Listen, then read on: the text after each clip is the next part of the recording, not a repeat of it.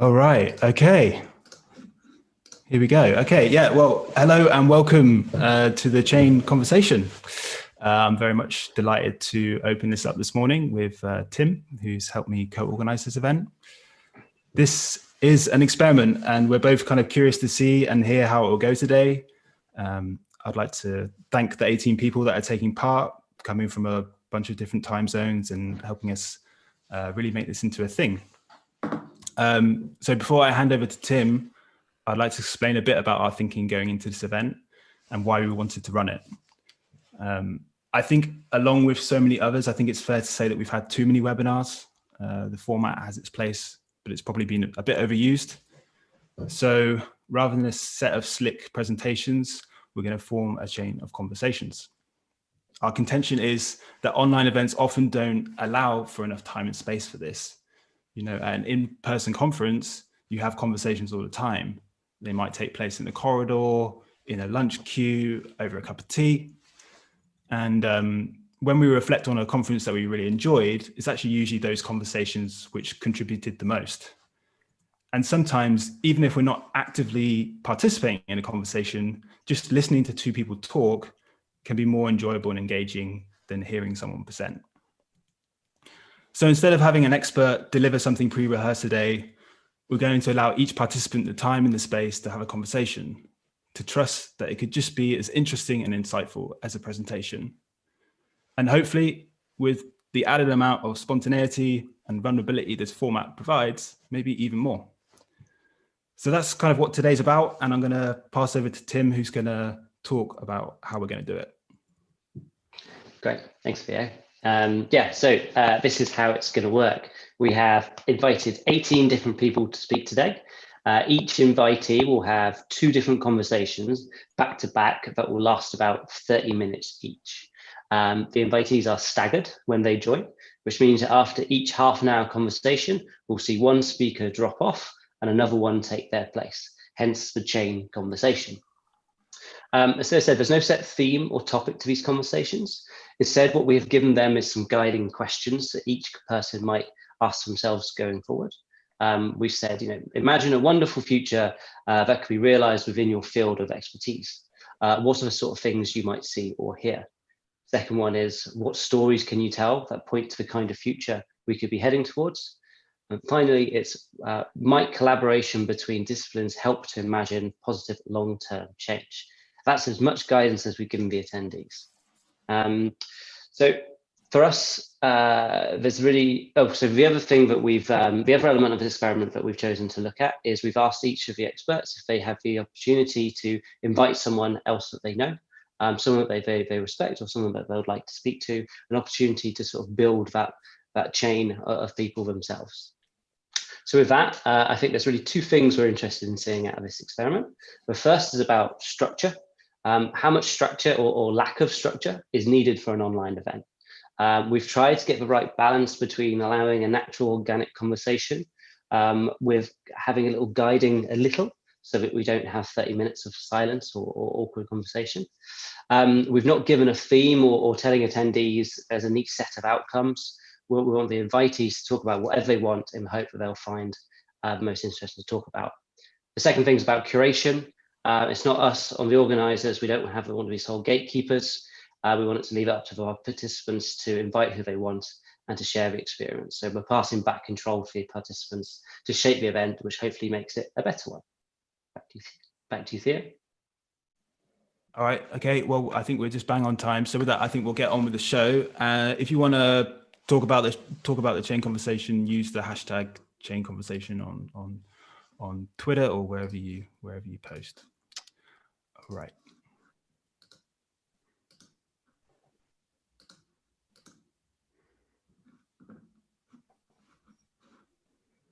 So we're on. We are. The Good morning. beginning of, good morning. It's the beginning of a new era. Chain conversations, echo, echo, echo. Was that a bit soon, bit early to have a bit of humor there? Because I could stagger it over the period of time. Just put an alarm on every 5 minutes I could be funny. You can't help yourself. I can't. I can see the first torture that people watching might have, and that is that we're both drinkers of tea.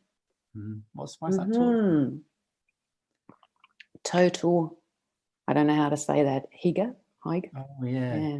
That's the word for cozy in Danish, isn't it? Yeah. And that I am in this moment with this tea and this humour. So let's not disappoint Theo and Tim. Let's try and do our best. Now, you and I know each other, and we have for a very long time. And I say that because it feels like it. Yeah.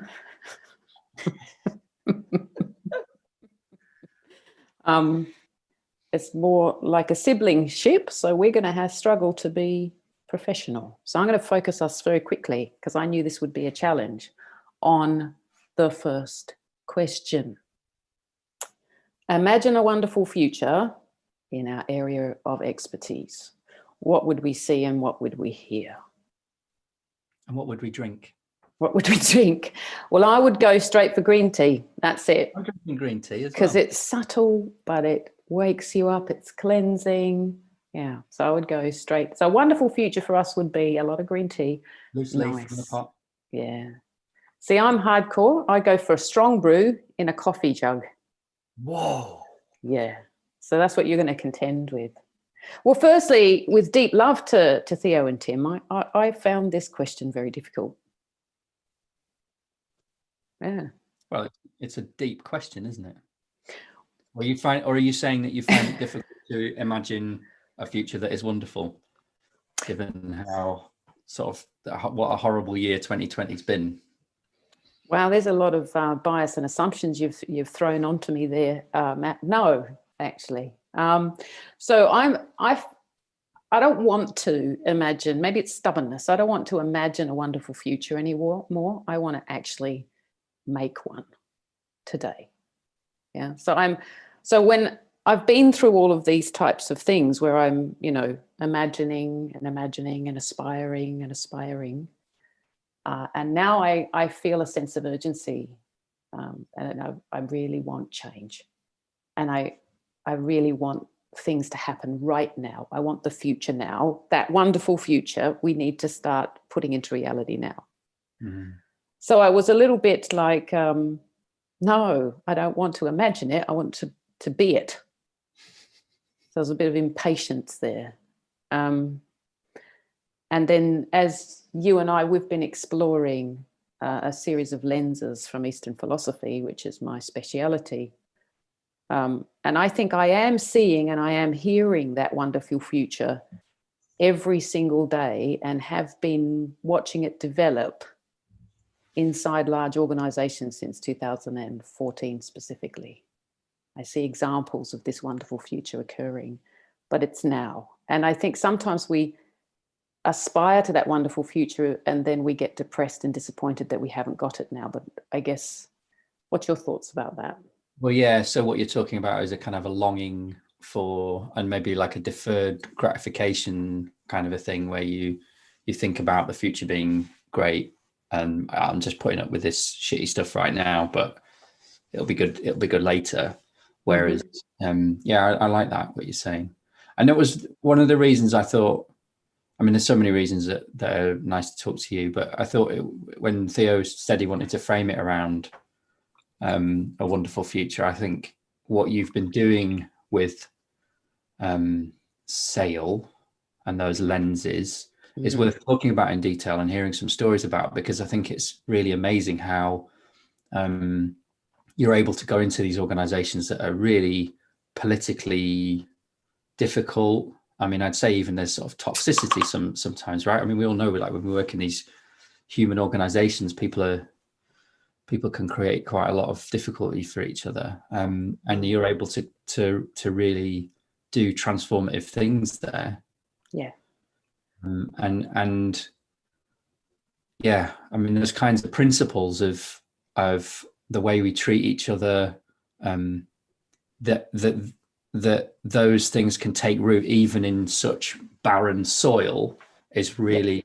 Well, I have an analogy, so I have to warn anyone: if you're sensitive about swearing, I swear, please turn off now, because I can't. I'm trying so desperately not to. This is you being professional. Yeah, that's my disclaimer right now. When people go into coaching with me, I do try to get them to sign a thing that says, you know, I acknowledge that she's going to swear occasionally, because I've tried really hard and I got told off by a Buddhist monk about swearing. So, you know, it's my journey. When it's shit, do the shit. You know, so this whole thing that, you know, the attitude is, so when I get a lot of people who are highly political, very stressed out, very burnt out, teams that are at the very edge. And the thing that is really important is acceptance of how things are, and then digging in the shit, right, to the situation to grow seeds, right? There's your nice little analogy. So you talked about a barren, you know, garden, yeah? If you've got a lot of shit on top of it, you can stand there and say, wow, this is just a garden full of shit. Or the technique that you learn from Eastern philosophy, translating a lot of Eastern philosophy, which is what I do, into practical things. It means, you know, the other alternative reaction is dig it in. Dig that shit into the barren land, right? Work with what's around you. Like, is there rain? You know, can we bring water there? What sort of sun? Can we build shelters and garden it to grow seeds? Now, the issue with the way I do things is it doesn't fit a nice method. So it's a really great booster. It goes very nicely, you know, with or without Agile, with or without Scrum, with or without Kanban, whatever it is you want to use. But there's this first part, which is to say, I'm here in the now. I've got to radically accept it. And then I've got to work out how to dig this in and learn from it to create seeds of transformation and change. And that's why I don't sit in the place of saying wonderful future, because I meet people and they're going, I'm going to get a better job. Yeah. Or we're going to change this product so it's going to be better. Or we're going to restructure, echo until we get a bunch of better teams. Or we're going to sack a ton of people and then hire really great ones. And the list goes on and on. We're going to adopt Agile. Yes. Or we're going to get rid of Agile because we found this new thing called waterfall. Did you know about it? Yeah. And I have lived through that one. So imagining wonderful futures can end up giving us terrible, terrible futures. Yeah, because it's just full of plans and expectations and predictions. Yeah, and we can make ourselves miserable in now by torturing ourselves with how poorly great it's going to now compares with that fantasy of the future. My favorite thing that's happening right now, in the new year. Yeah. We just got to last till the new year. Do another 4 weeks of 2020. Get through it, and then in January, yeah. And I've got Trump's gone. Yes, everything's going to be different. Oh, I know. I can't wait. The sun's going to shine every day. Yeah, but so all of this is quite abstract, though. Like for you and I, like we practical. We've done this stuff a lot. So tell us a story about something that's happened in one of these organizations that you've worked with where you've seen these, you know, let's turn this metaphor of the manure on the barren soil into something worky. What you can do that without swearing. That is amazing. So I want to be you. Okay. Well, I always refer to lenses or patterns from Eastern philosophy. So I thought with you and me, I would like to talk about the three forces of reality. You're going to laugh because now you're going to go, she's renamed it again. It's all right. That's a private joke with Matt and I. I take a long time when I translate things because I try to make sure they work and that they're good for what, you know, and they have the right effect. So three forces of reality is that we live in a reality where order will always end up going to disorder, and those that want to explore that can look up entropy in the arrow of time. And that the second one is that we're always entangled with interdependence, right? So no matter what. This is my favorite one. Yeah, that's a goodie, isn't it? Think Christmas Day, hey? Christmas Day. And then waves of cause and effect are crashing at us and we're creating them. Yeah. So these are the three forces of reality. Now, because order goes to disorder, we can get disappointment, yeah, because we've got a plan and then the plan doesn't go quite right. And so, very unhappy. And we can have expectations that relationships are going to be great, or that what we've decided is going to be good, and then we're entangled with a ton of interdependence. And so then we get all upset about that and try to control and separate things. And then we have this idea that we can predict, but then we've got waves of cause and effect that hit us from everywhere, and stuff we create. And so we go into states of reactivity.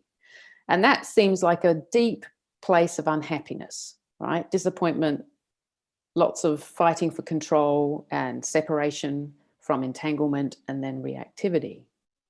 But actually, humanity is perfectly built. We are perfectly built to thrive in that environment of order to disorder, entanglement with interdependence, and waves of cause and effect hitting us. We're actually built to thrive. That's why we've become the dominant species on the planet thus far. Yeah. So the stories I have aren't amazing stories where we're like, we rolled this out and yay, everything turned out and we were skipping together and then we're going to, it's more about that process of coming to understand the barren land, coming to realize there's a lot of shit on top, and then realizing we have to dig it in regularly every day, and then growing seeds of transformation from that, right? Did I make sense, or did I just go? Yeah. Well, you made sense to me. Okay. I don't know how deep you need to unpack. People want to go into the three forces of reality: order to disorder, interdependency, and the waves of cause and effect. I don't know, yeah. But I still think it would be good to try and. I mean, it was one of those three questions. Is to tell stories. Yes, yeah. I'm heading there. Yeah. So think of an individual right. So I've got somebody I'd been working with on and off for a number of years in a large corporation, and he's decided that he's in charge of 100 people, development teams, and he's doing an MBA at LBS. He's very ambitious but kind, wants to do things that are different. So what we did is that we decided to embrace these things rather than fight them. Right? So we expect that when we get order, it will fall into disorder. When we go to do something, that it will be entangled with a lot of interdependency, and it always will, right? And that whatever we do will have waves of cause and effect from, say, previous leaders or leaders who are higher up, or some techie who did a certain thing, and that's going to be something to manage. So we keep them in our focus. So we started that journey about a year ago. And the way that you put it into practical application is we will do things like interaction architecture, right? So that's where you map the interactions that are happening in the division and above, and you start to see when order is created, you assume or disorder will come. So what have we got in play that could help bring order back in, bring it back to order? So rather than saying we've hired a great project manager, we've got the best people got the best people in now, leave them to it. We'll say, got the best project manager, got a great team. How can we support this team? Because it will naturally fall into disorder to help them get order regularly. So we build that into the way that he leads. Does that make sense? Yeah. An example, another one is meeting stacks. If that may. So meeting stacks are ways of looking at meetings all stacked up one like a critical path. So that's entangled with interdependence. So instead of thinking one meeting operates in isolation, we assume that it is interdependent with a lot of other meetings. So what are those other meetings, and how can we help that critical path get more effective so that it doesn't waste people's time? So you'll look at artifacts, redesigning artifacts. You'll look at reducing the amount of people that attend to make sure it's only the people that need to be there, because there's these Zoom calls of like 20 people, reduce it down to 5, and making sure that we're very clear when we have meetings. What are they about? What's the headlines? And being okay that every time we get some order, it will slightly go into disorder and keep bringing it back, and learning skill sets and leadership skill sets that support that ebb and flow. I think that's the thing. So, I've been through your coaching obviously as well. And at the time I was trying to run an organization, only a small one of 12 people or so. But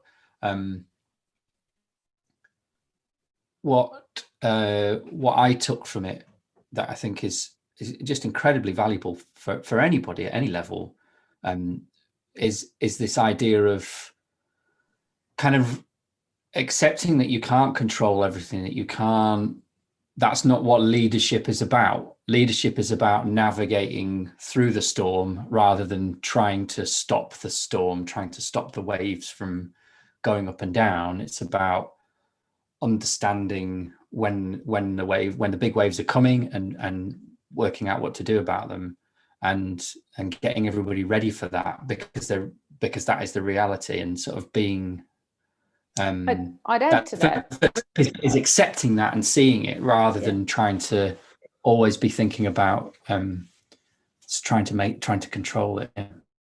Well, it's also about building protection mechanisms. So he and I designed ways to protect the 100 people from the politics and the wars and things like that, how they're going to come down and affect that group. So it's more accepting that if this was the sun, wind, and rain, these three forces we could call them forces of nature, right? You can't get into a direct fight as a leader of a group with sun, wind, or rain. But you can create structures and change so how societies live when there's a lot of sun and little rain is very different from how societies live with lots of rain and little sun. But they thrive and they're doing well. So leaders need to be able to watch these forces of nature, or in this case, the forces of reality, and consider in this context, what's best for this group and how can I help? How can I lead through this? So sometimes you have to be a very strong protector. There's vicious politics. So you have to set up very rigid structures to protect your people. And in other cases, it's quite a warm, happy place up there in board level land. So you can definitely bring techs and all sorts of people up into that space and have wonderful conversations. But you need to look at the weather first. So the third thing was waves of cause and effect. So I've done order to disorder and interdependence, but waves of cause and effects is interesting because we see that with each other when we play blame games. Yeah, so, that took ages. He's so slow, et cetera, et cetera, et cetera. So waves of cause and effect is something that I think is our biggest blind spot in the agile, lean, whatever community we are, is being able to look at it flowing through in real time down to people that we love and care for, and then flowing back up, looking at the waves of cause and effect. So the way you can do that is you can sketch incidents and look for how things are affecting each other. Yeah. And that increases people's understanding and our ability to navigate things like politics with more sensitivity. So what sort of changes do you observe in groups that have gone through the process of absorbing these ideas and then starting to bring them into the way they interact with each other and with the people around them every day? They're like paramedics when it's an accident emergency scene, and they're like marathon runners, groups of marathon runners, where they line themselves up for, resilience, robustness. They look at systems and that are going to last the test of time. They think carefully about compassion, compassionate management. Should we dump on this person to, get them to cane it for 1 month? Or should we just, sit back and say, hang on, that's too much. Let's back off. So they work a lot with capacity and capability, because reality, right? That's sitting with reality. And they get fantastic results. But I don't have lots of case studies to talk about right now because we've only got 5 to 10 more minutes. Yeah. I want to bring us back to this idea of acceptance, because we've talked about that a bit, about like accepting, the rain and the sun and stuff. And I think certainly for me, like early on in my relationship with all of this stuff, I think I saw the word acceptance as being quite acceptance has been quite a passive thing, like submissive. Yeah. Yeah. Let's talk about that a bit. Well, obviously, you'd be an idiot to submit to a storm. Like, there's a hurricane. Oh, there's a hurricane. The acceptance is where we go, is trying to get past delusion, where, if you have that denial, people have it all the time. Like, they get married to someone or they're in a relationship and they go, but he never seemed like that. But she never seemed like that. I never saw that. Sometimes we're just really enjoying something so much that we don't want to see the negative. So this sort of idea of acceptance, you can look up radical acceptance, is really the first position of transformation and reacting effectively. What we should probably say is get good situational awareness, right? That's what it means, is just take all your bias away and get good situational awareness, because context is what drives effective action, right? So if I slap you on the face, when is that a good thing and when is that a bad thing? Well, it's our context that tells us. So if you're fainting, and they're slapping you on the face is a good thing, but if we're at a conference and you've pissed me off and I'm slapping you on the face, that's a bad thing. So what that thing of radical acceptance means is just get rid of all your plans, expectations and predictions and wants and desires, and just see things for what they are. But it's only the first step, because after that, then you've got to work out what's the effective action. Oh, I see the hurricane. Then it's like, now what do we do from here? So it's by no means submission. And actually, often this requires a great amount of courage, right? Because bravery, yes. What you see when you look at the reality is often much more difficult than what you may have all been telling yourselves was true. The project isn't going to come in on time, or that's it, bringing bad news to people. That's the sort of skill set that people start to build when they work with me, is we work out how to be brave.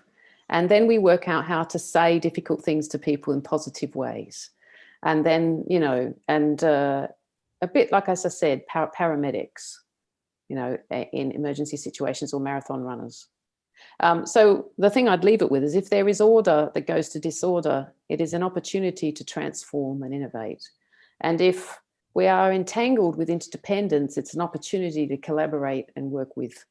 And if we're being battered by waves of cause and effect, it's an opportunity to get strategic, right? So looking at those three forces of reality is only the first position of transformation and resistance and defiance. And these three things are what we forgot with COVID. Yeah. And that's why it's given us such a shock, because those three forces of reality have really given us a good bollocking. Yeah. There you go with the cussing again. Hey? There you go with the cussing again. I can't help it. I'm very sorry. Order to disorder.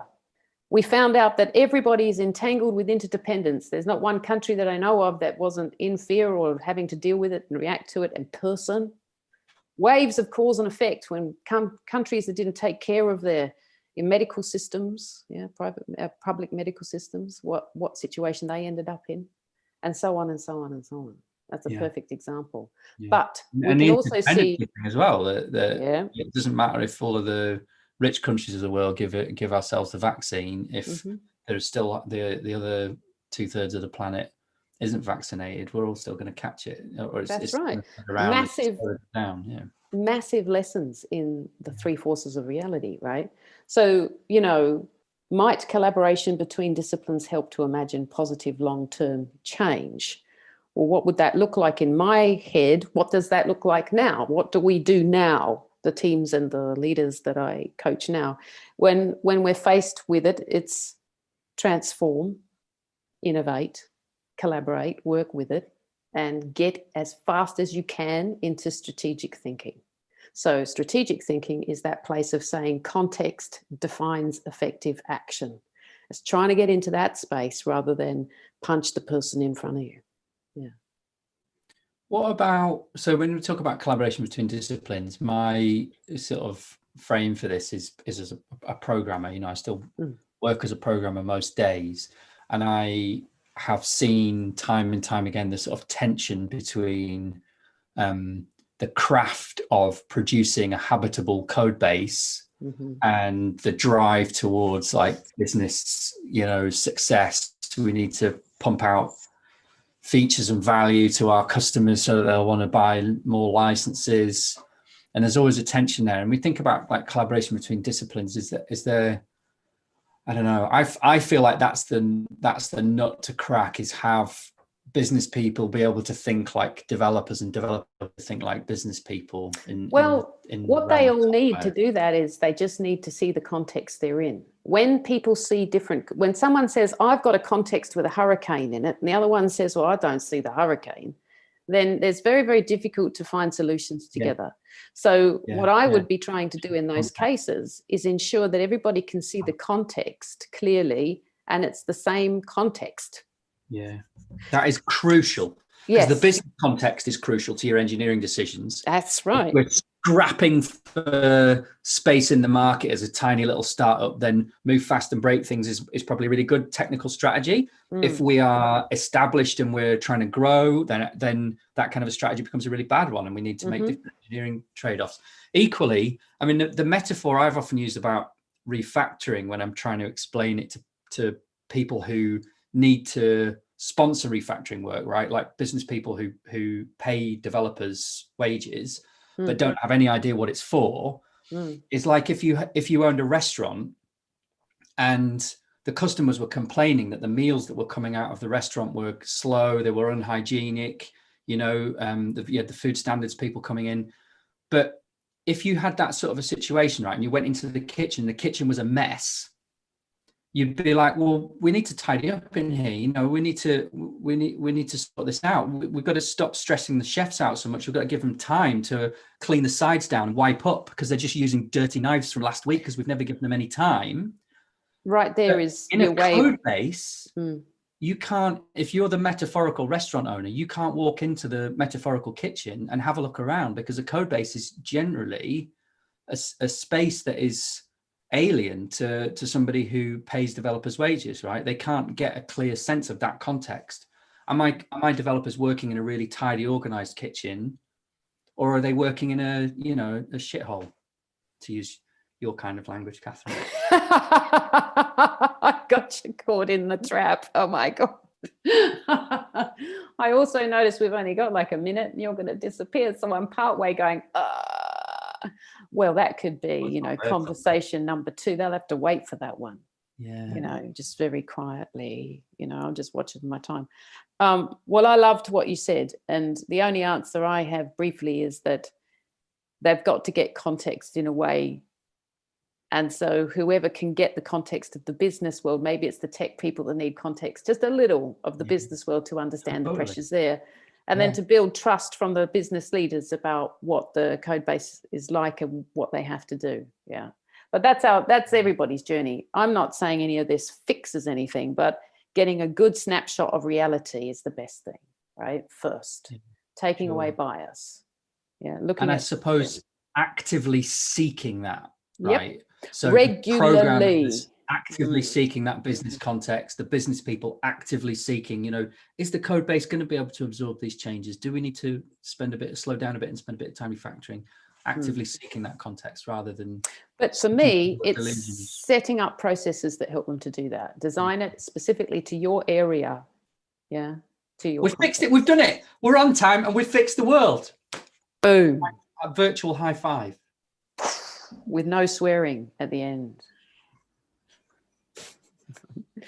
Look, they could have ended it now, but they have. Hello. Alberto. Hi. Okay. Oh, I'm loving that the background there. That's pretty impressive. Yeah, it's not digital. I mean, it's yeah. It's a very nice image. Nice. So yeah, we were just chatting away about the questions, and as I was thinking about you turning up, I was thinking about, what is it? Event storming is what you do. Yeah, that's the Yeah, type of that's big, all the stuff. massive thing at the back. Yeah. And, Well, I got bored of myself just talking now, so then I was going to focus on you and ask you all the questions. okay, well, let's start. As I told you in the chat, like there are so many things that we are trying to see in a similar way, but with completely different style at the same time. And so, well, I guess something's gonna come out of this conversation. So, so tell me exactly. So event storming, what is it?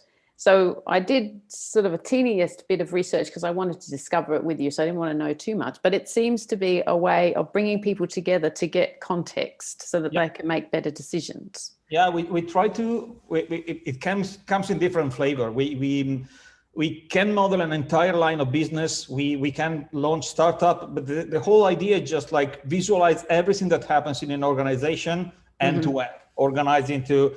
And then on top of it, I mean, you have a lot of discussion because different people have different idea. People forget complexity. People have different opinions, but different responsibility. I mean, it's fun because people can be arguing a lot during this process. Then at the end, you have something that you can relate to because now it's validated. And then you can play something like value stream mapping on top, or what do we change? Okay, this is what we were, then the pandemic happened. What do we do different now? And so you can, kind of branch, split, and merge. But in one way, the technical people are using it as a tool to envision event-driven architectures, because events are exactly what might be, I mean, not every single event, but they might be part of the more business-oriented implementation of the technological infrastructure. But at the same time, is also, we went up straight to the business. It became like, this is what we are, this is what we do, is not actually matching our ideal culture, or this is our company mission, this is what we do instead. Oh, I like that, because that matches actually what Matt and I were talking about. So we were talking about context defines effective action. So you can believe the world is this way, or that we operate this way. I like that. And then you're bringing reality to the situation and saying this is what it is. So that, I can imagine that creates some very special tension. Yeah. So I was thinking about, so just to tie it in for Theo and Tim, I think this really hits the spot with might collaboration between disciplines help to imagine positive long-term change. It sounds like this really hits the mark on that question. Oh, yeah. The answer for me is just like, it is not might, it is just like, is the only way. Must. Yeah.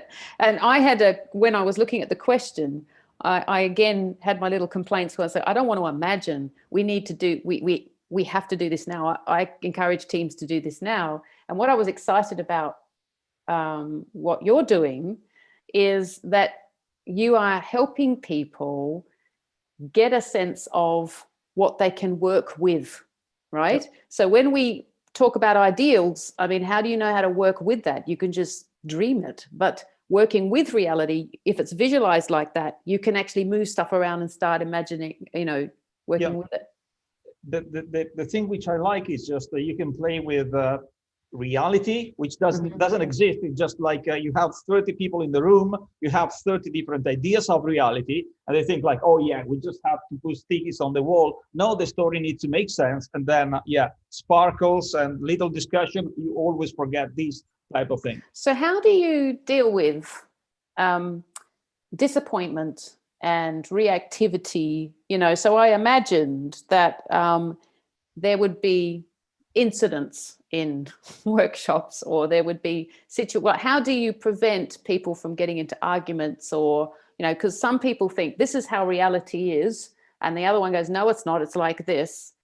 How do you resolve those things? I don't prevent them, actually. It's fun seeing them, but the whole workshop is time boxed because of people availability. And so in practice, what I do, I actually use this color for hotspots. There was a local situation, maybe is exactly what the conversation we wanted. So I basically check the audience, the body language. If the people are, please, not anymore, okay, hotspot and move on. If people are, oh, grab me popcorns, I've been waiting for this discussion for the past 5 years, so I let it go. I might help facilitate, but maybe this is exactly the reason why the workshop was called in the first place. Because I see. So you have hotspots that you can, so you're watching to see and what's driving the enthusiasm within the group. Yeah. So it's the oranges are the official narrative.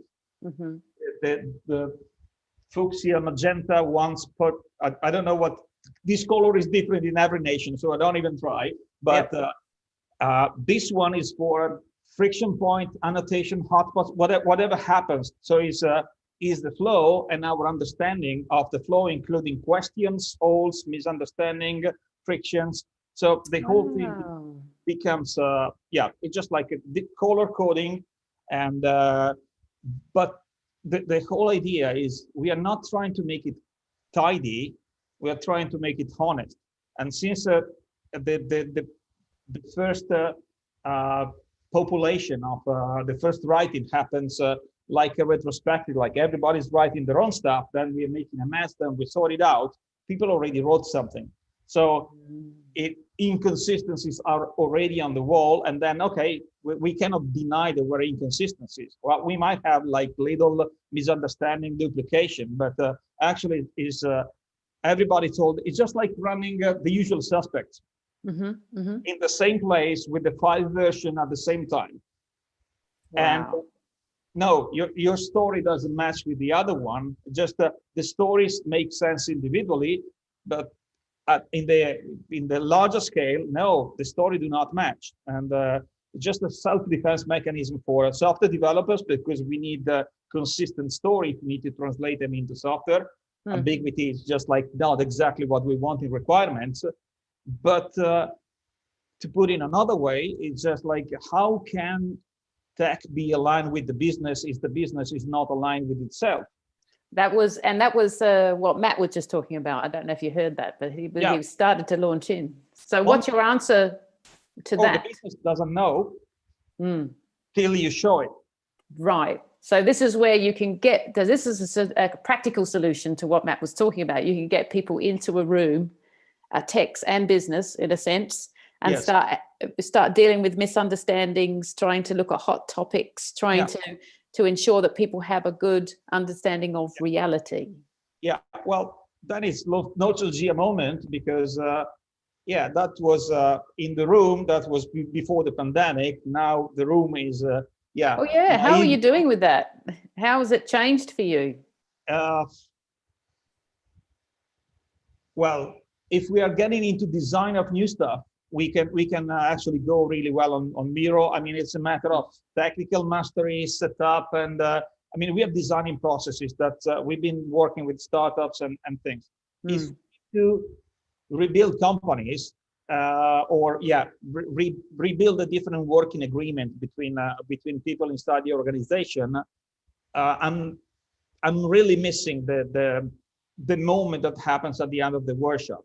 Everybody's in the same room. Oh, now we see this mess is us, but we are here together. And there's a feeling of, okay, we can solve it. There's maybe let's go together to the pub, or maybe just like let's sing together, but we are in the same room. There's a human side, which is lost if we, if we do intensive modeling on tools like Miro, many people don't have the double screen. So they see the stickies, they don't see the faces, and you need to see faces. You need to relate to other human beings if you're touching sensible items. Otherwise, it's just stickies telling a story about you, but you are not there, and your friends are not there, and then it feels like. I'm sure that it would be valuable anyway, because what I like is how it connects into what Matt was talking about. So as you go through, so what I'm interested in is, you must be sitting in amongst some of, like, similar to myself, difficult situations. So I go in with difficult scenarios. So I don't hardly ever get into places which are running well. Yeah. No. So I'm desperate to know what patterns you're seeing over time, because I've definitely seen patterns from 2011 to now. So, and rather than, because I wanted to touch on the questions that we were asked, is what wonderful future are you hoping for as you see patterns of difficulty currently inside organizations? What would you see, what would you hear in an ideal organization? Or so there is one word that I would like to stop hearing, which is deliverable. Oh. You've had enough of deliverable. Yeah, because it really feels like end of responsibility. Just like, what's your deliverable? This is my deliverable. Goodbye.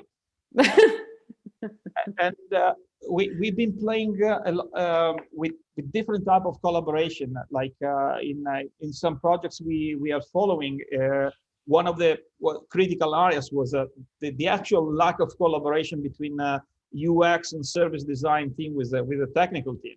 Speaking a different language, having a different jargon, same goal, good product at the end, but yeah, completely different deliverables, or even contracts. I mean, different companies, even if we were friends, the initial behavior was okay, and this is how we are giving to the customer, and no, this is not what we needed on the other side, and basically we ended up forgetting a lot of intermediate deliverables and do cross-disciplinary pairing instead.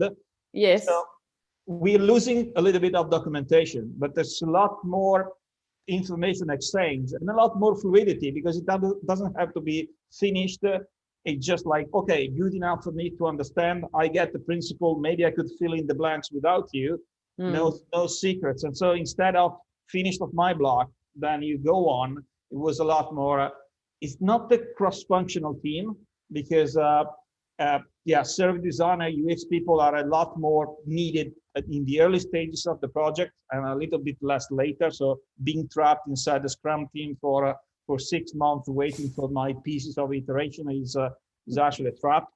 But this way of blending was actually perceived as. I like that word blend.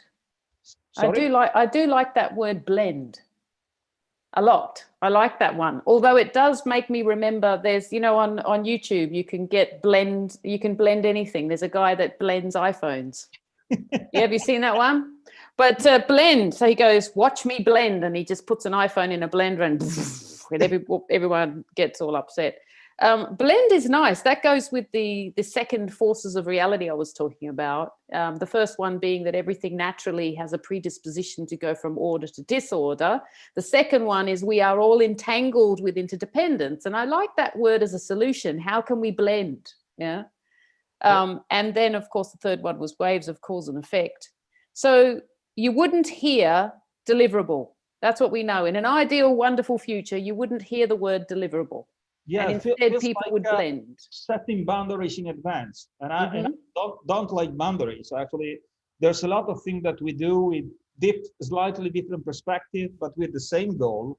Yeah. And it feels like duplication because of separated responsibilities. And then the second time somebody's asking the same question, then it's boring and people are skipping the meeting because, we already talked about this. And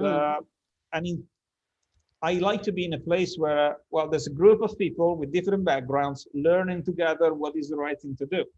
And it means like being ready to make mistakes, learning from these mistakes, but also not being forced to the laziness of, I already explained everything, don't bother me anymore. And, that's one thing that I also agree with is seeking insight is better than, in my view, aiming for goals, right? That's quite controversial, yeah. because insight builds into wisdom, and goals will build into something, but it passes. Yeah. But wisdom you take with you every step of the way. And you're saying learning from mistakes, if you educate and build that into the culture, then that grows transformation and transformative ideas. And also, okay, it made me think about the other word that I don't want to listen in the future, which is the word resources. So no more. Yep. All right. No resources. The word resources. We put the learning and the wisdom that comes with it in a place where people are thinking about short-term consulting and replaceable people. Well, okay, you're just like wise. Let's dump this person. Oh, we made another wise person. Let's dump this person. You made nobody wise. Imagine if we could measure wisdom, right? So someone comes into a company, we could literally measure the wisdom increasing, their understanding of the context, right? It got to a point where now, when you're in a HR situation, do we get rid of this person or keep them? We can see how much wisdom they have, what we will be losing. You know, there's so many times where I've been given people who are burnt out, and everyone's like, you know what? They're on their way out. You're our last hope. If they don't really pull their socks up in about a month, we're going to get rid of them. And when I attend to them, they are extremely knowledgeable, very wise, very aware of the context, but burning out from it. And we work together to build them back from the edge, right? And then at that point, their wisdom reconnects in with the team, and everybody's like, oh, we can't live without them. Gosh, they know so much. And you think, you just nearly threw that person away. Yeah, but I have double feelings. Okay. It really changes from the way this knowledge is starting into software. So the dysfunctional version is you know the context, but you also know your solution, and then you are in symbiotic relationship with the solution. Those pieces of the code where you are the only person allowed to touch because you know the secret. Yep. And this is a lot of wisdom, but also because everybody else has been pushed away from this area. This is dangerous. Only this person is allowed or logically entitled to touch it. So it's, but it's accidental complexity. Right. And that's one of the things I try to remove. Like we try to make sure that the code has to be simple, because the business problem, believe it or not, is simple. It's never that complicated. It's just like the way we mapped it in a way that becomes a giant Jenga tower that makes it so complicated. So you're talking about people so groups and teams and companies being held hostage by somebody because they have the advantage in terms of their knowledge of a situation. It's not a conscious process. It's just like becoming addicted to complexity of your code base. You created it, you don't realize it's overly complex because you need somebody else's perspective to understand this. And then suddenly you thought you were the master, now you are the slave. And nice. And this is really, really dysfunctional. If you can manage to have instead the understanding of the context, I mean, understanding the business, not only the code, but keep the code as simple as possible to map to the business concept. This is where, I would like to have this person here forever, because this person might be a simplifier. But it's very hard to distinguish the two things before opening the code base. So what your ideal wonderful future would be is distributed wisdom. Yeah. The group comes to know together, rather than one person is too narrow-minded. Absolutely, no impediments to learning, no secret. Everybody can learn the complexity. I mean, it's really hard. It might be, I mean, people are doing this in total good faith. Like I've learned, I built this software, let's do this. I made mistakes doing this. It was safe mistakes because the company was young, not so much money going around, and I was young too. So, but I've been having dark nights where the server was down and I can't hold the pressure. So I don't want to put people in the same condition. That's too much. And so I'm telling them not the story I learned, but my solution, because I'm sparing you from all the mistakes I have made. But this is not the way for young people to learn. They need to make mistakes too, so that they can become wise. So in that case, they should have the story. I don't know what exactly they should be allowed to, maybe to cheaper trial and error. They shouldn't be in a place where we cannot afford mistakes. If you can't afford mistakes, you're out of the business already. You're just annoyed. But you don't build wisdom without the possibility of making mistakes, without the possibility of opening doors and realize, oh, no. And so how do you help people get to that state of bravery? To be able to consider making mistakes and sharing the learning and sharing the wisdom. What's your tricks there? I don't think it's a trick. I think it's something that you mentioned already. That was people call people like us when they are already in deep trouble. So there's no need to convince anybody. It's just like I started it's true. Big workshops because we have this big planning to do for tomorrow, 17 team involved, 9 months together. What can we do? Okay, I have no idea. I will try something, but you're desperate. So whatever I'm gonna do. That's funny. I haven't yet met someone who I'm so glad that has been in the same one. People say to me, how, and I'm like, no, there's no convincing. By the time I get there, they're desperate. So they go, what do we do? And I'm like, we'll try this. And yeah. It's I mean, this is a fantastic place to be in some cases, because if it goes wrong, everybody else tried and failed too. If it goes right, fantastic. But this is the only place where you don't have to convince people about doing something unusual, because they have no time for objection. And so we try this. We will get into something, because problems are not that tricky. They just need a way to be displayed, and then you can make half of them at least become obvious. It was just not visible. Do you find that when you're working in a place of urgency and drama, after the urgency and drama is over, do they go back to their old habits? Oh, well, not completely. Usually something sticks. I mean, there is the other thing that I missed from before the pandemic time was the big impact of the information radiators. That now, I mean, something like 10 meters of the big model it just sticks in your face. So that every day you enter the company, you see it. So you have to do something about it. A link could be ignored forever. It just can put it on Slack channel, but nobody is ever gonna see it and feel it the same way you do. And so this part of the impact is really gone. Usually it was something that really was standing there, like people visualizing a lot more, making decision upon maybe not precise data, but at least visible opinions. And this was one thing that stuck. Then falling back to old habits. Oh, yes, I think that's kind of unavoidable. And so it is. I mean, 50% is a good elastic rubber band getting back to the old position. Something is instead, completely stays. I mean, I've seen companies that were completely different at the end. It works better than one. So that was enough.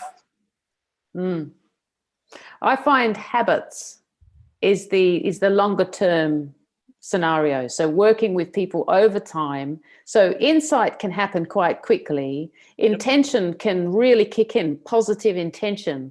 And then if they get back into the same environment too quickly without support, they can end up slowly unraveling and ending up going back to the habits. So having that understanding of the value of creating new habits over time and what effort it takes is where I sit with a lot of the leadership sometimes, my regular coaching gigs, every week.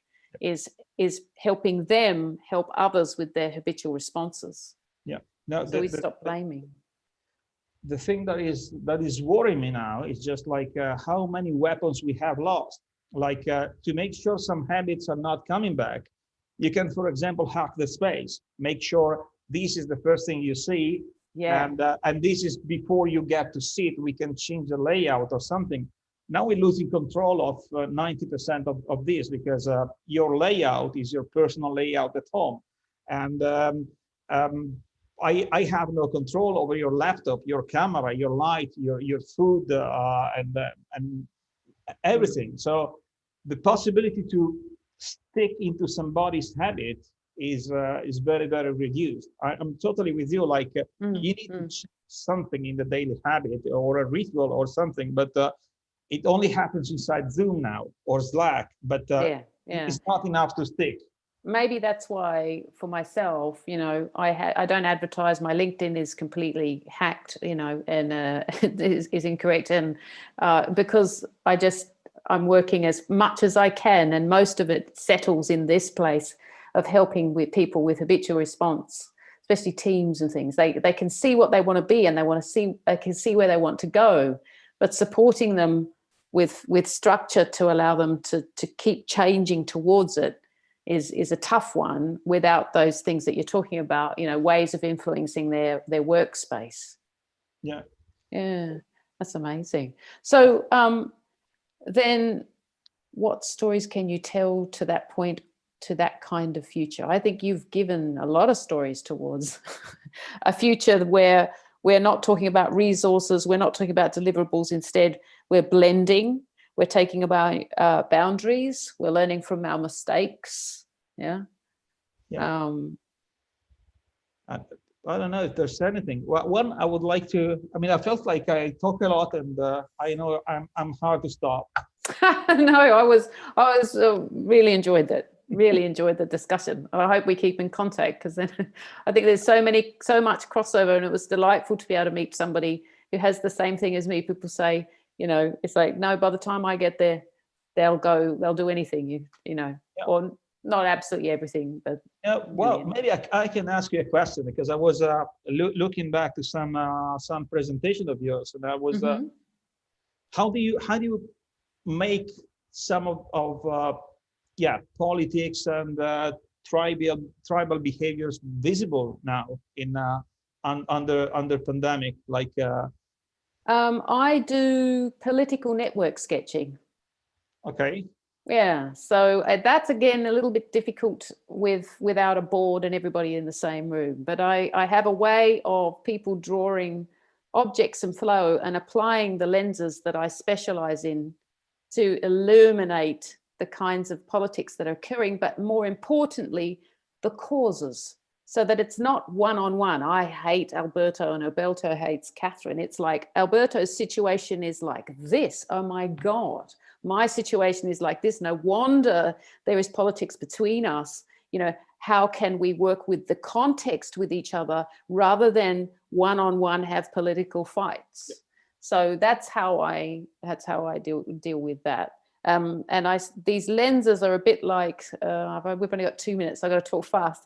It's a bit like, so tigers have really bright colors in the jungle, and their prey, what they hunt, cannot see orange, cannot see the bright color. So that's why tigers can have sexy colors with each other, but the prey is oblivious and gets caught. So I teach these lenses that you can put them on like a pair of glasses, and suddenly you can see the colors around you, and now you know the cause of politics. Now you know the cause of the difficulty, and that helps people resolve it. Because at the end of the day, we actually don't want to be in political factions. I mean, it's very rare that I come across people who are really enjoying it, so that's my technique. I just sketch out political networks, but you have to do it with a compassionate mindset, because some people could play with that and use it to manipulate each other. So it takes a very careful, like you do, some structure and ways and means of doing it. No, it's interesting. It's in one way for us is we could read a lot from body language, and now a bit of the body language is gone. a new one is just popping up. The big surprise is sometimes when you're on Zoom, your face is telling so much more. I think we're going to end up having me disappear shortly because I can see it's 11:30. Oh, But I just wanted to say it's been absolutely brilliant. Really, really enjoyed our chat. I love it. Keep in touch, please. Yes, absolutely. Bye. I think that's my cue. How you doing? Hello. Well, all good. Just just had a really good one. Looking forward to start another one. Yeah, I feel like you ended on a really interesting. You were about to say something really interesting about the way that body language shows up over Zoom, and I'd be really interested to hear that. Oh well, it just if you got a good glimpse of eyes rolling or I mean immediate disappointment.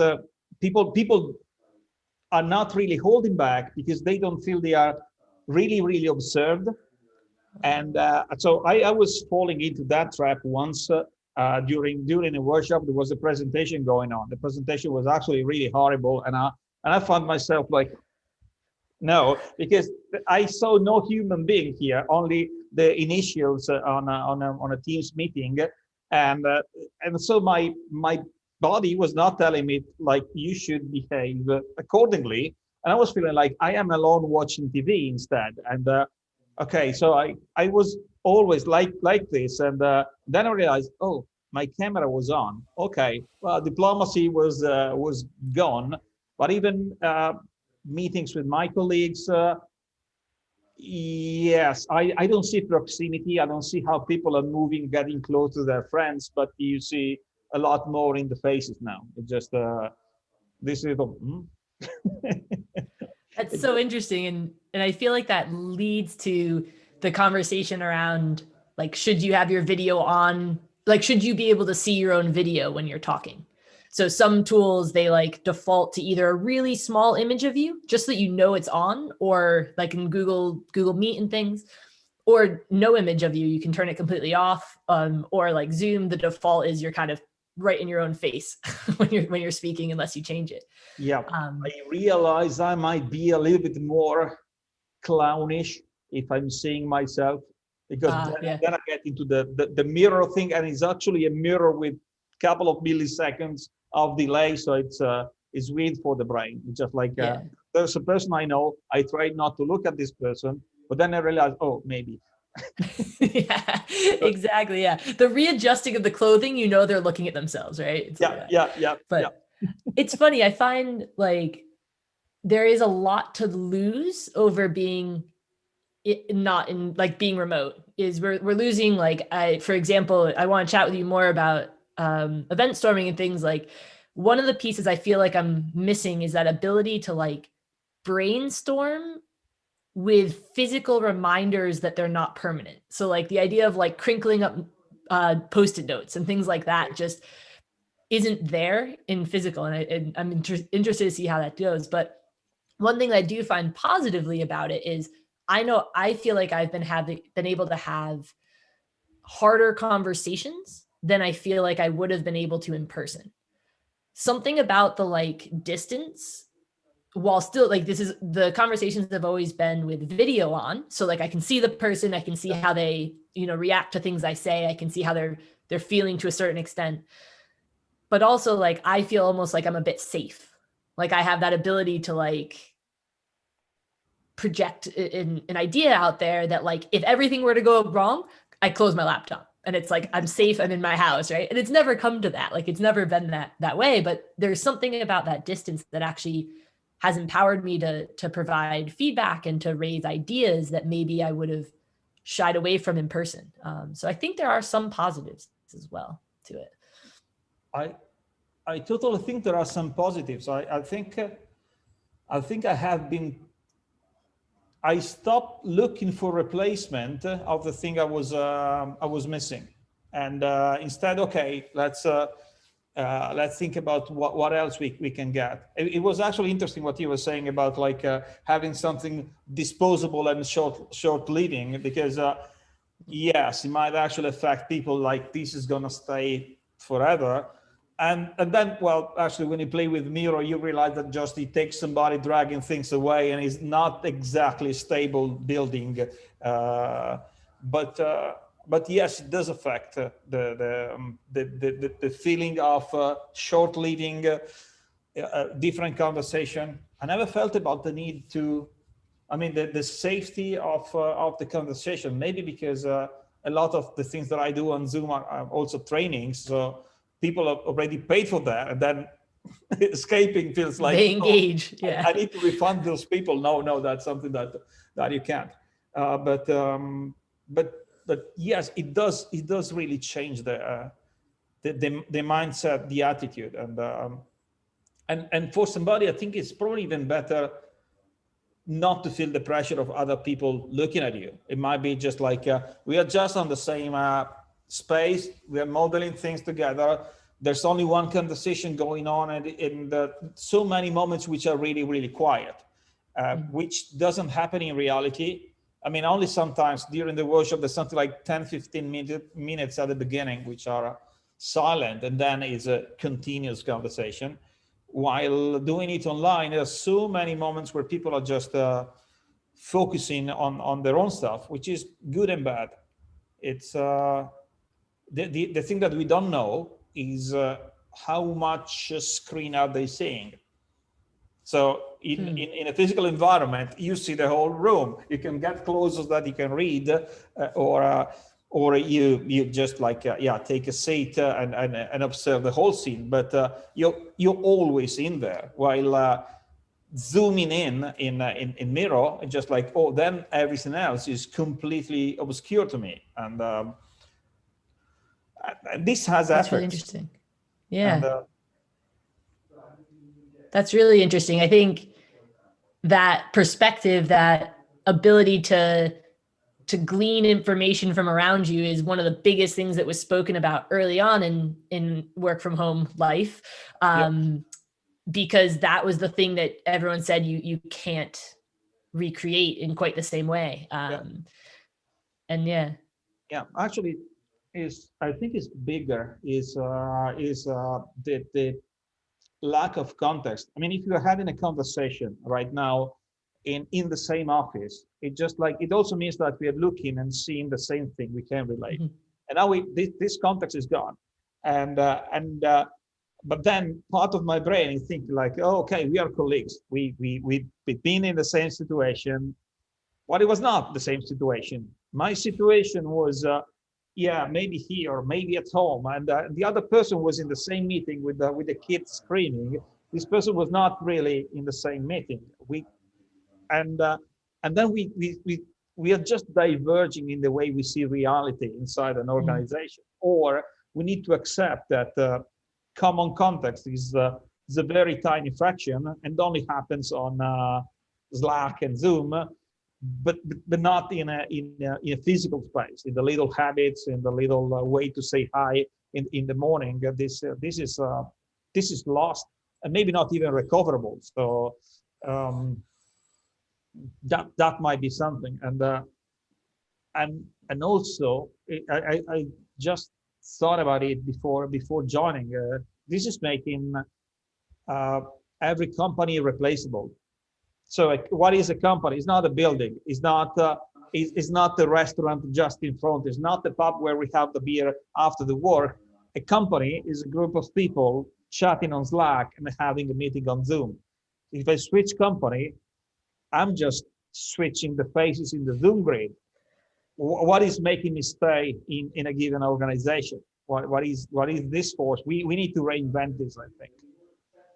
And, I think it's probably still the same stuff. It's just how you achieve them, right? It's that ability to have ownership. It's that ability to have influence. It's that that feeling of belonging and of value at the organization and all of that still matters. It's funny. I actually did change jobs sorry, my dog is coming to say hi. I did change jobs during this time. I changed over the summer, and it's been an interesting experience because the things I really valued at my last job, I feel like it was that recreating of what I had in the office. Like I had this amazing team, like fairly large team that I worked on that was super collaborative. And we generated the kind of feeling that we had in the office by doing an always on call. So it wasn't Zoom, but an always on video call where the concept was headphones on, microphones off. So if you ever needed somebody's attention, you could just turn your microphone on and be like, hey, can anyone help me with this problem? And then everybody that was in the room could hear you. And then you could decide, is that something you want to talk about in the room? Or is that something you want to break out into something else about? Just like you would in an office, right? Like shout out, can I get some help? Whatever. It also made for like a connection with people because like my dog Zeno would come and say hi, or they'd see him in the background doing something funny and they'd laugh or whatever, right? And that was okay. And that was actually desirable for that team because we had built that relationship in person. So what could feel really intrusive of like, you mean you have your camera on all day at home, like actually was right for that group of people. Yep. But I would say at the organization level, they struggled a bit to create the culture that was based around beers on Fridays and lunches and, you know, those kinds of things. Versus I think at my new company, I don't have that in-person experience. So while I crave it to some extent, actually I've built that in different ways of getting to know people one-on-one. And the company has made me feel far more connected to it as a culture than I was to my old company, because they're so creative with how they engage people. And so, yeah, I would say that in my experience, there's very differences between those two companies based on how they handle things. Cool. And yeah, now I'm actually trying to do the official job and ask you. Oh yes. About the three questions, talking about the wonderful future. What might be the stories you would like to see and hear? Maybe we are already, getting into this type of mood, but maybe something different.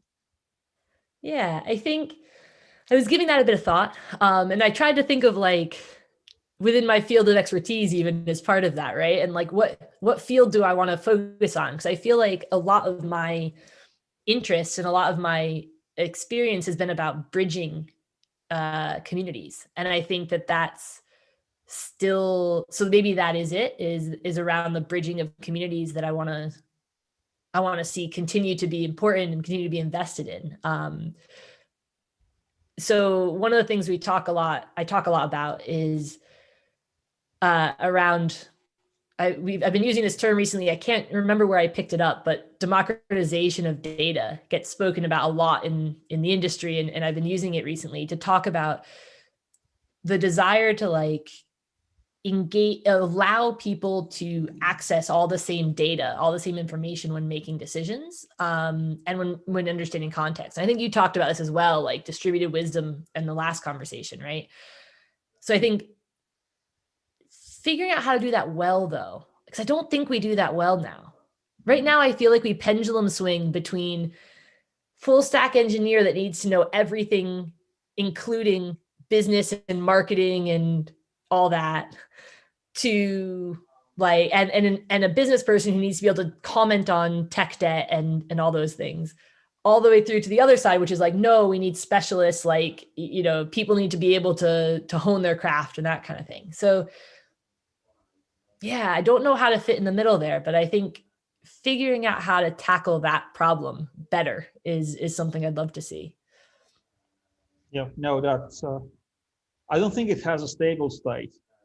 No. You said like it's a pendulum swinging, maybe just too much force into one mythological creature, the full stack developer, and then oh no, we need specialists.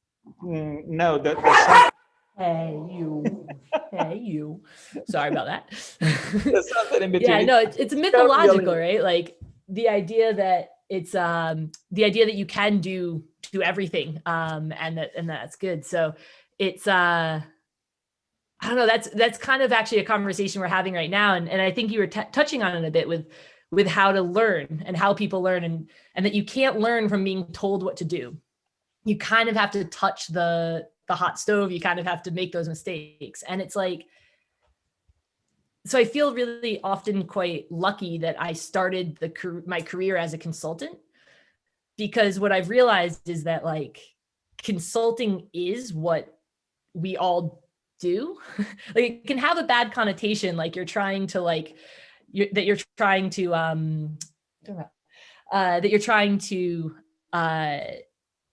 manipulate someone, right? When you're doing it. But actually, I think where consulting is at its best is when you're meeting someone in their challenges, and you're trying to get into their shape, into their shoes, into what they're feeling, and find a way out with them, right? Yep.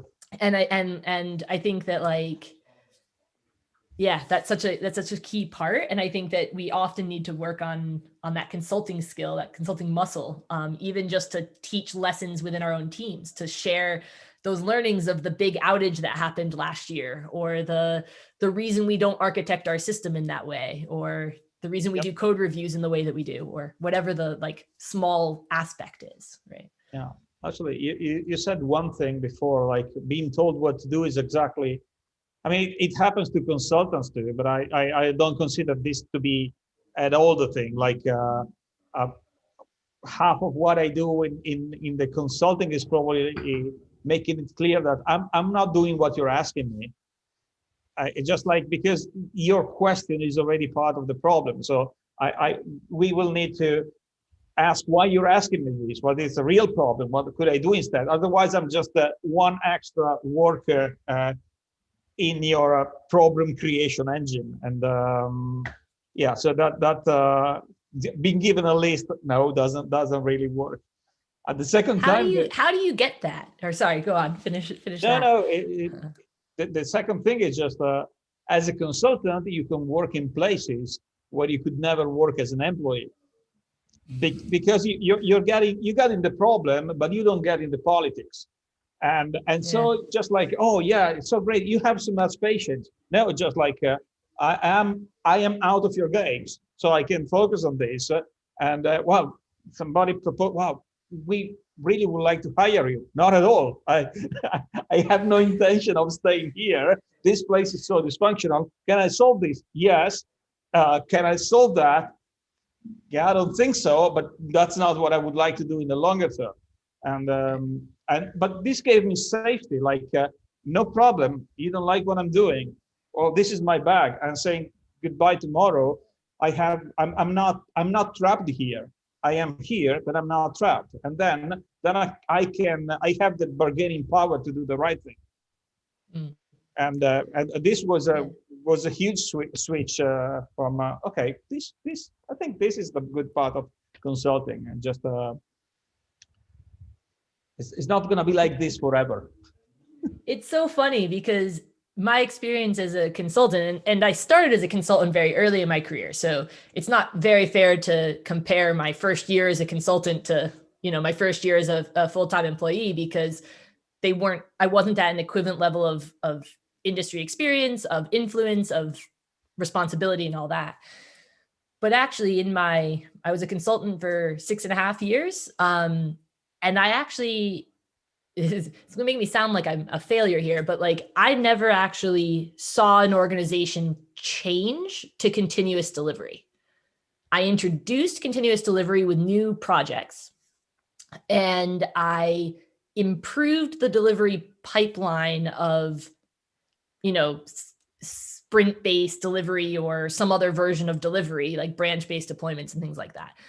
But like the money maker heart of a business, if it wasn't already continuously delivered, I never was a part of a consulting team that changed that.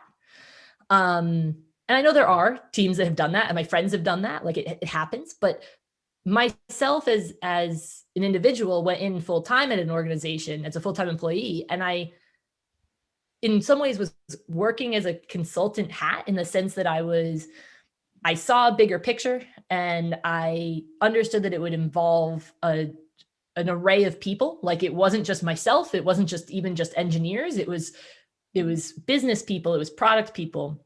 It was customer service people. Like we had this like wide impact.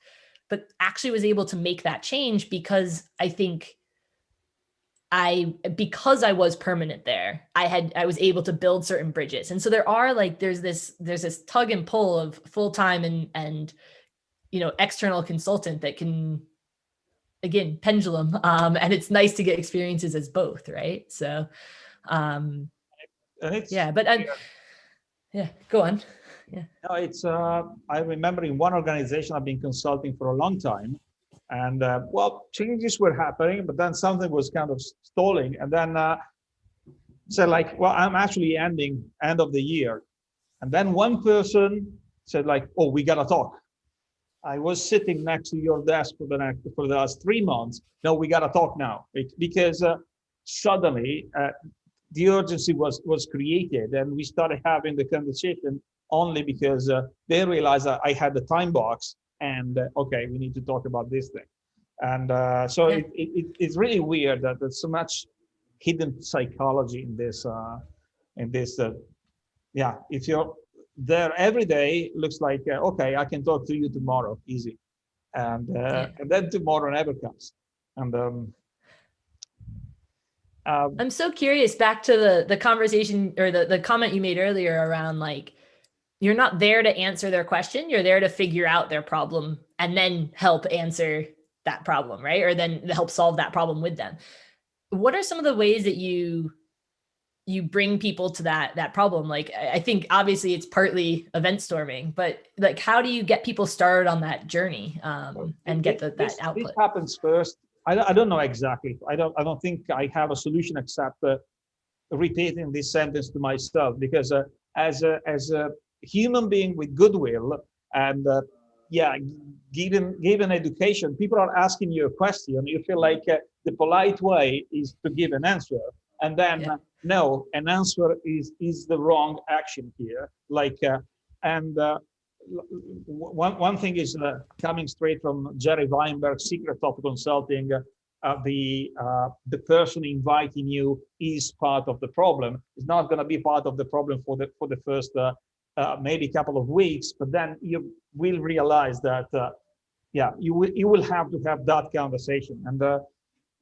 And in general, my attitude is I try to be nice, but I don't trust anybody. People are lying to me in good faith. It's part of the problem. I don't trust any single artifact.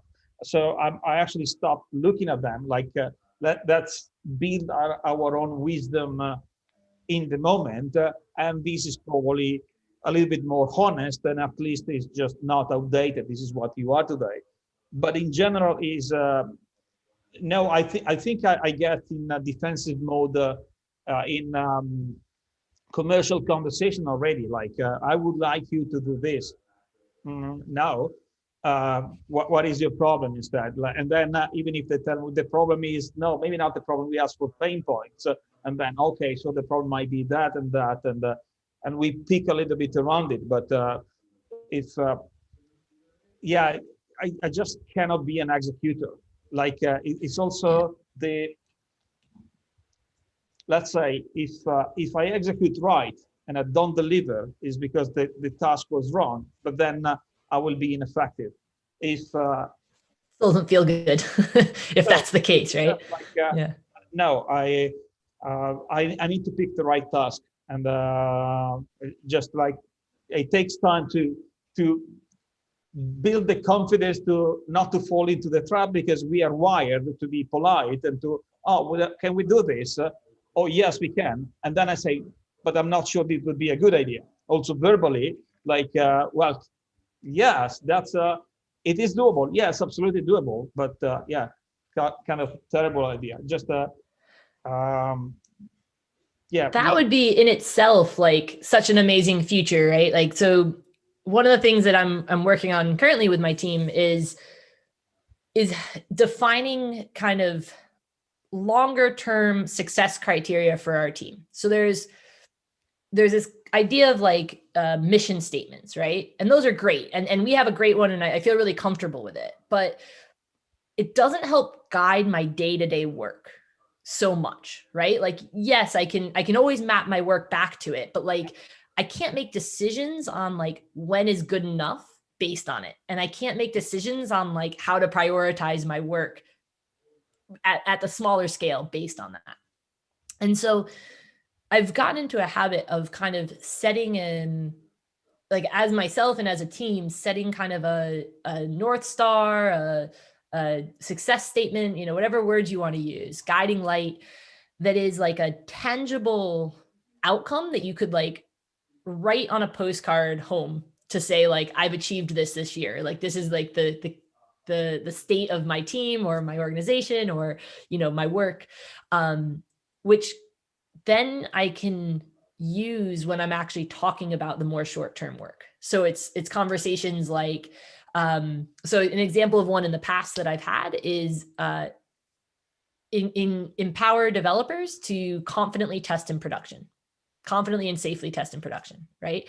Now, that's not a mission statement for a team. That's not a goal for an organization, but it's like a success criteria that we think would enable those other things. So it would enable faster delivery. It would enable more connection with our users to get better feedback from them. It would enable these things that we know we care about. Why aren't we doing that today if we know it would help us to reach that mission? Well, we're not doing that today because we don't have certain maybe tooling in place. So now all of a sudden I've got this, I no longer have to think about my backlog. It just drops in front of me. Like I'm like, oh, we don't do that right now because we don't have a safe way to roll back changes when they're bad. We don't want to be moving faster if we can't roll back or feel like we can get to a stable position if it's roll forward safely. Like, cool, that's an action item, you know? And yeah, and so I think how do we build that for even individual contributors and not just the senior leadership at the organization is like, I think key to enable creativity from all levels of the organization and not just the high levels.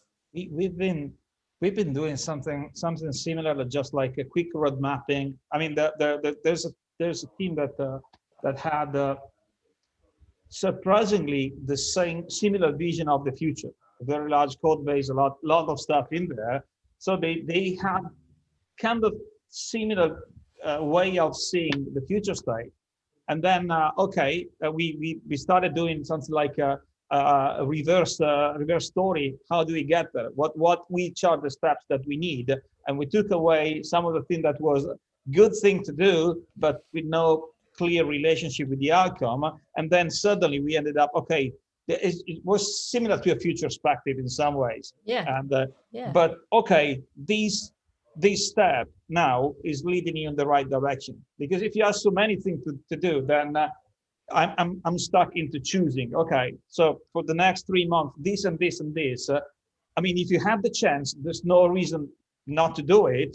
But these and these are the things that are on the path to make a significant change. Mostly there's limiters to time, to energy, to all those things, investment, right? So yeah, I think, and that to me is like a great example of it, right? Because you were able to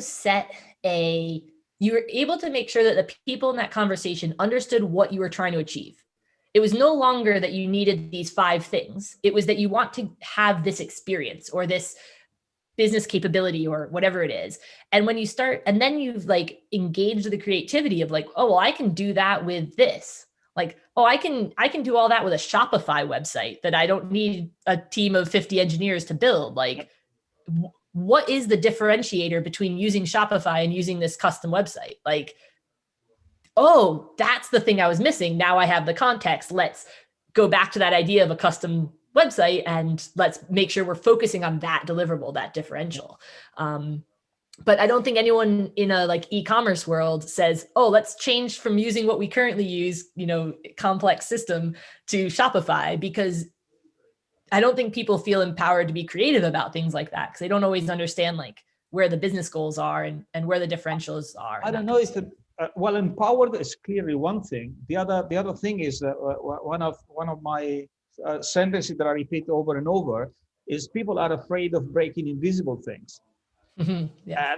And so I would change it to Shopify, but I'm not sure. I mean, what wires am I touching? And in the meanwhile, I'll wait because I need explicit permission and commitment. Mm-hmm. And this is coming from other people that don't know all the wires, and so they wait, and so nothing happens. And that is one of the major blocker. I mean, empowerment is one thing, but you need also safety, and which comes from understanding the wires. There's nothing attached to this box. Let's throw this box away. Okay. Yeah. Safe. Yeah. It's that we had to fight through that to get to continuous delivery. We had a 2-week testing period. What do we use it for? I don't know, but we need it. Like, speaking of testing and things, looks like sounds like Gaspar is going to come in and join.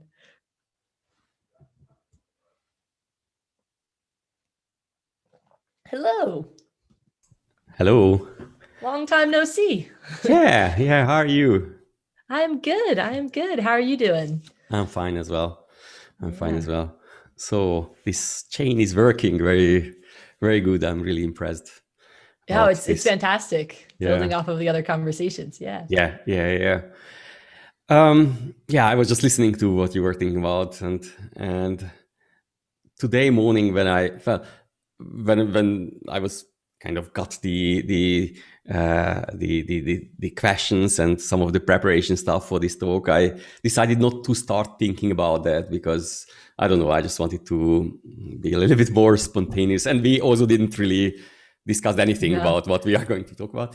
And when I started to sit down a little bit this morning and start to think about that, one thing came to my mind, and it's very well fitting to what you are saying, is the commitment or the late commitment and having options open. I mean, there is a big theory and many other things like design thinking and many other things are related to that. But I got introduced to that, and I don't know if you know that book, which is called Commitment from Chris Metz. I can pull it up right here. It's on my bookshelf. Yeah. Very good. So it's a great book, and it's a comic book, so it's even a different style. But anyhow, so when I first heard about the creation of that book and that concept, then somewhat it's sticking to my mind that even though that's a very simple thing, right? That don't make commitments very early, keep your options open. I think that's the kind of single sentence summary of that, because options have value, and what you were just talking about, that enabling people to be able to build up their pipeline or being able to test things easier. That's basically, you are not committed to make concrete decisions that this is how we are going to test this, or I'm stepping in and I will do the testing for you.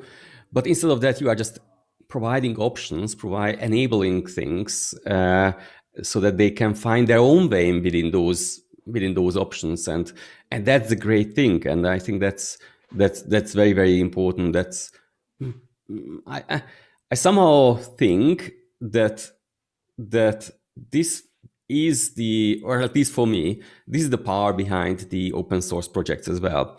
I don't know how much practice you had with open source project, but for me, I was working at a company where we were mainly doing project work for different clients, and of course all of them were secret and private to that particular customer. It was even hard if you wanted to share some code base from one customer's project to the other customer's project because of legal reasons. And when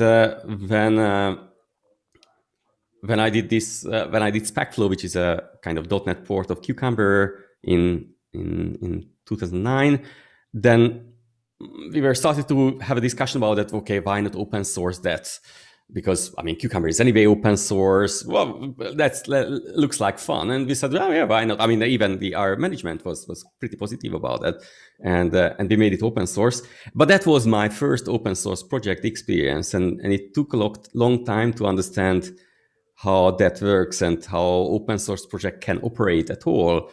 Because of course there is this initial excitement where you want to do this massive creation, but then it just comes to a kind of level where you have to maintain, where you have to extend, where you have to get the collaborators in, and I don't think that SpecFlow is a good was a good example, or is a good example, or was a good example of that. So I think there are much better open source projects than that. But I learned that basically how open source projects work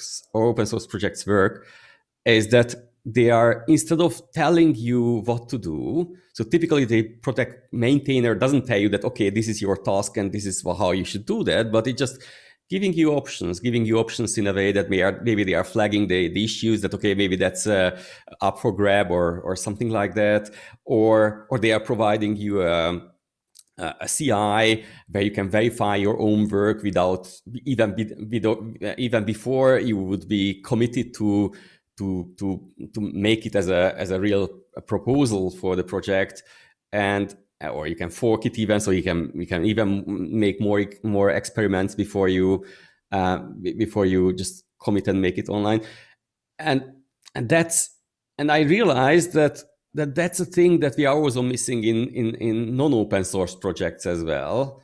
And that's basically what you are saying is that so that's what we can learn, and that I'm really glad that we did that project, because that's a very, very important learning that I had.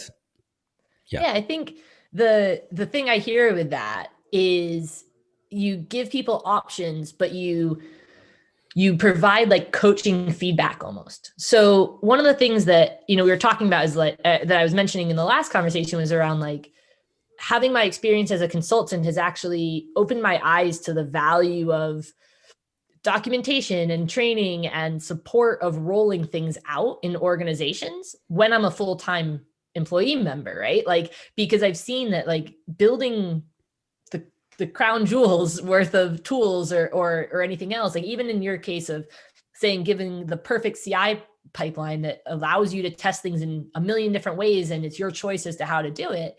Like that's actually sometimes paralyzing, because it's like, there's so many options and you don't know how any of them work really. And so you end up either doing nothing or doing whatever it is, using the one hammer you know how to use.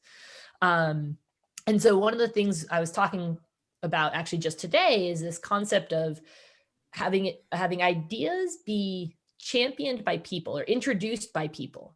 So ideas being introduced by people, but then being reinforced and supported through automation. And I think it's really key here, because the reason why I think this is powerful, and I'm kind of building on it a bit, is that people aren't going to like just go read the documentation. They need to generate a bit of buzz about like, why is this valuable? You need to like talk to them about their problem space and explain and figure out if this is a good fit, if this is fit for purpose and going to help them in some way. But I don't know if you've ever done this, but if you've ever been the person who cares about something on a project that no one else particularly has picked up yet, and you're just like in every pull request being like, are there tests? Like, or, comment your code, or, whatever it is that is your thing that you think you should be doing. Is this too big to be a pull request? Whatever it is. A, you get tired of that really fast. B, other people get tired of you really fast. And C, it's not maintainable or scalable. Like you go on vacation and it doesn't happen, right? And you come back and you're frustrated that there's been no improvement in there. And so when you've identified something that and you've built enough hype to realize that this is something that's helpful to the team, to the organization, whatever, I feel like one of the first things that you need to do is build an automated feedback loop about it. And so it doesn't have to be like automated remediation. It doesn't have to be like this perfect, thing. But we were talking today about examples that could be just Git hooks. So if you commit a PR and you introduce a new file in the database migration directory, create a new comment in Git that says like, I see you have a migration, like, and whatever matters about the migration, right? Like whatever it is you guys say, oh, make sure you test it in staging on this database type, or make sure you run it by itself and have a rollback plan, whatever it is. But like giving that feedback loop where it's not a human, I feel like is going to help actually encourage those new behaviors. Yep. But have you ever used anything along those lines, or? not so many. So, but I absolutely agree with you, and I absolutely see the point. So that in some ways the pull requests are in a form working like that. But of course there are typically. I mean, it's also interesting that when we are talking about a pipeline or a continuous delivery pipeline, then I still many people are just seeing this as a tool for building my product and running my tests. But that's just an oversimplification of that, because I think the story starts from the word integration and what does integration means, and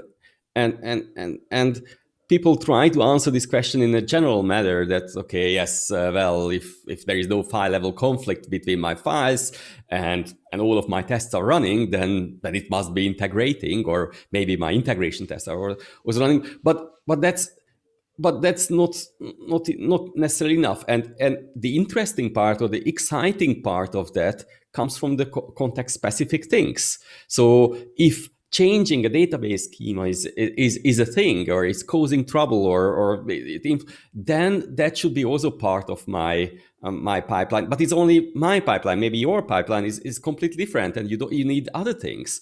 And so that's the creative part of CI, which I think probably by today we are hopefully at the stage that every company is trying to set up at least some build server or something which is doing something automated. But I think that's supposed to be the next step, that people finally understand that they have to make it their own, and they have to figure out that what is needed to make the things really continuous in that sense.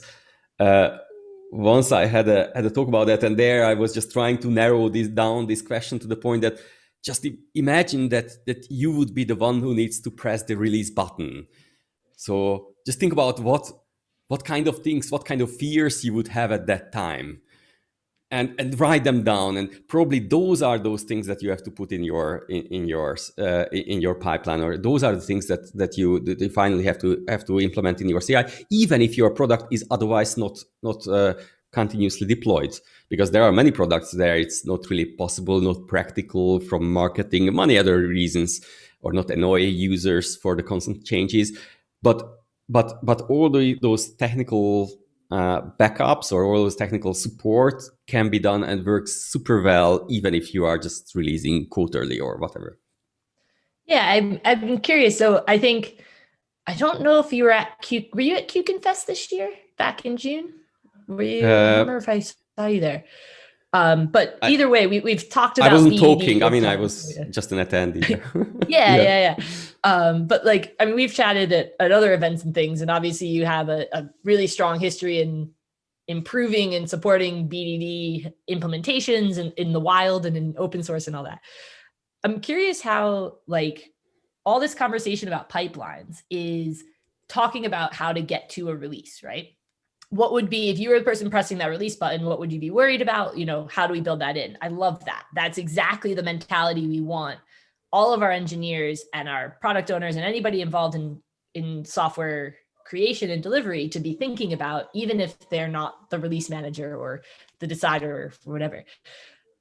How do we build past building into how people work? Like, how do we get BDD, which is talking about how we build something, to also engage with how we support it, how we maintain it, how we get feedback from it in its lifetime? Because the building phase is such a small percentage of its lifetime, really, as a product.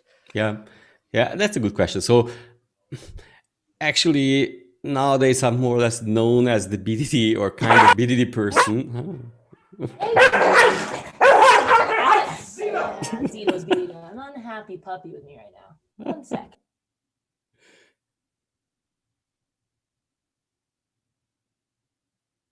Sorry about that.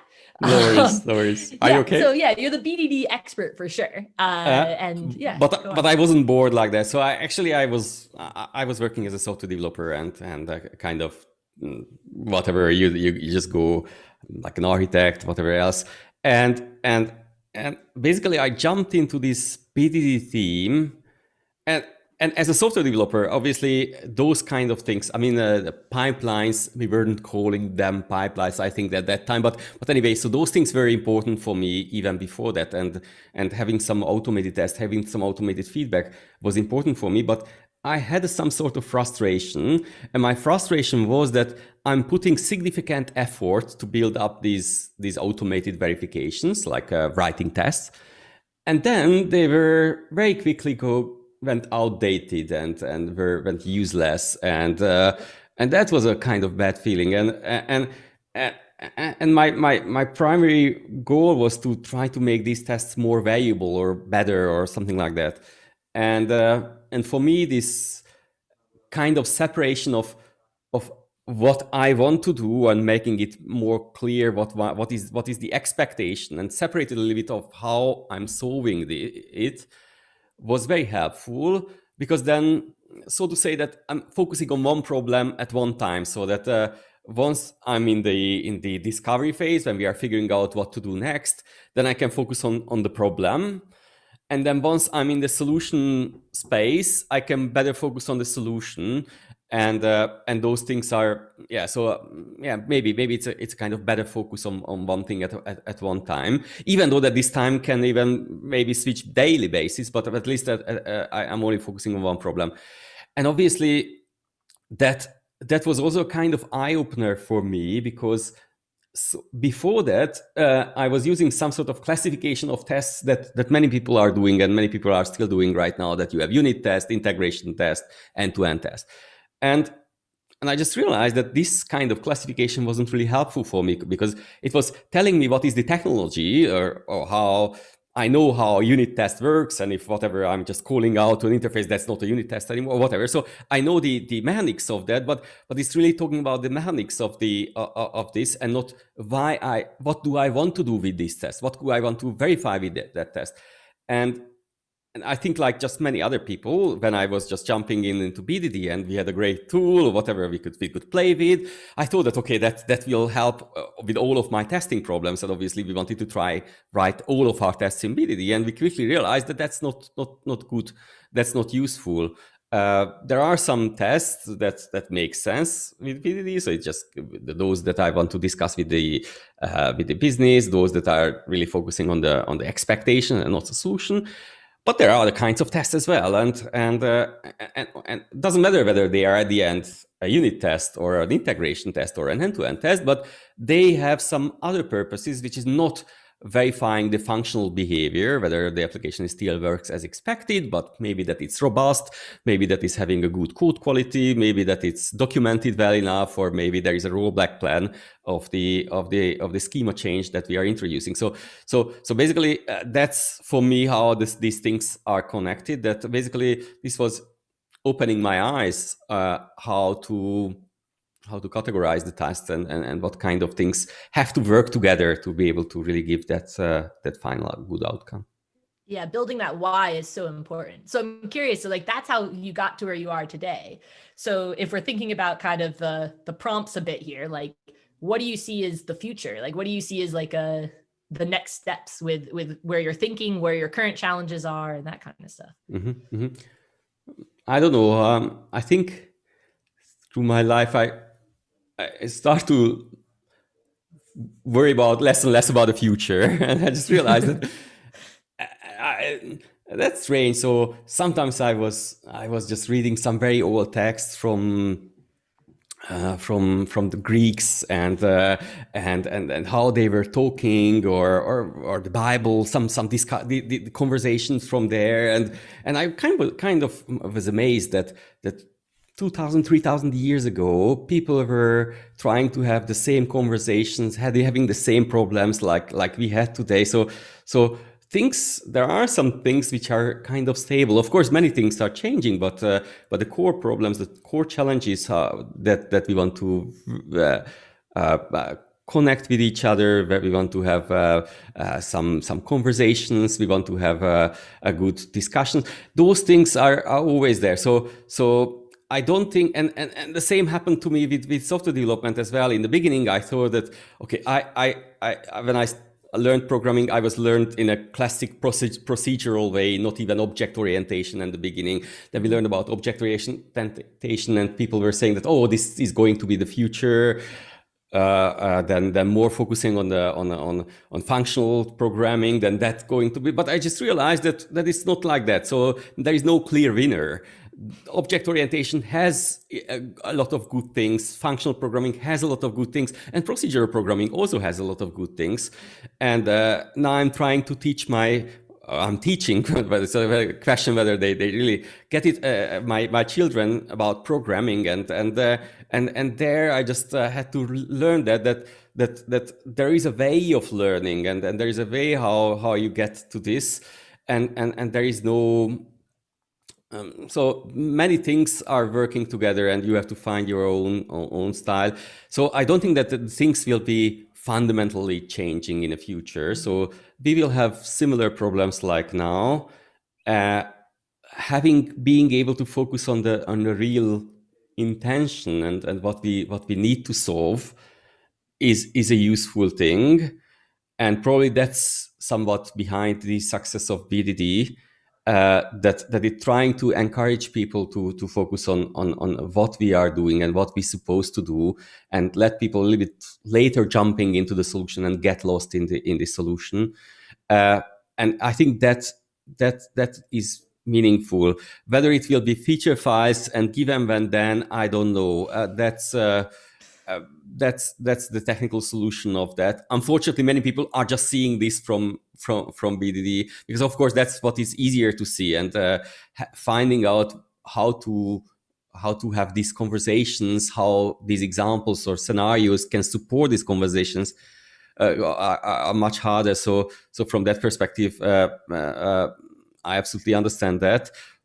But I think there will be no big change. That's my feeling, and we should maybe try to be open to see what the future brings. New technology probably introduces new challenges. We got new solutions that just inspires us to find even more new technologies, new ways of interaction, and all of that has their own beauty, and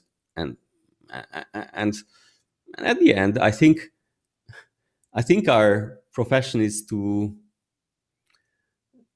have fun with solving these puzzles, or at least for myself, that's definitely the thing. So and every new puzzle is an excitement for me. I remember it was many years. Uh-oh. Am I the only one where he's paused?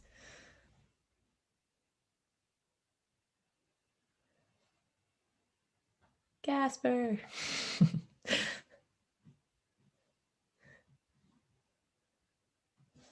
Uh-oh, I think I'm paused here. Theo or Tim, what do you think we should do?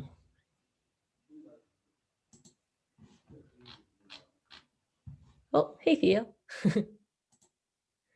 Can't quite hear you yet.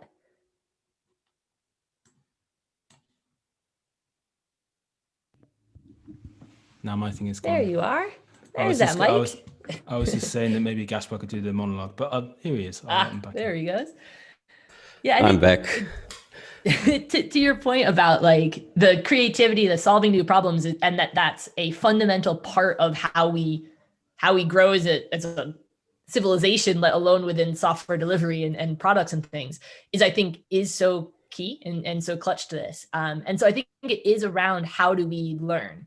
How do we enable people to tackle these new creative solutions in the best way? And so I think it's a trend, honestly, on conversations kind of throughout the chain of how do you enable people to have the right information at the right time, and in the right form, scale, and in the right form, in order to make use of it, in order to make smart decisions for themselves, for their teams, for their organizations, and not be overwhelmed by it, and not be too glossed over as well, right? Like I think I've definitely seen, I'm more of a generalist, and I think that's in some ways a disadvantage at times, right? Like I don't know enough depth to sometimes make the right decision or really like tune the dials. But I accept that and I know that, and I know when to call in for reinforcements of people who know a lot more in certain areas. And so I think there's a place for everyone, but how do we bridge those different disciplines, those different skill sets? How do we take the SQL, database expert who can tune the efficiency of a query and make sure that they're actually building something that matters for the business? How do we get them the information they need without diluting their skill set as a database expert? Like, how does that work? I don't know. Yeah, me neither. I mean, the only thing I learned that there is no instant solution for that. No framework whatsoever will give you the perfect answer for that. So my answer for that is patience, and first try to learn about those people that you are working with, and then probably you have a chance to find the common platform where you can efficiently communicate with each other, and maybe then it works, but not always. So I also had experience where somehow, doesn't matter how hard we tried, it just simply didn't work. And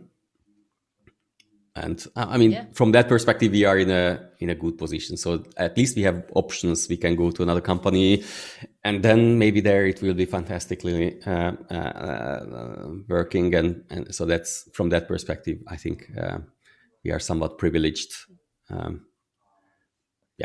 Yeah, I also feel like it's the same problem at all the companies, like at different scales and maybe manifesting in slightly different ways or very different ways even. But it often comes down to that. How do people learn? How do people share information? How do decisions get made? And what's really interesting about all those problems is there isn't a right way. Like if there was, you'd have only one consultancy and it would be the one doing it that way and it would be fine, right? Instead, there's all these different ways that are right for the collective organization and for the stage of its maturity and all of that. And I think it can be really hard to see not only the differences if you haven't experienced, big company, small company, and all that, but what I've actually found is even harder than that is being able to see when you shift. Like when you move from being in a certain context where a certain way of working is actually the most efficient way of working, like genuinely you were doing a great job and this is awesome, to now you have, it might be a change in the size of your company, but it might also just be a change in the composition. It might be a change in the marketplace. It might be change somewhere else that in your customers' expectations that actually force you to operate a different way. And it's like, how do you identify those? Because once identified, we love solving problems.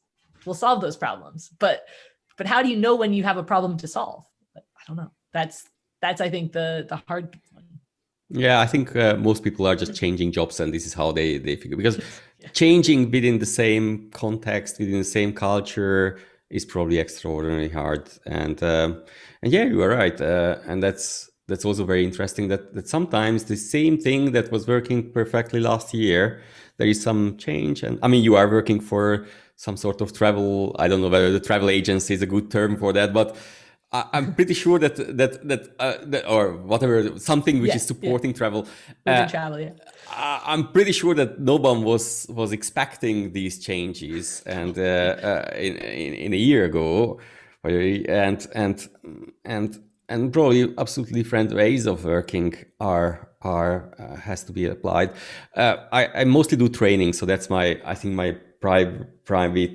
primary paying job here. And of course that also has changed quite much. And I've seen that there are different companies, they were using different strategies. So there were some companies who were just cutting all the trainings because there are hard times and whatever, they want to reserve some money.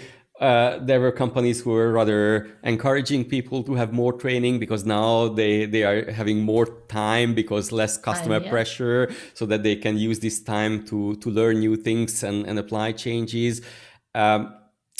Pretty amazing that even, but yeah, so somehow companies but are I'm trying sure to react. you're also getting challenged with how people learn.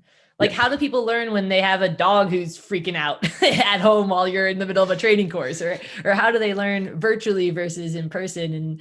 And you know, there's all sorts of those challenges, and that's exactly what we're talking about. Is that like how you learn, how you transfer information is like the foundational need for being able to make good decisions, being able to solve hard problems, and tackle new things instead of just kind of recreating the wheel all the time. But actually creating new innovations. So, yeah. Good. I think we are about to move on the chain. Thank you very much. It was really great. And hello. Oh, hi Gaspar. How are you? Fine. Nice to see you. Nice to see you too. Are you joining from Berlin, or I've seen your Twitter or LinkedIn profile that you are from Berlin, or are you? I am from the UK originally, but I'm based in Berlin these days. Very good. Whereabouts are you? I'm from Budapest, so same time zone as you. So probably you are also after lunch. I'm just imagining that what would be the situation if you would be in a real conference, and probably you were queuing up to the food. Which food would you prefer? Would you go to the veg food, or what is your preference typically in a conference? Good question. I'd probably go for something like healthier. I feel like if I have too much before going back into like a talk, then I get too sleepy. Yeah. Same to me. I typically eat much more than I supposed or I should. And yeah, but usually the healthy stuff, there are usually less queues anyway, so that's anyway more practical. Yeah, true. So when I was seeing that you will be my conversation partner in this in this session, I was really glad, because so I don't know how you would call yourself, like a UX expert, design expert, or what would be your own title? Yeah, I think I always say that I spent the last 13 years working in user experience design of some form, and the last few years I've been more focused on design leadership and team management and being able to drive more positive experiences for people. So I think that's probably like the high level overview of where I'm at right now. Very good. Because so I was really glad to see that, because I think many of us, including myself, are in this position that I absolutely amazed if something is nice and usable, or if it's good or good looking or whatever, and but it's in many cases too far from me. It's somewhat mysterious how these things are getting, and what makes software better usable. When I was studying in the university, we had a software ergonomy lecture, and they were trying to give us some hints and some rules, but those were too oversimplistic, and definitely wasn't making the trick. And that's what I wanted to ask you. And when I was also seeing that you are doing this kind of design workshop, which is even more exciting for me, that how can you do a design workshop, and what does that mean, and who can participate on such a workshop, and what is the outcome of such a workshop? That's really interesting for me. And I thought that I get the opportunity to ask someone who is in there. Yeah, absolutely. Yeah, I think in terms of the, how do you approach, or how do these like designs, these screens come to be on somebody's device? I think it can be through a variety of different ways, but I tend to try and just focus really on like the purpose of like what we're creating. I think it comes back to problem solving as well. Like I noticed in your last conversation as well, that you were talking a bit more about problem solving and groups coming together to be able to solve problems for like customers or users together. And I think that's where things like design workshops come in as well, because we often work in kind of separate disciplines, and we're quite specific as to the disciplines that we identify ourselves with. So I would say, like, I work in user experience design, and then someone else might say that they work in engineering, someone else might say that they're working specifically in analytics. And I think it's really interesting how that identification almost with different disciplines can mean that we create that separation between ourselves, as opposed to kind of seeing ourselves as like a group of product makers. And I think we're through design thinking workshops and design sprints and things like that. Like, it's amazing to be able to facilitate different groups coming together from different perspectives, and, you know, to be as one coming up with ideas. Like, everyone's ideas are equal. Typically you start these design workshops with giving an overview of like any insight you have over what the business is trying to achieve, or insight you have from connecting with customers, or insights that you have from, you know, the market positioning and where maybe this particular product that you're working on sits in the market. Brings everyone together to kind of, I guess, unite a solid understanding, so everybody's kind of on the same level, and then to work together on, okay, what's the problem that we're solving?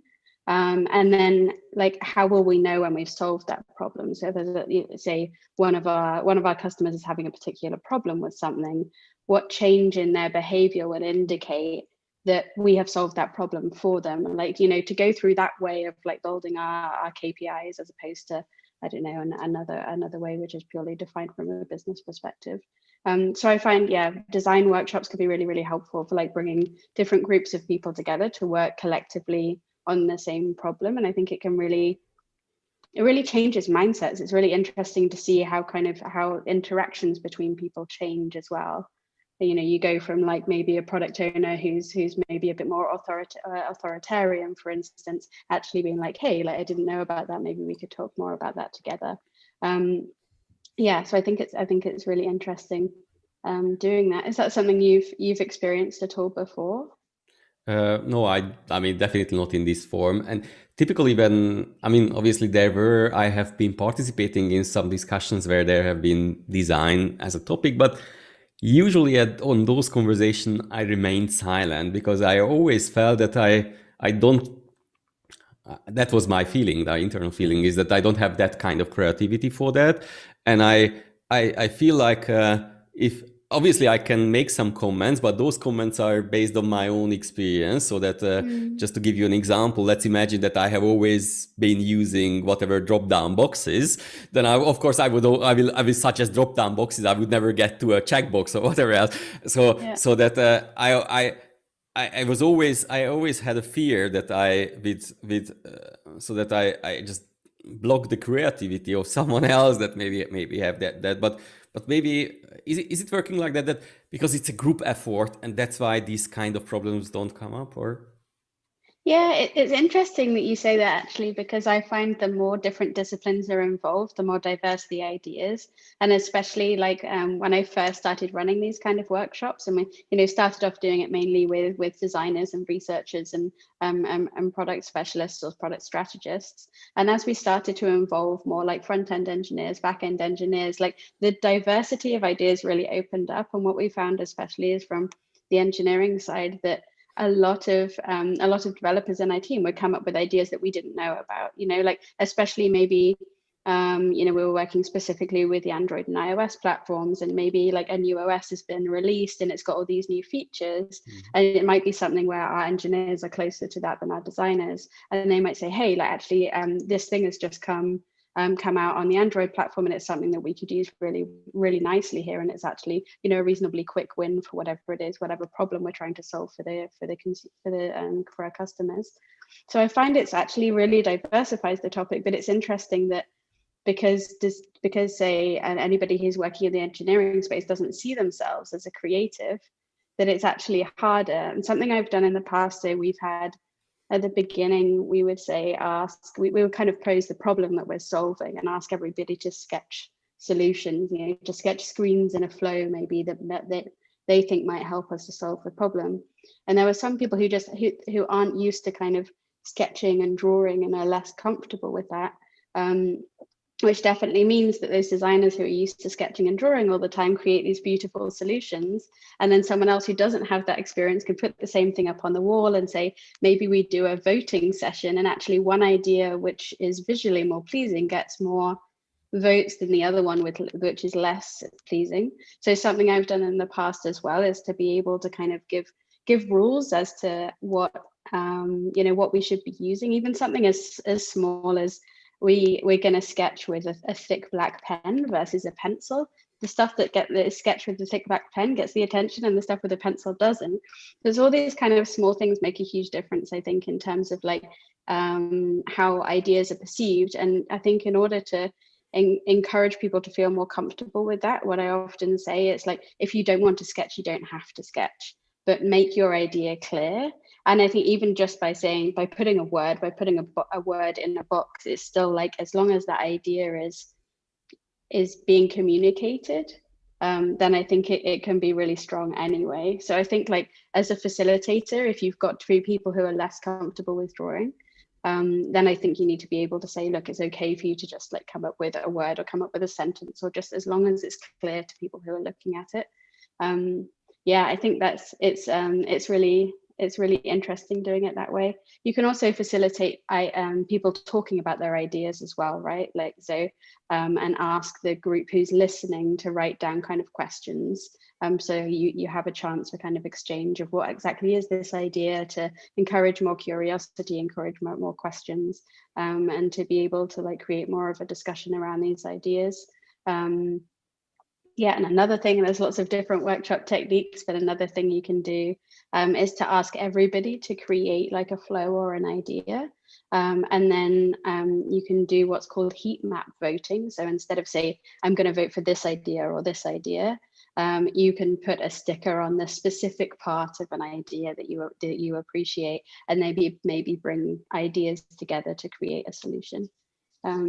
Yeah, so there are workarounds to make people feel more comfortable, but it's interesting what you say around, making people feel comfortable and changing the mindset that we're all creators in this. It's not just the designers who are the creatives here, and it's not just the designers who should make these decisions. I think it's really important as well, of course, when it comes to technical feasibility and creating something that we really can do. I think having those conversations at a super early ideation stage is really important, so we don't kind of go so far ahead that we realize actually this is going to take us a really long time to make a reality and get into the hands of our customers.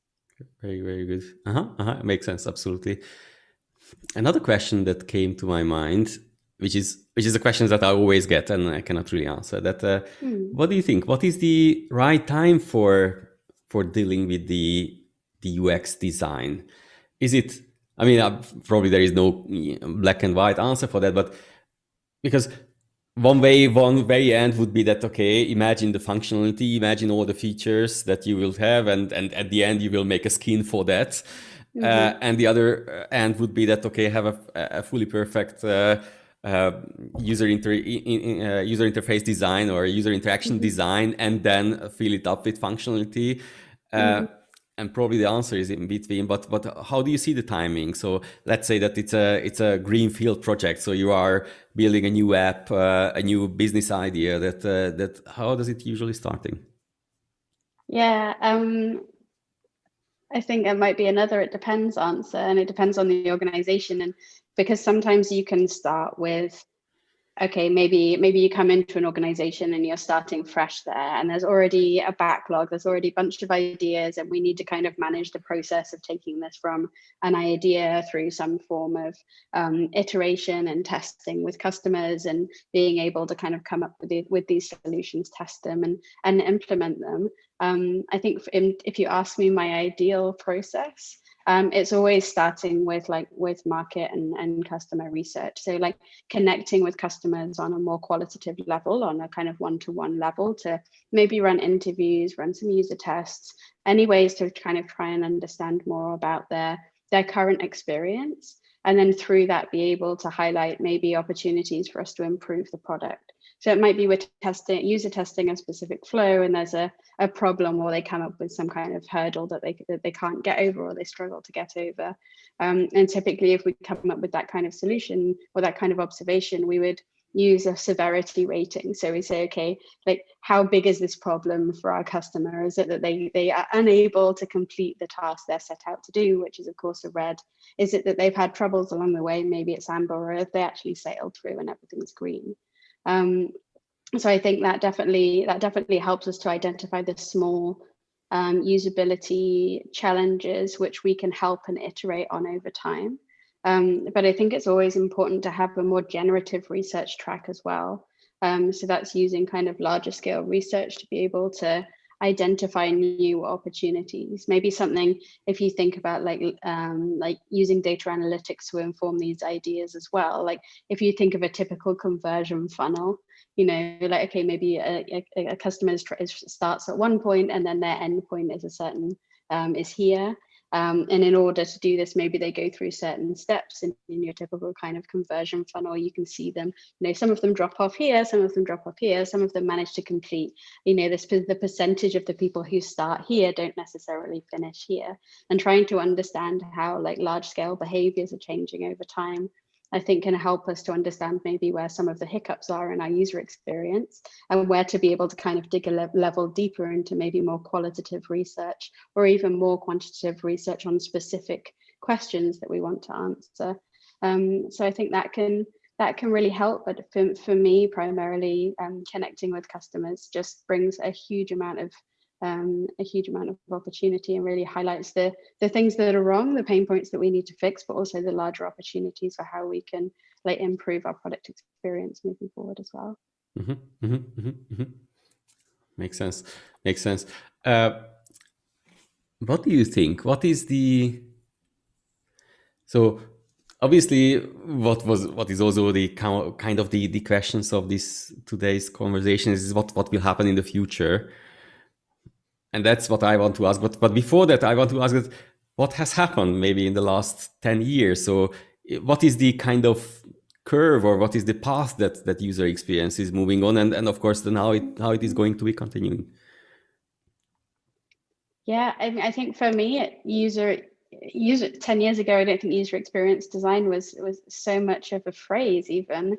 You know, design was primarily seen as creating user interfaces that you interact with, and the idea of like interaction design was definitely a topic. But now I think design is seen, like you mentioned as well in your last chain conversation, that it's more about problem solving. It's not, design is not the visual output, it's the creative process of problem solving and solving problems that you have to dig to find out what those problems are in the first place. You know, like to be, like I mentioned, if say you connect with customers, if you do some user testing and you surface particular issues, then like, okay, what problem is this? What problem do we need to solve here as a collective group?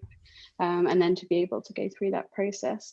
So I think for me, design and UX has changed from being primarily a visual, I wouldn't even say a visual art, but primarily a visual practice, to actually a more strategic problem solving process, which businesses can use to be able to, you know, enhance their product and to be able to enhance usability and to be able to kind of grow and develop more as an organization as well. So I think maybe what I'm saying is the sphere of influence has changed from maybe a screen or a flow to actually the organizational, the impact that you can have on an organization or a market or an industry can change and has grown over time. Mm-hmm.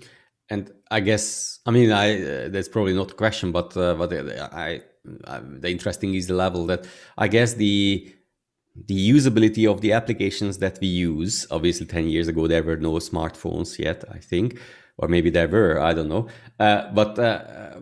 but anyway, so that has been improved. So I think that's clearly, but aren't we already good? So is it still a chance to further improve the usability, or is it something that, so what is going to be the future of that?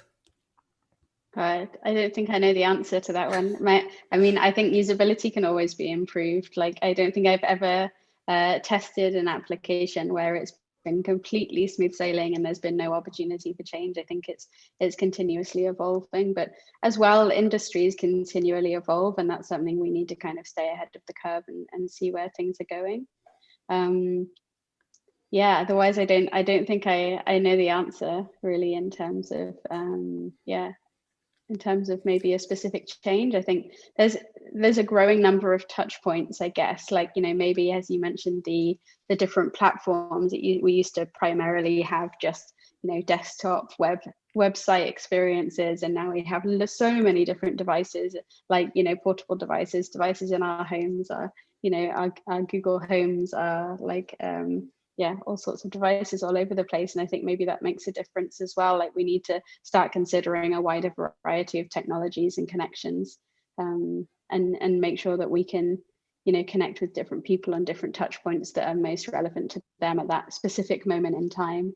If they're walking down the street, we need to be connecting them on their mobile phone. If they're in their kitchen, we need to be connecting with them maybe through their kitchen speaker. I don't know. What are your thoughts on that one? I was just thinking about the fashion, because I mean the fashion is also, there is no end. There is always changing. Sometimes in a circle, sometimes in really new things. So is it also something like that with the applications as well, so that we users are somewhat needing some sort of renewal? It's not necessarily better or worse. Obviously, it should be always a little bit better, but different, just to be able to, I don't know, feel that we are working, we are operating with the today's things, or not feeling like that we are living in the past. Or I don't know, just following some trend, or is it more like annoying for the people that I always need to learn a new style, a new way of design? I don't know. Yeah, I feel like on a human level that probably varies quite a lot. I certainly know people who are, even people who work in technology, who will say, I don't want to be near technology for the next 5 days. Their holiday is a time to get away from technology. And there are other people who are just super into the next IoT device that comes out, and they just want to be connected and not feel like they're missing out on anything. There's this whole concept of like FOMO, right? The fear of missing out and feeling like, I need to be connected all the time. Other people, and maybe people who have gone too far with that, will also say, you know what, I need some disconnection right now. So I feel like it varies per person, but it's a really interesting topic. Yeah, I remember that when this hamburger icon was appearing first. I don't know which phone was it first appearing, but now you see it also on web pages, because I don't know, that's just somehow the notion of some being trendy, or I mean, exactly. But of course, it's also a convenience thing for the user. So once you learn that, okay, if you see that icon, that just triggers something, that's some purpose that you can do. So it's not only trend; it supports the functionality.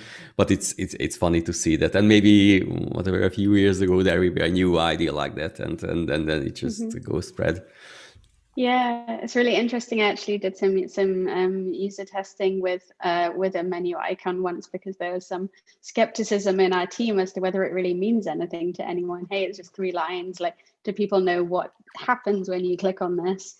It was interesting as well. I mean, this was specifically an Android application. And actually, all people who were using Android just knew this menu. They knew exactly that it would bring in the panel from the side, and it was just a normal kind of a normal function that they were really used to. But it's really fascinating as well, the difference between Android or iOS or web, and all those differences. The difference in interaction patterns, and how, like, for me, we're used to using Android day to day. I have an iPhone as well, but when I switch between the two, I kind of have to relearn how to use these different platforms, and it's really interesting. What platforms do you normally work with? Android. I mean, I don't work directly on mobile platforms, so what I use Android. So I've seen that you are also doing such kind of design workshops with children as well. And I'm really, I also have 3 children, and I'm always interested in how to get them involved in these kind of things. So I would be also glad to hear something about how that works, and what is what kind of things you can achieve with children, and then how does it look like? In terms of what you can achieve, so much more than you would ever imagine, actually. Like, they're incredibly creative, like more creative than any of us adults allow ourselves to be, which is definitely like the biggest learning that I've had from working with them. And this is teaching children anywhere from kind of 5 years old to, I think, like 15 is probably, like 15, 16 is probably the oldest. But mainly the younger group, so mainly kind of maybe 6 to 10 years.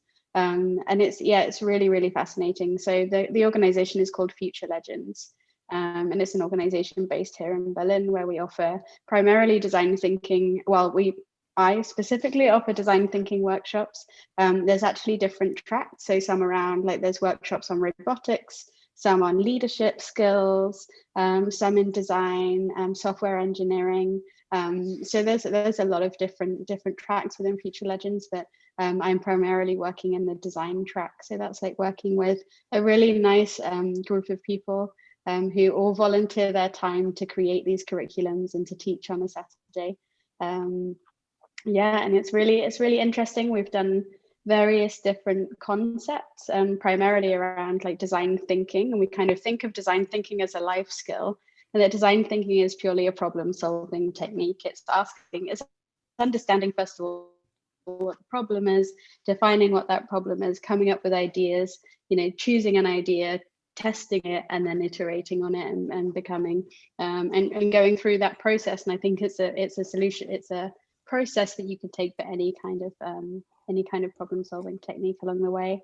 So yeah, we've designed the ultimate school, where they've had different cards for different teachers, and these teachers have different challenges that they have as a teacher, and they need a classroom or a space which is going to fit all of their needs.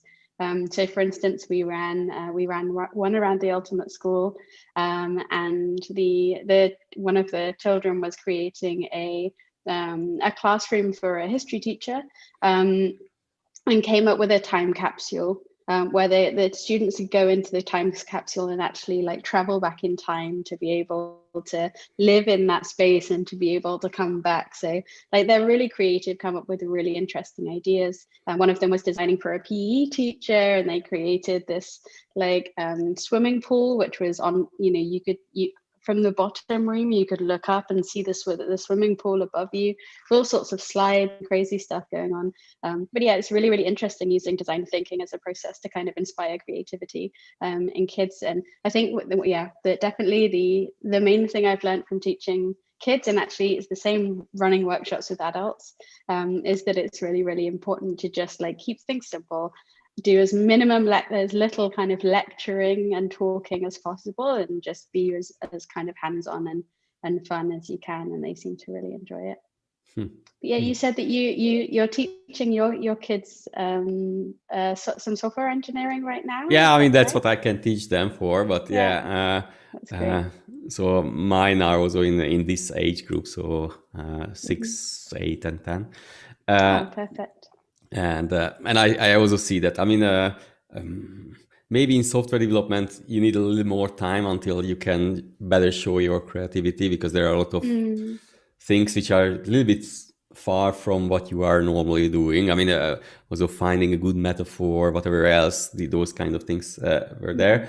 But whenever they do their hands-on work with paper, I see that sometimes they are just going away and they are coming with such a fantastic ideas, and even the 5 or 6 year old can come up with a new idea, and it's pretty amazing what kind of things they can do if you just let them, give them enough things, and maybe just a small hint that okay, this is the topic, and for that. But also this time capsule is a very interesting thing.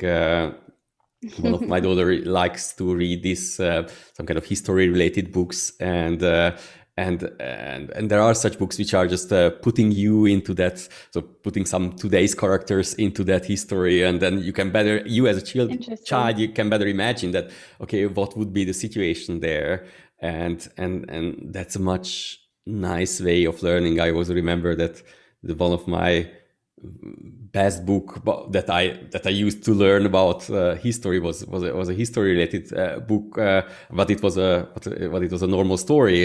It was just in that situation, and of course all those characters who were involved, and I could better imagine that how it would be, because if you just look at the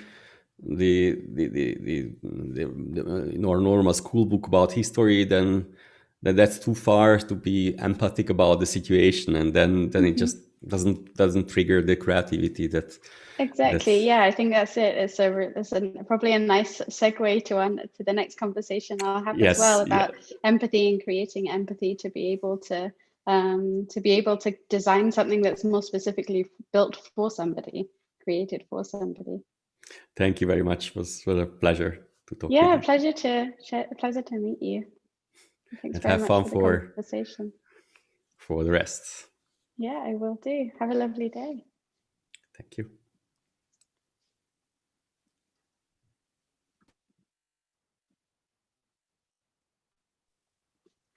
Hello. Hi, Andrea. How are you doing? Hi. It is so nice to meet you. It's a little early Lovely here, so to I'm meet still you trying to too. get the light.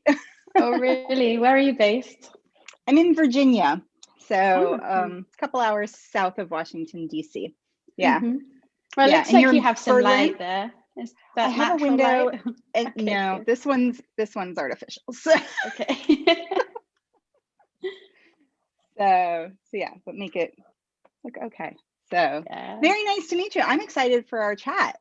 Yeah, me too. Me too. Yeah. I've seen, yeah, I took a look at your website as well. It looks really interesting, the kind of work that you're doing. We actually Yeah.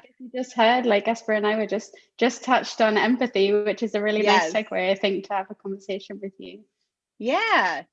We so we modernize software. So we pay down technical debt and some people call it legacy code, but it doesn't necessarily mean it's old and in COBOL and stuff like that. We do some of that, but yeah, a lot of it, it's just we make software easier to work with. And about 8-10 years ago when we first got started, my background is as a writer, as a copywriter. Oh, interesting. And so it's a weird career path, but my business partner connected with me at our high school reunion and then asked me, he's like, really I had run businesses before the reunion. He was like, I want you to come on board and be my CEO and run this business with me. And so that was 12 years ago, I guess. Yeah. Okay, and nice. This must be going well 12 years later. Yeah, it's been a lot of fun. We ended up getting married in the process. So we got married a couple of years after we were. Congratulations. Yeah, so now we're very legally entangled. But it's great. And then a few years in, I had a very deep technical understanding of empathy and like how you apply it, because you can't effectively do copywriting without understanding that skill. And then when I came over software, I was like, yeah. And then I was like, you're doing writing. It's the same thing. You're just writing code. Variable names are just like, brand names, if you think about it. And yeah, I was like, empathy is a skill that people need, and why don't people need it? And so that's been kind of the place where I get very excited and geek out, and I'm working on trying to turn all my ideas into a book. But so you're on the product development side too, because I think there's a lot of design thinking and stuff like that that all goes in there. So yeah, exactly. I think like empathy is probably the segue between the work that we're doing. Like actually even yesterday, UX writer in our team facilitated a workshop with a group of other designers and researchers, which was really fascinating, because it's kind of the first time we've got together and really kind of dug into the specifics of, okay, like who are, like, to do a review of the copy, like across our application and other applications, and to be like, okay, like how come, like what adjectives would we use to describe this app, and like if it was a personality, who would this be? And we went through the process of like creating personas just based on the copy that we're using in different applications. It's like, this is fascinating, because also the visual brand that you would get from a particular brand, from a visual identity, I should say, that you get from a particular brand is a different identity in some cases to the identity that you find when you only look at the tone of voice. Right. It's really interesting that sometimes they can be disconnected. And I think like it's really important to have that kind of single identity that unites, whether it be through copy, through visual, through micro interactions, whatever it might be. It's really interesting. Yeah, we used to, like during our first iteration of our business model, that was one of the things we were doing. And we were kind of describing it as a three-legged stool, where it's like you've got visual design, you've got the copy, like the natural language or, that you're using to describe what's going on. And then you also have the code, and the code needs to be self-revealing. It needs to like understand the intention. It needs to be clean and easy to work with.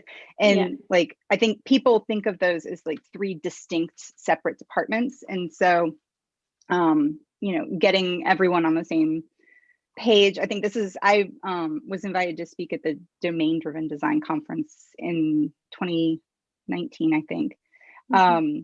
And I hadn't really done a lot in that community. And then I was like, oh my gosh, these are my people.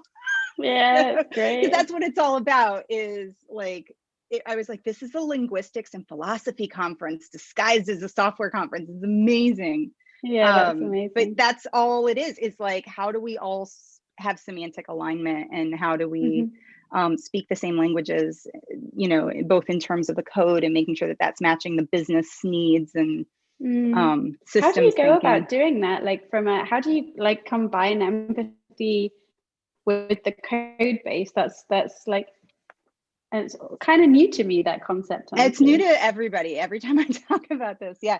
So yeah, I mean, it sounds perfect. Yeah, it's so, you know, I thought back to kind of my writing process, and really took a lot of that over to what I'm doing. So I call it empathy-driven development. So it's similar to kind of test-driven development or behavior-driven development, where it's a set of activities and kind of a framework that you're actively doing many times a day, like just like you're writing unit tests as part of your daily development work. And same with empathy. So before you have kind of a definition of done, you include kind of like an empathy check-in. And so part of this is, and then like if you can break test-driven development down into red, green, refactor, that's kind of like the mental framework for it. Empathy-driven development is audience and action. So first you have to think about the individual. So I think one of the big challenges is that people think of groups, they think of personas, they think, and it needs to go, you have to do research so that you're actually addressing the needs. I think one of the challenges that I see is that people, so people put their bias onto what somebody needs without doing the research and having it come the other way. Because empathy is about understanding. It is not about like putting your thoughts about what somebody should want. That to its extreme is called propaganda. So like from a technical point of view, from a communications point of view, that's what it is. And so empathy goes the other way. It's really about understanding first. And so in the framework, if you don't have any clue, it like kind of, you know, you call that method and it comes up null, then you have to do research. And so there's some great work out there on kind of how to do that. Clean language. And Indy Young has a fantastic book called Practical Empathy that dives deep into doing listening sessions. And she's a software developer, so she understands it. So once you understand who, like very specifically, and what their needs are, not like demographics, like that doesn't matter as much as like the thinking styles, like what are their desires, like on a deeper level. And then you have to understand the context. So like with mobile, like are they on the go, or are they sitting at a desktop with like, you know, 4 monitors, you know, are they at a funeral, you know, are they going to run a marathon? Like the context in which they are, you know, going to absorb this information that you're going to be sending is really important. So just spending a moment to think about it. And then after that, you think of like, based on that, like, what do they genuinely need? Like, what would be the thing that would be most helpful for me to provide to best match their need in that context? So that's kind of the audience part. So it's a lot of data and data validation, and it's an incredibly rational approach. And then the action side, first is a blue sky, like I could, you know, create this amazing video thing, blah, blah, blah. But then you also have to do a feasibility kind of check-in of what's the actual thing that I can deliver. And it might be, I can take a screenshot, right? But it's like, given this context, you don't have to go like down a rabbit hole and like solve another problem before you finish this one. And then you actually deliver that. So, you know, it's in the definition of done. Sorry, I've got a alarm that I forgot to turn off. But yeah, you know, it's really just a check-in before you have your definition of done. And the reason that it drives development is because at the end of that, you're modifying what you're doing, and you are likely altering your decisions slightly on kind of a micro scale, but you're doing it a whole bunch at many, many different times a day. And so that actually brings about that emergent design that then drives the development process. So in a nutshell, that's kind of the framework of it and like the tactics of how to do it. But there's a whole bunch within that on more specifics. So yeah, I'm really interested about the practical side of connecting, say, software teams with like the end user or the customer or whoever they might be in that situation. Like, because I find it's really important and really interesting to be able to kind of bring those groups together. Like, it's one thing, like our researchers and our designers connecting with our customers and to kind of to really be able to understand the experience that they're having and empathize with that experience and connect with it. But and I think it's even more powerful when you can do that across the whole product team. So to have like engineers involved and analytics teams involved. I wonder kind of what your approach to that is, and if you could talk to me a little bit more about that. Yeah, I think so. The it's kind of that same framework. So you can use that same thing. What I describe is that, a developer, their job is really to produce communication artifacts. So like, if you think about it, a variable name is a communication artifact, right? Submitting a pull request, like that's a communication artifact. An architecture decision record, like anything that you do in the code base, a commit message, even a logging, writing an error message, like there are so many different things and it's all communication.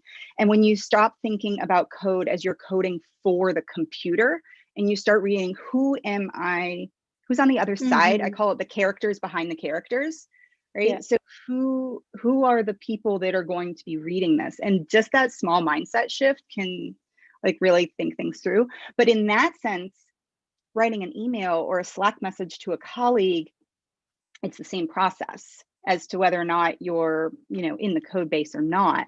And I think that's one of the things I see is like this blurring of the line. When I first started in software, it was like, there was coding, which was way over here, and then marketing, which was way over here. Technical writing, all of that. But I think there's a lot of stuff where you're bringing that documentation, you're bringing those thought processes into the code base so they're more executable. So think like Docker, Cyril has a great book, Living Documentation, that talks all about like how to make your code base even more self-revealing through different documentation techniques that actually like are dynamic and tied to the code base. So I think now we've got kind of this merging of different things, and that to me is kind of that key where it's like what you're doing through code is just communicating. It's just who are you communicating to, and then what's the medium, and then you can just get in that habit of thinking about what do people need, how can I proactively help them achieve what they need, how can I validate that I'm actually meeting that need? And then also like, how can I do it in a way that is kind to myself, right? So we don't want to have empathy without boundaries where it's just like, you guys can take advantage of me and do whatever you want, right? And so that's where that feasibility check-in comes in, because, we really do have to have like, okay, I can do this, but I can't do this. And then you start doing negotiations where, okay, if we want me to do this, then I can do this. But it helps build up trust. And I think it really starts with yourself, but then you can build it to anyone. It doesn't have to just exist in the software domain. It helps in all different types of relationships too. So yeah, exactly. I think it really empathy generally it works in any human connection, right? Like, whether it be your partner, your friends, your family, and someone you meet on the street, really anyone who you're working with. I think like empathy, and it just helps as a human skill, I guess. But I'm interested, like it feels like having more empathy in the way that you're writing code and creating and seeing code more as a language of communication. It feels like that's also going to not just help to kind of connect with the code base and okay, what am I actually trying to achieve here, but also like make a more sustainable code base moving forward, so that if say a future engineer is working on this thing, they can just go, oh cool, I know exactly what's happening here, kind of pick up from where they left off. Is that right? 100%, 100%. And like, that's really where this idea came from as well. So the background in empathy, but then also working on legacy code. It's like, you know, legacy code is typically defined by Michael Feathers. Like, that's kind of the seminal thing. It's code without tests.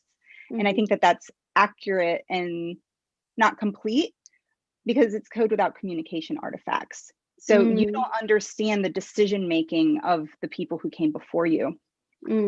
You know, you've got to hunt for, like, we've delved into code bases where it's like there's nothing, there's no documentation, and that's really challenging, and it takes a long time to get your developer environment set up or even make a modification, and then you've got to go and write all these tests, right? So, you know, test-driven development is rooted in empathy. Behavior-driven development, writing those scenarios, that's all driven in empathy. If you think about it, even going back to, like, you know, Ada Lovelace and Grace Hopper, you know, like the whole reason that software was built was to help humans do calculations faster. That is rooted in empathy. Grace Hopper writing the first compiled programs. It's like, hey, you know what?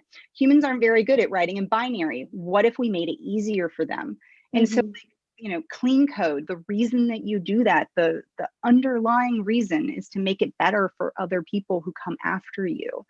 And so if you think of, you know, agile, like any software practice, really the foundation of it, like the soil, you know, that all of these things grow out of is empathy. And yet culturally, we have told software engineers empathy not only is a skill that you don't need, it's a liability, because there were aptitude tests that were given for decades that said, you know, the number one trait that a software developer needs is to not like people. Interesting, really. So yeah. So we've got a gap. We've got a skills gap, and so it's like it's an identity problem in itself, isn't it?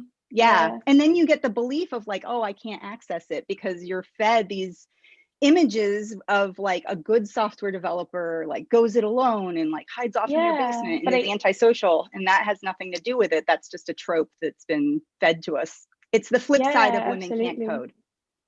Yeah, and I think like I just had a conversation with Gaspar as well, and he was saying that, you know, like, oh, so who's involved in these design workshops that you run? And like, you know, like he said, I never really feel like I have a place in these kind of design workshops because I'm not creative, or I wouldn't know how to approach it, or, you know, maybe this is just not my place. I wouldn't have the same ideas as like a creative designer might have. And we spoke about this, how much it changes the dynamic in a room when you have a larger group of different disciplines and people coming from different perspectives, to be able to kind of contribute different ideas and maybe from completely different perspectives, but just like widens the amount of ideas that come out from solving a particular problem. Yeah, and I think that's a key piece too, is that self-identification of like, oh, I'm not good at this, so I'm just and like I had that like when I first learned how to code, because I was just like, no, that's not me. I'm not a linear thinker. I think in systems. Like this isn't, you know, like there were a lot of things that were a big challenge, but at the same time, you know, research shows that empathy is a skill. The only people who don't have that are like true sociopaths. And you're not working with sociopaths, right? You're not a sociopath. And it's a skill that you know, like different people will have to different degrees, but it's also a skill in terms of like active process when it comes to building software of different kinds. You choose to exercise empathy, or you know, or you choose your working practices, and some of which will support a more empathetic process, and some that wouldn't support it so much. So if you're connecting with your customers and you're finding out more about them on a weekly basis versus once every 6 months, you become either closer or more further away from that connection with the individual or group that you're actually creating something for. 100%. Yeah, like you said, it's a skill. It's a skill and a practice. And so it being a skill means that you can acquire it, right? It's not like you're born with empathy or you're not. There's some research out of Stanford, and one of kind of the tropes that, you know, has permeated our culture is from Star Trek, where Next Generation, which I love. I am a huge TNG fan, but you've got Data on one side, who is like all logic and trying to access emotion. And then you've got Deanna Troi, who is like all empathy. And so we think that we sit on this spectrum, but not necessarily. It's a skills gap. And, you know, the reason that I have a technical understanding of empathy is because that's where I went to school. I took courses, like I learned the very specific things on how to do this. And it is accessible. And I think the biggest challenge that I see is people actually believing that they can learn it. That's the first step, and it's huge, because once you get that, then you can start talking about the tactics of it. Yeah, exactly. But I think it's interesting. It's up to kind of, like on the product side, it's up to product leaders to be able to kind of facilitate that as well, like to bring different disciplines together and to be able to kind of bring those ideas and attitudes and behaviors all into one room. You know, if for instance we're running a usability test or a discovery interview or some kind of other research technique, like how can we get different people involved, so when they, you know, even if they're kind of organized into different teams, when they go back to that team, they start talking more and more about the experiences that they've observed, or, you know, the interesting things that they noticed as they were kind of watching or being involved in these sessions. I think it's really interesting. Lots there. I could talk all day about this stuff. Yeah, exactly. Me too. What's a project that you're working on, or something that you're doing that you are just finding a lot of joy in these days?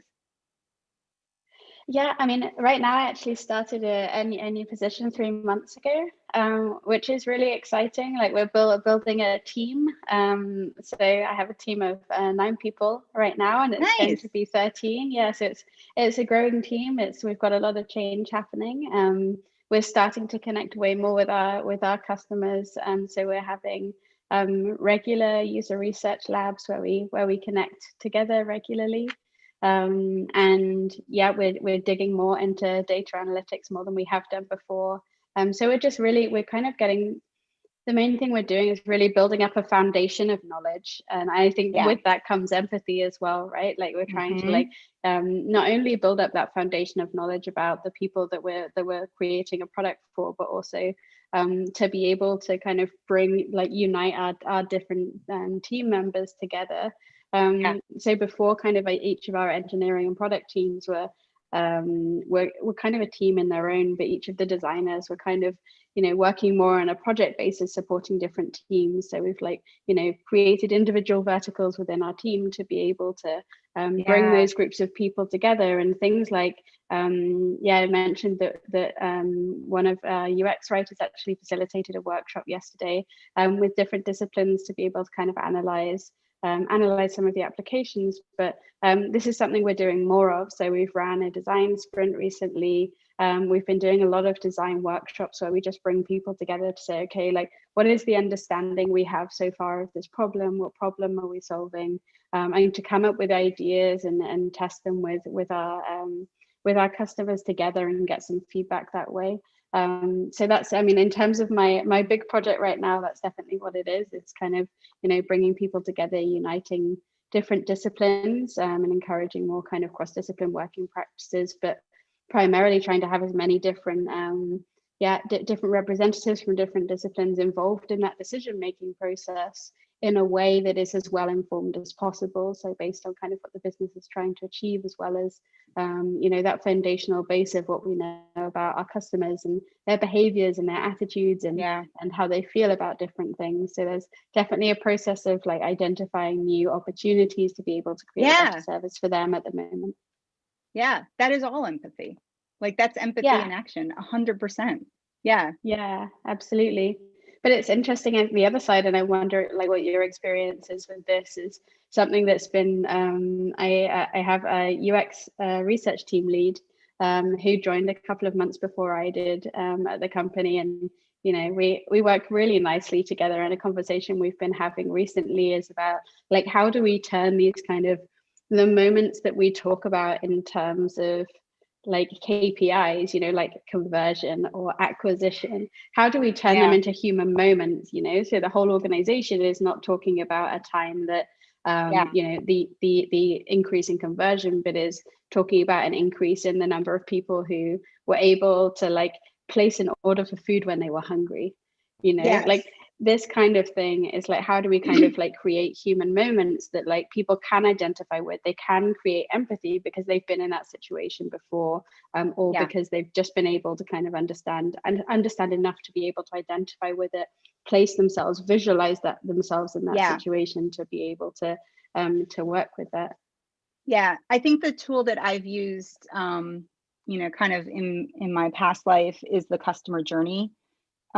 Where then that way it's really like, because that forces, I mean, really what it is you're putting yourself in a story, and you can't do this until you have thorough research, because like I said, otherwise you're just imbuing your bias and stereotypes into what a customer journey should be, rather than uncovering what people genuinely want and need and finding creative ways to solve their actual problems. But once you have that data, then thinking through, okay, and doing it on a, you know, with the screenshots and with the visual design of, and I think a lot of it comes down to what I call micro copy, right? It can be on a button, it can be like these little pop-ups or whatever. And the code comes in then, because it's like the way that you structure your code, if it's very modular and easy to work with, then you can move things around, and then you can kind of do some A/B testing in terms of placement, you know, and even features and things like that. But it's like, what solves their problem the most? And I think that when people think of it, like the way I describe it is like, let's rethink software as a service and actually make it a service. Like, yeah, exactly. Because that means that it's we're putting our basis. customers first. Right, right. But if we're talking about like, how can we make the most money? How can we do our business, you know, and yeah, we want to be profitable. Like, I'm not saying to stop that, but the approach and kind of the way that you're thinking about it is, if you're taking a KPI first approach, you're taking a selfish approach. You're not taking an empathetic approach. And when you serve good customers, like the best form of marketing, the cheapest form of marketing, honestly, is referrals. And when people do really good, like when you've got a great service that actually solves a need that people genuinely like, and they feel listened to, and they feel like when they have a problem, it's solved right away, like they're going to tell their friends, and you save money and marketing costs for sure. But I think it's that, you know, rethinking what is the reason that we're doing this. Is it simply to make money, or is it because we've got a mission, and that mission is to serve people and help them solve their problems? Exactly. Like it's all about purpose. Like why does our company exist? Like, why do we come to work every day? And I think like creating that sense of like purpose and reason around the people who we're creating services for is like the crux of what makes a company successful in my eyes. Like, I think it's super easy, especially in large organizations, to kind of lose sight of that, to just be like, okay, I'm working on this specific feature or this specific like bug fix or whatever it might be. But like, to be able to kind of, you know, the dream, right, is to have an organization where there's a really clear stream of purpose going all the way through the organization, from like, you know, top level vision through to every individual feeling like I know the purpose of this organization and why this company exists, this product exists, and why I come to work every day. And I think like that's such it's so interesting, in that if that purpose is built around creating like value and some kind of meaningful service for someone, then I think it just makes decision making so much easier as well, because you're like, oh yeah, this is why we're here, this is what we're doing it for. Yeah, exactly. So, and I think product owners have a big role to play there, because they can really be advocates for some of those best practices. Like we've worked on teams where the company policy was that developers were not allowed to talk to customers ever.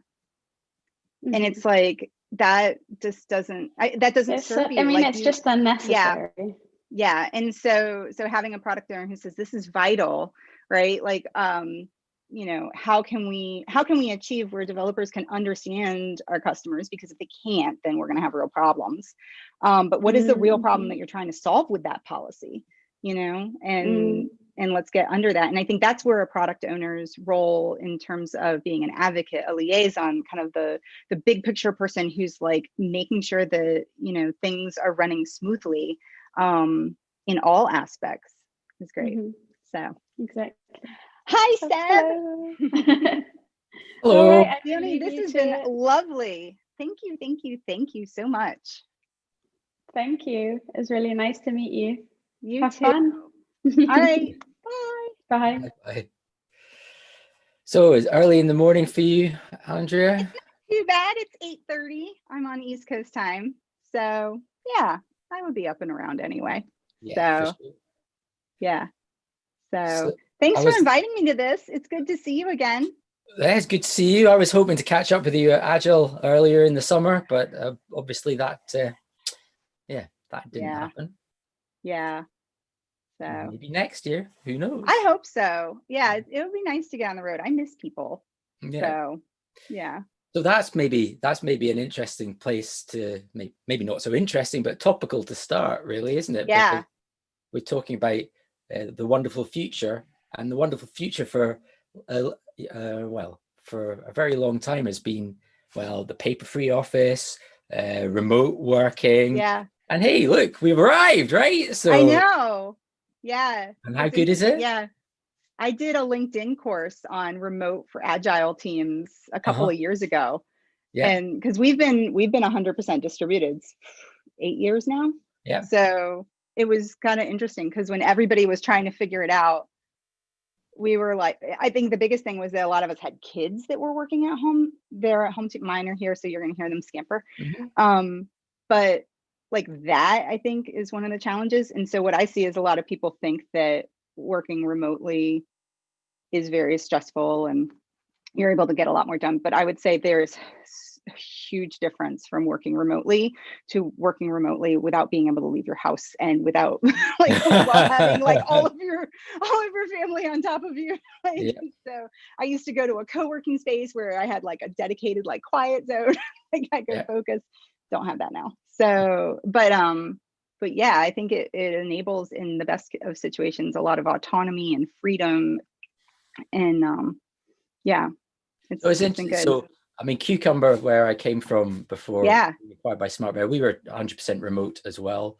And now that we've joined Smart Bear, the Cucumber team is 100% remote, although the rest of the organization isn't used to being 100% remote, although they've had to cope with it.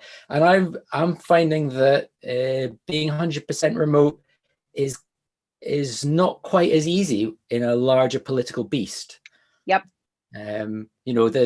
There really are just too many Slack channels, no way of meeting someone in the canteen or going out for coffee or something. It's really quite hard to slot yourself in, because now everybody's calendars were always quite busy, but now they are like super chocked with everything. Yeah, I think that's probably one of the biggest mistakes that I see, is because we consult with a lot of companies too, is everybody thinks that when you work remotely, you need more synchronous communication. And I would agree that you need lots more communication, but I think the emphasis should be on asynchronous and durable communication. Because if you have, like, this is what we see a lot of times, like we'll come into an organization and it's exactly that. Like everybody's used to doing whiteboard exercises and they're kind of like all in the same room. So then it's like, well, how can I replicate that? Well, let me block a 2-hour meeting. But then it's like, you can't facilitate it the same way that you can on Zoom. And so a better use of time is thinking like, is this meeting really, really, really necessary? And can I just get ideas from people asynchronously? And then I have everything documented and durable, and then we can go over them as a group. But a lot of times you can get a good amount of stuff done. And that's really where the freedom comes in. But yeah, when you just have meetings back to back to back to back to back to back, you can't effectively get anything done. Was it Brian Graham? Who was the one who wrote Manager versus Maker Schedule? There's an article out there that talks about that, and how developers like really need like 3 to 4 hours of deep focus time every day. Yes. So, or more for development. Yeah. And it's not just development. So if I'm writing a course or working on a video, or 20 minutes here, 20 minutes there is going to get me nowhere at all, possibly worse than nowhere. Yeah. Although asynchrony is another one of those things that you might see in people from the 80s imagining a perfect future. And it also has, you know, I think it's a really difficult balance to strike, because asynchrony does draw things out. You know, you put something into an asynchronous channel, there's no SLA in most asynchrony. Right. And so you could be waiting 3 days for a simple answer that's you've got blocked. So there's quite a lot of subtlety to trying to get this communication working, and it's not going to be uniform for all your relationships in a company or in your life. What we've done, we figured this out a long time ago, because when Scott and I were first working together, Scott's my partner, and he's a software developer and gets really deep. And I came from the marketing world where everybody is like context switching all the time. And I would go up to Scott and go, "Hey, you got a sec?" And I genuinely meant it where he could say no. But he one day just like got so frustrated and said, I was 9 inception layers down, because that movie Inception, where you've got like a dream inside a dream inside a dream. And he's like, when you asked that question, it popped me out, and I just watched my entire mental model that I had spent 3 hours getting to. I was this close to figuring out the problem. And so I was like, oh my God. So we like dove into the reason why. And like, if you ask like, hey, you got a sec? Like, that's an incredibly loaded question, and just the mental bandwidth that's required to even answer that question. Cause it's like, okay, it's not just a second. Is it 20 minutes or is it an hour? Like, and then you're like doing all this mental work, and then you can't hold that, like both concepts. So what we did, I said, well, if I just said, what's your inception? And you rated on 1 to 10, and we just said, you know, beyond 1 is uninterruptible. And then you know that like I am blocked or I need to catch up with you synchronously, but you like just assigning a number, like, where are you? It's like, you know, a scuba diver who's like, oh, I'm at, you know, 5,000 feet. Yeah. And so then that way it's like just labeling it. And that's worked really, really well for us, because then that way we got past the like, hey, I need to connect with you synchronously. And sometimes, I mean, rarely it's like, okay, I know you're at a 4, but this is time sensitive and like, I really need to pop you out. But if it was a 9, I probably wouldn't say that. So it's like, it's been a really interesting way. And so we try to do that to help us. So I'm surprised that even asking the question, what inception level you're at, doesn't interrupt his flow. That doesn't as much. I think some of it is just because you're like 1 to 10, like, where am I? Okay. Yeah. And so it's like, you know, there's nothing about me that needs to be considered. It's just, you know, what level are you at? Yeah, I've seen gut instinct, you know. I've seen some organizations, this was more often when people were working co-located, where they'd have visual signals. Yeah. Said, don't come and don't interrupt me. Yeah, we've seen some of that. I think the challenge though is like, I, at least, and you know, I don't think I'm alone in this, I forget to turn them on and off. Like a lot of times I'm just like working and like, I don't know when I'm going to get into flow. Yeah. So it's hard for me to, again, like remember, but if somebody asked me, I'm like, no, I'm in a flow state, don't bother me, like come back to later, or I'll find you when I'm out. So I don't know, but so, yeah, there's a lot of different ways that you can do it. Do you think we're going to carry on working like this? Is this the way the world's going to go now? I think definitely. I think that you're never going to be 100% remote. Like, I think there's absolutely still value in getting people together face to face. Like, you know, if you're doing an event storming or something like that, like getting together, I think with intention. Is like, if you're doing a conference, or like, I think that human connection is never going to go away. But I do think that the feeling of I have to drive 20 minutes an hour to an office in order to do my daily work. Yeah. I think that mindset is going away. So I wonder about that. I mean, I like to think that you'd be right, but there's an awful lot of cost accounting still in the world. And many people who are in that space just don't trust that other folk, when they're at home with their pajamas and their bowls of cereal, will actually well, that's do a the work. different question. Yeah. Like, that's a question about trust and culture. Yeah, but there's and a I think, well, there's and a I think the tension best there, people are going to be able to leave. Yeah. Like, I think it's going to become a competitive advantage where, you know, people who have worked this way, they're not going to apply for companies where they're co-located 100% of the time and they don't have that flexibility. So, you know, I can see that some companies are still running in a 20th century management style where you think you have to control everybody. So what proportion of the world do you think is like that? Because we, you know, I'm going to make a really broad brushstroke statement here, but the people on this chain conversation, we're probably working in, Theo invited us and we self-selected because we're possibly at the vanguard of these changes. But I wonder what proportion of the rest of the world is going to go back to office work. Yeah, I don't know. What about your customers? It'll probably change. My customers, most of our customers have switched to fully remote, and they did it really fast. And we've got some larger, like Fortune 200, you know, kind of enterprises. And they're definitely struggling with the same thing where it's like, oh my gosh, I'm in meetings back to back to back to back. And I think what I saw before was there wasn't a business pressure to figure out remote work because it was seen as a fringe benefit. Mm-hmm. And now that it's seen as core to operations and core to getting work done, I think you're going to start seeing investment in training and systems and tools and how to actually effectively do it.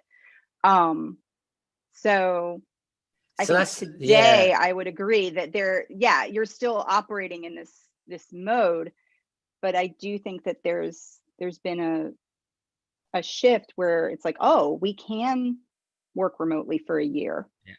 We can move our entire, but there wasn't a business need to do that before. Yes. Well, so we had, Cucumber bootstrapped itself on the back of our flagship BDD training classes. And for years we said to each other, we must try and modify these so we can deliver them remotely. It was always never quite important enough to do. And guess what we did in March? Actually the results are every bit as good, and it's more flexible, and you don't have to go to all these hideous hotels. Yeah. Yeah, that's true. Yeah. So, but I think, you know, it's figuring out like why, you know, like, and a lot of this comes down to kind of communication architecture.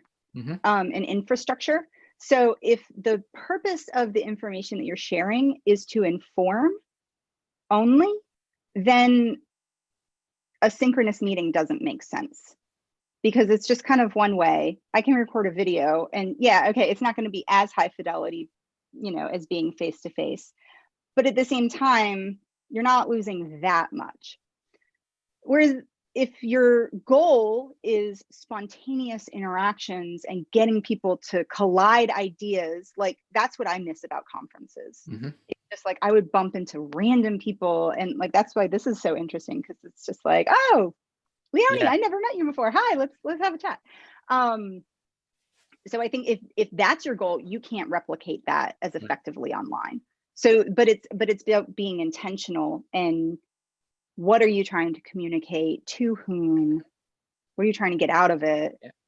And rather than just default to everybody needs to be in the same place, giving more options.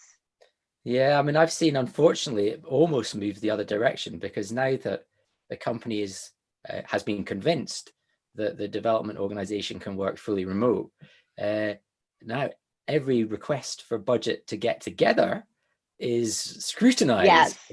Yes, we see that, and like you've got to put budget aside. So you know what we did was that like we don't have an office, mm-hmm. like a traditional. So I would say whatever you were using to on office space, and you know kind of all of the budget line items that you were using, use that same amount for ensuring collaboration So then that way you're not losing it. Like the money that you were spending on office space was so that people could collide ideas and come up with new solutions and all of that good stuff.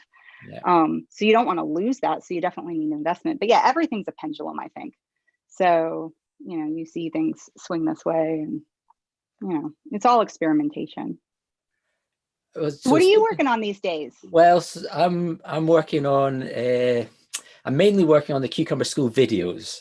So it's one of those projects that we started over a year ago, and we said, oh well, we'll just use the old material and we'll just upload it to a new platform and it'll be done in a month or two. And of course, they were recorded the original material was written 5 years ago, and the world of Cucumber has moved on quite considerably in 5 years. And then when you interleave it with all the other side projects that we keep picking up, it's taken a really long time. Where we have expanded, so we were just doing the original Cucumber School only did Java and Ruby. So we've expanded to JavaScript, and Gaspar is helping us with C#. So we've doubled the exposure, but we're still only halfway through the course. And that's a year on. And I'm sure there are lots of people who are going, when am I going to get the other half? Yeah.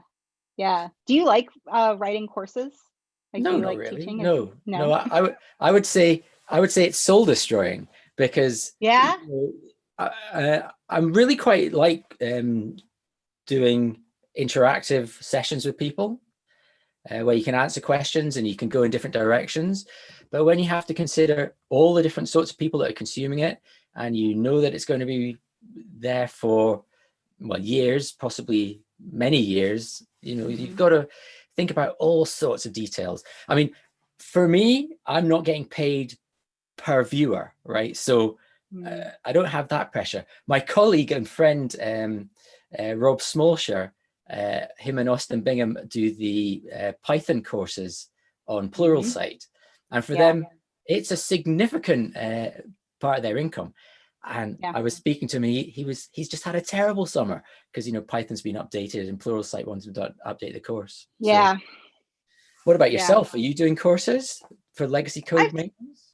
So we have 5 courses on LinkedIn. So I wrote 2. I have one on remote teams for Agile. I have one on creating an Agile culture, which I really enjoyed putting that together. And then Scott has one on clean code, one on working with legacy code, and one on technical debt. So we've put those together. They're on our website. And I think now we're at the point where we're kind of going to start creating content for ourselves.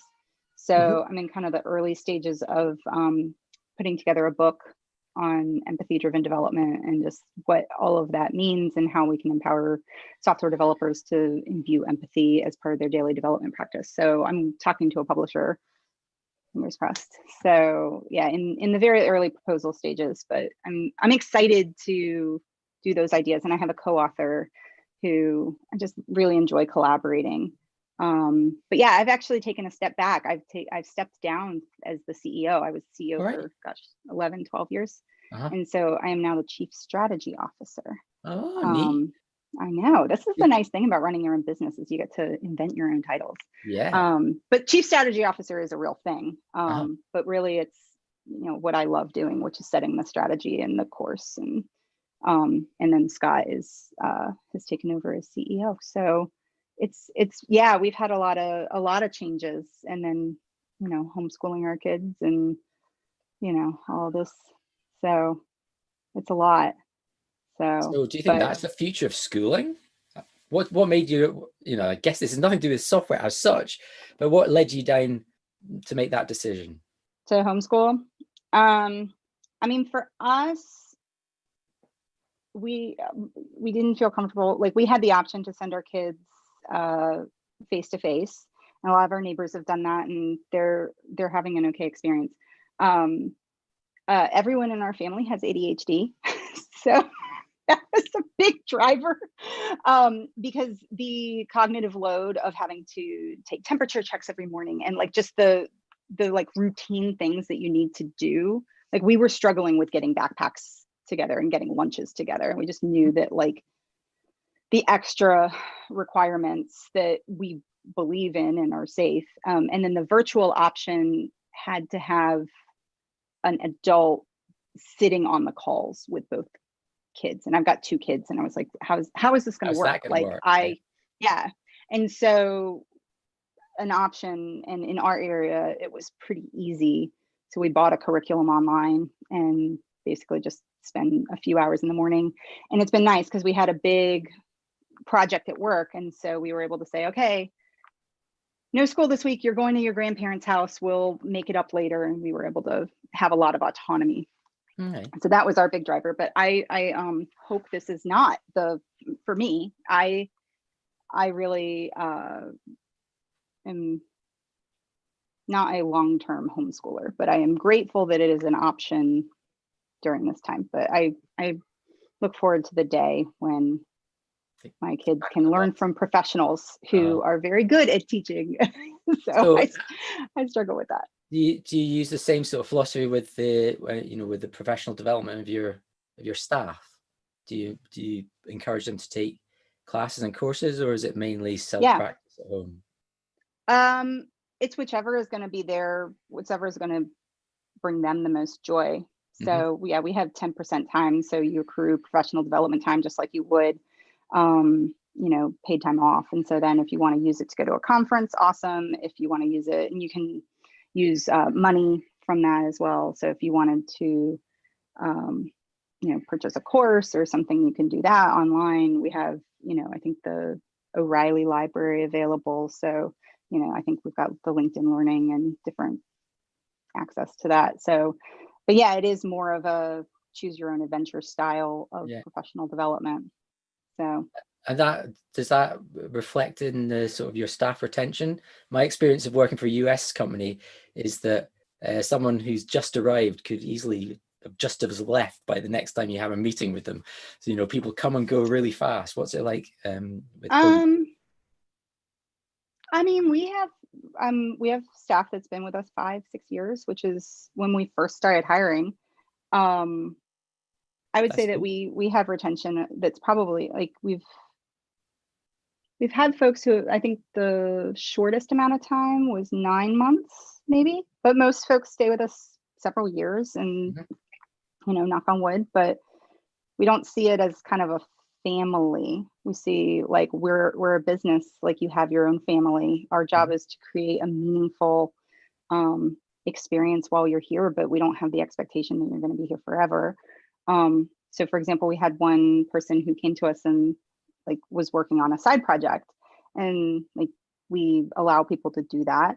And he got funded. And so now he's the CTO of his own company. And so we're like excited for that. And we're like, yay, we were able to like celebrate in that. And so, I think when we do have people, it's like, let's celebrate your success and part as friends, and hope, we enjoyed this. But yeah, I think the type of work that we do, people enjoy it so much, and there's not a lot of companies out there that focus exclusively on paying down technical debt. So the people who genuinely love doing that work tend to stay for a while, because we're also very, I don't know, I feel kind of like a mama bear a little bit with clients. Like if a client, like if their culture is going to be toxic, I'll tell them they're probably not the right fit. So, I mean, because it's almost a cliche, isn't it, that corporations say our main asset is our people, and then they go and piss their people off, and they get horrible churn and burnout and all sorts of nasty stuff. I wonder if one of the differentiators between corporations in the future is going to be how well they can retain their staff. Yeah, because I think, especially when you're remote, like it opens up a ton of doors. And like the reason that we decided to go remote so early on was that we live in a kind of a small town. And we really wanted to stay here. We didn't want to go to Silicon Valley, because when we decided that we were going to have kids, like my parents are, 10 minutes away. Scott's parents literally lived like 2 doors down for a while. And it's like, we're not giving that up. So how can we and we need talent. We're not going to find talent in an 8,000 person town. So, but if we open up remotely, then we've got people all over the world. And so I think that as more companies provide remote working as an option, I think then like you've got to do that because you've opened up more competition. You know, no longer are you just focused on the people who are here in town, right? Like you're competing with organizations all over the place. Yeah. And you know, what do people genuinely want? We were really inspired by Drive by Daniel Pink. So focused on like purpose, autonomy, and mastery. And so like building into our operations, like how can we give people the most of those things? And I think it's easier as a small company because you can make a change and implement it really quickly. It's hard to kind of steer the Titanic when you're at a really large enterprise. Yeah, I mean, large enterprises do seem to be, well, we see them, don't we? We've got our Googles and our Apples and our Amazons. There's quite, in the UK, maybe globally, there's been a change, a separation between the wealthiest and the least wealthy. And there's also seemed to be quite a separation between these huge mega corporations that span the globe. And now we've got lots of small, well, maybe we've always had lots of small companies and solo consultants and things like that. Yeah. What's the space like in the middle for the 20 to 500 company? Yeah. So I think that's a good question. You know, I think that it can be very tempting. You know, we're kind of just approaching that. We're at just about 20 people. So you do have to start to standardize because and I think, you know, again, this comes to math where you've got communication nodes, and when you're 4 people, you know, that's manageable. When you're 20 people, you can't. So then how do you organize? And I think to me, the research that I found is that it all points to communication infrastructure and architecture, because if you do that really well, then you're able to disseminate information. You're able, like, I think of communication kind of as circulatory system for an organization. Like you've got to be able to pump information to all different parts of an organization in order to, and it's got to go both ways. So it's not just like from the top down, it's also, you know, from the bottom up. So thinking through different ways that you can access information. Then there's also like Conway's law too. So this impacts the code where, you know, your code base will be a mirror of the communication architecture. So for example, like if you've got a command and control, you know, communication system at your organization, you will very unlikely, I've not seen it successfully, be able to implement a microservices architecture because they're just incompatible.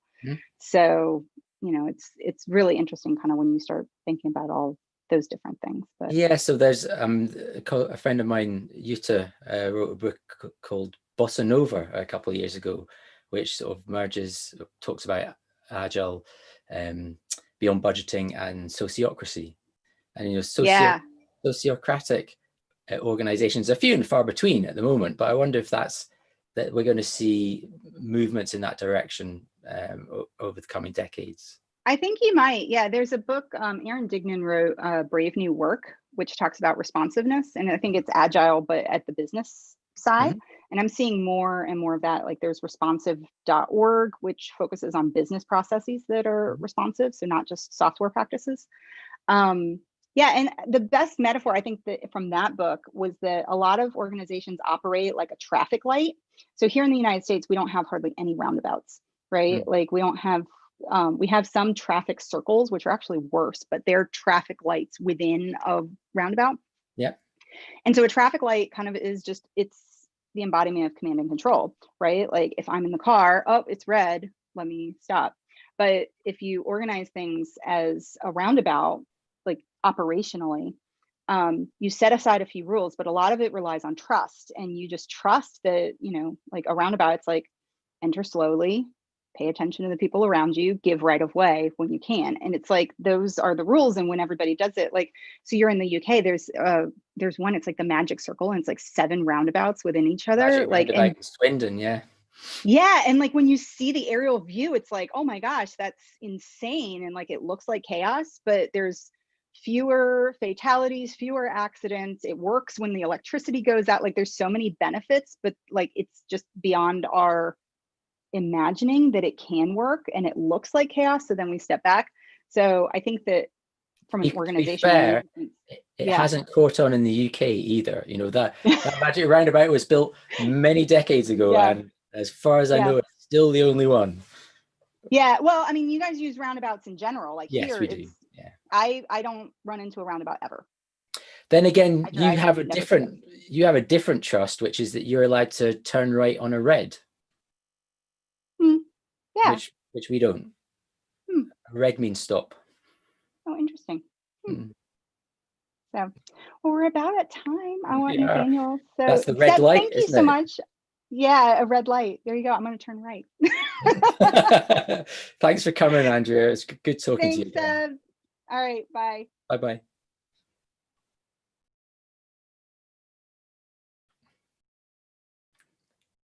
Hello, Nathaniel. Hello, Seb.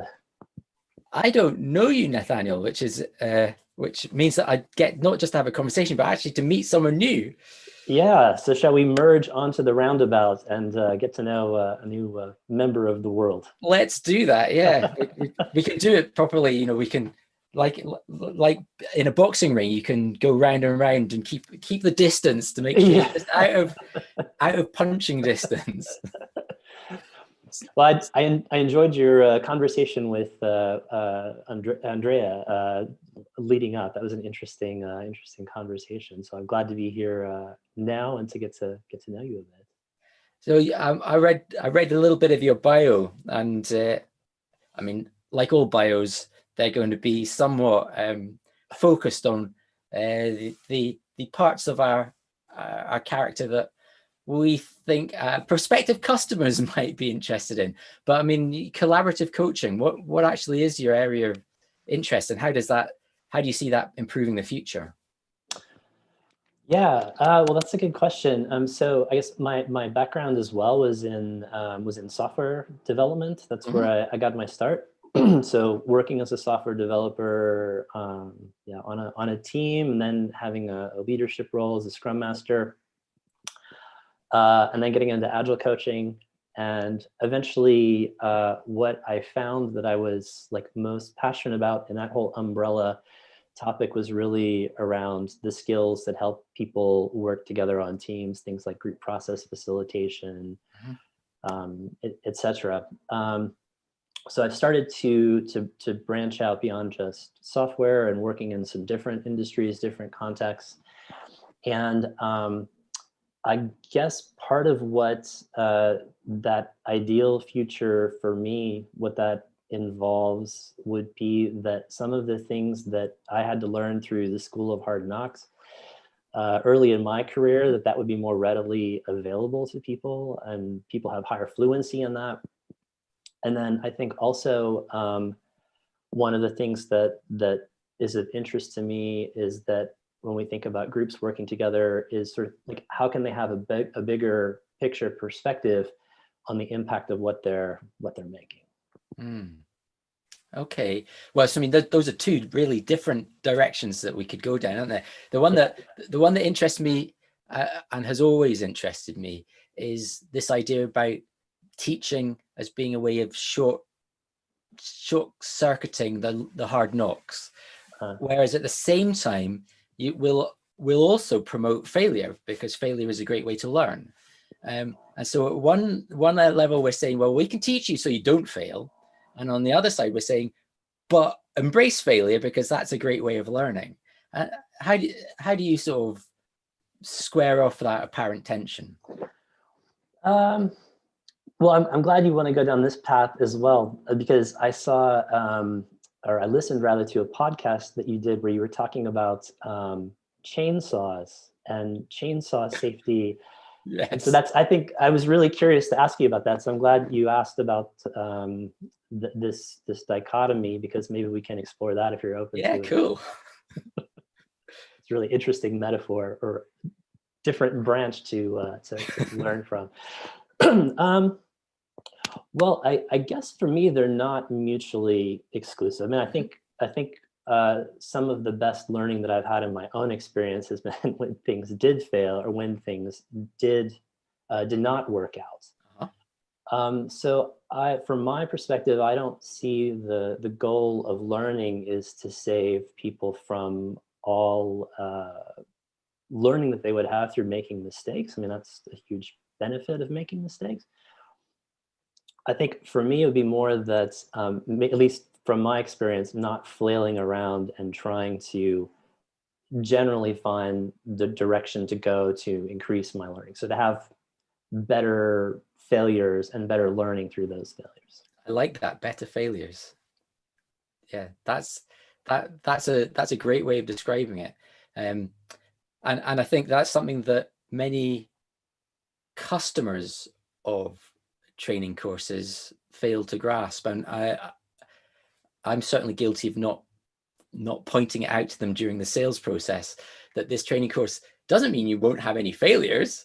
It just means that you will have more profitable failures. You'll be able to learn more from the failures because you're already working in the area where there's a rich seam of learning to be had. Yeah, and my chainsaw is in the shop.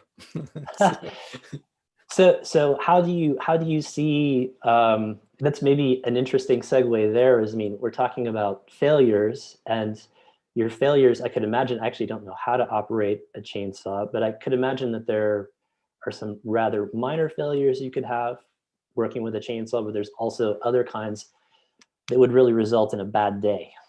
Yes. So there is, I mean, we designed our BDD training course based upon, or at least our training course for trainers. We designed that upon our experience of chainsaw certification courses, certainly in the UK. I don't know what they're like in the US. And in the UK, they run a procedure where you have to go to at least 3 days of training, or three different sections, where they call it see it, do it, nail it.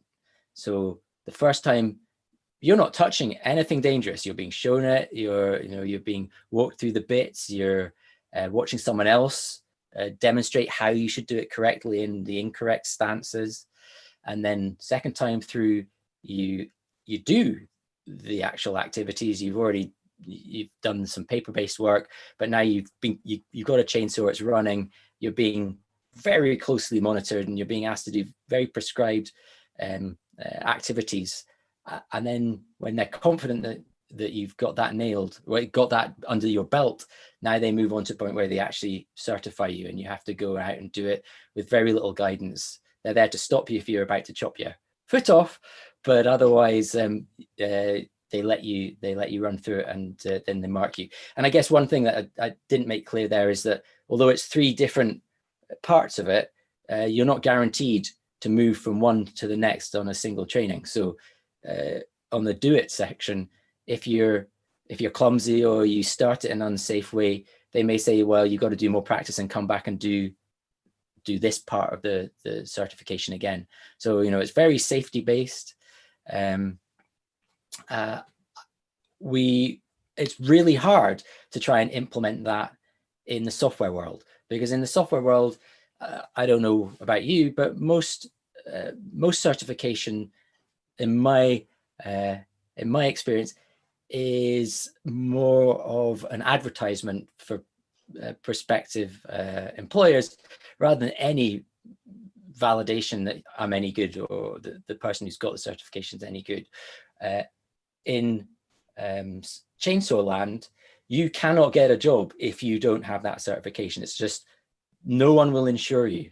And so you just don't go anywhere. And there's been discussions, literally, haven't there? There've been discussions for decades about, what sort of an industry is software? Are we like engineers, where you have to be certified and chartered and generally approved, or are we just craftspeople who can buy a box of tools? That's a very interesting point. Just to go back to something that you said about the chainsaw certification. So if you fail a section, can they actually send you back? Could you be all the way up to the 3rd step and they say you've done something really incongruent with what you've learned so far, so we'd like you to go back to step 1 even, or it would just be back to so I'm not an expert in the certification within chainsaw. My understanding is that you just don't proceed. You don't go. It's not like snakes and ladders, but there is no guarantee that you will. There's no guarantee that you will ever get a license. Although, actually, using a chainsaw really isn't that. Really isn't. It's not like jQuery, right? So there's a limited number of things to learn about chainsaw, and some of the ones that you just don't think about. So in a way, it is a bit like jQuery. It's just not as wide, not as broad, and so there are very few people in the world who can't learn to use a chainsaw. Just in the same way, there are very few people in the world who can't eventually learn to drive a car. Yeah.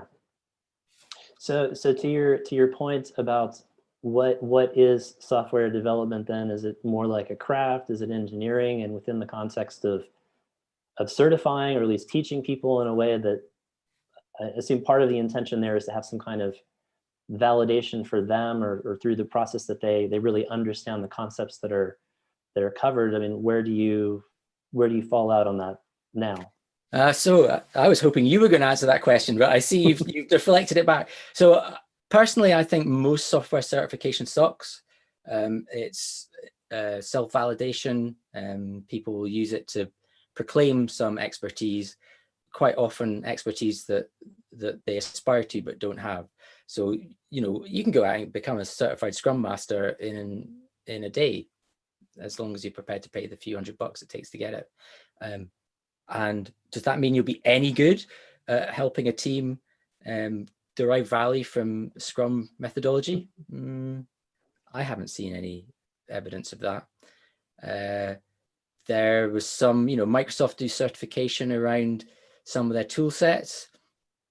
That maybe as an employer will give me confidence that you can walk through the UI and plug things together, but will you understand what's going on under the hood? I'm not sure. So I don't rate certification in the industry at the moment. I think probably most college degrees, they're useful indicators that you can learn something, not that you have learned it or that anything that you've learned so far is useful, but really the only way to know if someone is going to fit in is to work with them and to pair with them for an afternoon or invite them into the team for a week. And unfortunately, the way we do employment, they seem to be able to set aside hours and hours for interviews, but to actually bring someone in to do meaningful work for a week to see whether they fit in, that's very rarely the path.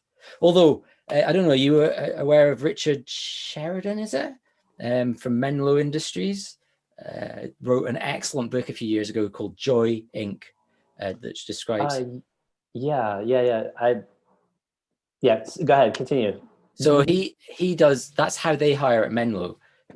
Well, allegedly, I've never participated, but the way they apparently do it is they have open days and then dozens of people come in, they put them into teams, they let them work through exercises for the afternoon or the day, and based upon seeing how you collaborate, they identify the ones that work with other people best, and then offer them a job for a week or a month or something like that. And then they throw away whatever they're doing at the moment and come and work for Menlo, being paid for whatever period of time it is. And at the end of that time period, they either mutually agree to continue, i.e. they get a permanent job, or the relationship ends then and you go off and do something else. Quite adventurous. It is quite adventurous. If I could propose a little bit of a tack in the conversation, because just as we were talking, one of the things that I was curious about is that's very creative for me that you took inspiration from chainsaws and becoming certified in chainsaws and using that to think about a certification in software. Like what other, because I think one of our questions is sort of a prompt was thinking about other disciplines and helping to imagine the change you want. So I'm just curious, like, how do you get inspiration from other fields, or what other fields are inspiring to you that creatively make you think in your own discipline? Aha, this is another approach. Oh, well, so a couple of years ago, I took a month off and I spent the time on my own walking across some of the footpaths of France. And I got to thinking about software development as I was following those paths. And actually, there are so many bits about that experience that maybe because I was deprived of so much conversation because I was walking on my own for 10 hours a day, but I saw so many parallels just between, walking through paths, trying to work out where you were, the different technologies that were at your disposal, how camping equipment had changed over the past 25 years, what the similarities between planning a project and planning how you're going to walk between point A and point B in a fixed period of time, even though you don't know the route, you don't know how long it's going to take. The difficulties of estimation where you know where you've got to get to, but you don't know whether the path is flat or windy, whether it's steep or not. So I guess the answer here is almost anything I can derive an analogy from. The first article that I ever wrote was about building a structure here at my house, which is still up, and I was comparing and contrasting that to software projects. And the first conference talk I ever gave was Object Technology 2003, where I did an analogy between requirements analysis and building straw bale buildings.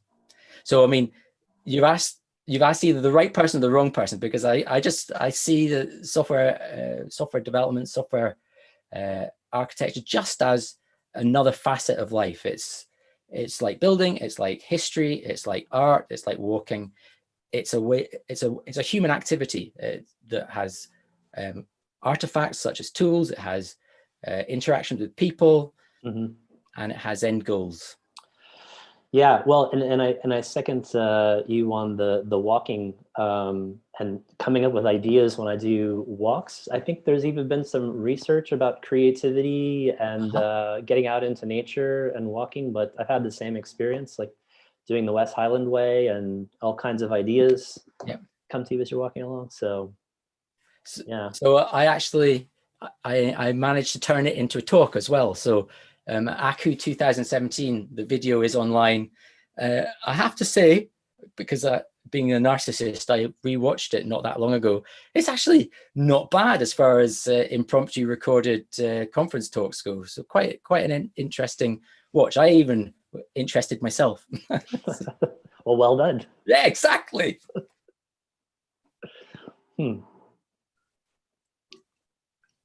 So what for you? What are you planning to learn next? How are you going to move?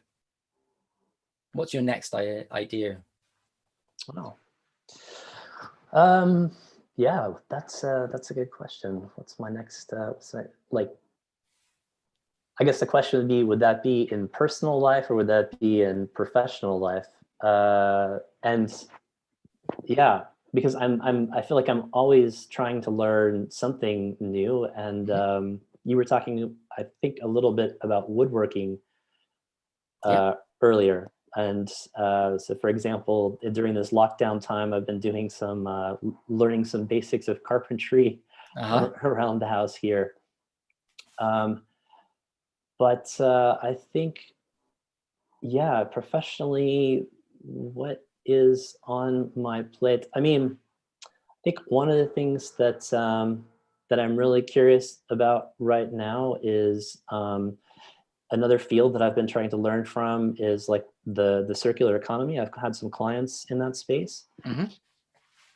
And so I'm really interested in learning more about that, and are there ideas that translate across from that to software development, or vice versa. So when you say circular economy, can you give us a high level view of what you mean by that? Sure. Well, I mean, I'll do my best. I don't claim to be an expert on it at this point. So, but basically, it's kind of an umbrella term as like with Agile, for example. But the idea being that I've heard it mostly applied to physical products, and that you're thinking about from basically like from cradle to cradle. So something that you create a new chair, a computer, whatever. What is the life cycle going to look like that, so that you're minimizing waste, and that you can take that and reincorporate that into something else, so that it's not just going into a refuse pile. Okay, so I mean, it's almost as if you should have been speaking with Andrea, whose company Corgi Bytes specializes in taking legacy code and making it fit for purpose again, or bringing it back into the land of the living. Ah, yeah, there is a parallel or a connection I see there. Connection. Yeah. What's next for you in learning? Well, I am currently working with. I'm back on open source, so I'm looking at a JavaScript library called Cucumber Pretty, which it's a bit nerdy, to be honest. So Cucumber has a number of different outputters, for providing the formatted output. One of them historically has been called the Pretty formatter, because it comes out looking like colored documentation. But a while ago, the maintainers of the JavaScript version of Cucumber decided to drop the Pretty formatter, which then prompted some other project to start up and create a third-party Pretty formatter for the JavaScript Cucumber, and it is currently not working with the latest version of JavaScript Cucumber. And being open source, either somebody does something about it, or it stays broken. And I'm trying to do a JavaScript training course for Cucumber users, and so although I can do the training course without a Pretty formatter, it's much easier if there is one. So I'm getting immersed in some of the vagaries of JavaScript, and necessarily now, because the world is such as it is, TypeScript, neither of which are languages that I've ever commercially programmed in. So yeah. So is that a big endeavor then? It sounds pretty involved, but I don't think it should be. I think it should be really trivial, but I'm finding it harder than I was hoping. So essentially what's happened is that a whole bundle of data structures have morphed. So the underlying, everything on the top looks the same, the plumbing has changed. And I don't know, have you ever worked on, I mean, you've said you've been doing a bit of carpentry, but have you ever worked on an old house? Yes. Yeah. So if you're trying to trace plumbing in an old house, you don't go and look for the plans of the house, because even if you can find the plans, they will not be an accurate representation of how the plumbing actually still lies in your house. And in Cucumber JavaScript, I have to say that the diagrams are pretty absent, and the examples are good as far as they go, but don't go far enough. And so essentially, I'm currently guddling through source code and doing runtime diagnostics to try and work out what is the data structure here. Now, there are some people who have this knowledge, but these people are very busy. And anyway, I'll learn more by guddling on my own, probably. Yeah, sounds like I haven't done the plumbing adventure yet, but for electrical in old houses, it's also like that. It's like, wait, is this color what? This doesn't. I have to go like Google and see if someone has done in Belgium, like what were the antique colors before 1940 something for positive versus anyway. So a word to the wise: don't believe the color. Use the voltmeter. Is that learned through hard knocks or? Yes. So I was. I mean, all of the problems I have here are my own. So I've been living in this space for 25 years. I've built a few buildings, and we've laid wires and plumbing and cables all over the place. And I had a plumbing problem, and there was a blue alkathene pipe, which water flows through, and I needed to plumb into that and reroute the water. So I was soaring through it, and I suddenly found myself about 6 feet away from where I had been soaring, because in fact that blue pipe had been used as an electrical conduit, not to conduct water. So yeah, I've had that experience. Yeah. Wow. Well, I'm glad that that worked out okay in the end. So that's the joy of safety break, circuit breakers. So certainly in the UK, and I imagine in the US as well, there's a standard component called an RCD, a residual current detector, and as soon as the RCD detects that more current is going down live than going back along neutral, it flips. So basically, as soon as you start earthing it through your body, it goes, something bad is happening here. Let's stop it going. And that's a nice metaphor for some things that you see in software as well. Trying desperately to segue us back into this space that we're at, where there's a wonderful book called Release It, where one of the patterns is the circuit breaker, which again is to try and make sure that if something's going wrong, we don't just keep trying to do that something over and over again and use resources. Instead, what the software does is automatically detect that there's a problem happening, breaks it off there, and gives the system time to recover. Maybe we should have the same in certification as well. Maybe we should. A certification breaker. A certification breaker. Now, I think there is a product idea. What would that look like? What would that look like? So there are strange areas here because there's certification in both vocational and technical aspects. In a technical space, I can see that certification may have some value. In the vocational space, I really can't. So I don't think it's much use to me knowing that a Scrum Master can trot out the definition for the word retrospective. I need to know that a Scrum Master can get on well enough with a team to get information out in a safe way so that it can be acted upon. However, I think it's useful for every Java developer to know something about how constructors work. There's not so much variation there. So I'd like to see certification breakers in the vocational space. I would like them to go, well, you've certified to a point where you can trot out definitions, but we're not going to actually give you this certification until you've done at least X number of hours in the field and had people say that you were good at it, or you didn't suck, or something like that. I think some gap between demonstrating learned knowledge and then demonstrating actual application of that knowledge would be a really useful separation. And it's one that I think has been used in, for instance, a friend of mine is training to be a nurse, and she's passed all her exams, but she's still got to do 3 months, 6 months, a year before she'll actually get her nurse's certificate. Yeah, there's some kind of practical applied, observed applied knowledge or use of the knowledge. Yeah. Does that count as a certification breaker? Maybe tenuously. It's a working concept.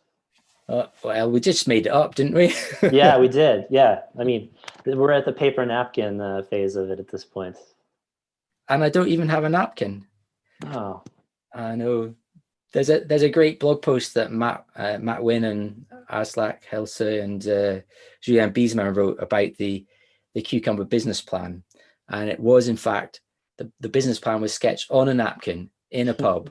And they have the actual napkin in the blog post. Nice. They should frame that. It may well have been framed. I'm not sure, because we all work remotely, so I don't get to see their trophy cabinet. Yeah. Well, if my little timer is correct, we're almost at the end of our time together. So I just wanted to honor that and thank you for your time. It's nice getting to know you a bit today. So. Yeah, good meeting you, Nathaniel. And I can see that George is waiting in the wings to pop in. And I hope you have a great conversation. Thanks. See you later. See ya.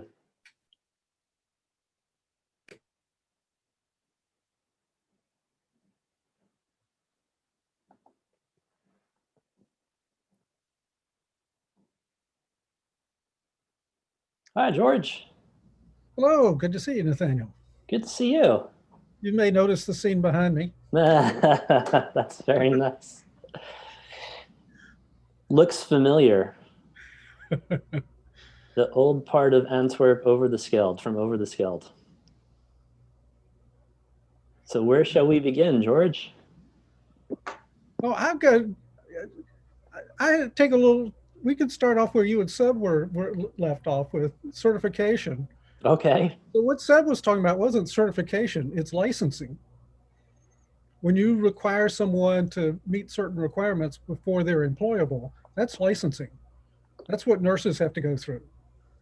Okay. They get their certification by passing a test. And then they have to go on and get a practical experience to be licensed.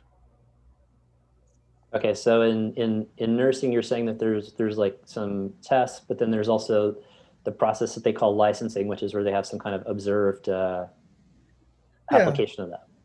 Yeah, and the thing is that certification, well,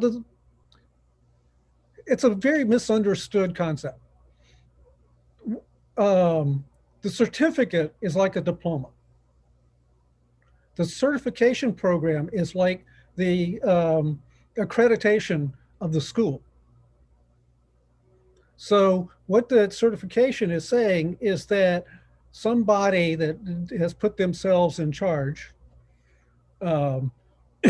says that this school and employs instructors that they think are good enough and uses a curriculum that they think are good enough.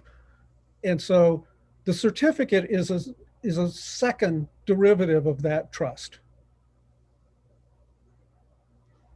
And if you think of it that way, it's much simpler. It's easier, it's easy to understand.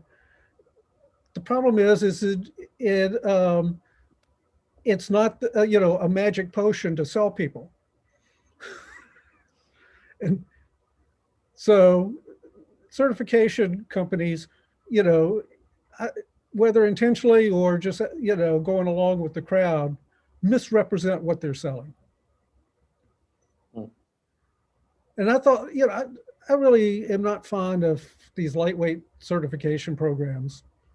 Way a long time ago, then I kind of ignored people who took the trouble to become Java certified. Because what I found is that they had spent a lot of time memorizing, the runtime library, but they didn't know how to program. Mm-hmm. And the runtime library would then change, and so they didn't know that either. So, I just didn't think it was a very worthwhile certification. Yeah. And I thought it was a bad sign that people were attracted to it, because companies that I knew didn't require it for employment. And I think that's where the problem comes in, when companies start requiring, that you go chase these bits of paper for employment. I don't think that's good. Of course, I got into software development with an English degree. Yeah, that's a really interesting background. But I came in the back door to software development. I actually started in hardware development with an English degree. But, so that English degree, though, I find is very helpful in a lot of ways. And the thing is, when I went to college, I wasn't going to college to get a job. Mm-hmm. I was going to college to learn, and what I learned was I learned how to learn. And that's key. What do you think you've taken away? I mean, I've had a similar experience myself, or similar observation of certainly learning how to learn, but also just learning about other domains and then finding surprising ways they connect with something that I do in the future.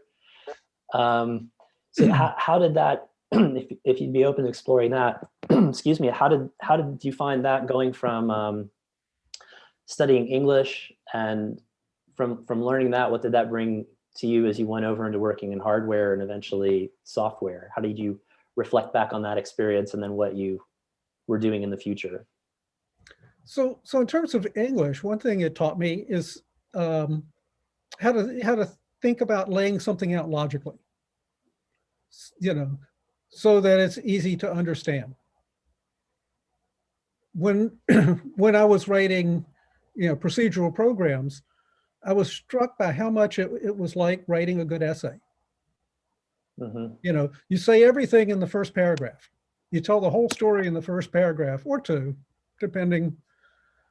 And then for each sentence in that paragraph, you have a paragraph or three. And for each sentence in that paragraph, you have a paragraph or three. So you kind of just break it down into smaller and smaller. It's what in the newspaper business they call the inverted pyramid. Mm. You can stop reading at any point and understand the whole. Yeah. And if you don't need any more detail, stop reading. Yeah, that kind of makes me think as well about like different human languages and concepts that you have that exist in some languages that don't in others, expressions or words, and how you kind of understand something about the origin of that language. And it's similar, I think, in my experience with like computer languages as well, right? That there's certain concepts that maybe are expressed differently or don't exist in different languages. So I could imagine there's a lot that you take over from studying English into working in software. There's a lot I've brought from being an organic vegetable farmer. Nothing that you learn is wasted. Yeah. But the key is it has to really become part of you. You can't just be learning it for the test. That's not learning, that's regurgitation. Mm. But organic vegetable farming, I learned, you feed the soil and the soil feeds the plants. And, that was one of Robert Rodale's famous sayings. And it's the same thing in software development teams. You feed the team and the team will create the software. Mm. And in organic farming, one of the things I learned is that biodiversity was really important. If you planted a whole bunch of one crop all in one place, then if a pest came in, it would just proliferate through that crop. If you planted different crops together, then you didn't have such a problem. One, it wasn't as attractive to the pests. Two, sometimes some of the other crops would deter those pests. Because my girlfriend and I were, didn't have the sufficient energy to do everything that we thought we needed to do. We also had a lot of weeds growing around that we would just mow. Well, it turns out that some of the pests preferred the weeds and would go to the weeds first. That's interesting. Yeah, I've been doing some gardening on our balcony here. And one of the things that I noticed is that we have a lot of these I'm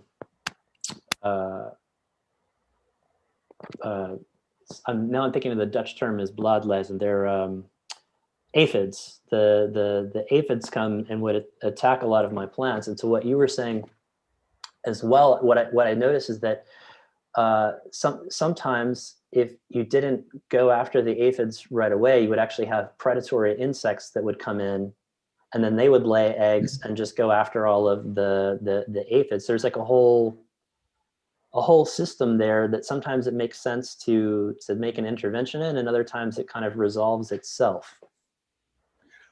And another option is to take care of the initial problem of too many aphids. Mm-hmm. And you can do that with low tech with a little bit of slightly soapy water, which drowns the aphids there, but doesn't poison anything. Mm-hmm. So the water breaks the surface tension, or the soap breaks the surface tension of the water, so that the cilia that keeps the aphids' breathing holes open don't work. And so it drowns the aphids. And so when it's, when you see this sudden bad infestation, you do that, and that knocks it way back, and that gives the rest of the system a chance to catch up.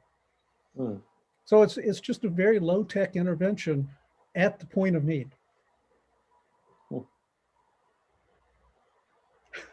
And,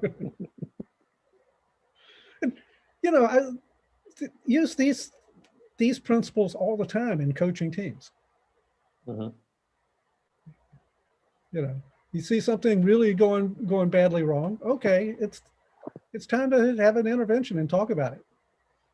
But you don't have to solve the whole problem. The team can solve that problem. But they need some help getting on top of it, because the problem is just beating them up right now. Yeah. I was just wondering, like, what's the soapy water equivalent of an intervention with an agile team? Well, there are a lot of things. One that comes to mind is running effective retrospectives. So many teams, are accustomed to 3-question retrospectives that really don't get into the problem. They only look at the symptoms. Mm-hmm. And they've never seen a real retrospective, so they don't know what it looks like, and they don't know any better. But you can lead them through that if they're willing. I've run into a few teams that think they know everything and think there's nothing left for them to learn. But generally people are not that way. Yeah. What does a good retrospective, or what do some of the best retrospectives look like to you in your experience? Because I've had that experience as well, where you're just kind of, seems like retrospective by the numbers, it's formulaic, and there's not much enthusiasm in it. So have you had any retrospectives where you participated in, or you observed, where you're like, that was fantastic?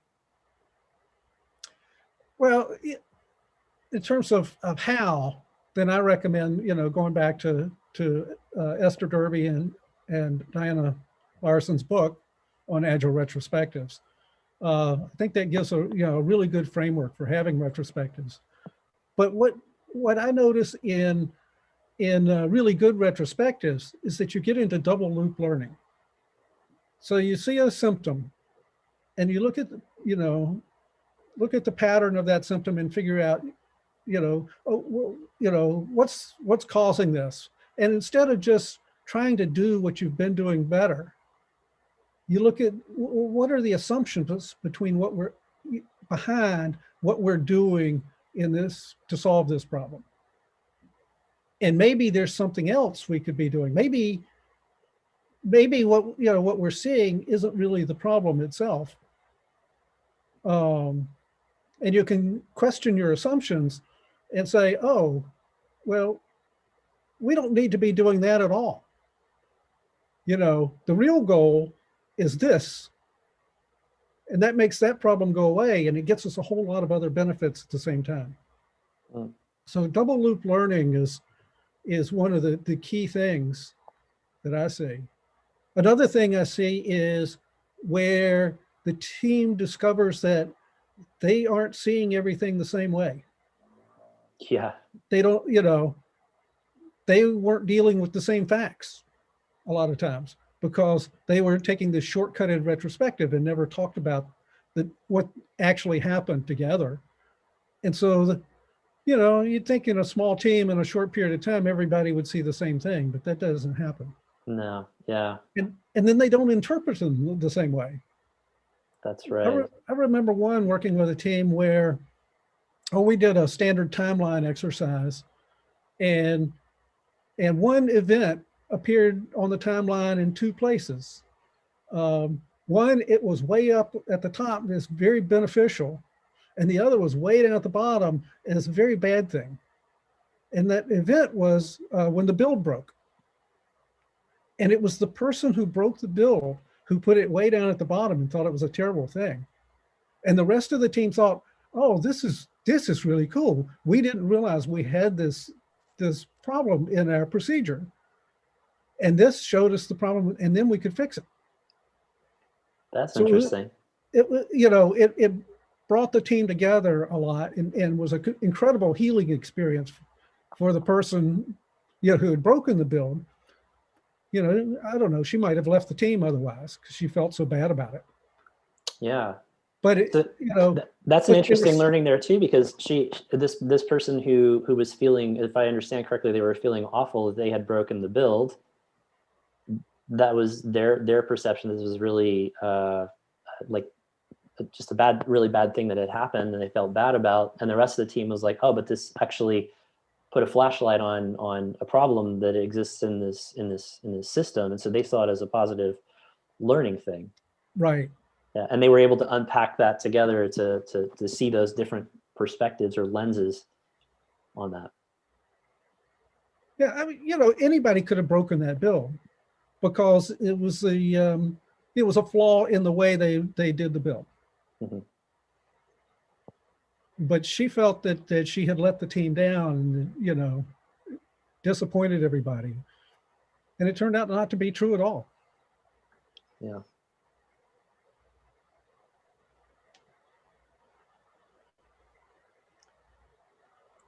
So what about you?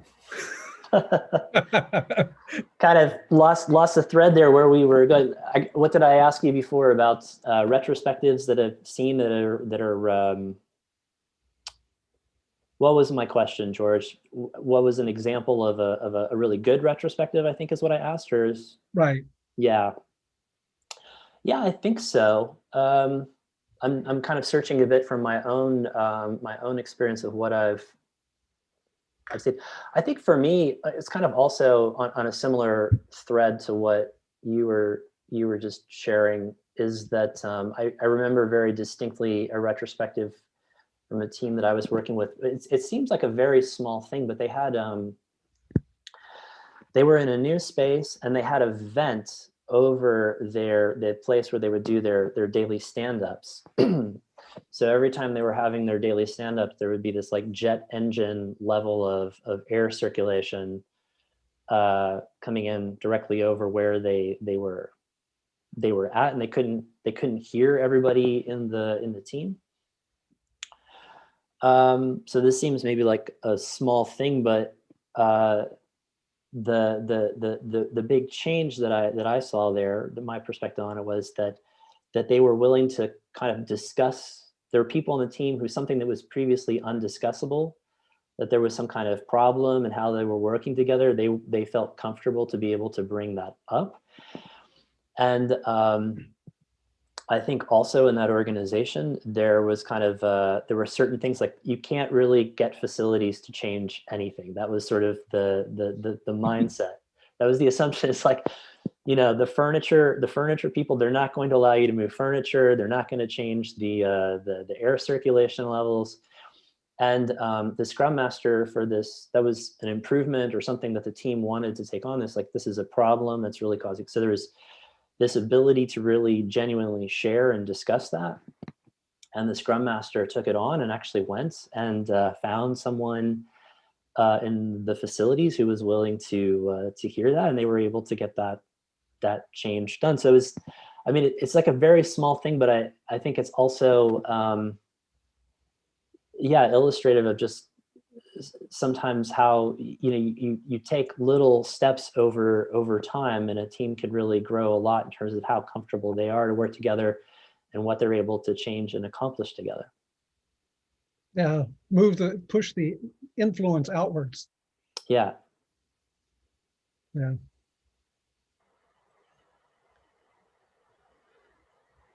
So this kind of brings up the this whole talk about learning. We've talked a little bit about how education isn't necessarily learning, and certification doesn't really mean that, isn't really certifying this person. Mm-hmm. And what about on the other side, the people who think that they know everything they need to know and aren't looking for new learning? Have you encountered that? Yeah. So what's your question about them? Yeah, I think I have encountered that. To me, those people are very hard to reach. How do you entice them to open their shell a little and be open to learning new things? Yeah. Well, I guess one of the places I start with that question, George, and if you can think of a specific example, maybe we can dig down, that you'd be willing to share, maybe we can dig down into that.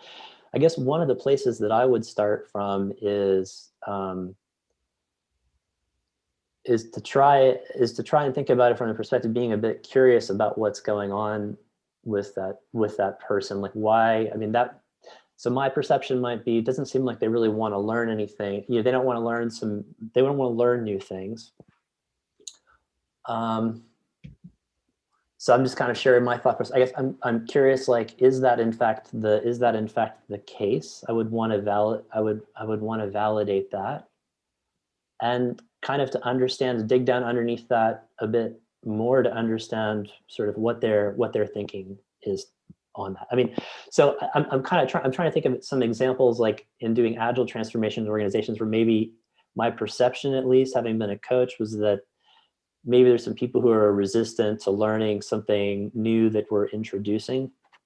And I've had situations where people have confided that, it's nothing personal, but I think this is just the flavor of the month, this new way of working. We've done all these other change efforts in the organization, and it's not you or the content per se, but it's just, they just have become kind of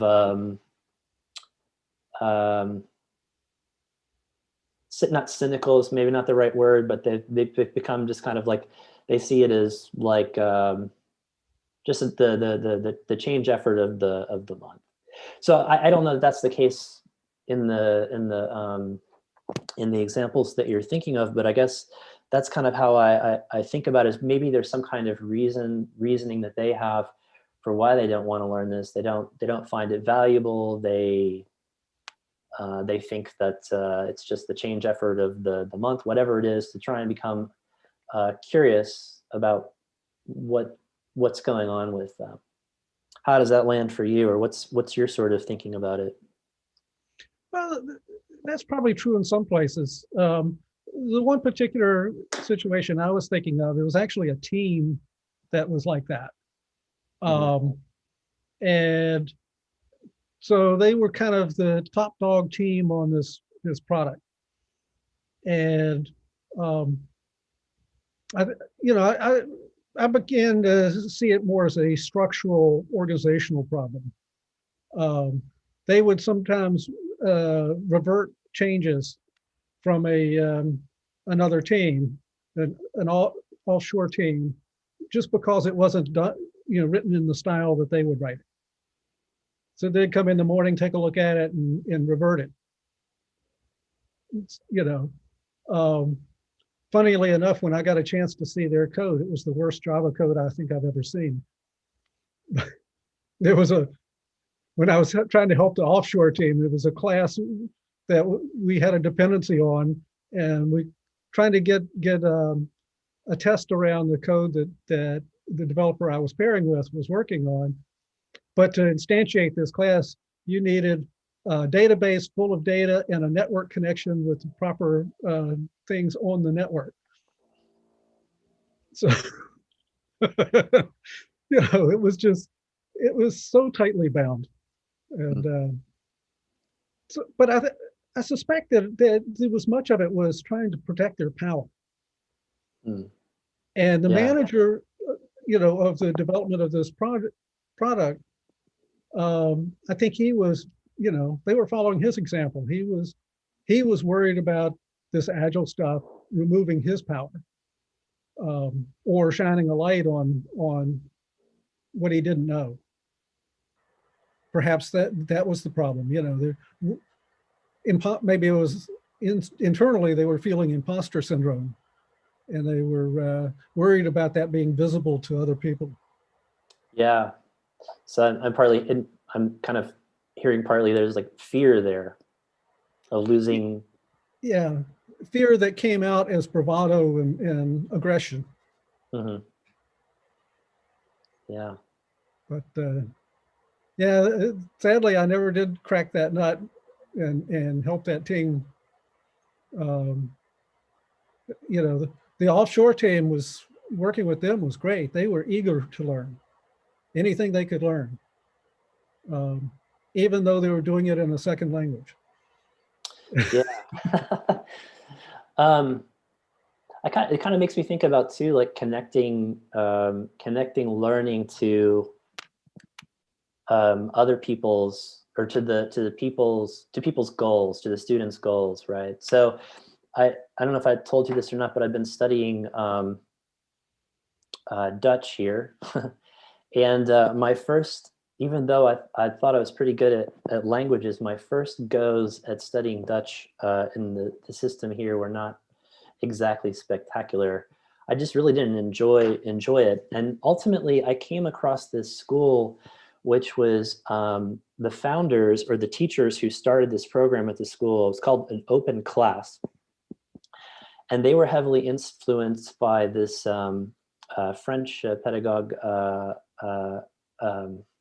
going to forget his Frenet, I think is his name. But so his idea was basically that the students, you know, that they drive a lot of the learning themselves. And so how that was practically in terms of the classes was, we didn't come in and, all right, class, today we're going to learn how to say my head hurts. I mean, that might be a valuable expression to learn how to say, but it was really driven by what you as a student were interested in learning.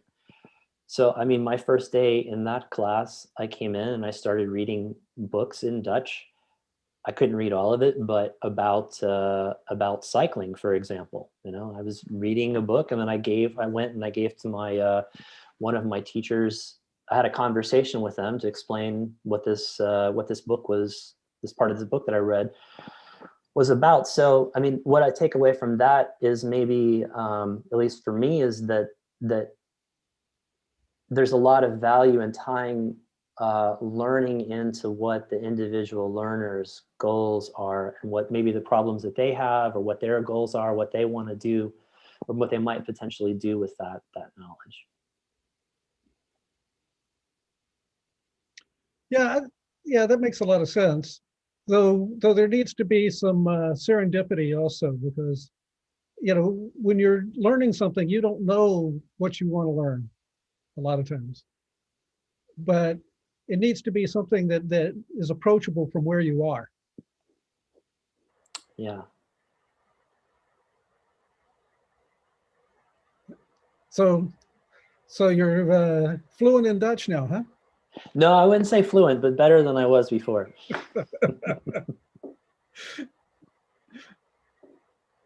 Certainly better than my Dutch, I'm sure.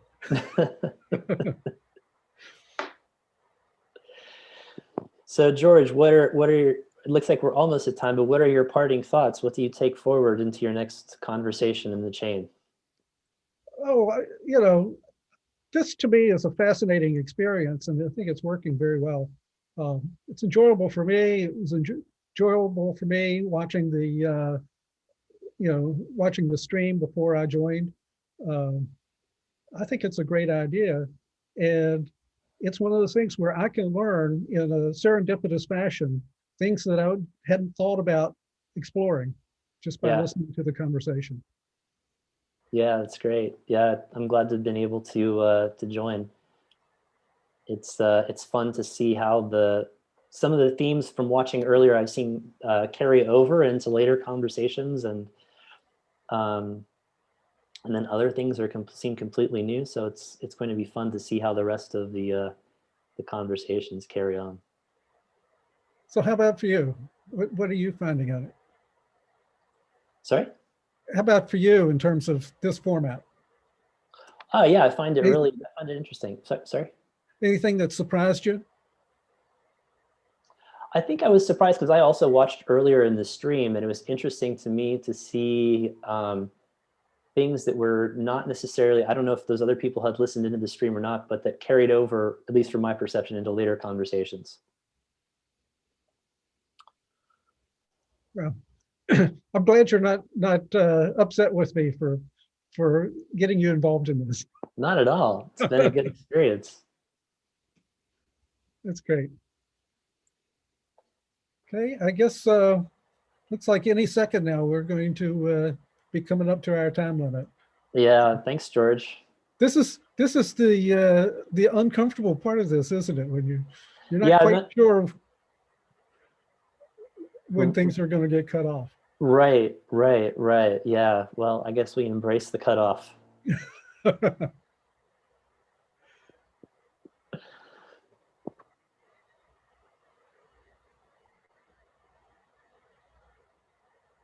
Well, hello, Denise. Hi, George. I don't think I'm on yet. Am I? Are we live? Now you are. Oh, okay, cool. Good morning. How are you? I'm doing great. And you? Pretty good. I'm on vacation right now, technically, so 10 a.m. is earlier than my brain is expecting, but it's all good. Yeah, I understand that. I haven't had a client for a while, so I tend to be, I'm not a morning person. So I tend to sleep in more and more. Yeah, I mostly work with people on the West Coast right now, which is great because I don't actually have to be functional until around noon my time when they start signing on. So where should we start? I kind of caught bits of the last conversation, but I missed the last 3 minutes because I was getting milk for my pee. So mostly we were talking about learning. And maybe it'd be a good time to shift some of that conversation to more specifically about technical learning. Sure. I did catch on the last one that you mentioned that you were an English major, which I never knew before. I'm also a liberal arts major. I studied economics in undergrad and didn't switch over to tech until a few years ago. So there's a lot of new stuff to learn. I never really considered myself a technologist. Still don't really. Is this weird? I don't know. This is an identity that I think I don't 100% buy into. But yeah, like what do you think? What do you think good looks like in terms of technical learning? No, you know, software development is really one of the tough jobs to have because it's always changing, and so you have to keep learning to stay in place. So you got to keep running all the time. And you know, people that don't get left behind. My own chops as a programmer, you know, are way out of date and somewhat atrophied. You know, because recent years, I've done a lot more coaching than I have programming. Usually when I'm programming, I'm pairing with someone else. And so I'm leaning on their up-to-date knowledge, and I'm relying on sort of deeper themes and patterns. And that's something that I think is important. Way long time ago, Joe Rainsberger ran XP Day Manhattan, and I gave a talk there on a sustainable career. Interesting. Okay. And dealing with that very problem. And I took a look at what's the half-life of the things that you're learning. Because I remember once upon a time in my career where friends were telling me, oh, you should learn the Windows 3 API. You can make a lot of money as a Windows 3 programmer. And you know, I didn't do that. I was learning things like coupling and cohesion and how that played out in different things that I was working on. I was probably still doing a bunch of assembly language programming and some hardware development, microprocessor circuits, and some C. And so I was taking the stuff about coupling and cohesion that I had learned while doing assembly language programming and applying it in C, and organizing things so that and I don't know, this may go back to my English background also, so that when you started looking at a file, you could see what you needed to know right off the bat. You could see what was important in terms of definitions, in terms of includes, and the guts of what you were trying to work with. And anything that was global to that module, it was right there. If it wasn't needed throughout the module, then it would be at the smallest scope that it fit.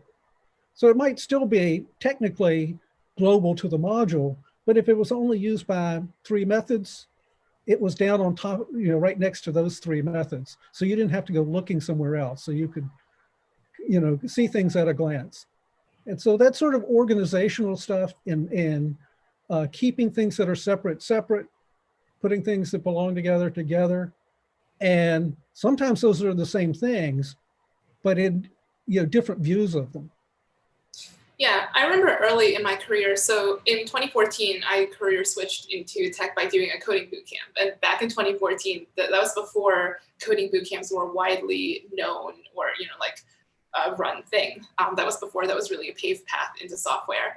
And the person, Enrique Comba, was my coach at this bootcamp. And I look back on those days, I'm like, wow, I was ridiculously lucky back then to have been, introduced to programming by someone who cared that deeply about readability of code, about testability, about these really advanced concepts. And by in week 2 of the boot camp, we were learning Chicago style versus London style TDD, which I look back on that and it's kind of wild. It's like most of the many full-time programmers that I have worked with in my career don't know the difference between those two or don't care about the difference.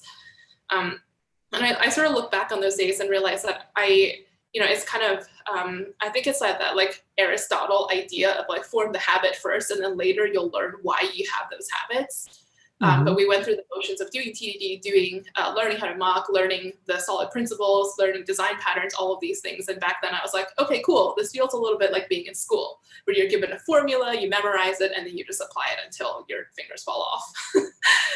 And it was only years and years and years later when I, after working in a couple different jobs, when I finally realized that's why the open close principle matters. And that's why, TDD matters.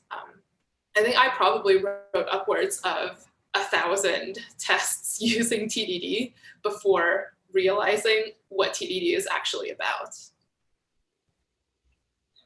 Yeah, that reminds me of a lecture that my English teacher in high school gave, a full class period on learn the trade and the tricks will follow. Yeah. Because people were looking for, what's the shortcut here? And without learning the basics. Yeah, exactly. I see that a lot so I work at GitHub now, and I mostly do monolith development in Ruby on Rails. And it's been a couple of years since I've touched Rails, honestly. So going into this job, I was a little apprehensive, and I was like, I don't know the latest Rails patterns anymore. I'm going to have to actually order the Rails 5 way and sit down and read a book for me to be useful. But I sort of realized that the value that I'm sort of bringing these days is enough, having seen enough code to know that, this is perhaps, I think a common mistake that people make is just, making code as dry as possible. They're like, oh, I use this variable twice, or this thing twice, I'm gonna extract a function now, which is not always the right way to go. I think Sandy Metz talks a lot about how sometimes when you try to avoid duplication, you end up generating code that's unnecessarily complex and much harder, and more coupled and more cohesive. Who is it? There's someone in London, I can't remember his name now, who talks a lot about connaissance or cohesiveness of code. I can't remember. But it's that kind of thing that, I don't know, I find myself pushing back a lot on cyclomatic complexity and on things that are not, that on the surface look clean and they look nice and they look like good code, but I'm like, in 3 months' time, we're gonna have to change this, or I think this is gonna be harder to read for someone who's new to this code. So I just try to write code that's as dumb as possible. And I put that in air quotes because I think sometimes, code that is maintainable over the long term is just code that is unsurprising and easy to read, even if it is a little bit duplicated. Well, yeah, to put it in Willem Larson's term, obvious rather than dumb. And, yeah. And the thing is duplication is really a subtle thing. I learned over time to spot duplication that it was duplication in, say, the order of operations rather than in what those operations were. And sometimes that was really helpful to extract out into a template class. But, you know, when you talk about extracting into a method, you know, sometimes I think about, you know, oh, do I really want to do this?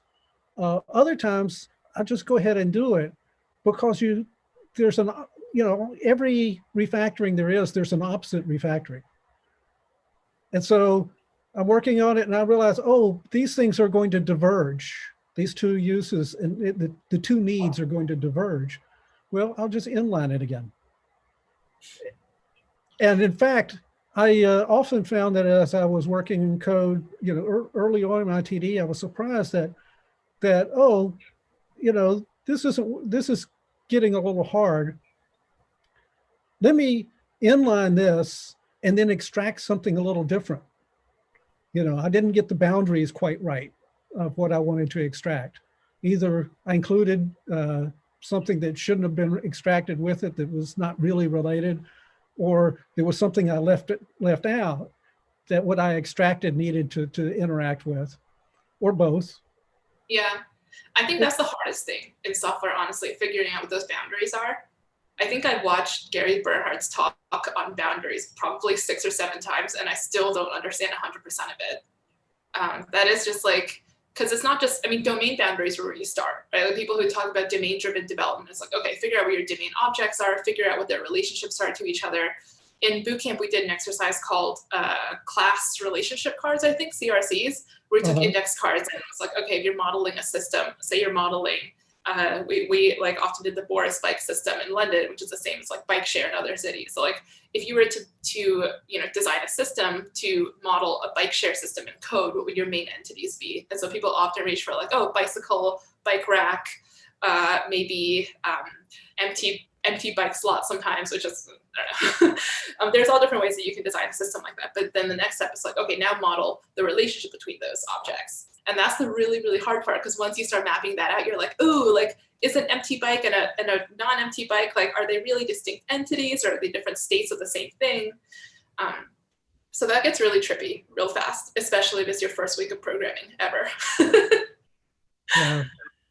So I think CRC is a really interesting way of digging into something, but I've always struggled starting with nouns. You know, say more about that. And I start with verbs now, not with the nouns, not with naming the objects, but from the outside in, you know, what process do I want? Okay, you know, so I'm a user and I want to you know, ride a bike. Okay. Who do I talk to about accomplishing that? You know, who would own that behavior, and start from that point of view. And I may not know who it is first, and so, you know, I just create something, and as I work with it, then it becomes clearer, and I can say, oh, well, this is really 2 things. Okay, I've got the the reservation system or whatever, but then, you know, I only use that for a little bit, and it gives me the use of a bike. And so then I'm just interacting with the bike after that and thinking about who owns this responsibility, which I think is what CRC cards were intended to do. Yeah, I think so. But I come at it more from the verb point of view than from the noun point of view. So I was going to ask, when you said you think more in verbs than nouns, the first question that popped into my mind was, oh, have you been doing a lot of functional programming lately?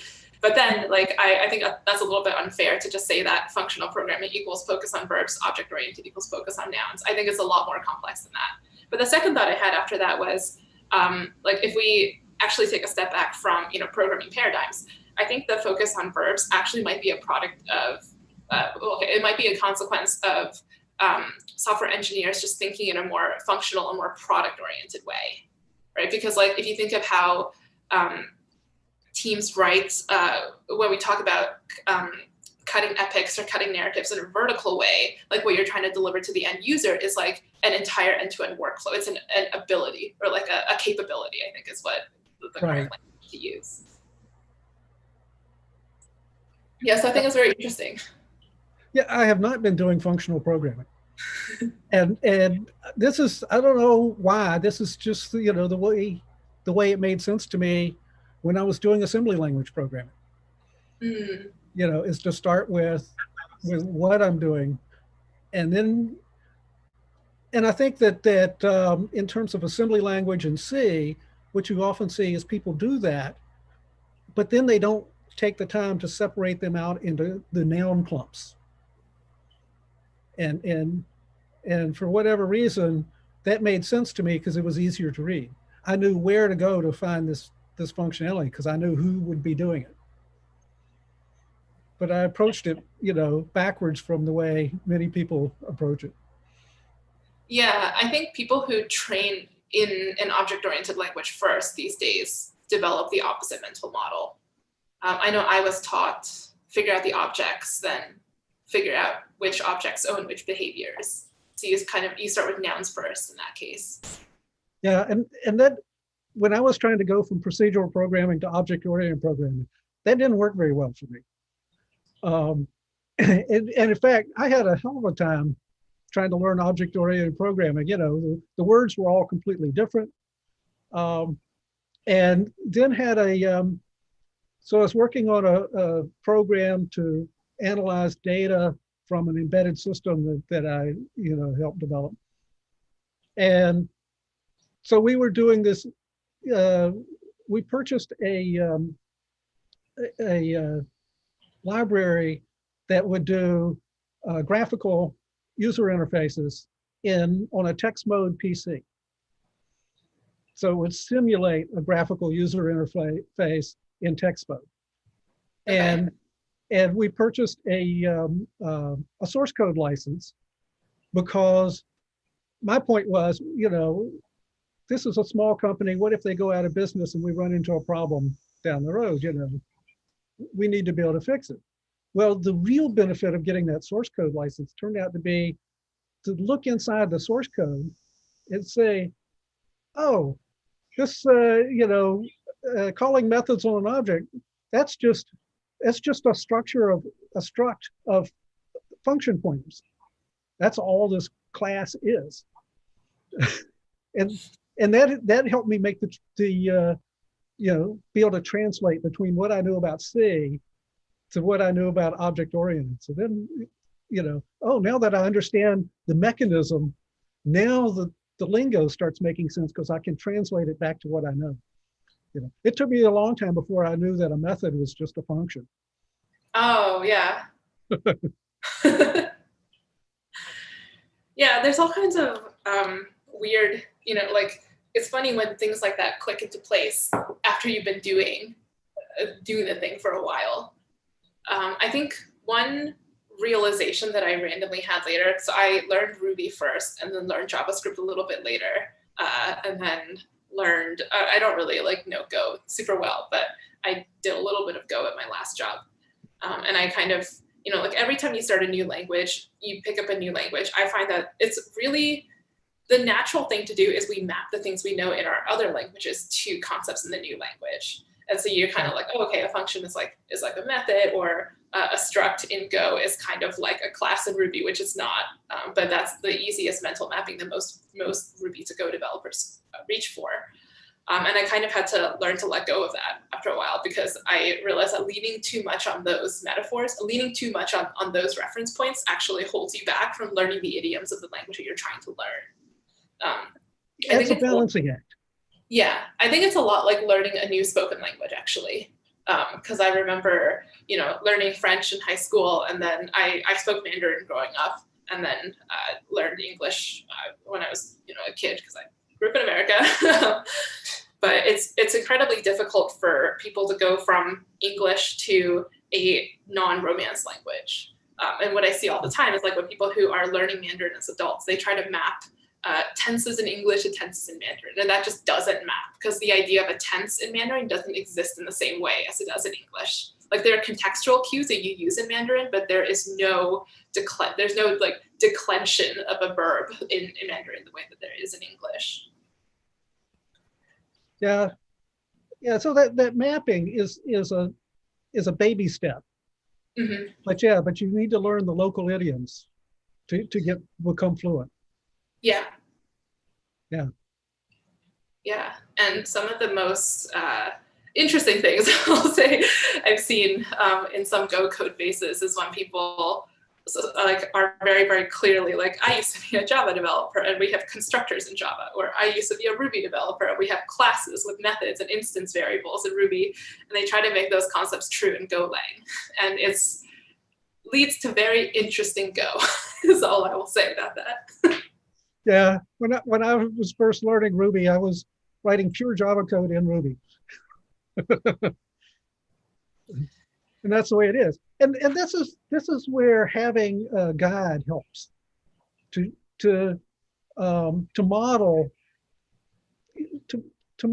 the nuances of what you're trying to learn. Because you don't know what those are, and you won't find them necessarily on your own because there's what's called negative transference, where what you know inhibits learning something else because it's similar enough to fool you into thinking that it's the same, and and so you'll hang on to what you know, and it prevents you from learning what's not the same. Yeah. So what techniques have you maybe used in your coaching over the years to get people from, like they're on a surface level, you can write hello world, right? And maybe you can write a for loop and learn, the basic syntax of any language. But how do you get from that stage to a deeper understanding and like appreciation of the idioms and maybe why they exist? And that's sort of like, I hate the term mastery, but that's the closest approximation of meaning I can think of to, this idea. Comfort, maybe? How do you get there? Well, I like the word fluency. That's better. Yeah. So quite a number of years ago now, Willem Larson was involved in language learning, and his goal was to save languages that were in danger of dying.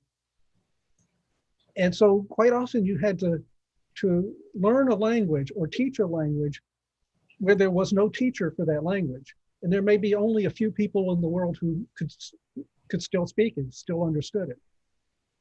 And so he set up this stuff, and he based it on the ACTFL guidelines, which I thought was great. There's sort of two different axes. One is proficiency in the language, which is how much of it you know and can use. But the other is the fluency, which is how readily can you use it, And when you get to the point where you can think in that language, that's a major step in fluency. And it doesn't happen universally across the whole language. But, so in terms of natural languages, going from just the present tense to being able to talk in the past tense, that's a step in proficiency. But then, how easily can you do that? How do you acclimate to that and become fluent in it? And a lot of that is just practice. And it's helpful if you've got at least one person who is fluent. And that's what he would do in these language things. Is he only needed, one elder from a tribe to be able to be there to help a lot of young people in the tribe learn their native language that they had grown up not knowing because, they had been forced to learn English in school. They were no longer, the tribal mechanisms had broken down. So I really like that idea of proficiency versus fluency. And you're right, you want to get fluent in your programming languages so that you can write code without struggling at it, without having to think about the mechanics. Yeah, right. Like programming languages should, the service they provide is giving you the language to solve a problem. To express the problem and express the solution. This is the thing, I take it back to literature again. It's an expression, not just a solution. Yeah, that's true. I have a couple of friends doing, you've heard of Advent of Code. So I have a couple of friends doing Advent of Code right now, and some people are, so for those of you who are watching who haven't seen this before, Advent of Code is a yearly challenge that begins on the 1st of December and runs through the end of December.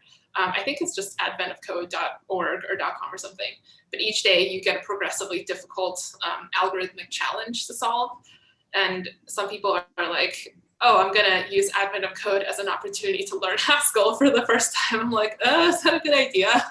You don't know Haskell and you also don't know how to solve the problem yet. So what I've had more success with in past years is solve the problem in a language that you know and then resolve it in the language you're trying to learn.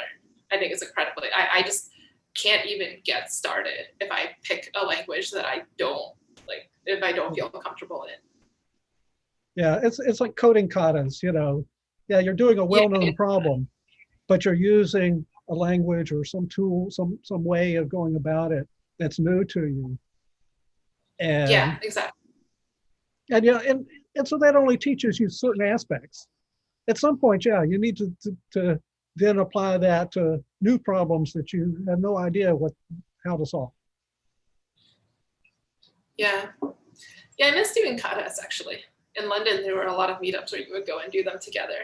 That was a lot of fun. But I don't know of any events outside of London really that focus on that aspect of kind of collective learning. And I don't know. Yeah, right now there's a number of people who are doing online mobbing or ensemble programming sessions doing katas. And I've done a few of those, and that can be a lot of fun. Yeah, I should try to look for some of those and tune in. I find that the more challenging problems I have to solve at work these days, and most of the problems I work on the hardest problems I work on are not programming problems anymore. They're human problems and communication problems. I find that I just have so little energy left for programming outside of work. I understand that.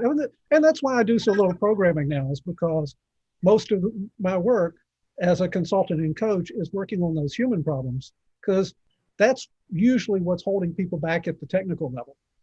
Is the organizational level is getting in their way. Yeah, I can definitely see that.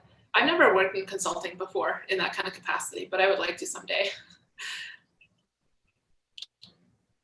Do you have any good war stories about untangling an especially tangled organization that you're allowed to say? War stories, I don't know. I lean heavily on the work of Virginia Satir now, who was a family therapist.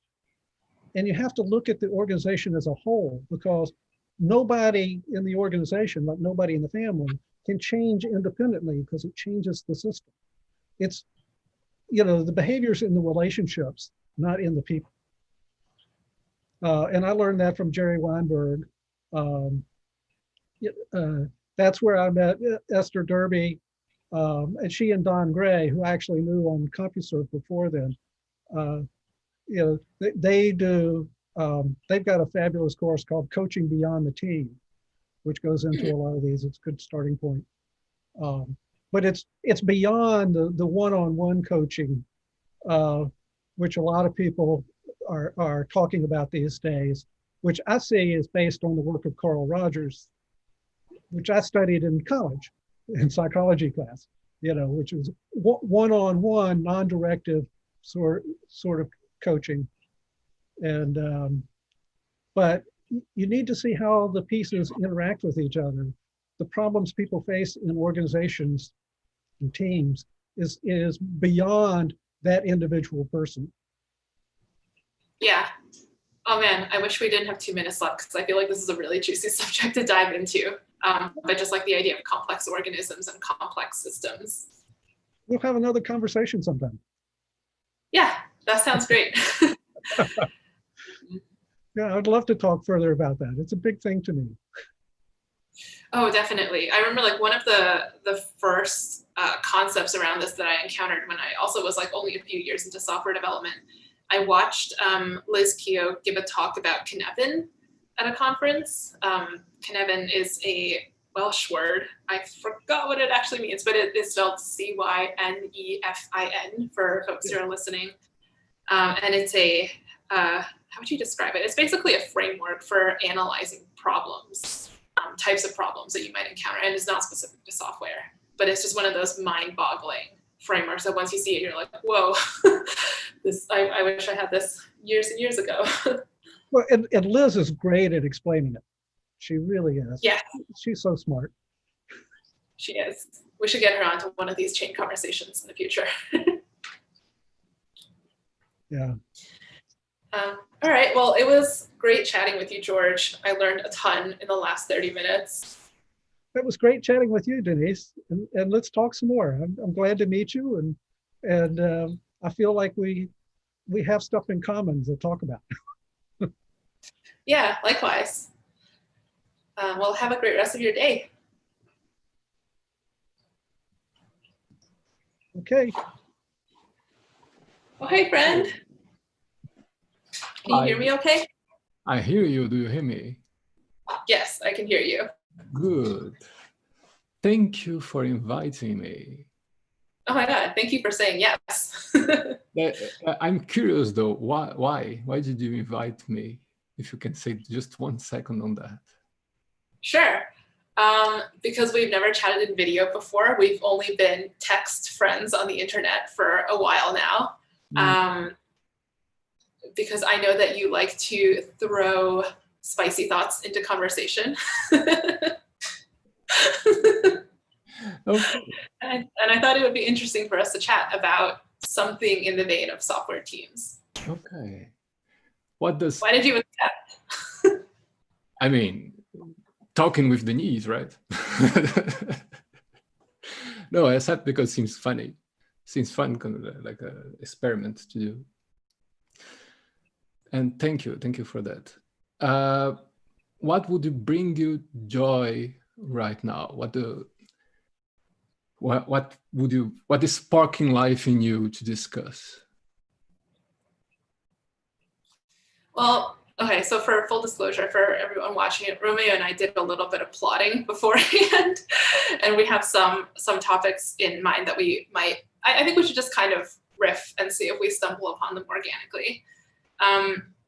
One thing I've been thinking about a lot lately is what good looks like in terms of a high collaboration, high trust team.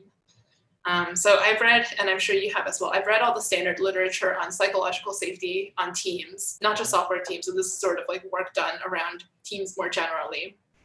And I'm trying to understand now, and I've also, read the literature about the Tuckman stages of development, where the idea being every time you take a bunch of people and you throw them together onto a new team, that group of people goes through a couple stages before they can be considered a gel team. So I think it goes forming, storming, norming, performing, which is really hard to say and hard to remember.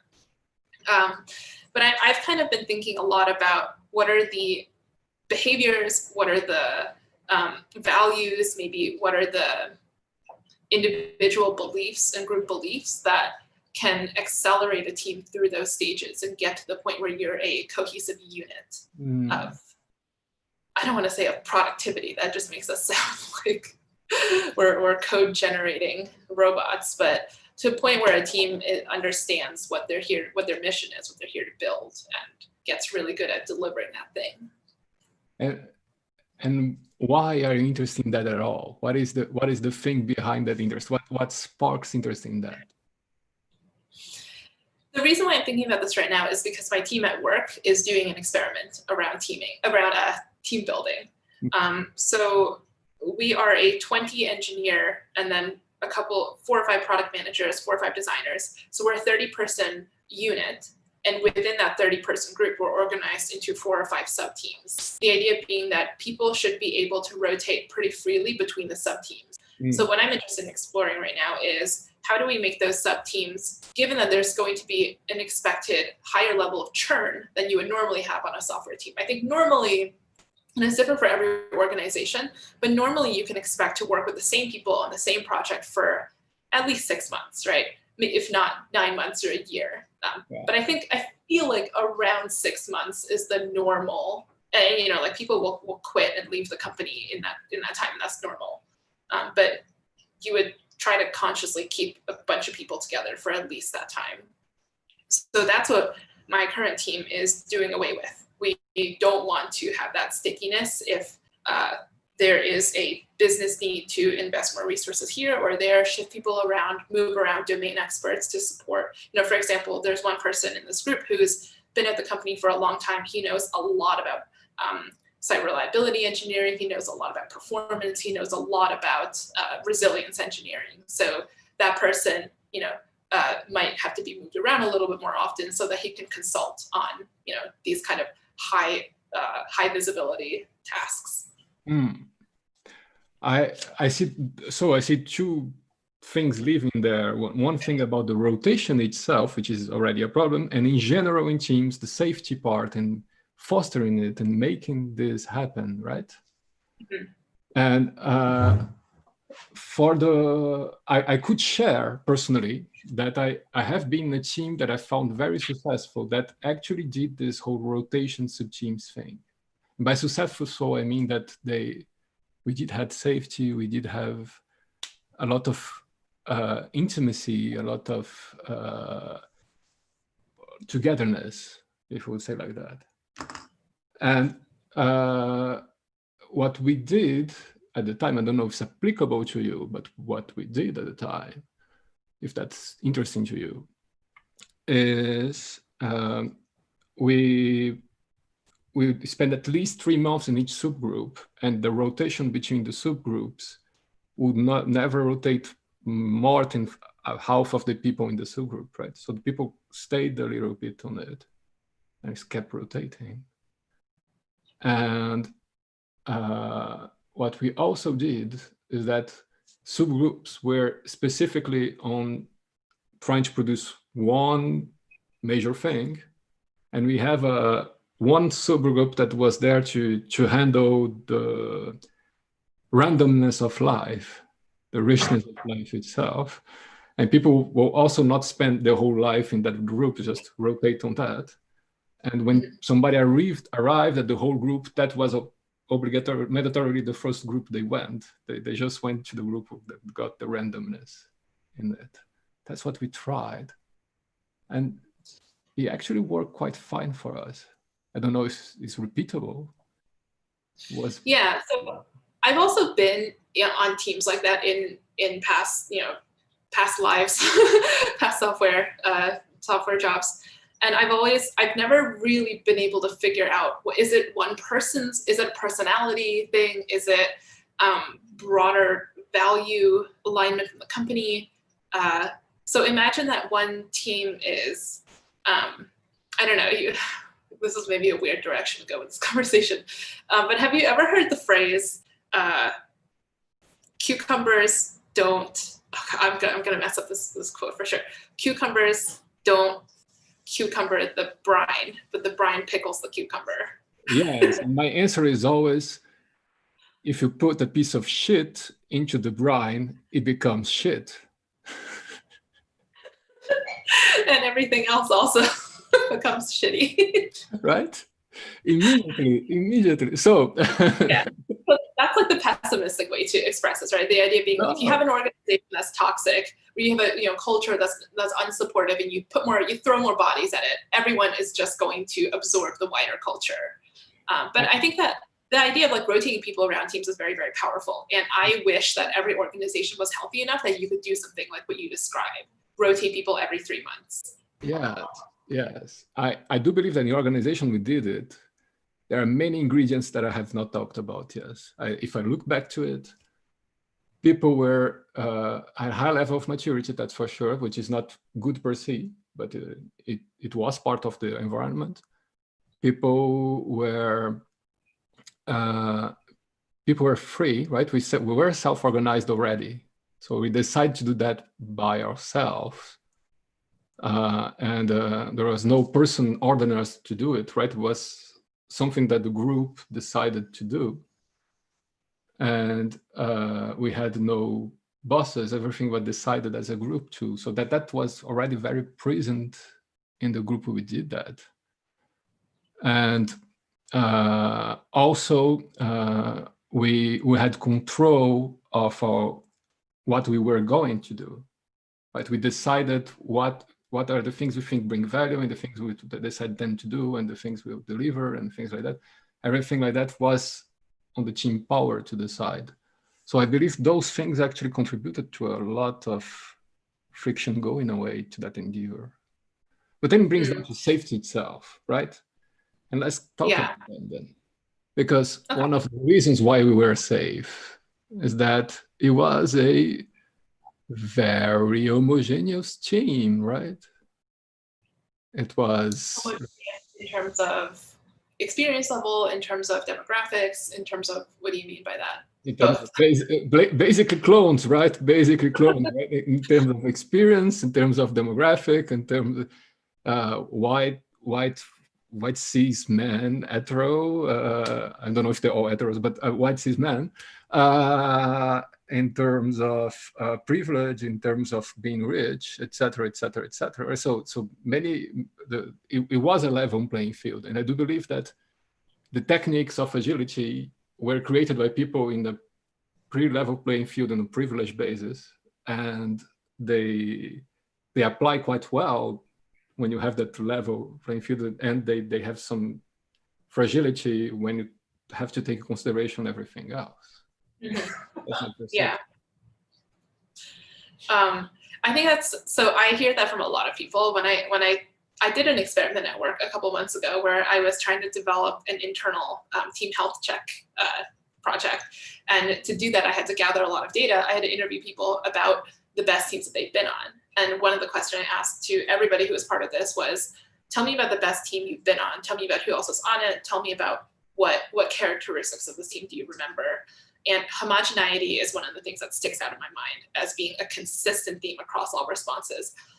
In those cases, it wasn't always demographic homogeneity. It was more, the theme I heard more often was everybody on the team was equally senior. Everybody on the team had been at the company for roughly the same length of time. We came in with built-in respect for each other. And I think it's cool that demographics are not part of that. These teams were actually quite diverse. They had women, they had people of color on them, people who were earlier and later career relatively, but like still considered senior engineers at this company. And I think that's kind of cool. It's kind of cool to establish that, but by the same token, that's a shame, right? It's awful, right? It is awful. I mean, it is the dearth of many things, and it is a shame that what the places we succeed is the places where we have that. Then we need to find, but what to do? Do you have something? How do we create that environment where people can successfully switch? So I use switch teams as kind of I don't think that should be the end goal, but I use that as a measurement, as a kind of litmus test, right? So if you feel safe switching teams to any other team in the organization, that theoretically opens up the possibility that you can there's nothing holding you back from going to work on a different part of the product that you're more interested in. So you can more easily align maybe your career growth goals, maybe your interest areas with that part of the organization without fear that you're going to have to start over socially, that you're going to be an environment where you don't feel safe speaking your mind or contributing your opinion. What I'm really interested is in figuring out a robust and scalable way to reproduce that level of safety on every team, regardless of who's on it, regardless of experience level, regardless of demographics. I think that's a really, really tall order. I don't expect us to solve this in the next 17 minutes, but we can talk about it. But let's talk about the tall order. What in your experience is difficult today living that for yourself? I can tell you my difficulties. Do you want them? Yeah. Please tell me yours. So I look back on the teams where I felt like I could be as spicy as I wanted to be. And I think one common characteristic of those teams was there was at least one other person on the team who was also willing to be spicy. And by that, I just mean that I didn't have to be the person who was constantly disagreeing by myself. There was at least one other person in the group who, so I'll use my friend Chris as an example. At my second job, I work with a guy named Chris James. And he is a hilarious human being, and he was a great mentor to me. But the spiciest thing that he said in like week 3 or 4 of working at this company was, we should not have QAs block deploys to production anymore. We should practice continuous delivery. And to everybody else at this, relatively old school, it wasn't a technology company. It was a digital publishing company that had a technology platform. And so people were like, pushing code straight to production, we can't have that. Our business will collapse if we just let the engineers do whatever they want. And I'm characterizing it a little bit unfairly now. I'm just not gonna name names. But it's having at least one person in the room who says, the way that we're doing things today can be improved. I'm gonna throw the suggestion out there, I'm gonna go to bat for the suggestion. And part of it is that he truly did believe that continuous delivery would work for our team and for our product. But I think a little bit of the other part was that he wanted to start modeling what it meant to disagree loudly.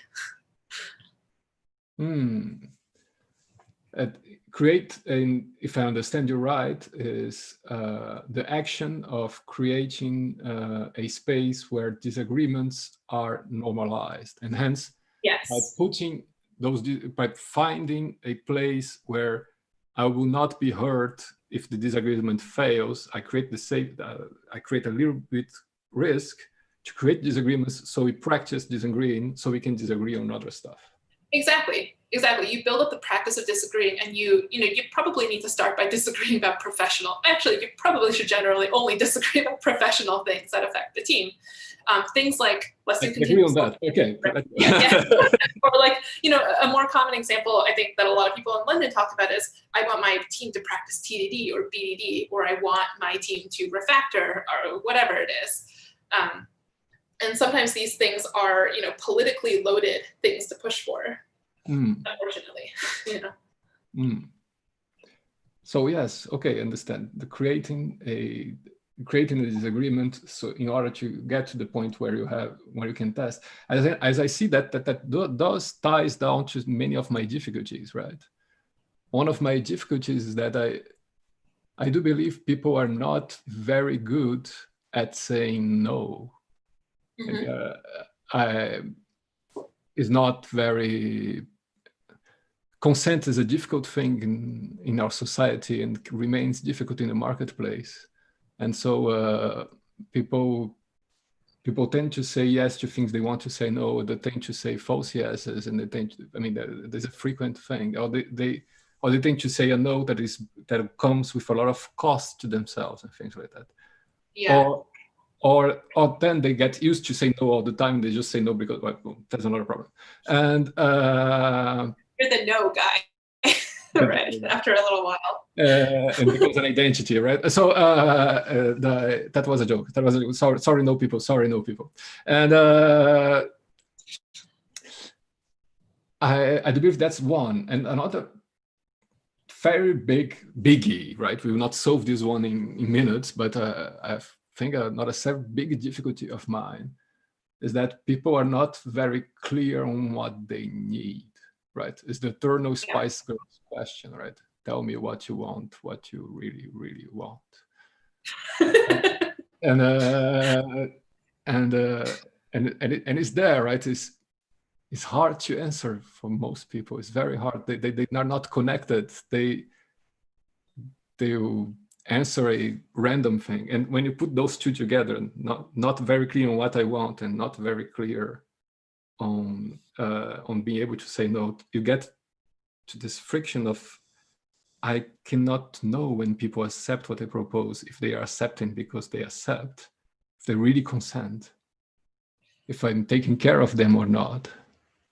It's a real difficult for me to feel that we had safety. And so what I try myself to do is to get that no, to push up to the point where I see that person was able to put some limits to something and backtrack from there. Yeah, but I think the ability to say no, or maybe just to communicate authentically and honestly, is also, I mean, power dynamics figure into that hugely, right? Because like early career, I never would have said no to anyone. If someone was like, oh, can you work can you do this extra thing? It'll take you three or four extra hours beyond the end of the workday. I probably would have said yes. And that's not because I was being too nice. It was not because I, thought it was the right thing to do or anything like that. It's because I thought that was a calculated yes, right? I thought that was a yes in exchange for more social rapport later. Transactional yes. Yeah, I thought it was a transactional yes. In most cases, it was just me being a sucker. That transaction never happened. But I think like that, that perhaps is why, like on teams that have people with mixed privilege, right? People with different levels of access to power and access to influence, like building that kind of environment where people can equally say no is very, very difficult. Yes, I don't know if it's possible in our current society. Yes, it is. And hence, what do we do when we don't have that, right? We want to foster safety, but we don't have equality. And that's one of my biggest struggles in life. Right now, since the beginning of this conversation, one thing that is always in the back of my mind is, am I taking all the space? I don't know. And it takes a toil, right? When you try to take this in consideration, it is burdensome, right? It's just,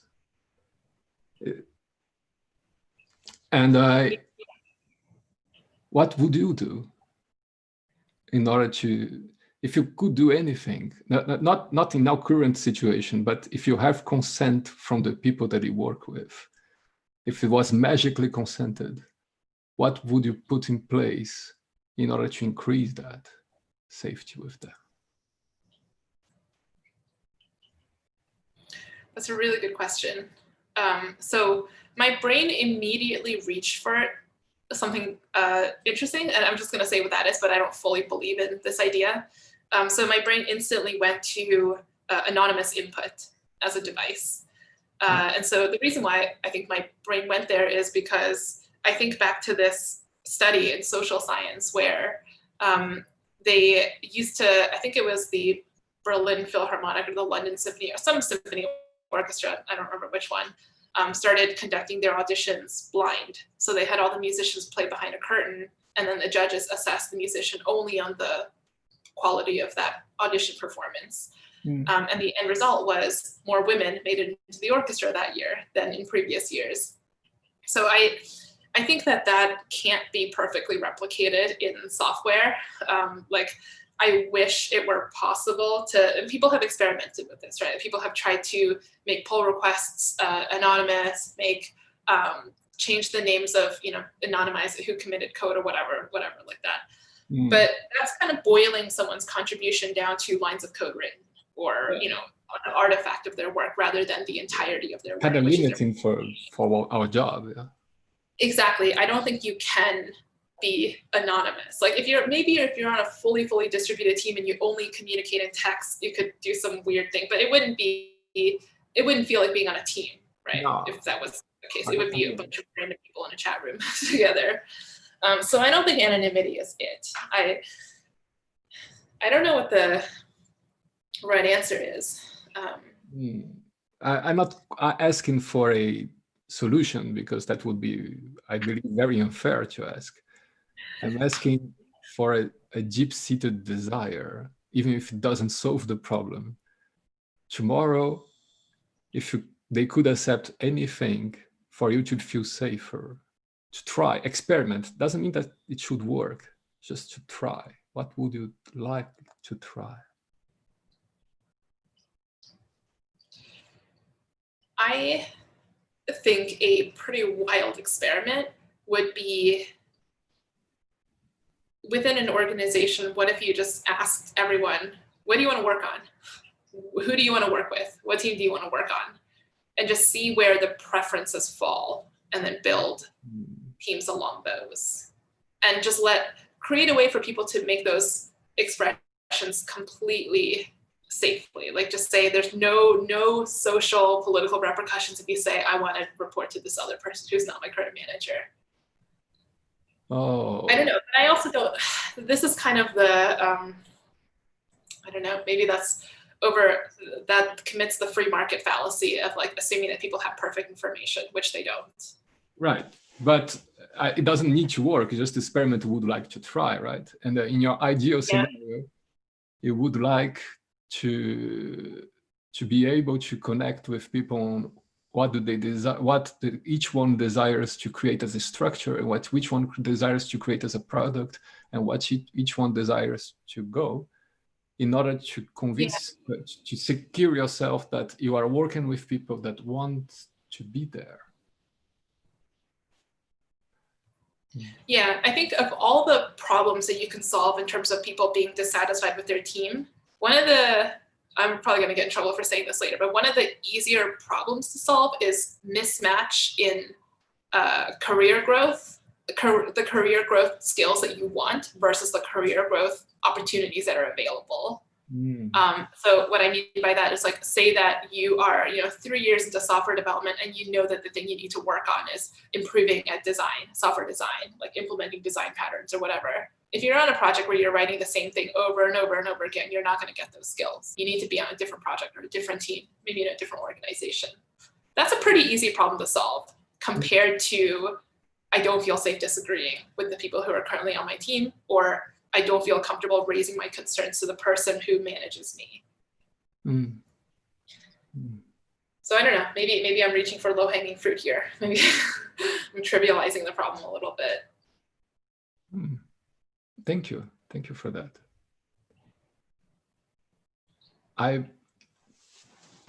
What would you do? What magic wand would you choose to wave and make true? Oh yeah, I'll probably. I mean, if I have a little magical wand, right? Because if everything hands out was possible, I'll probably fight capitalism itself and productivism itself. But within the constraints of my company, I would say that the thing I would love to is get people to at least exercise vulnerability between us. At least exercise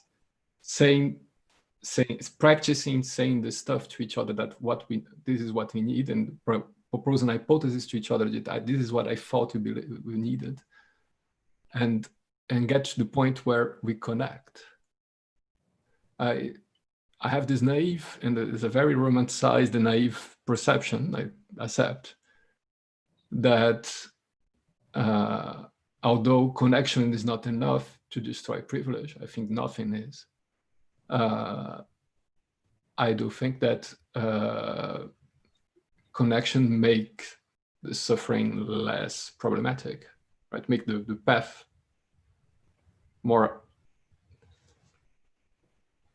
comfortable for everyone, and it does so because, in my opinion, if you are aligned that what you are doing right now is clear to you, who are you taking care of and what need are you taking care of, and it's clear to you that maybe it's not your ideal thing to live, but you feel that it's being a sincere compromise of everyone, then you suffer less than when you don't see those things in place. Does it make sense? Or is this too abstract?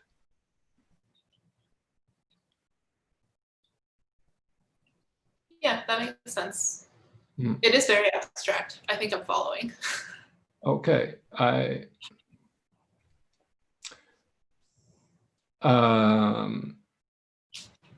for example, I don't know how much time do you have left. I will just try to give an example, but I don't know if we have enough time to give that example. We have enough. Okay. With my better half, she used to give me she in the beginning of our couple, she used to ask me for visibility, right? She was to ask me for when are you arriving home when I was out. And I convinced myself, that was the story in my head, I convinced myself that the reason for that was that she wanted to have more time with me. And hence, being somebody that is very badly organized and kind of a Brazilian, when I say that I arrive towards midnight, means that I will leave between 1 hour before or after midnight from the place I am, right? Something like that. Being the chaotic person I am, I was not very easily given visibility. And she was pissed, and I was sad, and it created this whole cycle, right? Up until the moment where I understood that it was not because she wanted to maximize time with me that she wanted visibility. It's that she wanted to plan the time she had alone.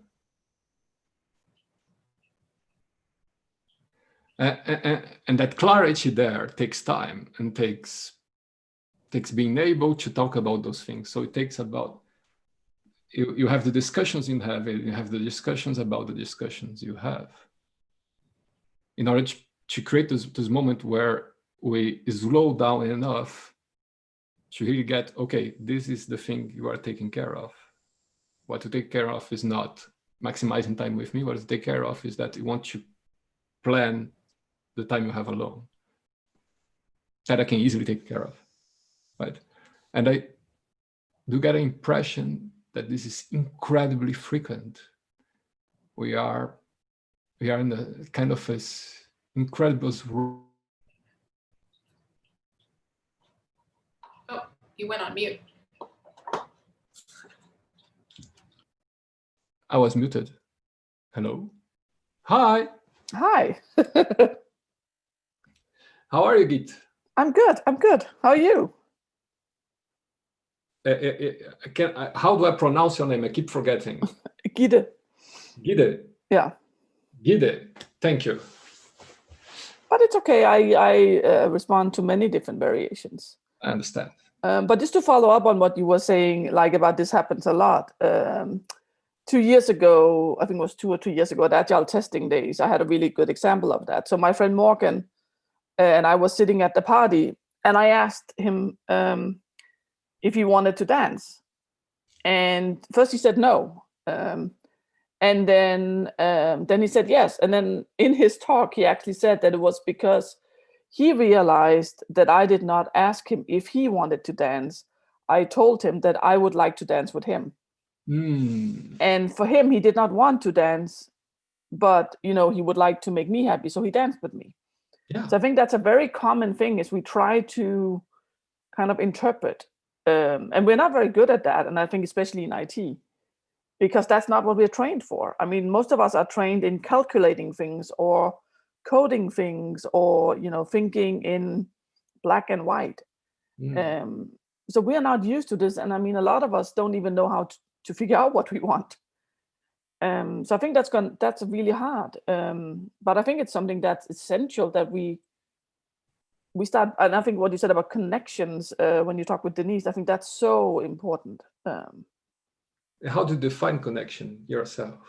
Well, for me, it's about starting to have a relation. When we have a team, for instance, for it to be a team, I think we need relations. We need to be able to relate to each other. I often do small exercises with teams where they talk about, small things. And it can even be like, I was in a training recently where we talked about, what's your favorite snack? Then all of a sudden you go like, oh, you and I both like cheese doodles. Nobody else does. We have something in common. And even that small thing means now we have a connection that's not just we work together. And I think if you have a team that's worked together for a long time, you can dive further in and start talking about things. But to create that kind of initial safety so that we can even start talking about being vulnerable. I think we need to start slowly and build those small connections. What I understand from what you said is, correct me if I'm wrong in what I understand. What I understand is, for you, connection is built with the links we share, with the experiences we share together. And to do so, what you try to do is to create artificial situations where I put on purpose little exchanges to know each other more from things that are not work itself. And by creating those links, getting little by little to the point where we can talk about, okay, I want to be vulnerable with you. Yeah.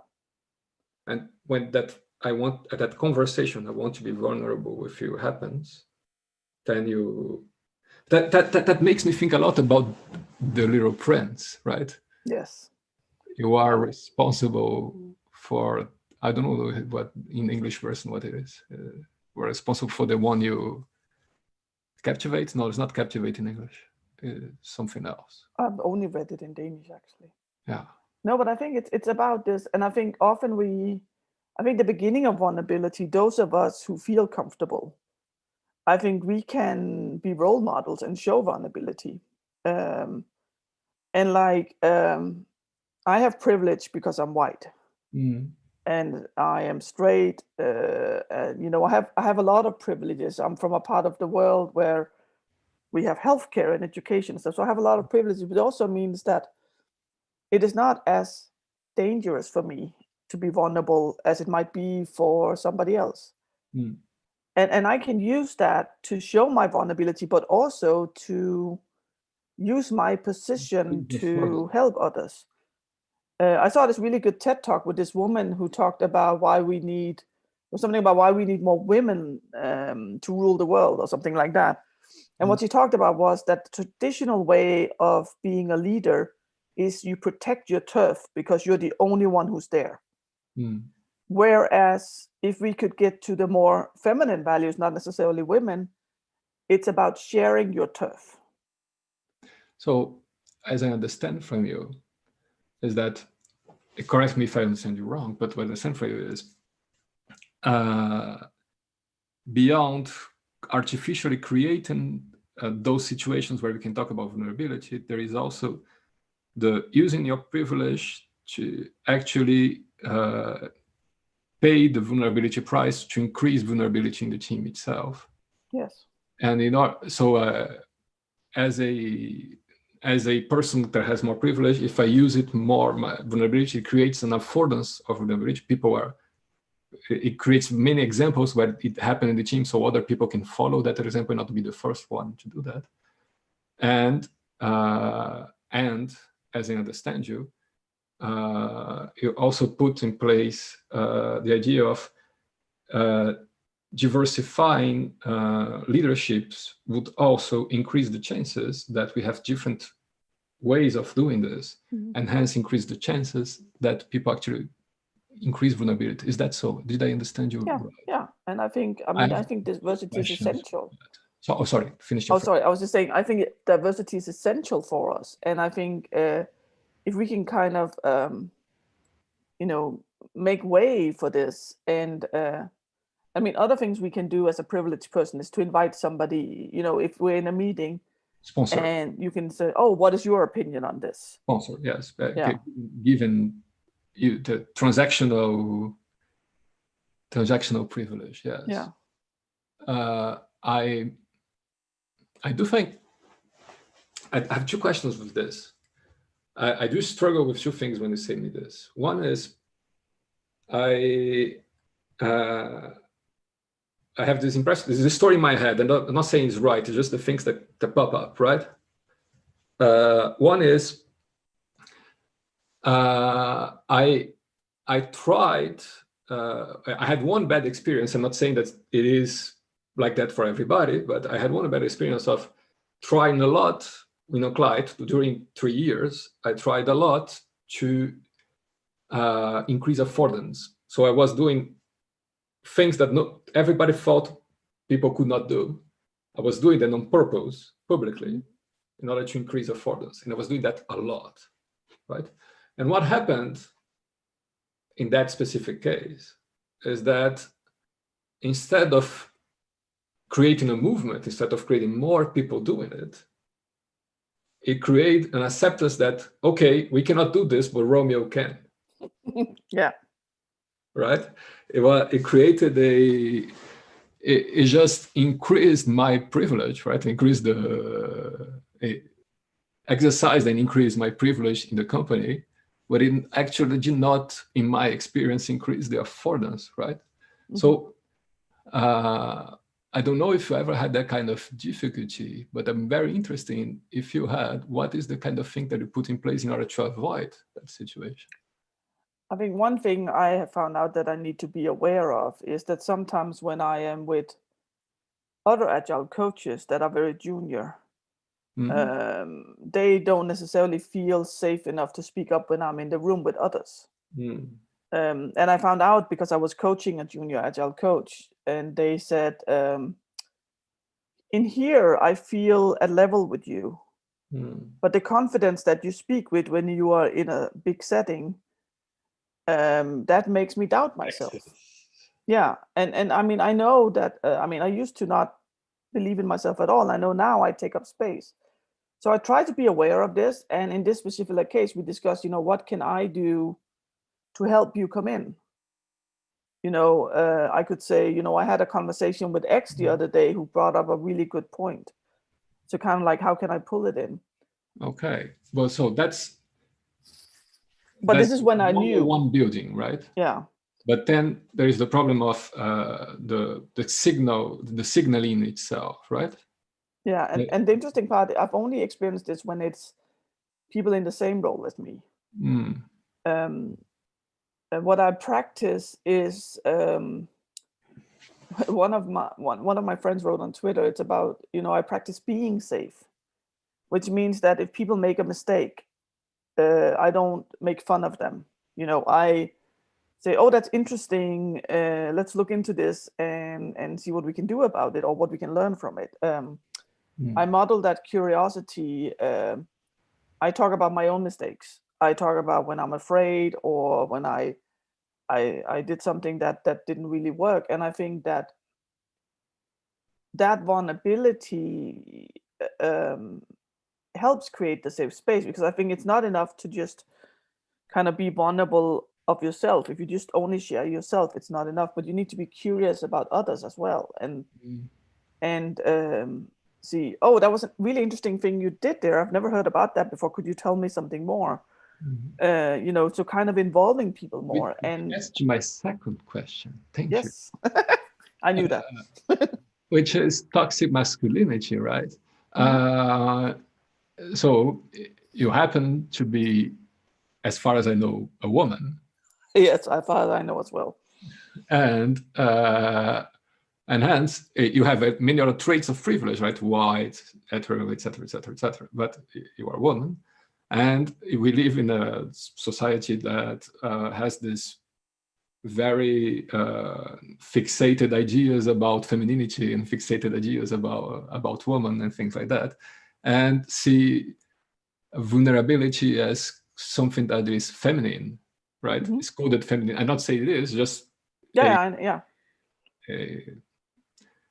a common abuse of the society we live, and seeing masculinity as pushes a toxic vision of masculinity that is toxic, that says that women don't have the right that, right? So in your job, when you try to push this, okay, I'm trying to be vulnerable and try to ask you for a vulnerability, don't you hit a problem with men? No, but what I find is that often men become vulnerable with me first. So like when I work with teams, for instance, I always have a one-on-one with everyone, just to kind of build that connection with them, build that relation. So they also know that I'm there to help them and not just to push something down on them. And what I find is that the way I act and the way I speak, and I think maybe that I'm humble that what I come in with is valuable, but what you have is also valuable. I don't know if that's why, but I very often have men open up to me and become vulnerable. I mean, I had one person who told me about his burn down and his emotions, and he never talked to anyone before. I mean, like no one about emotions, not his girlfriend, not his parents, not his doctor, no one. So I think the fact that I am vulnerable allows people to approach me. And then I also talk to people when I talk about these things that vulnerable does not mean, you go up and you tell the most private thing about yourself. It's about, what is a small part that's okay for me to share? I like dogs. Or, this weekend I am going hang gliding or something. What is a small thing if I talk about it? Because it's very important for me that people still have their boundaries. And while I think we should, one of my goals in life is to bring humanity back in the workspace. And while I think we can kind of bring the personal part in, it's also okay to have stuff that's private. I'm glad to say I'm straight, but the rest of my sex life is private. Like that's nobody's business except whoever's involved in it. But I mean, I share big parts of myself. I talk about like when I have depressive episodes, for instance. I'm very open about that, and I think somehow the fact that I am so open and that people kind of what they see is what they get, somehow that makes them feel safe to talk to me about it. And that's also what I recommend people when they want to try out something out. I have this awesome courage workshop, which is about exploring your own courage. And one of the advice is find a buddy. Find one person that you trust, where you can practice this, whatever it is you want to be brave in. It can be, speaking up in meetings. It can be, saying no. It can be anything. But find one person where you can practice. So I would like, I know I'm being sorry about this question. Feel free to cut it. But you can ask me anything. I will say if I don't want to answer. It is, you answered when I talked about being vulnerable and does this pose a problem with creating men to be vulnerable, right? Yeah. And you said men always open with me, and I kept thinking about something. Not always, but frequently. Yeah, I kept thinking about something, right? Is this the whole thing of emotional labor, right? Is that men are encoded in our society not to open up vulnerability in total, but also encoded to use woman as the personal psychologist, basically. And there is a fine line here that I'm trying to touch. And maybe there's no solution in 10 minutes. I understand that. But I think the toxic masculinity, I think we very often talk about, that is a problem for women that they can't get in. But I think we damage our boys and men just as much. I mean, not being able to maybe even know your emotions, not to mention talk about them, that is so damaging. And that's why we see, especially young men, being so high on the suicide statistics. I mean, it's the common, for men between 15 and 45, it's the most common cause of death in Germany, Scotland, England, Denmark, Sweden, I know of. I don't know the statistics for other countries. In US, it's only the second one. But still, it's a substantial amount. And I think we are damaging men a lot. And I think that, yes, people open up to me, but sometimes I've had one, for instance, who was like, I didn't mean to. It just came out. And he felt so embarrassed that he shared stuff like that with me. And I think we've been trained so much also to not want to be uncomfortable. And if somebody shares these things with you, you'll probably become uncomfortable. And I feel safe enough that I'm okay with being uncomfortable. Not everyone will, but I think it would be better if we could help talk about emotions, help our boys talk about how they feel instead of just praising them for being able to climb a tree. And I think that is a problem. And I'm very aware of not doing emotional labor that I don't want to. Like, if anyone kind of like, oh, you can be a secretary, you're the woman. I tried that when I was at university. Actually, interesting enough, I never tried it in computer science. But when I studied economics, I tried that kind of like, yeah, you don't know anything, you can make coffee and stuff.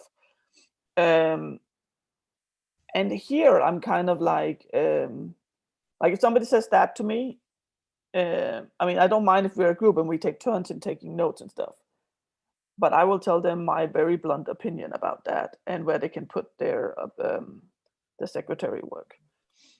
So that's how you put your limit.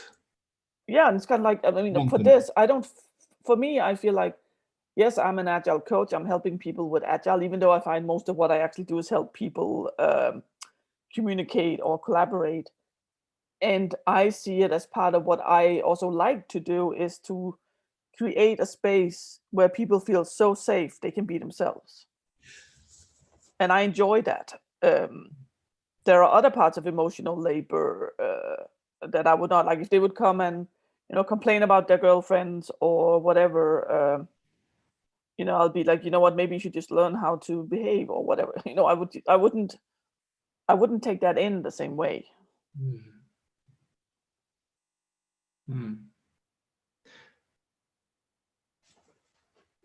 We just continue the topic of the week that I was doing with Denise, right? But maybe you have another topic in the last 10 minutes we have that really resonates with you. Do you have one? I mean, for me, what I'm really thinking about a lot is how we focus so much on technical skills and stuff. And I find that a lot of what really creates a good team, for instance, or a good workplace is the more personal skills. I don't like calling them soft skills because they're really hard to learn. And I think that stuff like actually listening to each other, like listening to hear what's being said, not to respond. Having that respect for each other. So like creating, right now it feels like an utopia, but creating a place where we respect each other and we accept each other, and not just that, but we also embrace our differences. I mean, so you and I, we are from different continents, we are from different, we're different genders, I have short hair, you have long hair. I mean, even with that, even though we work on software, we have different things and we bring different things, and both are valuable. And if I want to have a not just the IT business, but a world where that is good, where we're curious about, oh, I wonder why, instead of going, why is he doing that? Oh, it must be because he's from Brazil, like you said, it's like, oh, you said something like, I'm from Brazil, which means I come an hour before or an hour later. It doesn't really, it was self-deprecating humor. Yeah, which I, by the way, don't like, but that's another part. But if I would go like, I don't want to book a meeting with Romeo because he's always late, instead of saying, oh, that's quite interesting. I find it a little bit fascinating why he's not as restricted as I am sometimes, turning that into a fascination. Like, why am I so restricted by the clock? It's not like I have someone to come home to, so why am I so restricted? Finding that curiosity, and then also accepting that we are different. And that, if you and I were to work together, and just stereotyping it with you being late all the time and me being on time, which is also not true always, you and I would have to talk about it and kind of make an agreement. I like to do personal manuals with people, for instance, like how do you like to work? Do you like to be disturbed? Do you like to have a little bit of time on your own? Okay, so I see two topics here, and we have we gotta go through. So let's go for both.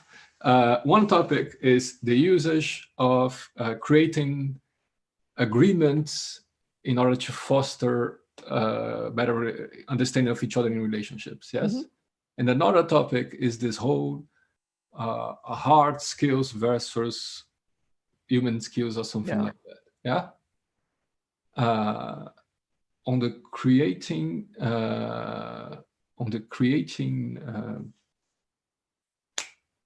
agreement, right? I do believe, yes, I am a firm believer of that. I believe that's one of the things that I try to create in my retrospectives and things like that, right? Agreements of, okay, what experiment can we put of something we can try for the next time to try something like this, right? But when you brought the subject of hard versus soft, what would interest you in that discussion? What would you like an opinion on why? Yeah, like why do you think we focus so much on hard skills? Is it because it's easier to kind of go check, check, check? Now they know, JavaScript, or is it because we don't value them because they're like natural skills that we have? I believe that, and that's a very personal belief. I'm not trying to say I'm right, it's just what I believe. It boils a lot down to toxic masculinity, right? Is we encode mental labor and emotional labor as being less worthy, as being feminine, right, and being less worthy, and as such, then taking them to mean something that is important to our job, but becomes a threat to that, right? Is being less worthy, though. So it's the thing we give to people to do. Right? We create a whole system around having a lot of types of work that are considered lesser in order to pay them more or not pay them at all. Yeah. And create a structure of power, right? And that structure of power for me is baked into the fact that baked into those preconceptions. And hence, when we build a society around making this for free and making this invisible, valorizing it becomes hard, and then then having skills in something that is necessary but not valuable to the society, not valorized, right? Yeah. Valuable but not valorized becomes a problem, right? And hence, that's still my opinion. We push towards this illusion that we could do without that, and hence we push towards the existence of some skill that is not that, right? Because I do believe that 100% of everything a developer always does, every single action a developer does is communication, right? Yeah. Writing code is an act of communication, right? Specifying things is an act of communication, right? There is no hard skill actually in development for me, right? There is some mathematics of algorithms, but most devs don't do that, right? Like it's rare in the industry. Yeah. And hence everything else is just communication, just translation. A developer job is basically a glorified translator job. You stepped on a lot of toes there, I think. And then if you accept that, then we are just saying, oh, those soft skills here, we consider them hard, and those soft skills here, we consider them soft. Those communication skills here are considered valuable, those are not. Yeah. Right? And you actually need both, and it's just an arbitrary selection to say, we will dominate these people, and those people will dominate. And that then becomes a selection of why does this system like that reach homeostasis? And I do believe personally that they reach homeostasis because the power brokerage works. For now, until we take over the world. Yeah, for now. No, but I mean, I think that I see some movement in this, and I think way too many in our industry have been kind of like, oh, I want to code something awesome. Whereas I think to really provide value, what we need to do is we need to help people solve their problems. I mean, as a developer, if you are coding a music system, it's not because you want to make a fancy algorithm. It's because somebody can listen to that music. And I think kind of framing it differently and looking into that. And I see a lot of places now talking about being more outcome-based than output-based, even though it can be a bit too much. But I think that's a step in that direction, looking into how can we help people, fulfill their needs or give them something to delight them, instead of just how can we give them a cool computer program.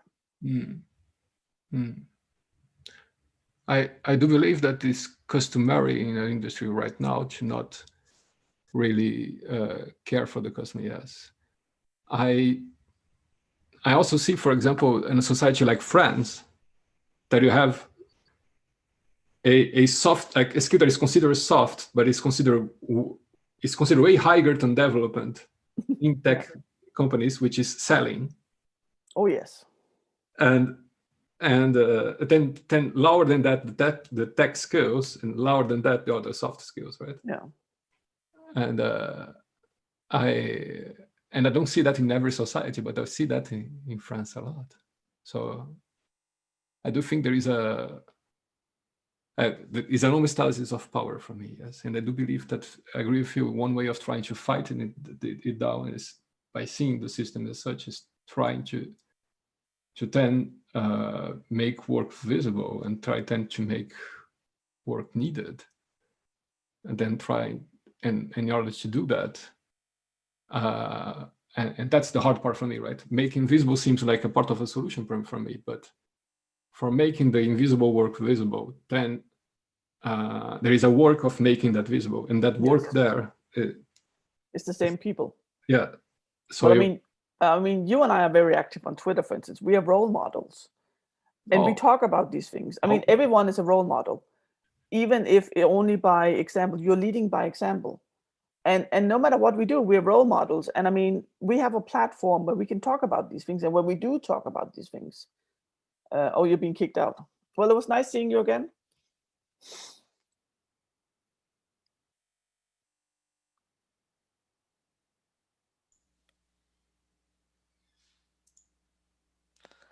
Hello. Hey, good to see you. Virtual hug. Hug. Oh, I should have worn my matching t-shirt. Yes, Assume all women are technical and capable of breathing fire. As we are. True. We don't show it very often, but we are. So you and Romeo were having a great conversation there. Yeah, it's only the second time we meet, but I feel like we could talk for hours and hours. And coming from different perspectives I think of him as you know, oh, he's the coding guru and property-based testing, and you know, I don't associate him with the things he was actually talking about, which focusing on the communication skills and the thinking skills and the things that are hard to teach. Yeah. So maybe that's why we don't teach them. Easier to send people off to programming class. I think that's one of the reasons sometimes is like we can just say, you know, tick off. Now we've learned this. I'm seeing the example, for instance, like in some transition. So instead of you know, helping people how to run a meeting, like a Scrum Master, for instance, instead of helping a Scrum Master learn how to facilitate, we teach them these are the rules of Scrum. And I mean, that's very rude compared. There's a lot of good Scrum educations out there, but you know, it feels like that's more important. And really, a lot of what you do, if you don't want to be a Scrum secretary, is you facilitate meetings. You make sure they happen. But it seems to be a skill that kind of like, sometimes some people get to learn this, but it's not the default in our industry. Yeah, I can remember a team I worked on several years ago. We would have these retrospectives, and some of the team was remote, and some was in the room, and nobody facilitated the meetings really, and they were just awful. They were completely unproductive, and whoever had the loudest voice and interrupted the most, you know, got to talk, but nothing changed as a result. And Marlena Compton and I were both on that team, and we were like, okay, well, first we asked, can we hire a professional facilitator? No. Okay, I guess we better learn some facilitation skills. So Marlena got a book, and you know, every couple of days she'd actually take pictures of the pages and send out to everybody to share. And so gradually over time, we learned. And we like, oh, we're gonna be all remote so that it's not unfair to the people who are remote, all on the same level. We're gonna have rules about how we talk. We're gonna break into smaller groups so people feel like they can talk. And yeah, that was interesting, but we thought of that. We had to think of that for ourselves. There was no manager who said that. No, and it's kind of interesting because a lot of these things is also, about making people feel safe. And I think I find it, especially now that we are online, somehow for a lot of people, it's harder to speak on a screen than if you're in a room. And we have a lot of people who don't even feel comfortable speaking up when the whole team is there. So I think stuff like, for instance, the breakouts in smaller groups where you can talk one-on-one, I think that's like a really good basic thing to do to help people feel safe enough to speak up. And we want to hear everyone's voices. Yeah, somebody in the chat on the YouTube chat was talking about how they started in IT to make to make the world a better place for people. Yeah. I think some of us are in it with the goal of making IT safe for the people who work in it. Yeah. Yeah, for me, I want to make it a place where people feel safe enough to kind of be who they are and where they can grow.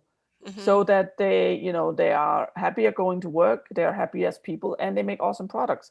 Because I think if we feel safe, we are also going to get better ideas. I mean, then we don't have to use that kind of brain power to kind of worry about, okay, am I going to say the right thing? We can just, say it. And, maybe if I come up with an idea, it might not be it. But like I usually say, if you think you have a bad idea, remember somebody came up with like 5 versions of Sharknado, which are like sharks that come up in a tornado. There are things like that, and they happen. And I've seen a little bit of number 2, and it's incredibly bad, but so bad you can't look away. So they're a success. And I mean, somebody came up with that idea, and I bet the first person who said, you know what, let's have some tornadoes and put sharks in it. But a lot of the things we do, I mean, if you look at, we're sitting here in front of a computer having a conversation. That would be something where people would go, 10 years ago, we couldn't do this. Even though we had some of the tools, we wouldn't be able to do these things. And I think to create those things and get those ideas and make them work, we need that safety. Yeah, and then that allows us to have diverse and inclusive teams because people can feel safe. And then we benefit from the collaboration of people with different perspectives and different, I think people have different unconscious biases, but I can't find any science to back that up. Because that's part of my theory. We do have science that diverse companies with diverse people are more innovative and make more money, but we don't know like why is that. And so that's my theory, is our unconscious biases hold us back so much. And and I think also, I mean, there's things we don't think about because we haven't tried it. I mean, like if you, I remember the first time I saw like, I don't know what it's called, the proper name in English, but like stuff for your period, like tampons and stuff. And then that was put into a men's room. I was like, oh, that's interesting. But I'm also not trans. And I mean, depending on how you transition, you may still have your period and be a man. So, stuff like that is something I would never think about because it's never been a problem to me. And I think that's one of the things we can have with diversity is that, we bring in things. I mean, there are horrible stories, for instance, about how, things don't recognize Black people, or they, I think wasn't it the first face recognition in the iPhones where, any Black person could open the phone because, and I mean, I think that's the stuff we will run into if we're not diversified. And it's, I like that. I can't remember who said it recently, that it's more difficult. Because if we are different, it's not always going to be comfortable. We're going to have different opinions. But if we can create a safe environment where that is okay, and if we are kind of all, it's okay that it's a little bit difficult sometimes. I mean, if we all look the same and we all like the same things, it's very nice and comfortable, but it's not going to get us anywhere. And I think that's very important. Helping people reach their full potentials. Yeah. I was really, I think April Jeffers is going to be talking here later. unless she did already, but she helped facilitate some workshops with the Agile Alliance this summer about racial equity and things like that. And we did have these small group discussions, and it was very eye-opening for me as a white woman to talk to these Black men and Black women that they can't even achieve their full potential at work because they need to stay under the radar to feel safe. Yeah. They can't question anything. They're afraid to propose new ideas. They just do their best work as best they can without attracting any attention. And I thought that is so horrible and sad. Yeah, it is. And I'm sure they're not the only ones who feel that way. So this is really critical to create that safe environment. Yeah, and I think also, I mean, we all know different things and we think differently, and I mean that's what we need to do to create awesome stuff. Mm-hmm. But also just to, I mean, we spend so much time at work. Shouldn't it be a nice place to be? Why should we need to hide who we are? And like I said to Romeo, there's stuff that's private that you don't want to share. But why should we need to kind of hide all the personal things? I worry that maybe I overshare. And that's, I've been told it's good to show your vulnerability because you're a leader. So if you're having a bad day, it's okay to say something about it. But sometimes I find I'm the only one saying those things, and I think. But I think maybe I'm just making myself look bad. I think being a trailblazer is always hard. I mean, we are just one stepping down the grass, so there's a path behind us. And I think sometimes when we feel like we're oversharing, it's because we are not used to doing this in a work environment. I mean, we've been trained so much with, don't show emotions at work. And if you say, you know what, I slept really badly, I'm probably going to be grumpy today. A lot of people's going to find, that's really weird. That's really oversharing. I mean, I had recently where I was so frustrated about work, I cried myself to sleep. And the next day I said that in a stand-up. I was just like, I'm just so frustrated. I lack structure and clarity. I don't know what's expected of me. And I actually cried myself to sleep yesterday. And you could see people squirming a little bit because they don't like to hear that. Mm-hmm. But I think we need to be in a place where we can say that. And if you're the first ones doing this, you kind of need to have the guts to do it because, and there are going to be people who overshare these things or feel that you're oversharing. But then you need to have a safe enough environment to kind of saying, that was a little bit too much detail. And what I find that in safe environments, people are actually quite aware of this. I mean, for instance, you and I in a Slack group where, not everyone wants kids. And very often people go like, oh, you're a woman, you must want to have kids. And in that particular group, we are very good at saying, there's going to be something here about kids, and then put it in a thread in the Slack. Mm-hmm. So I find that the safer the environment are, the more people also care about things like this, so that they don't overshare. They go like, you know what? I know, I know Gita's so tired of being told that it's not too late for her, so I'm not going to talk to her about kids. Mm-hmm. We get to know each other. We get to know these things, and I mean, I'm now at that point where I don't really care about it anymore. But I had like a few years where everyone would go like, "Don't worry, it's not too late." I'm kind of like, did I say I wanted kids? I mean, I always thought I would have kids. It just never happened. But it's creating an environment where it's okay to kind of say, you know what, if you want to talk about that, could you do it when I'm not in the room because I don't feel comfortable with it or safe with it? Yeah. And I think we can, by doing that, we can create those safe spaces as well. Definitely.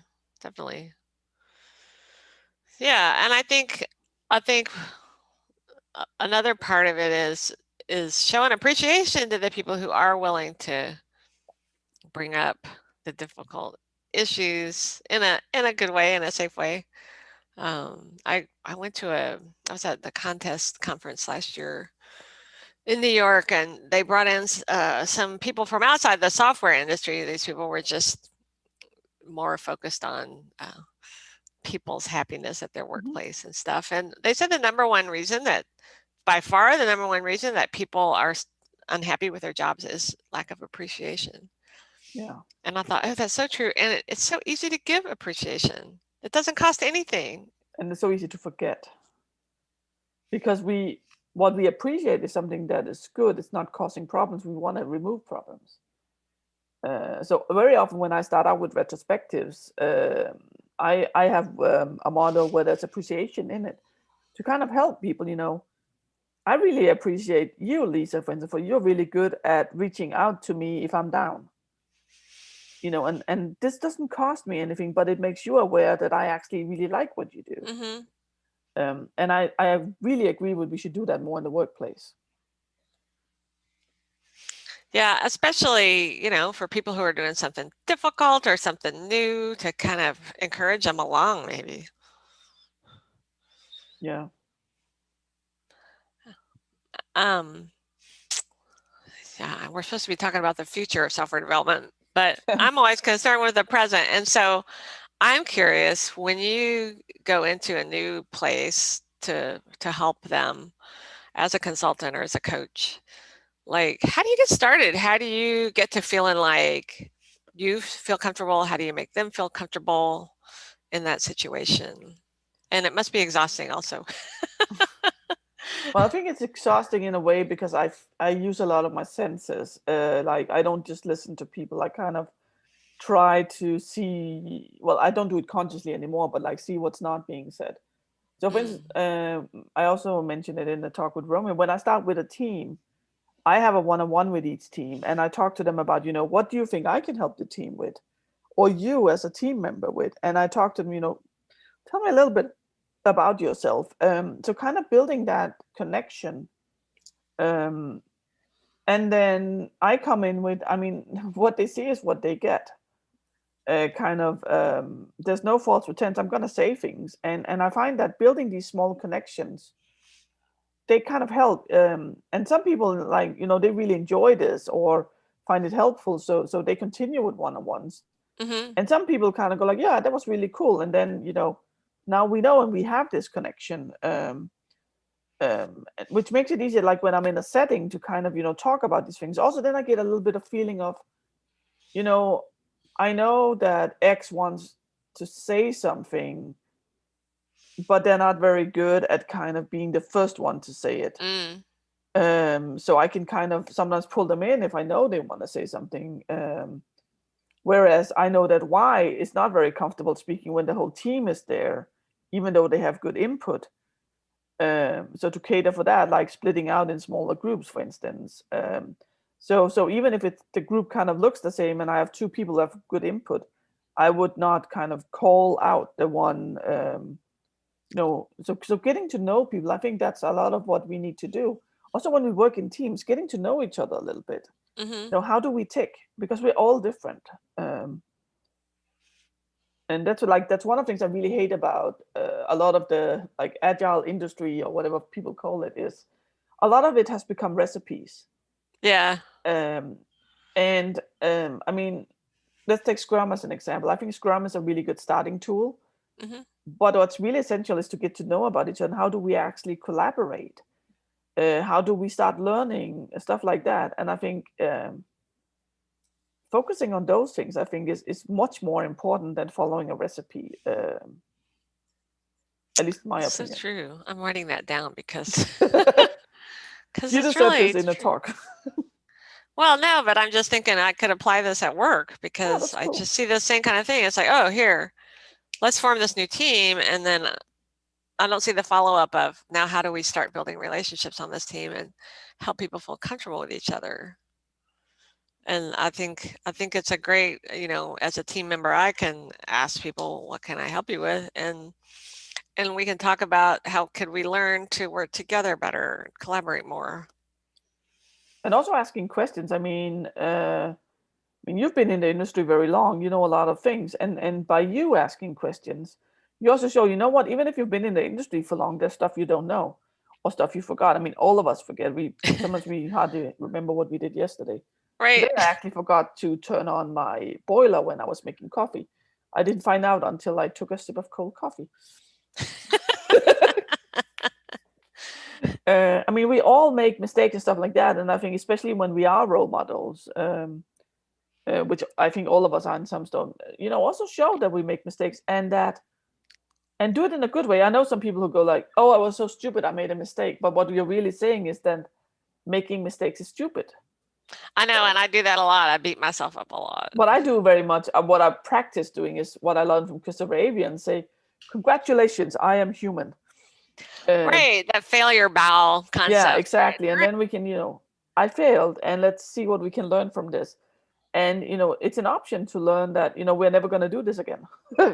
Yeah, but at the Agile testing days, James Lindsay and Calder came up with this. They'd had an impromptu session like you did at that conference, and they had a variation on the failure bow, which is wallow in your misery that you did something wrong, forgive yourself, and then dance. Yeah.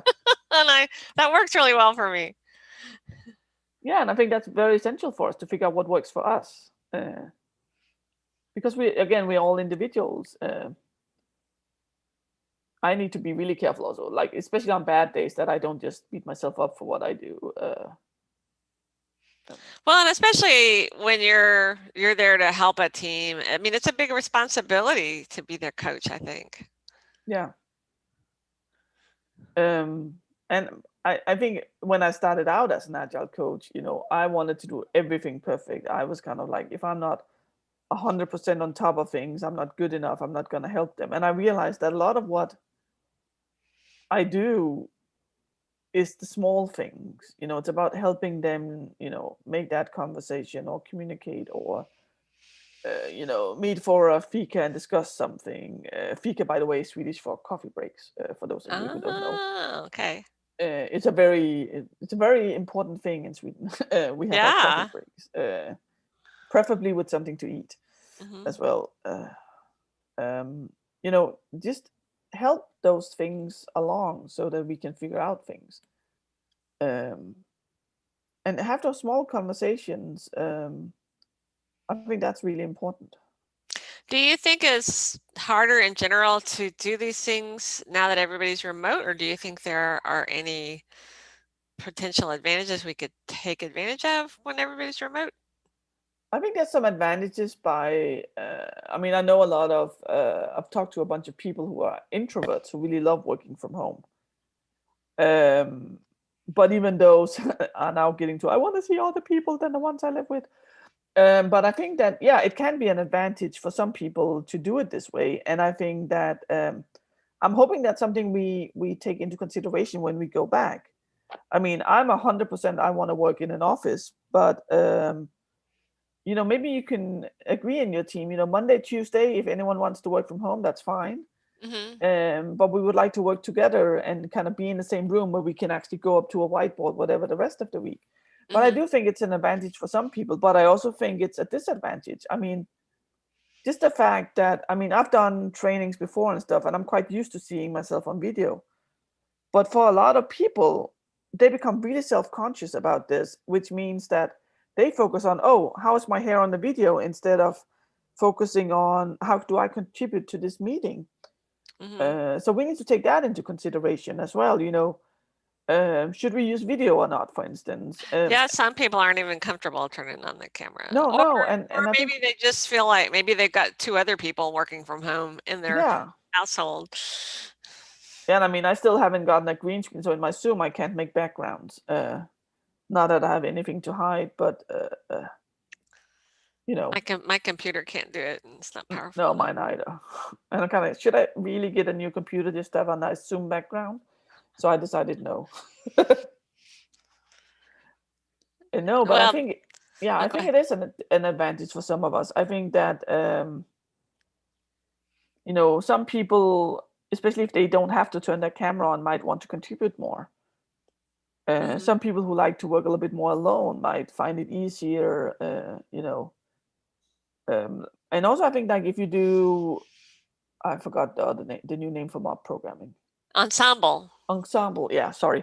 Like if you do ensemble, I think some people will be like, if they're in a room, and they're the one typing, somebody will look at them all the time. But when you're sitting remotely, nobody's looking at you. So I think for some people that might actually make it safer for them, because nobody's like kind of literally watching over your shoulder.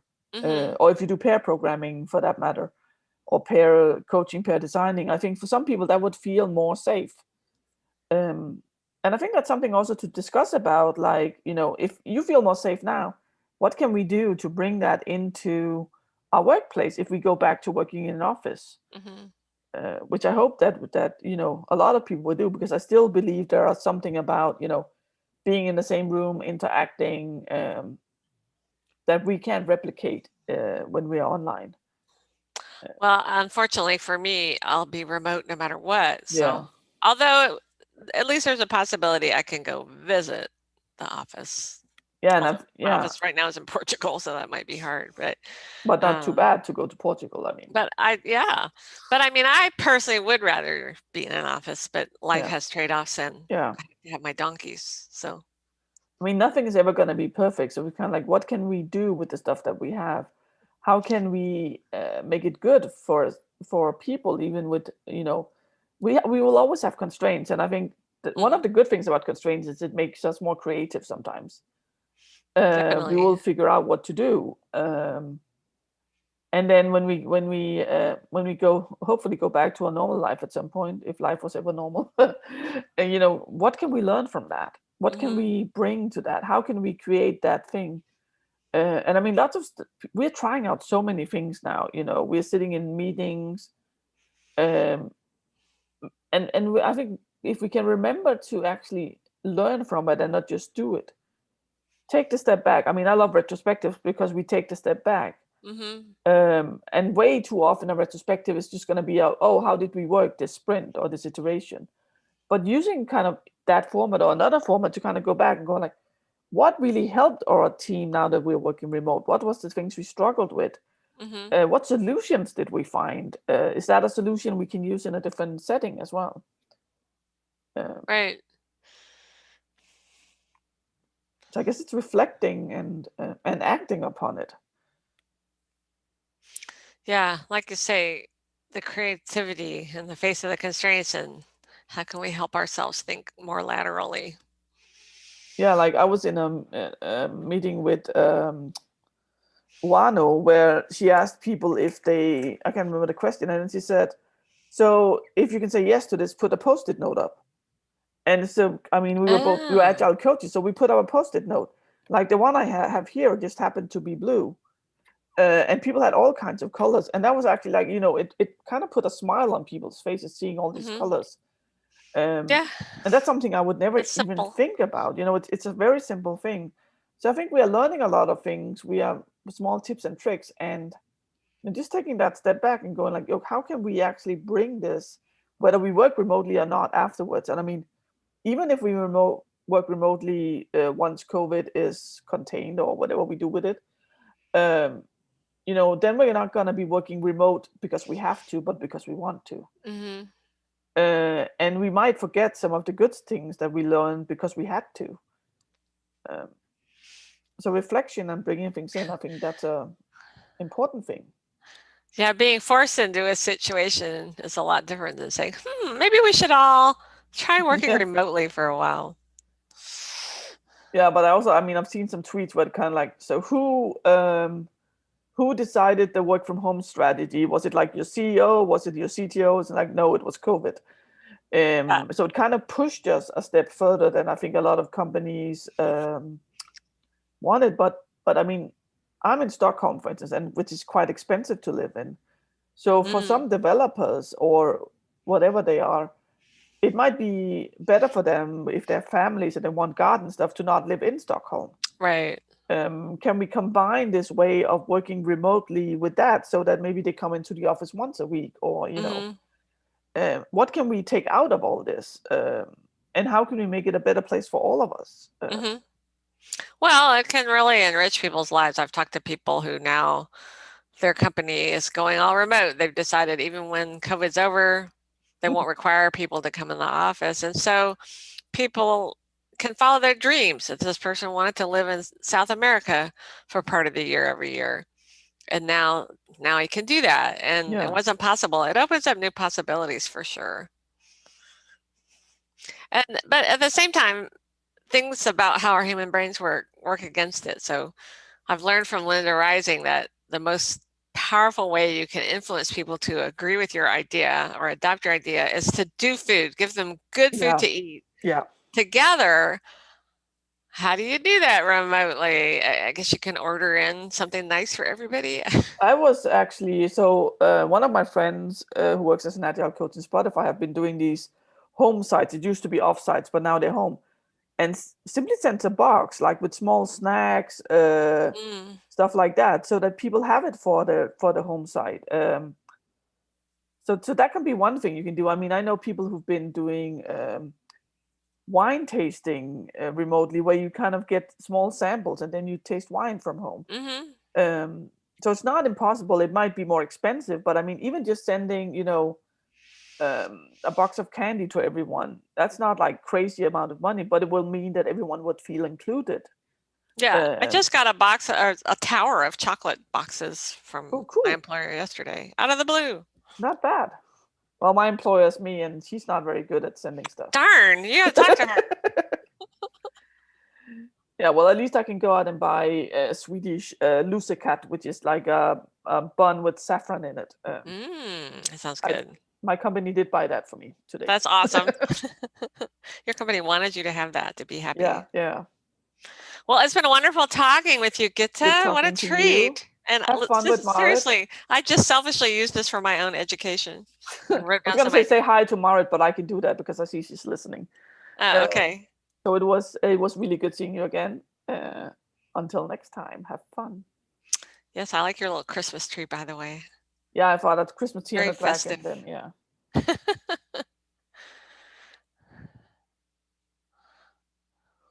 Okay.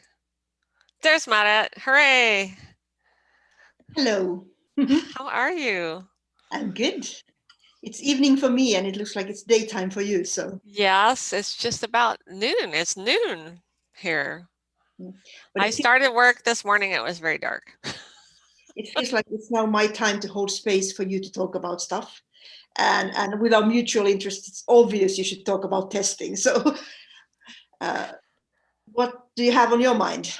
Well, I actually was going to ask you because you know me, I've always been interested in ensemble programming and ensemble testing. And where I work, we have implemented a weekly ensemble testing session where we invite anybody that wants to join, and we get different development teams to say, do they have something they want us to test? And it's super fun. And then I've also had a couple opportunities to guest in another company's ensemble and see how they work. And as a tester whose coding skills are pretty old and in some cases non-existent, it's got me a lot thinking about, because I think the future of software development should be pairing and ensembling. What do non-coders do in the mob? What do you do? Like, you've been doing this, like you should know just as much as I do. What do you do? Well, I have questions. Yeah, but again, like, what kind of questions do you ask? Well, when we're talking about the story at the start, of course, I'm asking questions to kind of clarify how should it behave, what's the purpose, all the what ifs. What if a user did this? What if this happened? So that part's easy to me. That's just people call refinement or whatever, Three Amigo type work. And but when people start coding, like one of the ones I guested on, they were programming in Kotlin. I've never even seen Kotlin, although it looked pretty familiar. I didn't even notice at first that it was a programming language I'd never seen, because they were doing a good job kind of explaining what they're doing. Did you do TDD? They were doing TDD, yeah. Okay. Yeah. And then another team was using Ruby and I guess on Rails.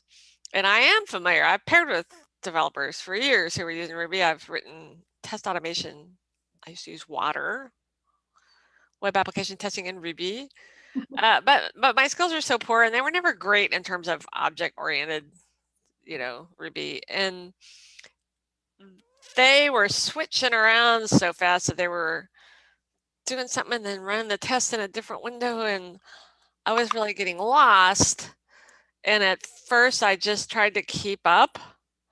And then my imposter syndrome really kicked in, and it's like, oh, I'm just not good enough to be here. And then I finally womaned up and said, well, hang on a minute. I've totally lost track of what you're doing. And I've seen, I think your article about ensemble programming on Ministry of Tests, I think that maybe you said something about asking questions like that and making people slow down and think about what they're doing so they can explain it to you is a really good thing. What's your view on that? I don't usually do it so much as questions, but more on making sure I have my time on the keyboard. Ah, okay. See, I didn't drive in any of these sessions. Down, taking my turn at driving, even if it slows things down. So a lot of the experience that I was writing about is this idea that how uncomfortable it was at first to kind of like get on that keyboard and know that everyone else was switching kind of like crazy, and I couldn't do that. Like at first I couldn't. But of course, like over time, because I went to that keyboard, I got better at that, and I got to understand that they had too many windows, and they didn't want to have so many windows when I was on the keyboard. And they got a lot more clearer because they had to be slower for me. So sometimes actually they started asking questions because I was holding space on that keyboard. That they, if they tried to, like talk to me in the same way as they would for everyone else in the team, I would get kind of lost on the spot. So they kind of had to figure out what they wanted to do a lot clearer. And I find that a lot of times it was really the way they do TDD, which made the difference on whether I felt comfortable or not in that programming ensemble. So if the TDD kind of like someone just writes an example and we don't talk about it, if we don't kind of co-create that example first together, then it's a lot harder for me to follow. So again, it's more about these little habits of kind of like, what do you dare to do, at least for me, that make it more comfortable. But I'm really curious, you're doing this regularly? So it means you're doing it now on remote? No, well, the regular one at work is just an ensemble testing, and we all take turns driving, and so that's awesome. But I just had a couple of opportunities to join friends who work in other companies who let people guest mob as they call it with them. But the problem was I couldn't drive because I didn't have access to their GitHub. I couldn't check out their code. Even if I signed an NDA, it was just have a shared computer that you could kind of remote control or anything like that. Oh, that would have been a good idea. So I do most of my remote mobs. I do it actually over Zoom. So I have my keyboard, well, nowadays actually over Team, because I find that it's sometimes even better that way. So I pass the control of my computer. So I can actually always monitor what goes on my computer, but they can control my computer, especially for learning mobs. I don't really care for setting up, the personal own keyboard layout, whatever. The problem is anyway something that they don't know. So they're going to be, and again, teams usually switch different people. So they're going to be uncomfortable at first anyway. So the whole having to control things over Zoom isn't that big of a deal. So getting that set up and really having kind of these rules of everyone getting on the keyboard and having like a named rotation on who's on the keyboard and on video in particular who's talking, so that you don't have to try to kind of fight. I'm like, my turn, I want to say something, I have things to say. It's kind of important. So I was curious, like, what are the rules that you use to work on the remote? Because it's definitely different trying to work. The remote ensemble? I don't know that we have a lot of big rules, but we use 10-minute time boxes, which I know is kind of long, but some people tell me that are used to doing in-person ensemble that it's more awkward and takes longer to switch driver in the remote setting, depending on how you're doing it, I guess. Because people have to unshare their screen and the other person has to share their screen, and then some cases they may not us because we're just testing, but they may have to check in their code and check it back out. But yeah, we do the driver switching, but we don't specify a navigator. The whole mob navigates, and that seems to work out pretty well. I was used to shorter time boxes before when I've done it other teams before, but it seems good. I worry the longer time boxes, people don't stay as engaged, but that doesn't seem to be the case for us. Yeah. And again, like most of the ensembles that I do, they are really more on the learning side. Like I teach a course, I try to teach some hands-on skills on how to do test automation at the same time when you're exploring, or whatever the technique is that I'm trying to teach on that particular day. So the awkwardness of people not knowing each other, it's really hard to get the whole group of people to actually share the voice in a nice way. So I find I need a lot of facilitation around that.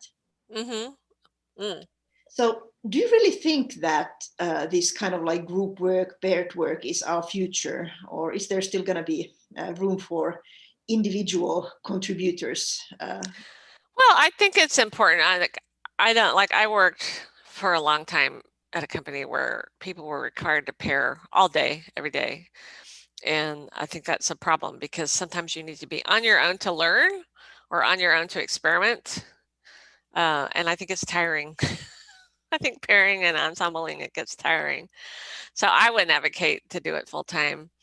But I just feel like there are too many organizations out there with almost no collaboration. They have their daily scrum, and then everybody goes their separate ways until the next daily scrum.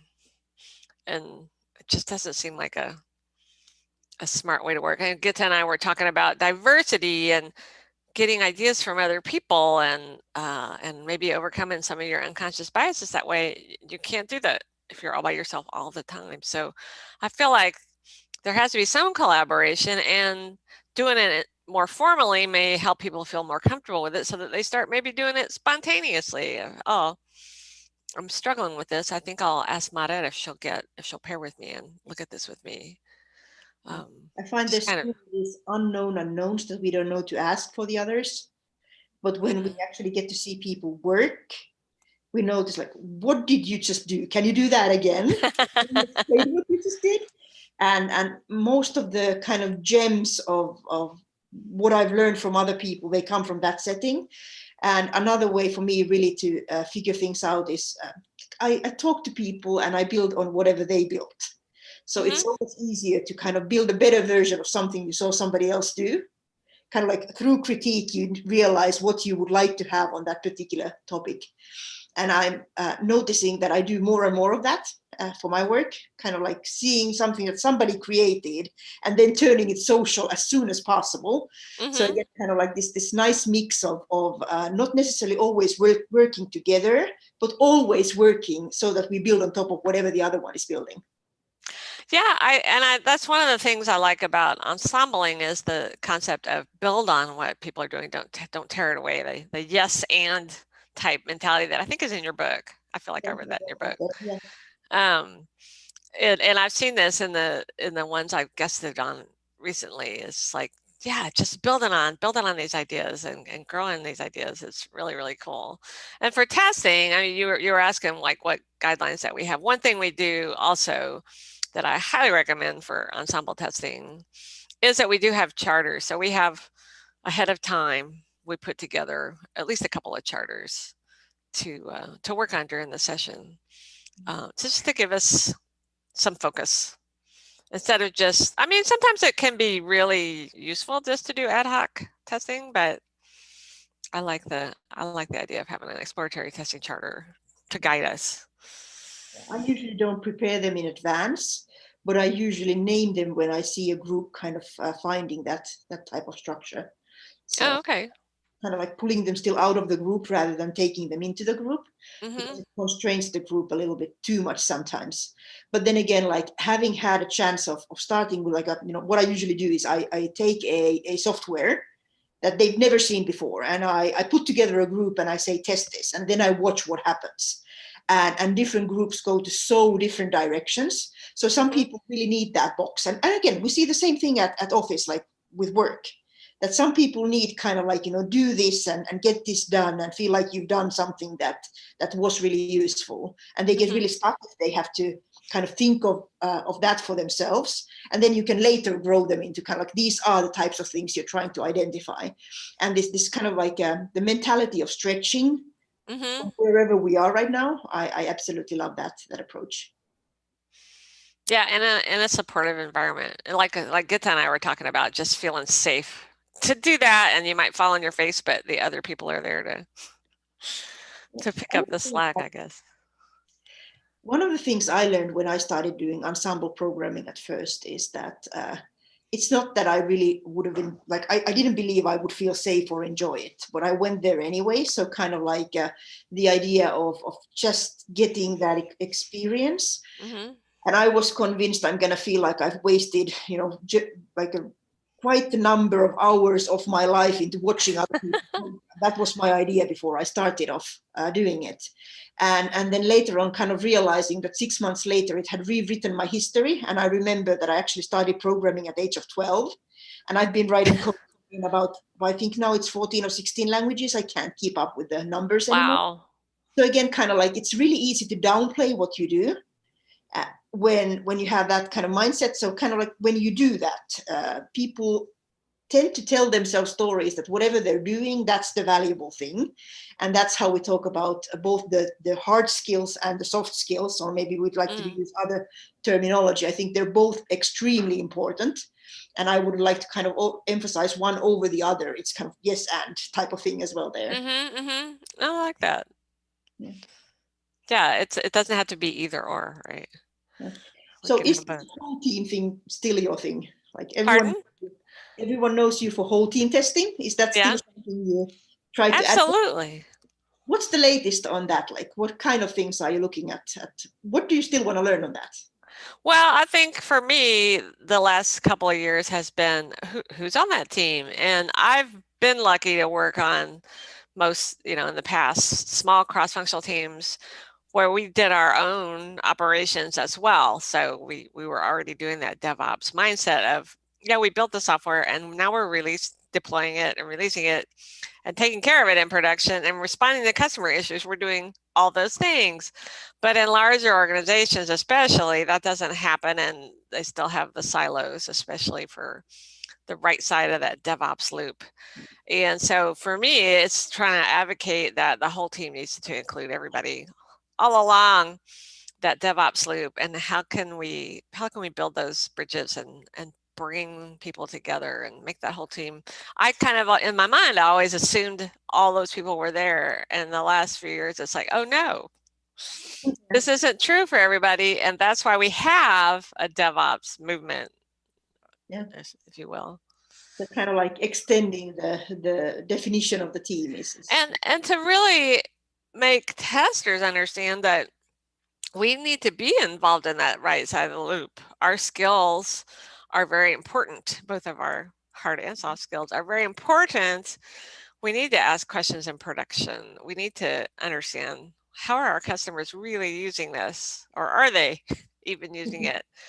I was just before this, I was in a session with a team at work to try to focus on like a product quality goal for the next few months and how to measure that. And we got into a lot of conversations about how will we know if the customers are struggling. They don't always tell us. Maybe we have to look at our analytics.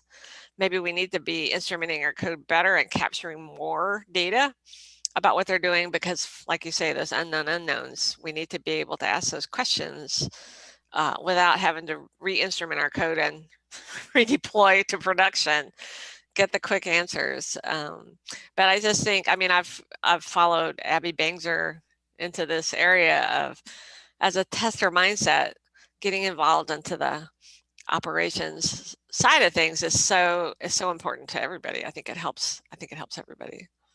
Yeah, it does help. So is observability the thing that you're looking into now then? Exactly. I'm trying to learn about it. And I found it quite interesting to also learn more about monitoring and, what alerts do we need to set up? How do we extend those fast feedback loops into production and get that information? But it's like not only in our pipeline with our automated tests, but after we've deployed. What's the quickest way we can know there was a problem and how can we solve it the quickest? Yeah. In my previous place of work, one of the things I really enjoyed us doing is this idea where we got, with telemetry basically, we got kind of like a profile of things that the users were doing in production. And well, the profile, we're talking about some millions of people using their personal computers in a particular way with our product back there. And then having the same kind of profile from testing environments, and then kind of mapping those two together to understand coverage on a whole different level. So I think one of the fascinations that I still have is that I think we haven't even begun understanding what goes on in production, and using that data and kind of like splitting out, well, my today's kind of thing is this idea that really understanding who's using it. So whose profile are we looking at? I've been working now recently with this system where there's mostly just testers in that system. We haven't been allowed in the customers. And yet we have some people with the experience of using customer telemetry and applying similar kind of rules on test patterns. And we all know that testers don't have exactly the customer kind of patterns. Like we're overly focused on certain error scenarios. Well, I don't know, overly focused, but compared to customers who run into those in the scale quite often, we do that very intentionally. So there's this difference on the profile, kind of like fast forwarding to all the problems that you can see in production. So I think that's really fascinating to look at on the level of the data, kind of comparing the production data and the test data together and having an understanding of that. Yeah, I think it's been transformative for software development in general to have these amounts of data that we can collect and store now and be able to base, we can make hypotheses about what new features we need based on data and have measurements for whether that feature is valuable to the customers or not. Have you actually managed to do that? I still seem to be failing at that idea all the time. This idea of kind of like knowing what the customers want based on that data. Like I read a lot of articles on it, but I haven't managed to do that in practice. Yeah, actually, a team I was on a couple years ago, our product owner was a kind of a data scientist, and we were using an analytics tool. Plus, we had a lot of really good data we were storing in the database. The code was writing to the database. And so he started like pushing us to come up with our own feature ideas, but it had to be backed up with data. And so I had to learn, and he helped me learn how to look at the database and pull data out of there, look at our analytics tool, pull data out of there, come up with a hypothesis, and then, get with a couple of developers and do some small slice feature and then see what happens. And that was a great opportunity to really see how that works. I've since worked with other companies that do kind of similar things, or even, you have these tools now where you can actually see basically a recording of what people are doing in the UI, which is kind of scary. I've used those tools as well, and I feel a little uncomfortable knowing how detailed a version of whatever we are doing around the keyboard they can see nowadays. So yeah, like one team I worked with at my last job, we had this great feature idea, and we're so sure. And actually, we asked customers, and they're like, "Yeah, I would use that feature." And so we spent weeks trying to build the MVP of it, and we put it out in production, and then we waited on this analytics tool. And out of our, hundreds of customers, like maybe 15 people even went to that screen. And the ones who did, you could see them kind of like clicking around, and then they left. Yeah. Like not one person used the feature in like 2 weeks. But that's good information. Yeah. Very similar actually experience, but I don't think that's not yet on the kind of side of the knowing that this feature is worth it for the customers. We created a completely new user interface, and we were trying to figure out if we can drop some of the existing features from the user interface, and like, no, we can't. And we actually got the whole team kind of convinced on, let's try creating this minimal user interface and just, reveal it to a certain percentage of those users. And we realized that almost no one ever even opens the user interface when we had the telemetry in place. So it's kind of like, yeah, sure, we can put it for everyone. And then it actually turned out to be a lot better user interface because it had less stuff, but no one was using all that extra stuff. But it definitely, if there was one impact that it was making on the team, it was that we were able to deliver other things faster because no one wanted to touch the old user interface. So we couldn't actually, promote many of the features that we were adding. Whereas the new one was a lot more approachable for the development team. So that was a nice one. Yeah, then you can iterate on it, right? Yeah.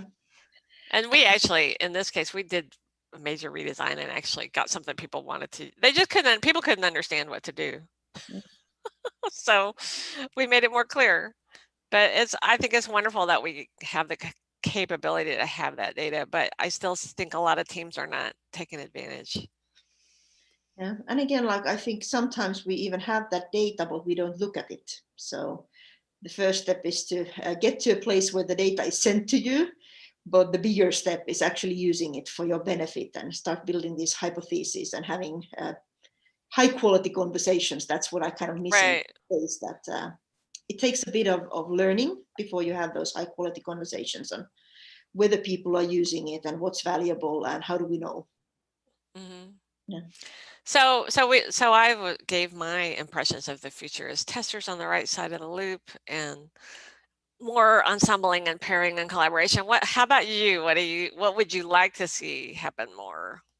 So what I'd like to see mostly is that we would allow new people into the industry and gatekeep a little less. For new people to join the industry, it means that everyone can't be everywhere. This is way too big for a newbie on their year one. So for me, the future that I think for myself as someone who's been working on this for 25 years is very different than the future that I would aspire to have for example, for my kids or for my colleagues who are just kind of, aspiring to become something in software development. And I would hope that we make spaces that are smaller rather than bigger, even though we are, the ones who have been around longer, we can do kind of a wide scale of things.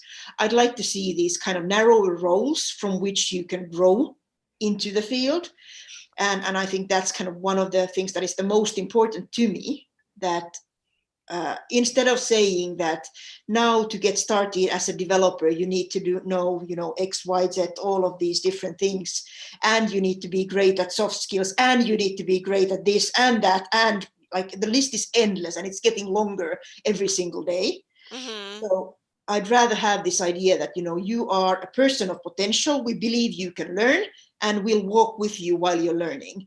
And of course, my interests and the stuff that I do with pairing with newbies is around this idea that I believe that some of the newbies can be as good as I am in a few years. And that's kind of what I aspire to. So yesterday I saw Angie Jones tweet about this, that she's kind of really sharing all of her ideas and making everyone get whatever she knows. It's not supposed to be as difficult for the next people. I'm like, yes, preach it. This is exactly what we mean.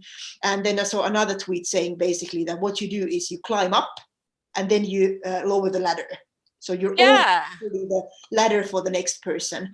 And my focus now is in the idea that we'll leave at some point, the ones who've been around long enough. We'll leave at some point. We've earned our retirement at some point. I'm not there yet. But anyway, we are leaving at some point. And the new people should have it easier. And people who were like us back in those days when we were young, they should have the possibility to join this industry in a wider scale. So I'd really like to see more opportunities for people who right now we might think are not worthy, but actually everyone is worthy because it's an opportunity that we need to offer for them. So that's it was a couple of decades for me of just slogging through my day job before I started to really find a community and get new ideas and start really growing. So people shouldn't wait that long. Yeah. So I've had some interesting discussions recently with some ladies who started way back in the days on being programmers and kind of with the punch cards and waiting for the computer time. I wasn't there at that time. And I think it's it's more of a sci-fi movie for me when I listen to those stories. But given those chances, some of those ladies are still around and they're still contributing with very different technologies. And I'm pretty sure that we have the younger generation where there's, they should have that opportunity. Well, you've had some great success stories with your interns and more junior people, right? Yeah, it's been really good. So yeah, you probably already know this, but not everyone watching us discussing knows that for the last 6 months I've spent with basically an intern, summer intern. And we started off with this idea that everything you do, you don't need to know anything when you start at your job, but you learn by pairing. So we work together on anything and everything for the first time. And then you grow from there kind of to this idea of being able to do that solo and then do that proficiently. So kind of like, so that you pass off as, and no one notices that you are learning these things still. And after 6 months, she's amazing. And she just got a new job because we were not able to offer her a permanent job fast enough. We did right after she got the other job. Please don't go, stay. But she already got a job elsewhere and a 50% raise. So whoa, quite a nice awesome. achievement from this idea that she wasn't in the industry before. That is a great success story. I love that. Yeah. And you know, what a wonderful leg up to give somebody like that. Yeah. But it's the future that I want to see us build, that we would actually help people get in and get started, and hopefully in a few years make them better than what we are right now, because that's what the industry needs. It needs new people who are just as good or better than we are. And bringing in new ideas, new perspectives. You know, they're going to have a completely different background than we had. So, you know, and being more, providing opportunities that are more inclusive and not so restricted. Like you say, if you have a list of requirements, a lot of people, especially women, are going to look at that and say, well, I didn't have all of those, so I'm not going to even try for that job. And that needs to change. What happened with my intern. She said she found this job and she looked at the list and she said that she can't apply, that she doesn't have it all yet. And I said like, no, you shouldn't take it that way. Just apply. And she got the job. She's like, thank you for telling me that.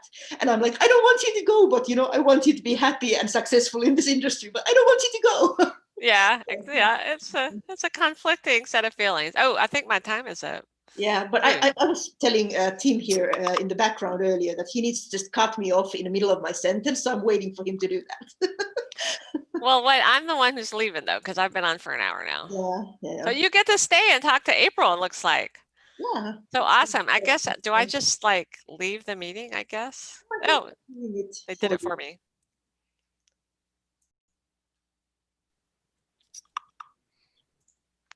Hello. Hello. It's been a moment. Good. You two were talking about some amazing stuff that got me all like, ooh, yeah. So what's your perspective on that? Well, you know that for me, I definitely believe in pairing on all the things. And then it's so much to talk about on helping nurture people's potential so they can nourish it themselves. And that's really what I'm passionate about. And I understand that that is a part of one of my purposes in life is doing that. So how do you do it? For how I do it,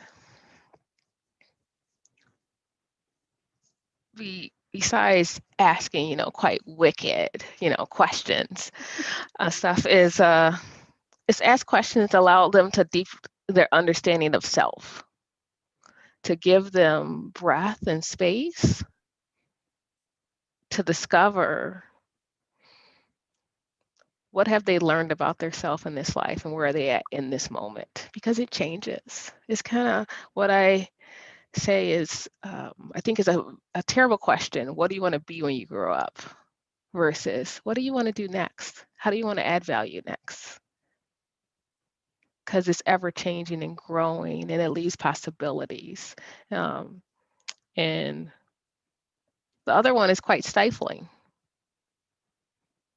Yeah, it is a big question, too big one.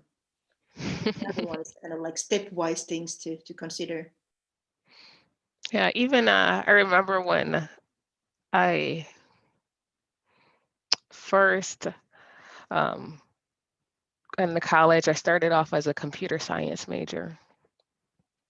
and it wasn't a good fit for me. So I moved to scientific and technical communication. And what I really enjoyed by that, what attracted me to that, was the possibilities of all the different ways people contribute, and understanding that, oh, this is a journey. It's not like I made it to this and that's it, and I'm doing this for the rest of my life. How boring is that? I actually really like this idea of being on a journey continuously, like this not knowing where your next step goes, and appreciating wherever you are every single day. It has so much more potential for kind of like these small moments of joy and appreciation, both for yourself and for whoever is around you.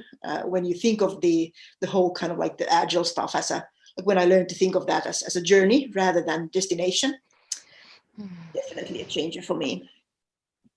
Yeah, it definitely, when you, from that point, if I say like, oh, you need curiosity, because it's not going to stop here. Like if you look at, if you look at my journey and kind of where I began and then the different roles that I've had in it, it's been a yes and with all of those, there were decision points. Ooh, could I go this pathway or this pathway? And how do you choose, right? Yeah. I've seen you've been recently doing a lot of these online, kind of holding space for other people to discover themselves. How's that working out? Wow. I would say very impactful, that I still hear about spaces long after. When we kind of began this pandemic, and doing online open space wasn't much of a thing. It wasn't a big thing. It wasn't happening, that occurrence. And I took it as playfulness and a challenge to say that it is possible to curate powerful, impactful online open space that can be similar or even better than in person.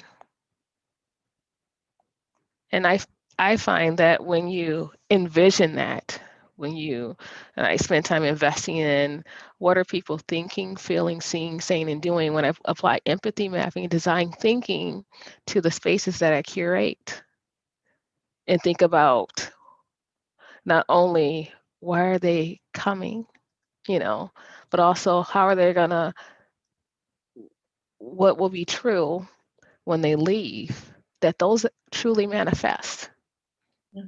And that's been exciting to hear in those stories on how, when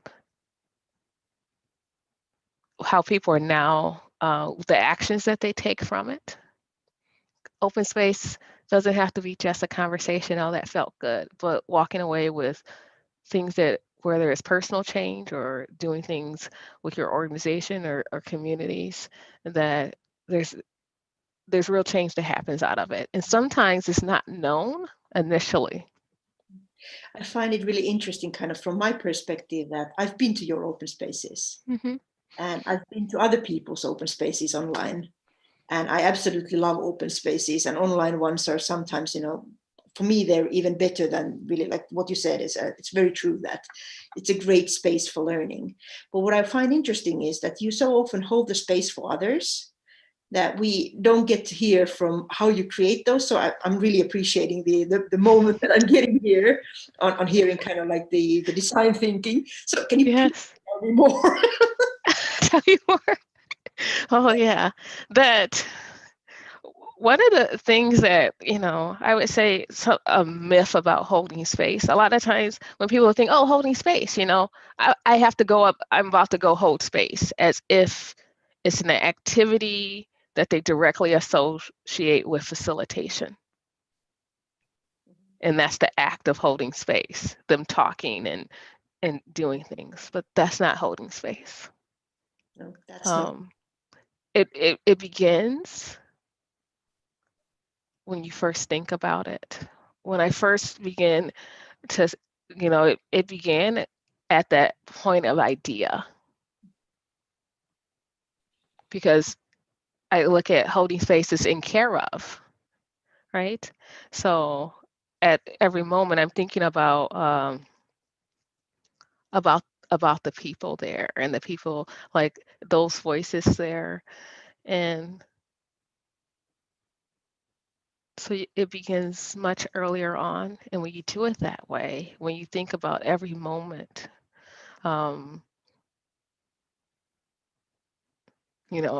of how do you hope, what I'm envisioning, what do people need when they walk into this space?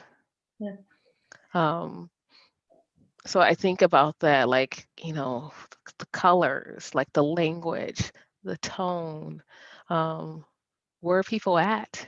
Is it like high and elevated? Is it meditative? Something neutral that creates the space for both? I'm thinking about all those things. What? Also, I think some of the holding space is probably just knowing that it's you who is setting it up. Like, I show up in places that you hold in a different way than in places that I show up for other people. So again, kind of like just knowing what you kind of like the messages that you keep repeating, kind of this holding space, like this idea of breath and kind of like taking a moment and giving yourself some breathing space and all those ideas, kind of like, it makes me also kind of, just knowing that it's going to be you makes me think of this kind of like, this is expected. This is what I can assume will happen a little bit in the space that you hold. So again, I think it's almost like you put your personality into that space. So it's really not this active, what you say and how you feel the void of emptiness when words don't come out, but it's more like creating an atmosphere in a weird way. And this is something that I've been watching this in open spaces over the years. And I've noticed that sometimes, I'm a tester, and in my work, sometimes for me to hold space for quality quietly is the best thing that I can do. And it's been really, really difficult for me to learn. So in that sense, kind of like I'm looking at people who do open spaces and are really good at facilitating them and wondering all the things that I could learn and use on my general work to either hold space or create spaces for people to create really excellent work. Yeah. I really enjoy how you show up to open space too. And that's important as well, to highlight what we had spoke about just moments ago about unlocking potential in others, because I do believe that open space is one of the most special places that does that, where people can discover things in themselves they didn't really know that was there. And when you're even in whatever role that you're showing up as in, even as a participant, seeing that you allow space for other people to speak. And that's important. That's giving care for others and not taking up the room. There's no ego in it. How you show up matters. And that's a special thing that we can gift others, to allow them space to mold and think about what's going on there. What are their original thoughts about it? I know for other things that are happening, and what I tell people, what I'm always most excited about is like new voices. Is that newbie, as you were talking about earlier in the last conversation, that they actually have something fresh to say, new insights that we haven't thought about there, and that they can really catalyze something new. But I'm noticing also they're teaching me how to listen And I'm learning about myself, for example, is that I have this pattern where I don't necessarily always listen in the moment. But then I hear what was said, and in 15 minutes, I come back to saying, actually, I wasn't there for you when you said this. And now let's talk about it again. So like I sometimes I have this really long fuse before I realize that I was too excited about my own things to listen to someone. And then I try to look back. And some of the things kind of like as I get older, as I get more experience, and as I analyze myself mostly more, I start to notice that it's one of those things that I've learned over the years, that it's okay to go back and say that I wasn't the person I wanted to be 15 minutes ago. Yes. That's kind of a cool, and especially the newbies, sometimes it's so easy to kind of assume they don't know. And they are also great people to rehearse this kind of like, stopping and listening in the moment and being present. Because, well, they have a point. They might not always get to that right away. And I really love that. And that is also something like it's a gift to others to say, yeah, I done messed up. And, in doing your failure vow, like I'm here now, my apologies. And really digging in and learning something new. And because we are imperfect souls, right? And acknowledging when you mess up, and or when you didn't fully consider someone's thoughts, it changes that course of where people shut down, because if it's done enough, they'll stop speaking. But when you acknowledge when you messed up, and when they're like, oh, okay, someone had a bad thing. This is how we need to communicate with one another. And you can have better conversations and clues so people can be heard. Do you have like a future that you would hope to have in software engineering or software development? There was this kind of like an overarching theme of what would good look like in the future. Do you have some wishes for what that would look like for you?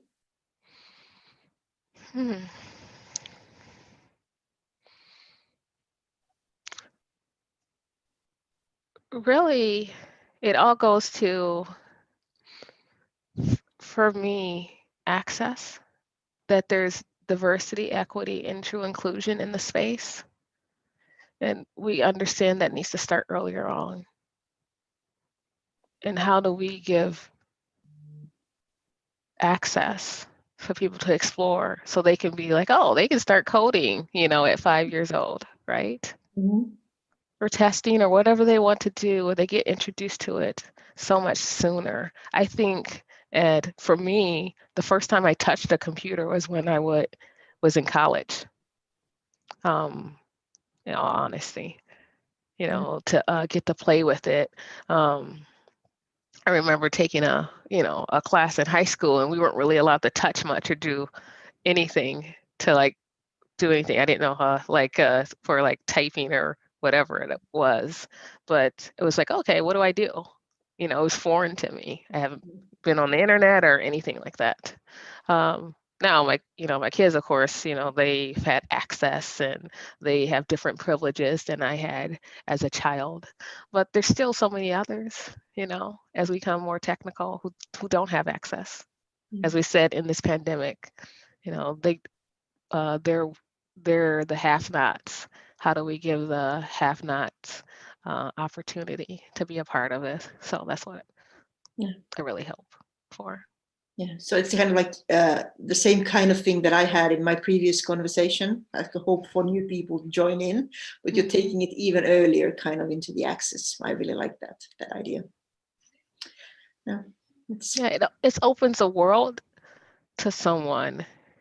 When they give analogies about different things, kind of like that head start in a race, right? Because look at, when I began the race with my different things, if someone had access for 18 years or whatever it was, 17 years or 16 years, whatever it is, and then I just began at this point. And as we've become a more technological society, like them having earlier access is important. Instead of waiting and think how far behind people feel if they have to wait to a certain point or maybe never get it, have those opportunities. So there's definitely huge differences in where we start. Like I remember 2 summers ago, I got a chance of hiring 2 summer interns. One from the kind of like the traditional route. They applied in the open call for people, and we interviewed a few, and then we selected one. It was a 15-year-old boy who had 6 years of programming experience. Like, I don't know many girls who would have 6 years of programming experience at age of 15.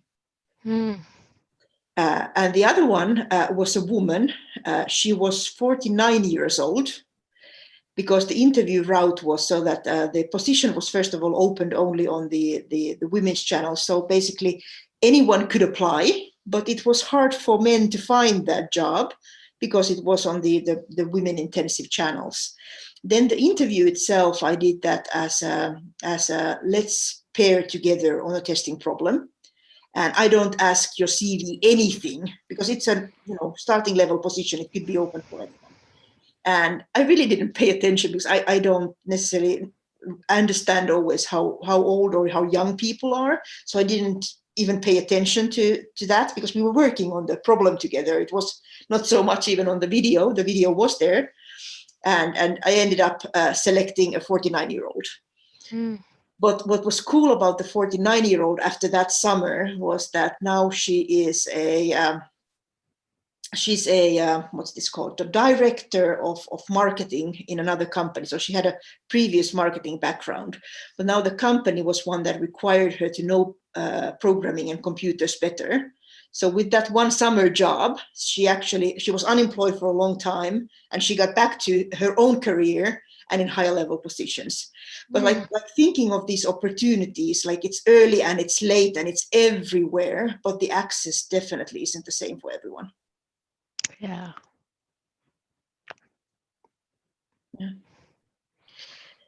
But again, kind of like trying to figure out, one of the things I'm still trying to figure out is how do we create more opportunities? Like how do companies make space for new people to come and learn and figure these things out? Because it feels like it's not like we have that many junior positions. Yeah. So this is one of the things that I've thought about a lot, is rethinking how we do education and having access there. Because I think about, bring your kids to work day. I don't know if they do that everywhere globally, but it's like you're bringing little kids to work, and that's cool. And they're seeing different possibilities to put in their head, oh, I want to grow up and be this one thing, right? Instead of having that be continual and throughout, and where they're really are getting to learn and apply and do work to experience it. And even as there's some colleges were saying like that's a part of it, maybe your class is to spend time in a company to learn, to see about it, because it's nothing. I think about how many people got a degree in something and they figured out they hated it. Then they have to go right back to school to learn something else. How terrible is that? Mm-hmm. How wasteful is that? You feel it's like I just went on this and then I hated it.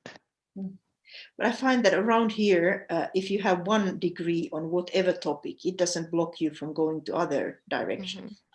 But what people, especially companies, value here a lot is that you have some degree. So this whole kind of, people say self-educated, but I would like to call it community educated, because right now there's so many people in the community creating the materials that the people are educated on. Yeah. But it's a lot harder, at least around here, for those people to get their chances, because everyone expects that you have some, pretty much any, but you need to have graduated from some school. Yeah. And hopefully there'll be more things where you can just be unbound Well, in this world of the pandemic where people can't really go anywhere or travel, where you can say, go to the college that you want to, learn wherever you want to, and just more of an open education model to really try to experience what you want to do. I love that there's certain schools that they put all their lectures and different things online where you don't even have to be a student enrolled. It just give it to everyone for free. That's wonderful.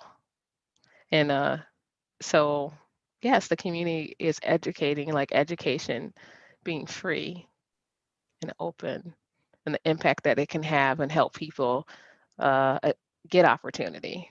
And just and that's why some of those like you just described, that technical interview, hands-on collaborating is important. It gives access to someone who maybe they don't have a degree, but they've been programming on their own for 15 years, right? You pairing with them allows you to see their talent without someone saying, oh yeah, they're special, and the other person has have experience, so that can give access. Yeah. And again, it's a lot more about giving the opportunities to people. I find that every single one that I have ended up working with like this have proven themselves worth it, but I would not have been able to tell that in advance. So it's always an act of chance on who do you decide to believe in. Yeah, I'm excited about the Women in Agile Open that I'm doing, and we're launching new voices there as well, and giving people opportunity to facilitate and being mentored on that. So that's really cool. We're given an opportunity. Hey, you can facilitate this networking event, and they're just new to facilitation, and we have someone mentoring them. And then I have another person who's new to open space facilitation, where they're going to pair with me on that day, and that's exciting to be able to give them that opportunity and for it to be generative and completely shared. So what are you teaching the new people on facilitation? So I'm mentoring the person who's doing the open space facilitation with me, and even I have someone else mentoring the people who are doing facilitation for the networking event. But our technique is the same. It's allowing them to leverage those open space principles and how they're holding space, how they're curating that space for people of connection. So I'm excited to see what they're doing, because I don't know, and I'm going to be prepared to be surprised. For me, with who I'm mentoring, Lori, is the focus on the what and the why first, and not about the how, the mechanics, the theater. Yeah. Like, I had this idea with my summer intern that I was going to create this program of how do I teach a new tester? Like, I'm going to use them, like I told them even this. I'm going to use them, and I'm going to create this program of what I teach you on each of the days, and like what kind of steps it takes me to teach a proper tester. That was my great idea this summer. And on about 12 days of doing this, I had a conversation with some of the Hunter Industries ensemble programmer team members. And they said that what they've learned over training people in this kind of ensemble format is that what's most important is showing up for the people, to hear where they are and what they need at that point. It's not about the knowledge that I need to pass on, but kind of like being there to answer their questions. And for me, that was kind of like, I dropped the whole, let's make a program right now. And right now I'm trying to figure out how could I do that more to people, that I would just, be able to show up for them and answer them and help them kind of grow from wherever they are. And doing this in testing is particularly difficult for me. So I'm trying to figure it out.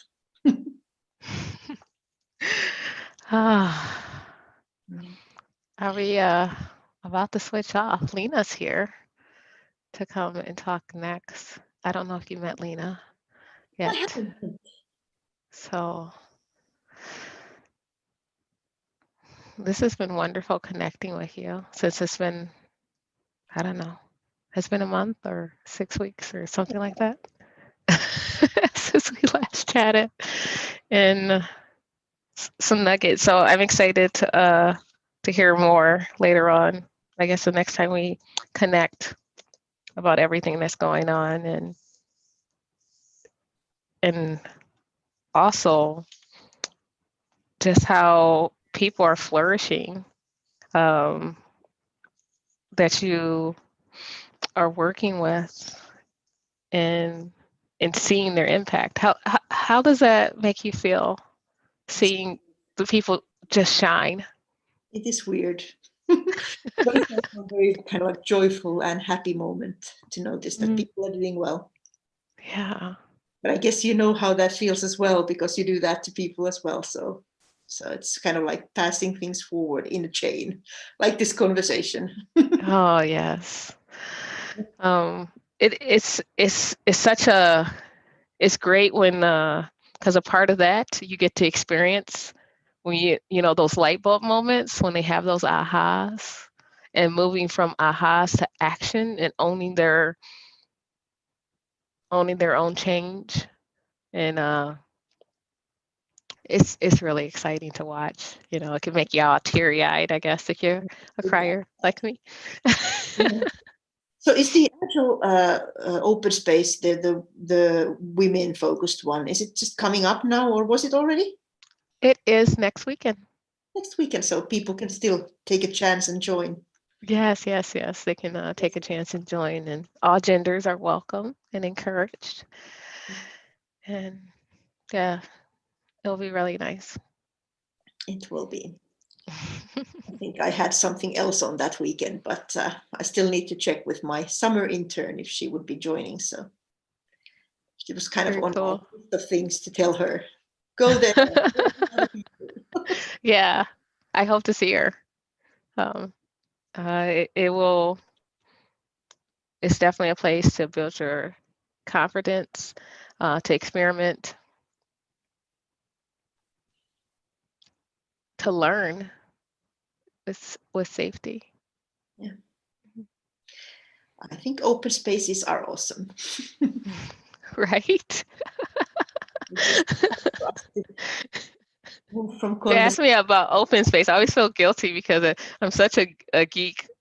I really geek open space. Geeking out on things you love. Always good. Yes. Yeah. Well, I think it's time. Hi, Lena.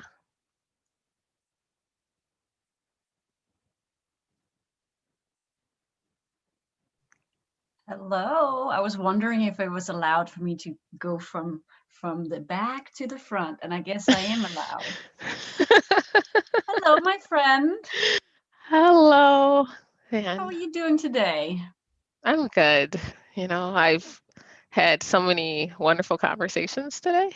And they kind of build off of one another. And you have such a sparkle in your eye. Is that for me? Is that sparkle for me? Oh, well, I'm sitting here with it's a sparkle for you. I had a really lovely morning. I stepped in and heard to a little of these conversations, and then had some stuff with my some technical stuff with a talk I'm doing on Monday morning, like really early. So I had to deal with that, and I got in a really bad mood. And then I did a whole yoga session in front of the fire. So that's my sparkle. So I'm like, now I'm ready for these conversations with my tea. So what does yoga do for you?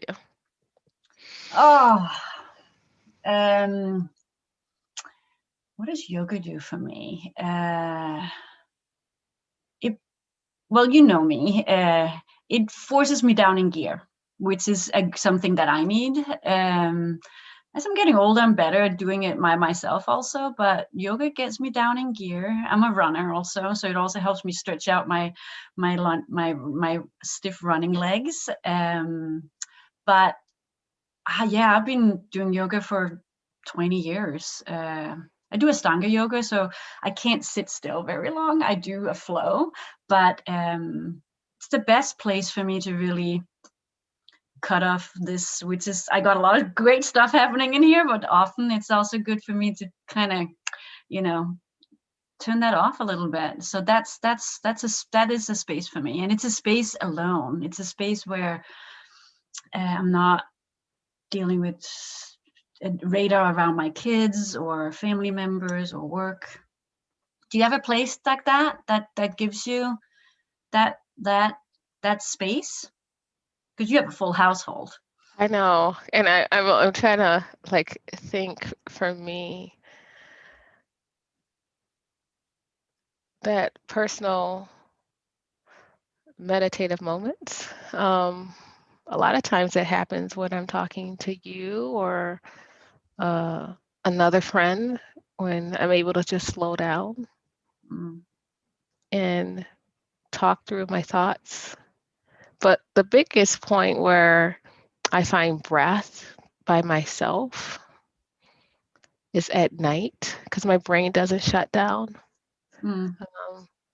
As an ambivert, I need to kind of be by myself to shut down, relax, and just to be free from the noise. So normally I just, once everyone's in bed and sleep, and then I have space for myself, or in the morning, because I wake up very early. As you know, like a 4 a.m. person. So how much sleep do you get? About 4 hours a night. Oh my God. Yeah, there's no way.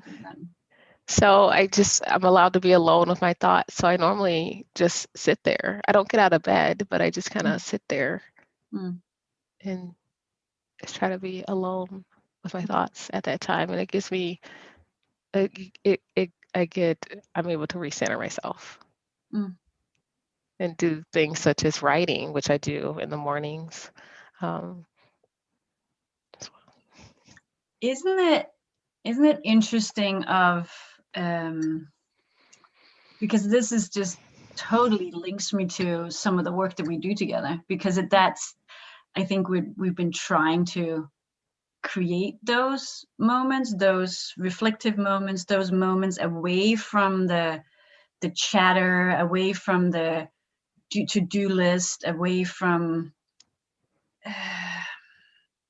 obligations a little bit, but more that the free flowing of thoughts, the free flowing of creativity. I mean, I would say that that's where I am creative. Like I have time in the morning as well, like because of my work I'm on the West Coast of the US, but a lot of my work is in Europe. So 6 o'clock, I'm on my email, checking out what happens in Europe before they check out of the day. And a lot of that you've met me when I'm like, okay, we're having a meeting now, but I've been up since 5 because I held space for someone in the morning, right? So, but I do like, after many years of doing that, I do like that time in the morning where it's just quiet in the house. I start the wood stove. So, I live in the country, and and you do run fast, like meaning like mental, like that's a part of you, like how you are in spaces, you're more fast paced. And I've learned a lot from you in terms of holding breath, because when we've been facilitating together, I'm like, oh my God, listen how fast I talk, and she's so quiet. And I'm like, okay, Nina, you can tune it down a bit. But it just really dawned on me that actually I think, the last conversation you just had, some of the things I heard you were saying was the whole of, geeking out on open space and being passionate about open space, right? Which we have in common. Yes. And I really think there's so many aspects of open space, but I think it really is also gifting all of us, when we're participating in that chance to not be, the obligations falls away, right? Like, oh, I'm supposed to do this. It really becomes, we're helping people or opening up this space, freeing them up to be like, what do you want to do right now? Yeah. What do you want to be part of? What do you want to contribute with? How do you want to listen? listen to your own, like, what sparks you right now. Are you going to go in a quiet space and write down a whole bunch of stuff because you got a creative moment of what you just experienced, right? You know, what do you find because you've done so much open space like me as well, what do you find that others have shared has been that greatest gift that they walked away with? As like newcomers to open space when they've experienced it the first time? Newcomers or veterans? Yeah. There's a very authentic, true kind of happiness and excitement about the connection being built, and also that, like, oh, I got my choice. Like, I was respected as a fully adult who can navigate, and that was so freeing, right? Like that, the connection and the freeness, the freedom of that belonging of that container, right? The belonging also. People, I find when they come to open space, sometimes we say it that people, they find their tribe, but I think a better word, would be belonging. They discover belonging, that, hey, you know what? People seem to be very accepting, and they hear their thoughts and ideas like, oh, tell me more. Let's explore that. Yes. How can we play with that? Emerge these ideas and what's else out of there. So like belonging is definitely such a common thread that I hear from people, as well as mobility. Understanding like the that walking away, they feel empowered that, I get to control what I do.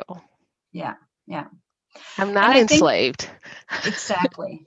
And I think that is why it's such a powerful practice for all of us to keep exercising, right? Like, and also for newcomers to get introduced to, because it opens up so many things in terms of, like, how do we show up at work? How do we show up with our kids? How do we, like, are we constantly, or with our spouses or in our community, are we constantly thinking we need to curate it all, have it all mapped out and to the T?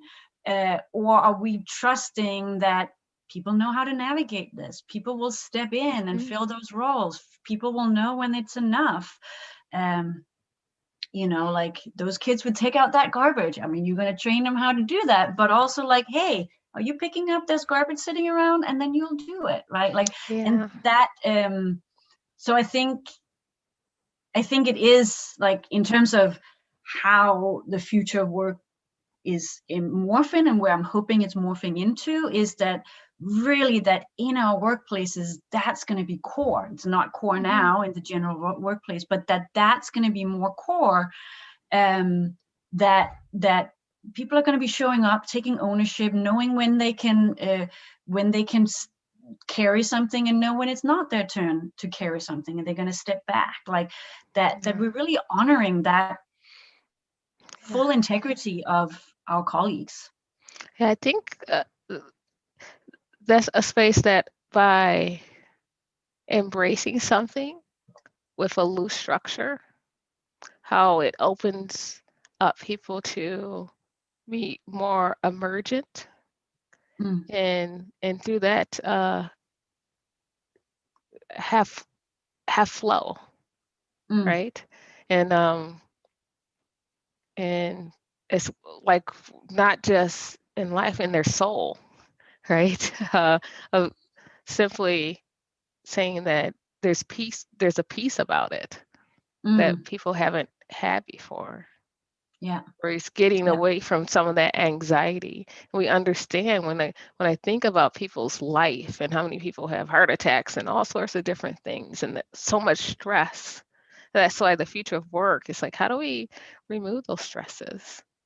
Remove so much expectation, and yes, have balance, right? Yeah. And I actually think something within Agile is where that is important, because there's some of these things that I think a lot of people in traditional workplaces, how people are like grabbing agile methods and tools and celebrations, which is, there's beauty in there, right? And a lot of inspiration. But I think there's a danger that it could focus on like, great, look at the productivity we're having here. Like, it's just like, look, they can just whip it around. Now they have retrospective, and then they're doing sprints, and then that's like, that's not the balance, right? Mm-hmm. Like, that's just grabbing one aspect of what's essential in agile, right? And I think one of the pieces that is maybe being missed in some of that, as agile is going on scale and being used in other formats, or being used as an source of inspiration in other parts of business, not just in software development, is the people first, right? Like, is that the people side of it and not just the processes. And I would say our friend Ron Cattell up in Seattle, I think some of the things that he's been doing with Fast Agile is exactly because he's combining some practices of open space with how do we actually do agile at scale, and how do we move agile into another thing, and not just like doing Scrum. Yeah. And that's the whole thing about having pretty much open allocation, right? Like, making sure that people are going to know, a team are going to know what needs to be done. And if we're communicating that and having a marketplace and opening up what needs to be done, and then people will go in and step in and get those things done. They need to loose structure. And then we're all responsible and have our professional pride, and want to learn and want to help our colleague, and want to move the product forward, please our clients. All that we have. I think the learning here is clearly like for business agility, right? We know that it's no longer with the individual team. It's the entire ecosystem, and a part of that is for people like you and I, like polyglots, we dive into multiple thought communities and arenas, and that's why that future of work was so pivotal, because it brought so many different thought communities together. Like, some people know me, they know me for my work in the agile community, or design thinking, or open space, or with improvisation, and then so on and so forth. And it's not about dogma about one. It's about that like playing with and blending these things together, and that it's about those outcomes and what are we trying to do, and understanding that future of work, those boundaries and those languages they really kind of go away, and and the conversation is something different. Yeah. And I actually think that skill set, I think we'll definitely still have specialists in the future gazing, right? But I think we are all going to needing to have a much broader spectrum as within our field, and our professional expertise, but also as humans. And I think it's one of the things that's maybe often overlooked when people are starting talking about new decision practices, or new ways of making organizational structures more transparent, or having self-organized teams. It's like, those are structures. When we're asking people to go in and have those kind of dialogues with their colleagues, they also need to be very good at solving those conflicts that's come up, because these structures, we're now typically removing middle managers and people are having responsibilities as a team, which means that they actually have to have a higher level of solving those issues, listening to each other, being inclusive, walking the talk, experimenting with new ways of having discussions, or facilitating processes with each other. Like it's So when do you think, Lena, as we look at, or because we so many people understand command and control is definitely not the way to go. And as we look at organizations who are trying to become more teal and more, and on that journey to that, when do you think that red state, will be considered draconian, and that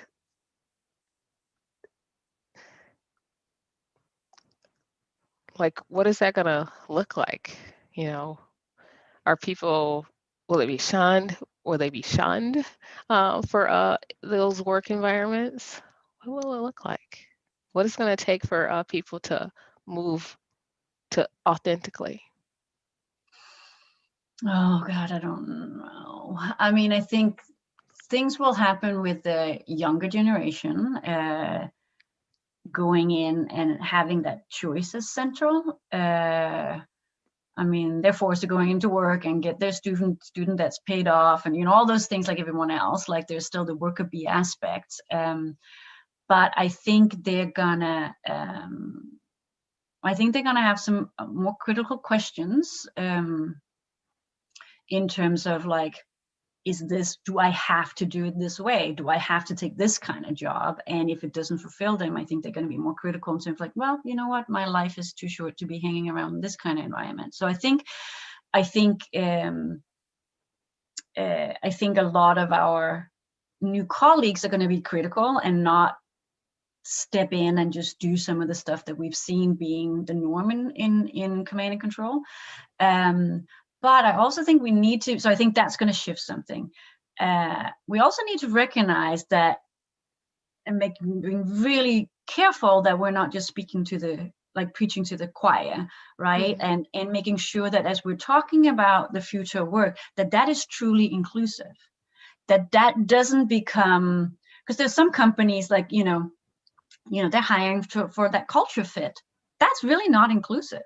Like maybe you have inclusion in terms of gender and in terms of cultural backgrounds, but if you're hiring for culture fit, you probably don't have diversity in terms of social economics or age or thought. Right? You're going to have like a certain they fit for this. And I hear people like, wow, those people are not ready to be self-organized and they want to be told what to do. It's like, well, like how can we have an organizational structure that's having pockets of where there's jobs you can step into that's going to have that kind of structure that maybe you are hungry for. And I mean, some of us who are really passionate about this, we're like, oh, we want that merger of who we are and being full humans at work.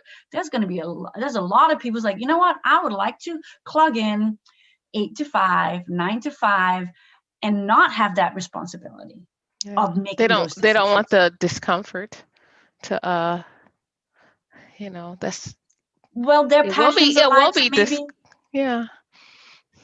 I mean, maybe they're spending many hours every week in their local communities, and that's where the creative juices are, and then they go to work, and then they really would like to just go to work and do those things. I mean, like, so we have to make sure that we're also not judging that, right? Like that.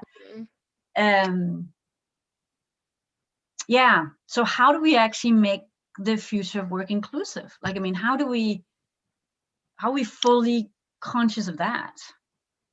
Well, the key thing is we can't make it. Like people have to opt in.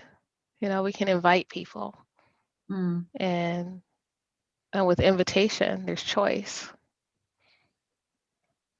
So it's kind of like, I like to say that curious people are coachable.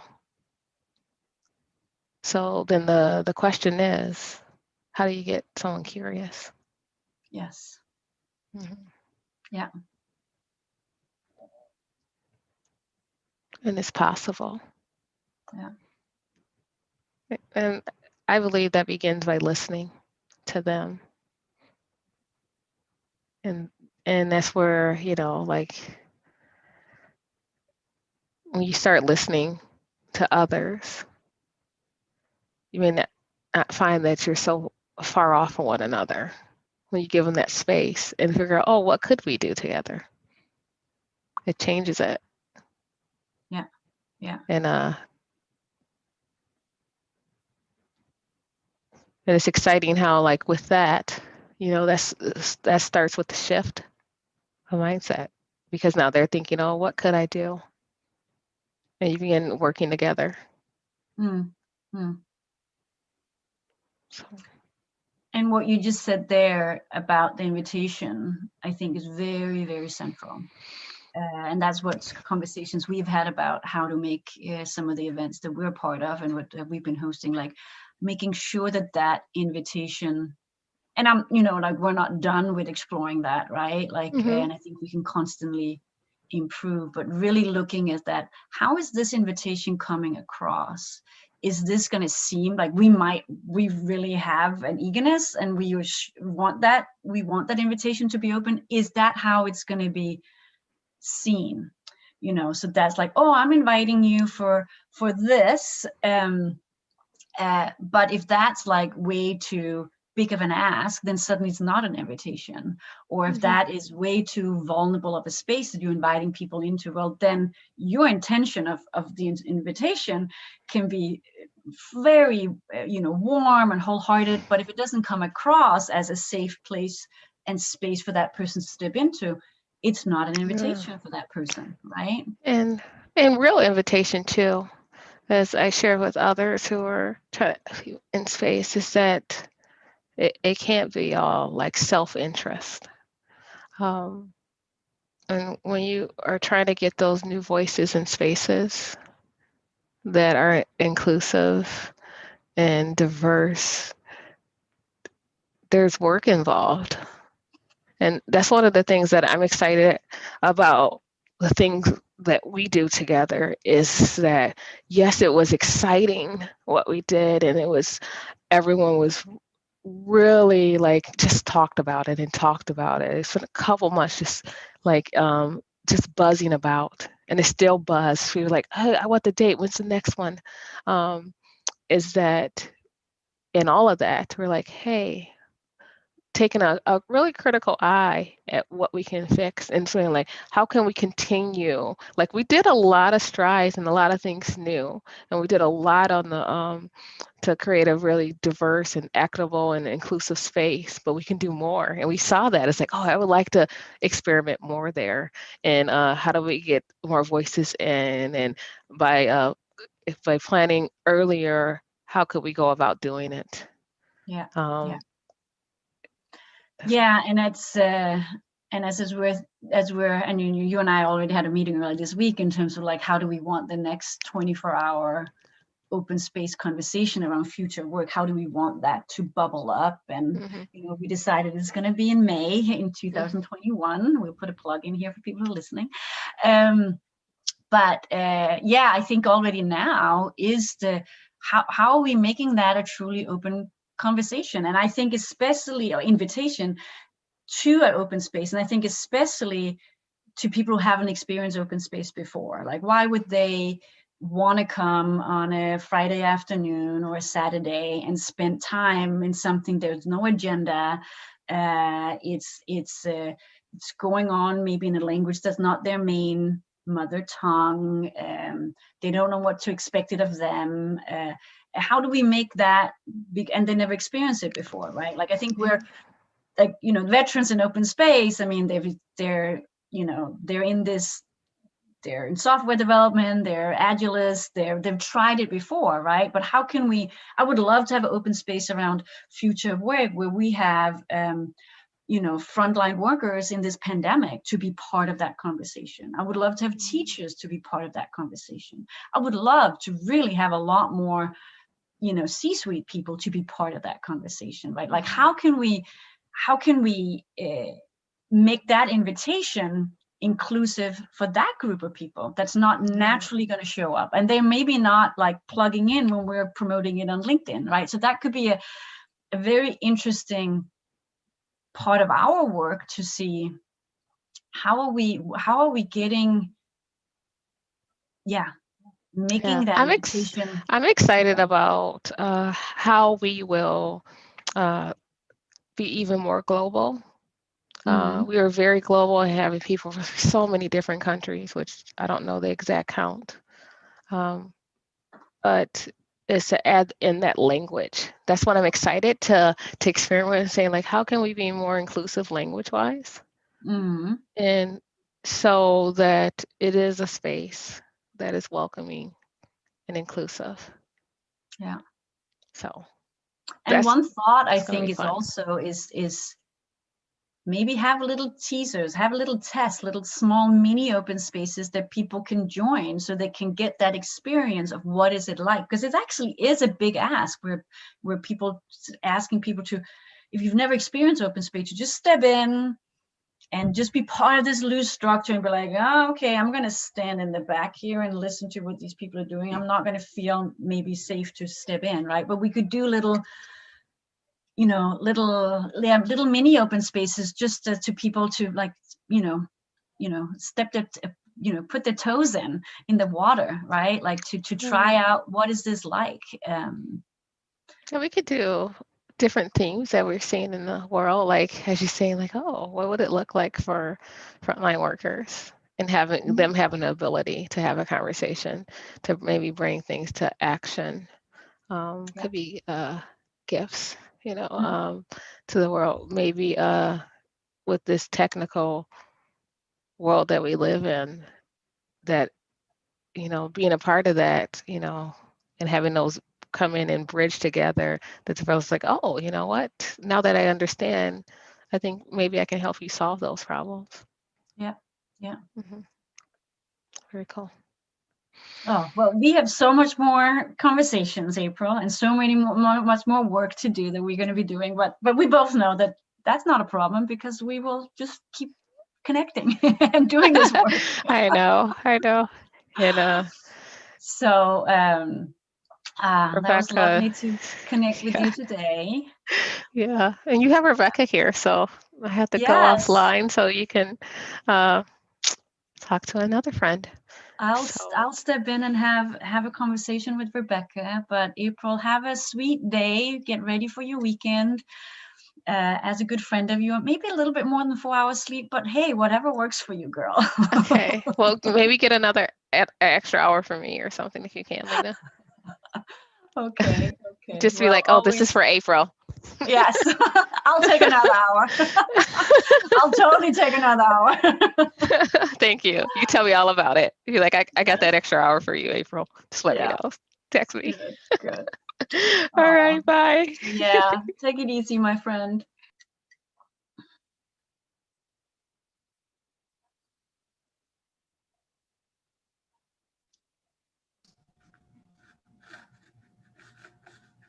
Hello. Hi. And nice to meet you, Rebecca. Yes. I'm sitting here with my cup of tea, and I believe you're actually not sitting too far away from me, are you? No. So what? Well, you said you're out in the country, right? Yes. So I wrote Portland here, but I'm actually out in Corbett, out by the gorge. Okay, you're further away. So I'm out. I could have said Portland, but I say Sherwood, Oregon. But we don't live in Sherwood. We live out in the country, right outside of the city boundary. So we're outside of the urban growth boundary. And right to our north is the urban growth boundary. So there are all these houses with fences, but our house faces to the countryside. And when I go jogging, I go to the countryside. I don't go through You down. drive that way, you run that way instead of go into suburbia. Yes, exactly. So Corbett is a lovely, lovely area. And today it's like a beautiful day and sunny. And so I had to like arrange my computer so that I'm not going to get too much sun on me, which is hard in my office. That is fun you say that, because I just had to do that too. I actually had to put up something in front of my window because it was such a bright sun, which in Oregon at this time of year, we don't necessarily get gifted by that, right?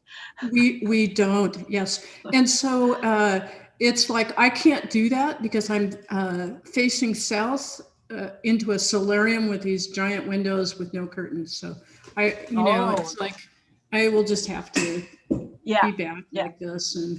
Yeah.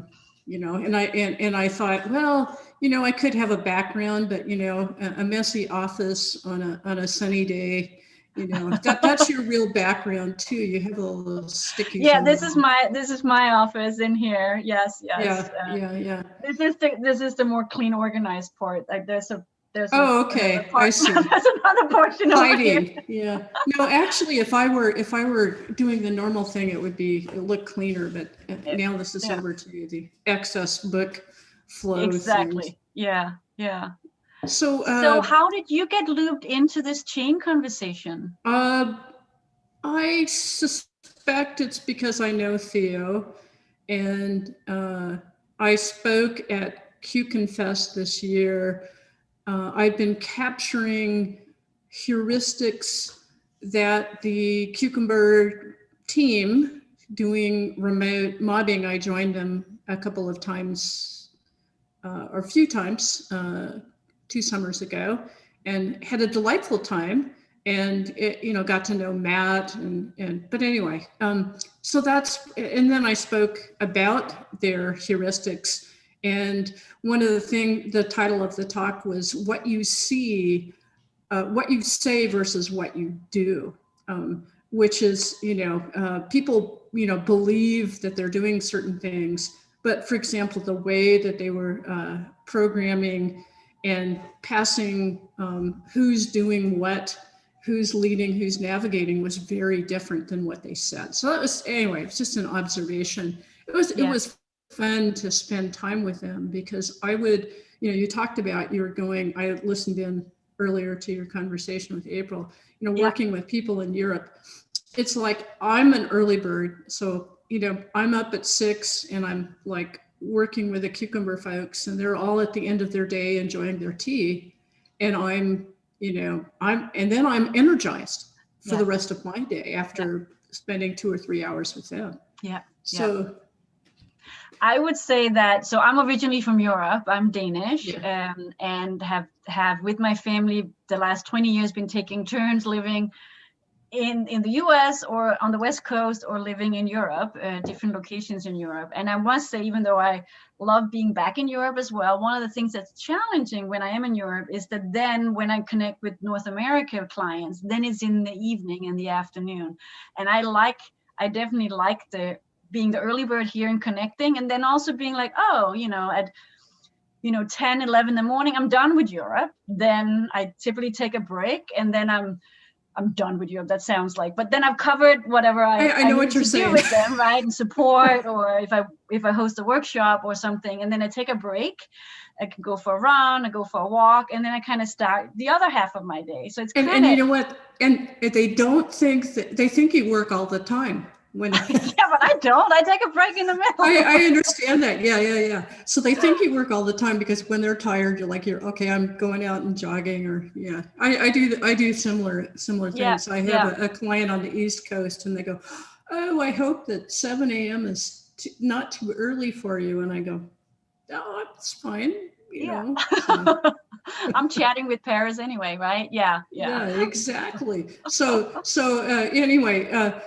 That's an interesting thing about early birds versus not. And I was listening to April and I'm going, she needs more sleep. She needs more rest. That's what I would say too, right? I can go with short rest in periods, like, and especially before the pandemic, I traveled a lot. And if I was traveling and then arriving, somewhere in the East Coast and wouldn't get so much sleep, and then just facilitating. And, I can do that for a couple of days. I'll be fine with 4 or 5 hours of sleep. But then I would do some catch up in the weekends. I would catch up when I get home. Right. Kind of do some long stretches. So do you miss not traveling? Because I was thinking about this. I probably travel about half my time. I used to before this past year. And my last trip was to Europe, to Amsterdam for the Domain-Driven Design Conference. And I haven't really, gone anywhere since. Yeah. There's definitely a portion of the travel that I do not miss. Sure. I was, just the whole the jet lag, and when I'm based in Europe, I like to travel more, because just traveling around Europe, there's no jet lag. It's just like, okay, I'll be in Prague in this 2 days, and I'll go straight from the session to the airport, and I can still tuck my kids in at night, like I'll be home, right? So traveling in Europe is very different because there's no time difference.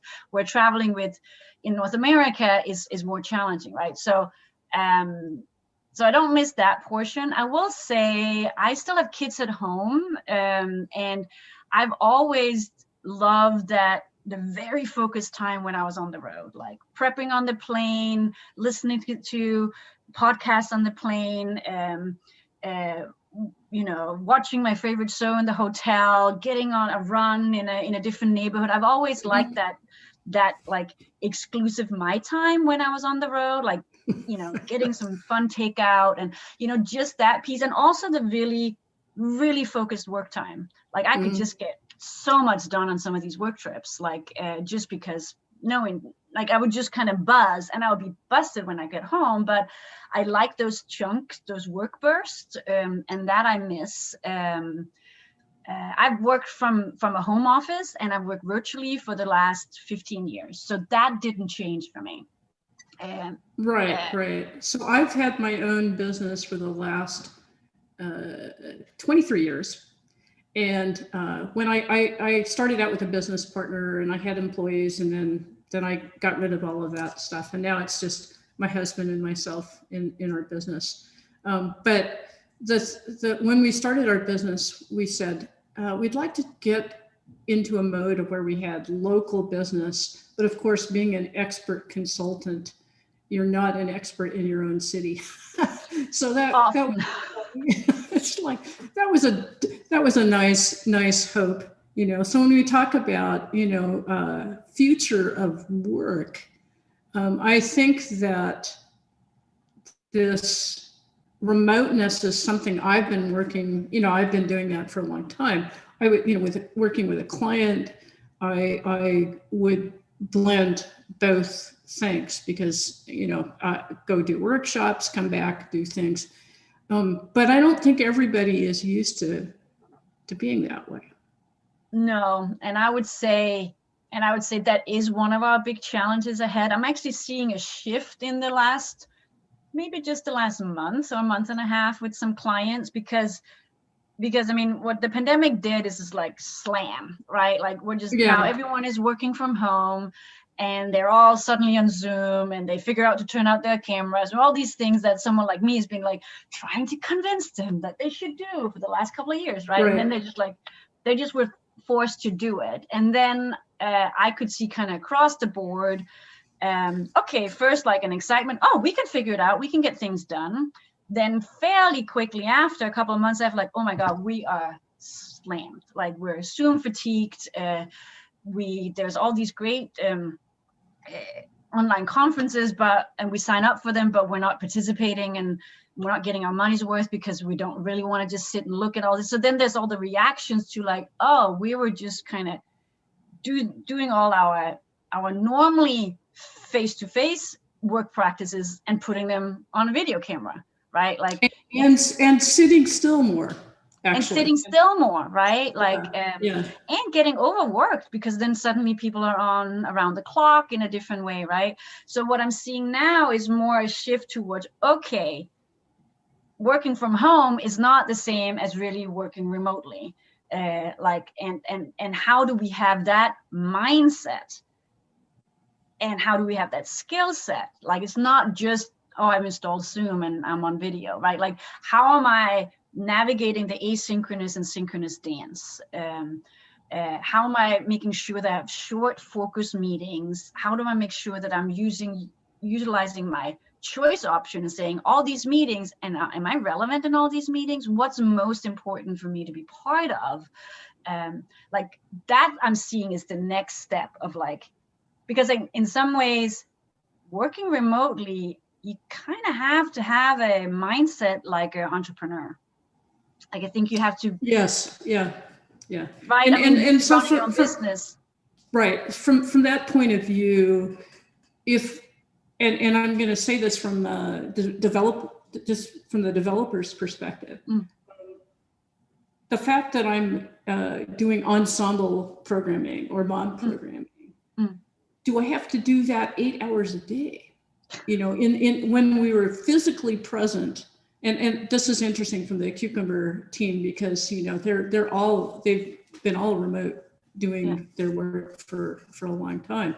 But the point is, I could get up and walk around and take a break and do some other thinking and do some other stuff.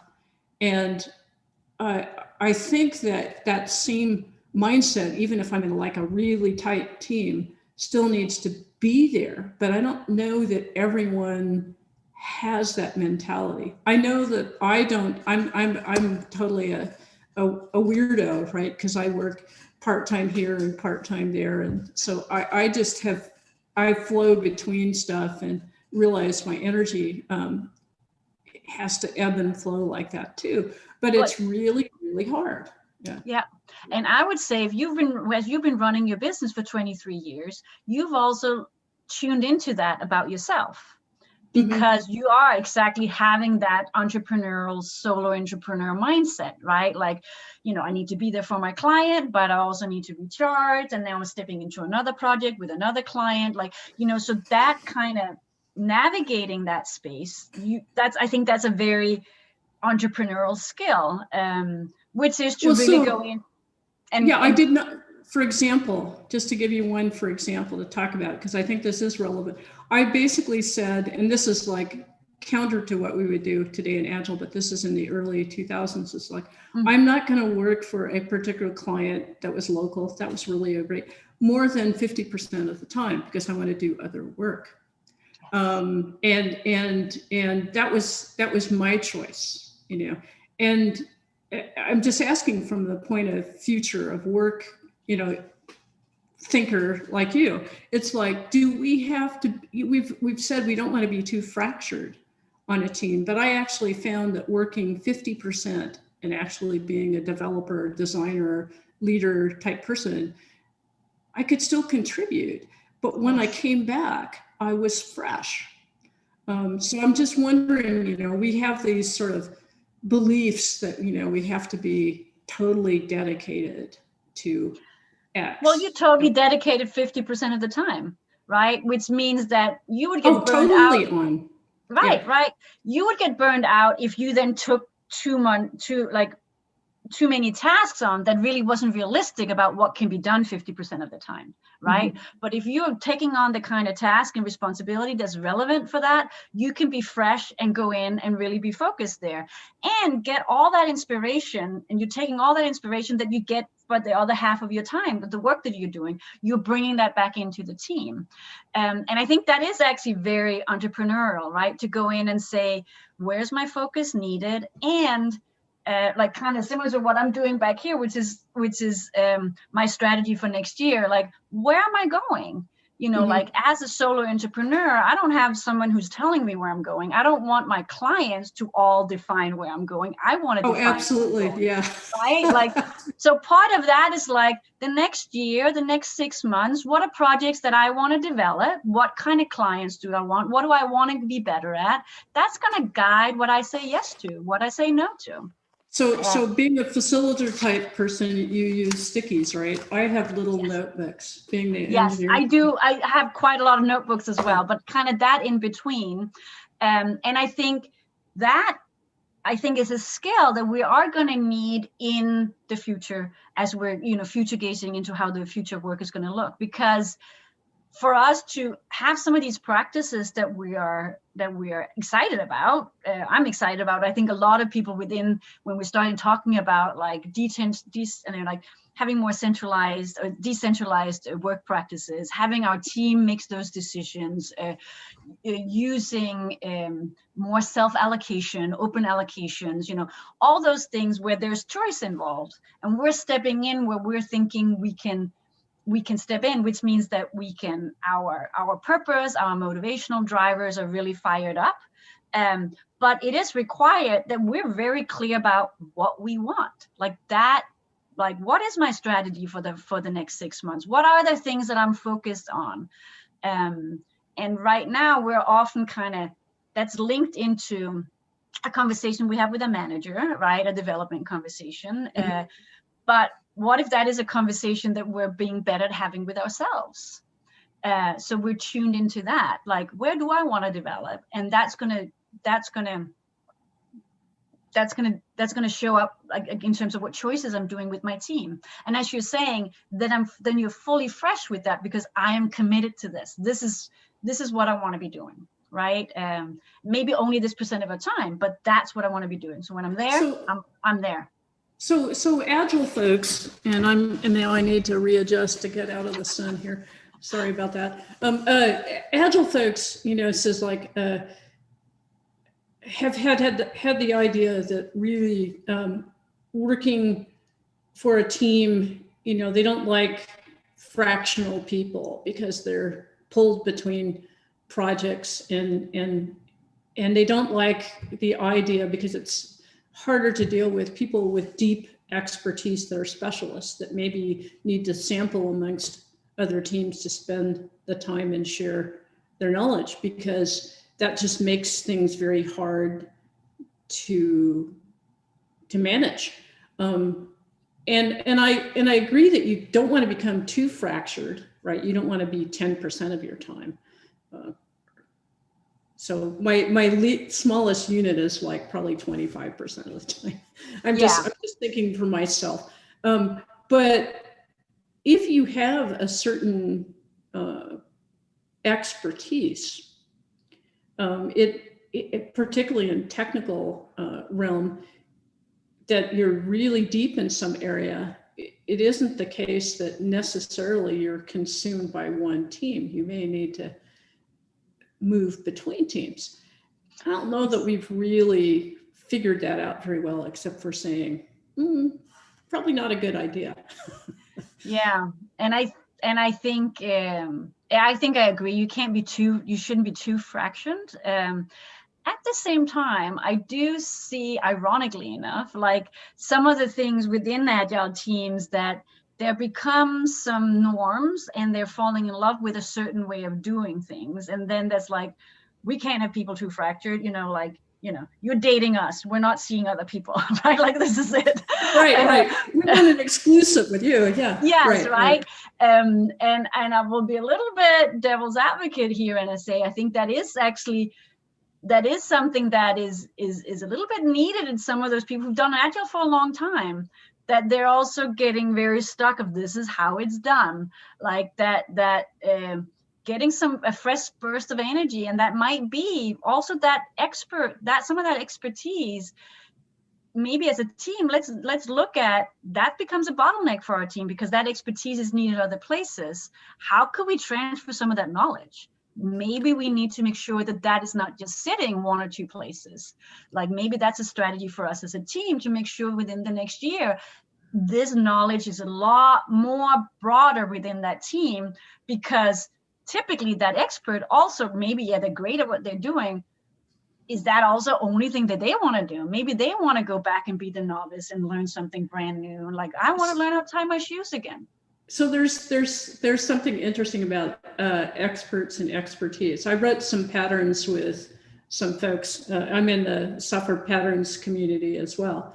And one of the things about it, we were writing patterns about quality assurance and sort of spreading that around and having quality expertise and how do I, you need to develop advocacy for quality issues, but it also requires technical depth. So how do you actually, we wrote some patterns around how do you actually get people to share their expertise? Because sometimes it's a threat, right? If I am an expert, then I have my job and people know who I am and my role is, I feel safe in it. But that's not always the case. I mean, people aren't always just clutching to their job. Another issue, and it would be interesting to have your opinion about this one, is that because I may have expertise doesn't mean I can impart that to someone else. Yes, right. I think we've all had at some point in our life either teachers, mentors, colleagues who were brilliant, but they were not very good at passing it on, right? Like we would be next to them all the time, but it just didn't rub off, right? Right. So how, when you think about the future of work, and this is actually an interesting question, it's not just that like we actually need skill building in that area. It's not something that necessarily is innate to do. No. And actually, ironically enough, I think a lot of the skill building in this space is that we have to unlearn some patterns. And some of those unlearning some things is around, it's around trust, is around sharing responsibility, and that is linked into sharing knowledge, right? Because I think holding on to knowledge is, becomes a default of a hierarchical way of thinking influence, right? Like, so if we can break some of that down, it becomes, isn't it the benefits for me, you, all of us, if this knowledge gets spread? Because then building on the knowledge becomes all of us instead of just one person building on the knowledge, right? So I think actually in this skill building piece is a lot of unlearning. We are so hardwired from our school systems to our, like all structures in our society, not in our home base. I think in a home base, we're very self-organized all the time, right? Like when we're organizing parties or organizing our kids or raising our kids, we constantly have to flux and go with the flow. But outside of our home, in our workplaces, in society, in educational systems, those structures are so in place everywhere, right? Yes, it's your achievement. I've taken this course, I've gotten this grade, I've done these things. Collaborative work is, but also it is the case though, to get deep expertise takes many, many, many, many hours of practice, sometimes in the technical field. So it's not like, I'll throw this other thing that kind of bothers me sometimes. It's not like everyone is happily a T-shaped person, like I spread out and that's going to solve all the problems. It's like, no. And I don't think we want to walk away from people who are really experts or who has that drive for, as you're saying, doing that many thousands of hours that makes them being like crystal, like so sharp on that expertise. But that expert still needs to, in the future, to really have extremely good listening skills and good facilitation skills. And by facilitation, I mean like holding space, being able to share their knowledge in a free-flowing format, right? Like these are interpersonal skills, both listening and also holding space. And those don't come natural, and there's going to be certain personalities and temperaments where it's not going to come very unnatural. But I think those are interpersonal skills that we're going to need more of in the workplace.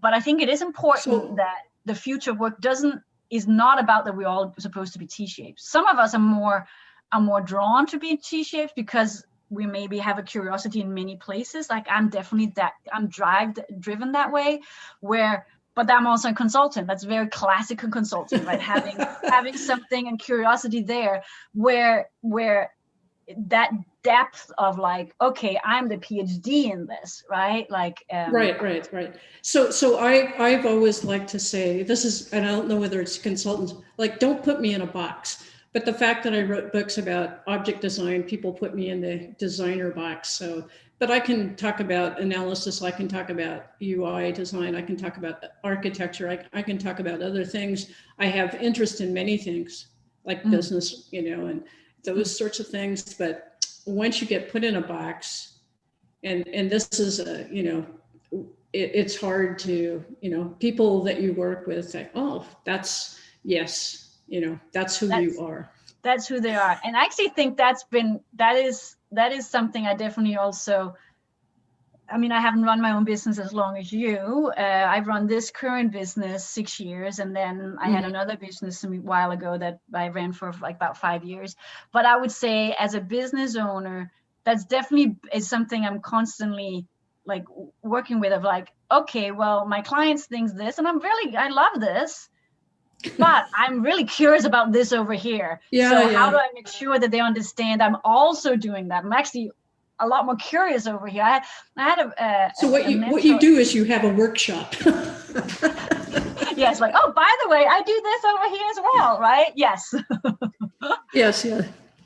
Because interesting enough, I had a mentor years ago when I was much younger, and I was more insecure about some of the work that I was doing for the first time, to tell me, like, actually, and I was asking her, how do I do this? Because this is you're such an expert in this area, and I want to, do what you do.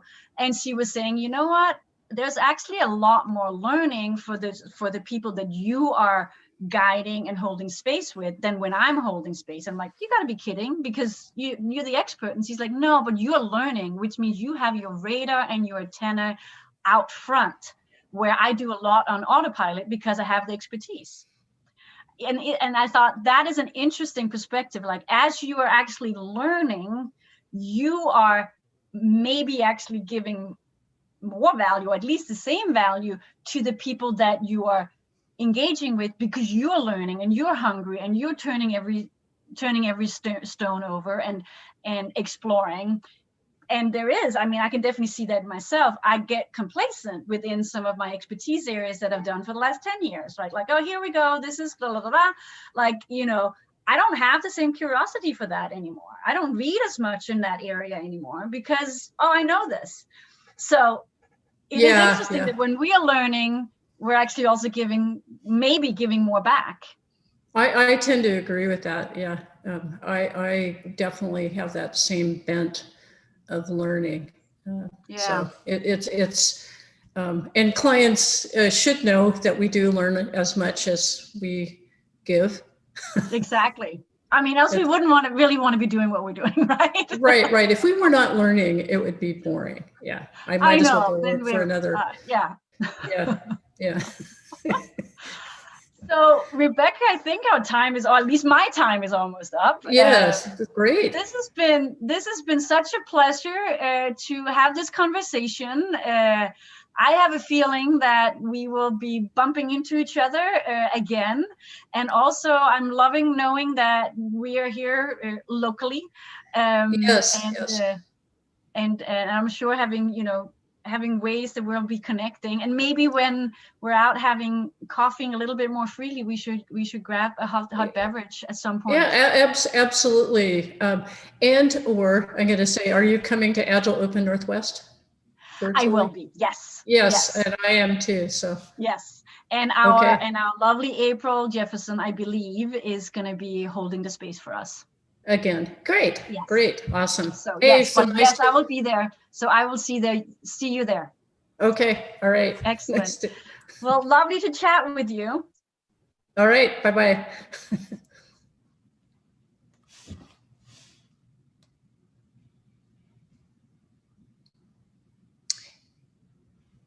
And now I just have to unmute. Am I here? You're here. Hey, man. Hiya. I apologize for all this sun. I've been I feel like a vampire moving out of the sun. It's a nice problem to have. It's pitch black here in Scotland. It's been dark for months. 3 hours. No, but it's probably been rainy and bad for months, right? No. Yeah, it's been horrible. But it snowed 2 days ago, so it's really beautiful here at the moment. It's sweet and cold, but there's snow all over the mountains. Yeah. Huh. We haven't had it quite cold enough yet to do that. Yeah, it'll pass, I'm sure. Yeah. So how's your day going? I've been listening through since April, and then Lena were talking. I've had the headphones on as I've been walking around the house. The kids have got some friends over, so it's quite chaotic in the house outside. Hopefully nobody's gonna be running and shrieking or bleeding while we're talking, but it could happen. That's okay if they do. Today's going well. I've been out shopping, doing a weekly shopping run to our Costco, before the crowds get in there. And I listened this morning for an hour and a half instead of reading news and, doom scrolling, which I usually do in the morning, which is bad. And over the last, I'm going to say the last week, I've been revising my essay that I wrote this year for the Patterns Conference on should we stop writing patterns? Okay. So when you say revising, have you changed your point of view, or are you just no, sharpening your argument? Oh, no. Yes. After the patterns workshops that we have, writers workshops, you're expected to go back and make revisions. So I've been spending a few days, because it's a lull between things going on, and tightening it up, and yes, making it better. And of course now I've got to throw it back to my shepherd, who and I'm talking to another person who I really admire their opinions. She's a really good shepherd too, and co-writer with me, Lisa Havatum. And so of course I'll be doing more revisions, but yeah, the expectation is when you write something for the Patterns Conference, that's just the round one. So yeah. And so yes, the answer for me is I do think I need to stop writing patterns so much and focus on connecting knowledge and starting really to build communities where we can share that knowledge. And so I'm not sure, were you part of the tweet conversation with Ward? Yeah, so I'm not sure Federated Wiki. Not with Ward, no. I'm not sure the Federated Wiki, I was talking to my husband about this because he knows more about the inner workings of the Federated Wiki than I do, is the right vehicle for that. Yeah. Because it's like authorship with attribution and then changing. And what we need is something much more messy than that. We need a forum, and we need to make strong links and have strong opinions. And anyway, that's kind of what I'm thinking about. Well, that's interesting. I mean, it's perhaps a little off topic for what Theo and Tim would like us to talk about today, but I am curious about the patterns community, because I mean, so much stuff that's influenced me as a software person seems to have come from that community of people. And I guess I have a sense that it's kind of almost like the elders of our community that are like have been and probably still are involved in that community. And I wonder whether that's part of what you're talking about, that we need to kind of do some work to make sure that that community continues to thrive and sort of move on. It doesn't get like left as some old artifact, right? That it continues well, that's any kind of knowledge in our field, and so that's why I was interested in heuristic hunting and tying things together too. I tend to think we have a very short memory, and we also believe that whoever wrote the book had, because books are physical things, and mostly software isn't, right? That you write a book, you have the final say. And I actually kind of rebel against that idea. Yeah, I really appreciated that intervention in the conversation we were having on Twitter, where well, some people were getting kind of hung up, weren't they, about what was the gospel truth of the hexagonal. The rule of three and yeah. Yeah. And you made a wonderful intervention there to say that, well, these things are just, they're fluid and no one's got ownership over them, and they're just a way of describing something at a given moment in time. And they should be so Alexander, when he first wrote his, a pattern language, the 254 or 3 or whatever, in the preface, they said, these are just hypotheses. But they never really updated them, because the problem is when you're building something, it's like it takes so much work to curate something. And I think it takes a whole different energy. And if I think about patterns, about fearless change patterns, like Mary Lynn Manns and Linda Rising have been working on those for 20 years. And they've come out with another book, second book, and they're now doing a website. And Mary Lynn is retiring from her university professorship and is going to spend more time on it, but it's a long-term kind of effort. And they would like to grow that community because they're not the fearless change experts. They're just the curators of stuff. Yeah. But it's a hard, long thing to do. So. Yeah, well, it is interesting, and I definitely appreciate the patterns that we do have. My wife's an architect, so we have that book, the Christopher Alexander book from her collection, not from mine. And I often contrast the way that building projects go with software projects, and there's differences in that, and the similarities. Like, turns out it's not just software engineers that are terrible at underestimating how long things are going to take or how much they'll cost. Right? Yeah. Everyone's an optimist. Everyone sees the happy path. Yeah. So are we really optimists? Or are we really optimists? Or are we just in a delusion how easy it's going to be? Maybe. I'm not sure I'm an optimist. I'm just I don't know what I don't know.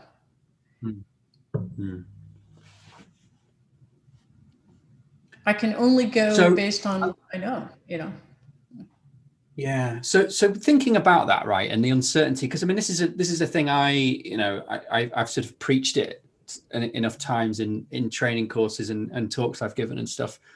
We think about trying to encourage people to do a little bit more deliberate discovery up front, like we talk about when we do TDD or BDD. And the reasons for doing that. It takes me to thinking about these kind of tensions between how how a lot of the work that we're doing in software, if it's interesting at all to be doing, right, we're inventing something new. We're going on a voyage of discovery to somewhere that nobody's been before. Or at least we haven't been before. Yeah. This group of people hasn't been before. But I mean, realistically, if somebody else has already been there before, there's probably not a lot of money to be made by us just going there ourselves. Maybe we can do it in a different technology stack or something. But we are doing that sort of inventive work. And so a lot of it seems to me like a lot of the kind of terminology that we have around the way we work is very sort of sciencey and engineering-y. And actually, we don't really bring in a lot of ideas or methods from more creative arts kind of disciplines, like perhaps really putting together a software product is a lot more like putting on a play than it is building a bridge. I don't know what you think about that. Well, the play has structure too. Yeah. And it has a deadline. Yeah. So it's also the case that there's a lot of room for interpretation based on who's performing the play, right? You can, do Shakespeare in the park, or you can do Shakespeare in disco, whatever.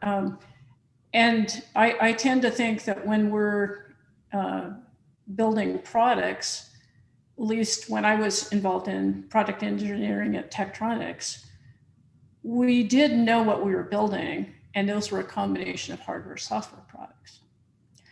And so we knew the limitations of the hardware, and we knew we had to build a graphics whatever workstation. There's a billion, but it was a constrained thing to do.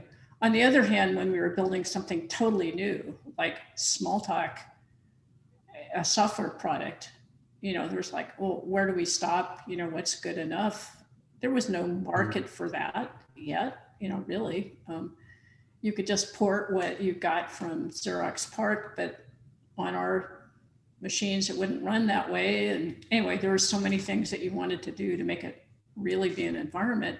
And there wasn't a customer base that you could ask these things of. I mean, there weren't customers when you first started. Why were you building it then? Yeah, because it was cool, and because it was going to be to change the world. It caught the fire imagination of managers and really smart engineers like my husband was deeply involved in. I just joined as a latecomer, it's most of IT software though isn't necessarily that creative. I'll make a comment. If you're doing a product right now, your product is probably very constrained by what it is, right? I mean, the constraints change over time. So at some point, I think things become more like not bridge building so much, but as they're more like, and I won't say maintenance, that's not the right word, but they're constrained. Yeah. There's still a huge amount of I'm witnessing. There's still a huge amount of creativity or variability within those constraints, though, as to like how you can approach the problem and ultimately how enjoyable a model you're going to leave behind for other people to continue to add behavior to in the future, like or your future selves. Right.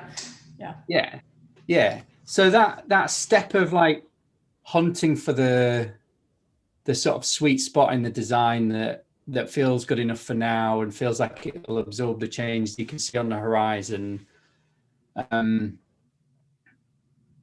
rather than just being satisfied with like the thing that makes the test pass.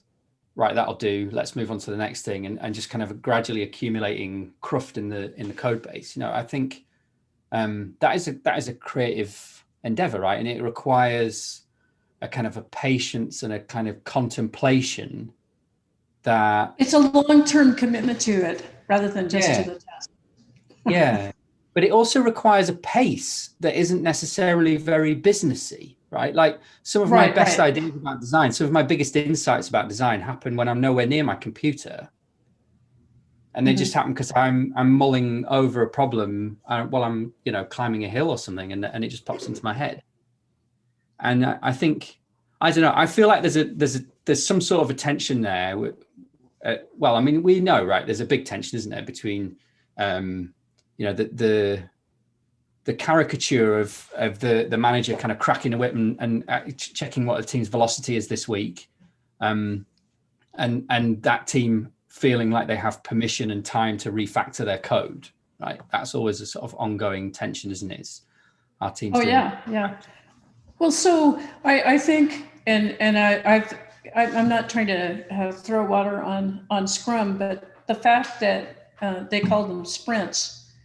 Is a bad thing. It's like I'm an ancient old jogger, right? Yeah. and I may sprint at the end of a race to impress people, but you can't sprint all the time. No. And these cycles of hard work and rest and joy.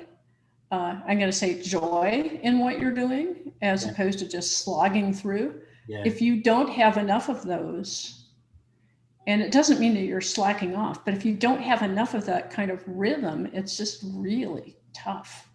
Yeah. It's not fun.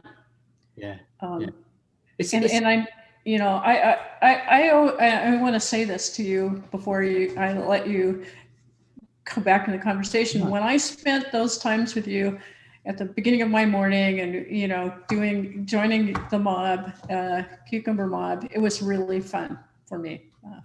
Yeah. Well, so. it was a special time for us because we were in a position, we were privileged that we were able to make enough money from the training and consulting work that we were doing just about sustain us in being able to spend that time, trying to build a software product that was going to increase the revenue of the business in a more passive way. And we could feel like we could do it at a pace that we owned rather than, we felt the commercial pressure because we all owned the shares. We were all having to get on planes and go and fly off to God knows where to do a trip was to bring the cash in.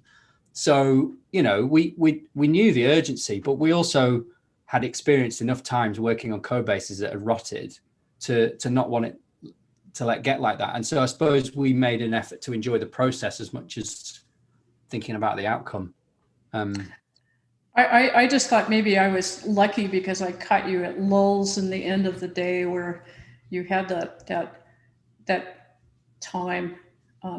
So I remember as a manager at Tektronix, one of the things that I had to do in a very intense product development effort, and this was the AI machines, is that at one point I had to say, nobody gets interrupted before 10 in the morning, because people tended to be early birds. They had their kids, they took them off to daycare, they came into work.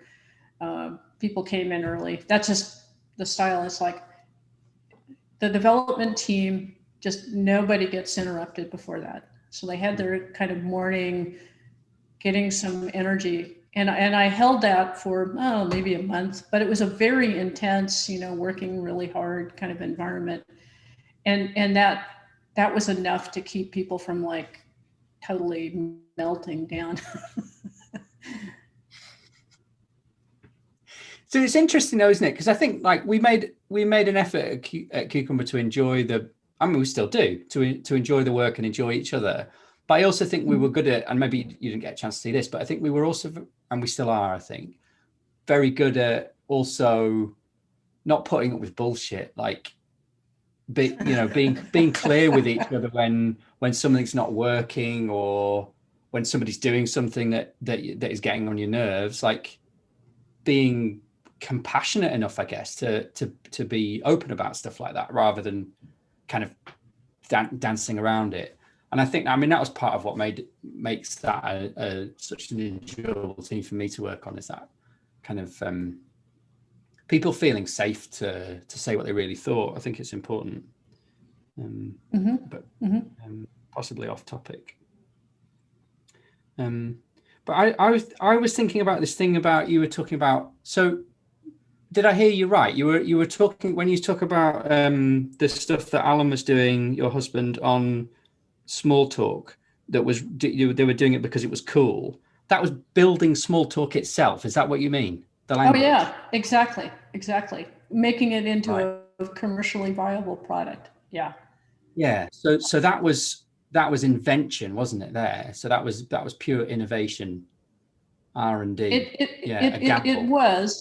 It was first done in Tektronix laboratories on experimental hardware and a virtual machine that had to be implemented that was way too slow, right, the first time, but it demonstrated things. And then when I got involved, it was like put on a more stock hardware system, not stock, but it was one that fit into the box that actually the graphics terminal I worked on used for the same box.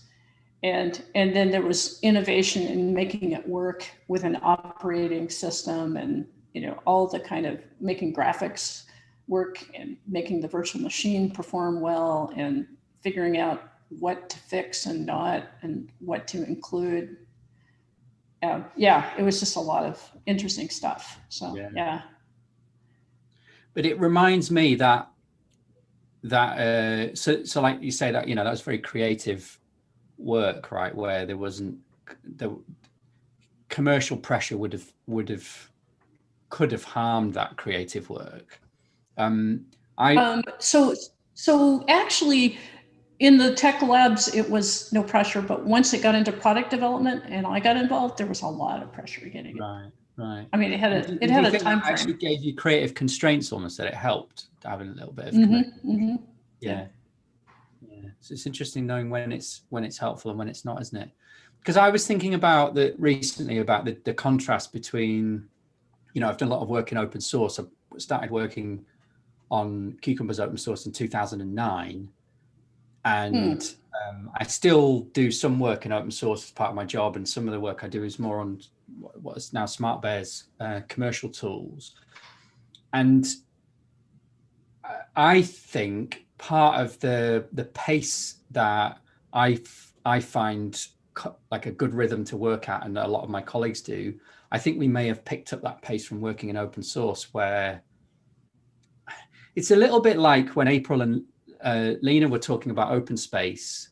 Like, people come to open source because they want to, they volunteer it, right. They give it time voluntarily, and they do it because they have enthusiasm and curiosity about the software and the problem. And I suppose that, I think there's something about that kind of work where you're working with your enthusiasm and your interest rather than, because it's the next story in the backlog, that makes it more, and because there isn't a pace for you have to, you've got to finish it this week or next week, that you can maybe potter away with a problem a little bit more. So it's valuable for you because you can learn, but I think it can end up being valuable for the code as well.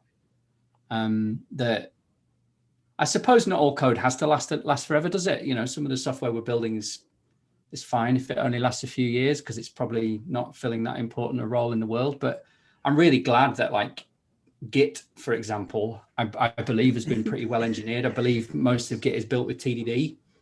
And I'm really glad that they made the effort with that, because I want it to last, because it's a pretty significant tool in my toolbox. Well, yeah, one wonders about, I don't think we can predict the longevity of any software that we make, but it is the case that there are certain parts of software that are just cranking it out.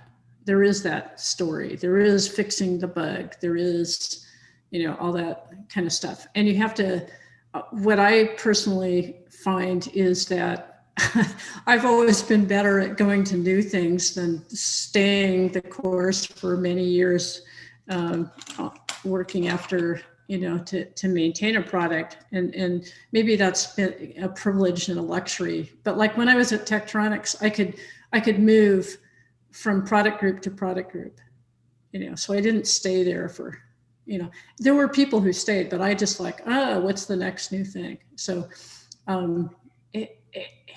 leaving everyone else to deal with your mistakes, Rebecca, is that what it was?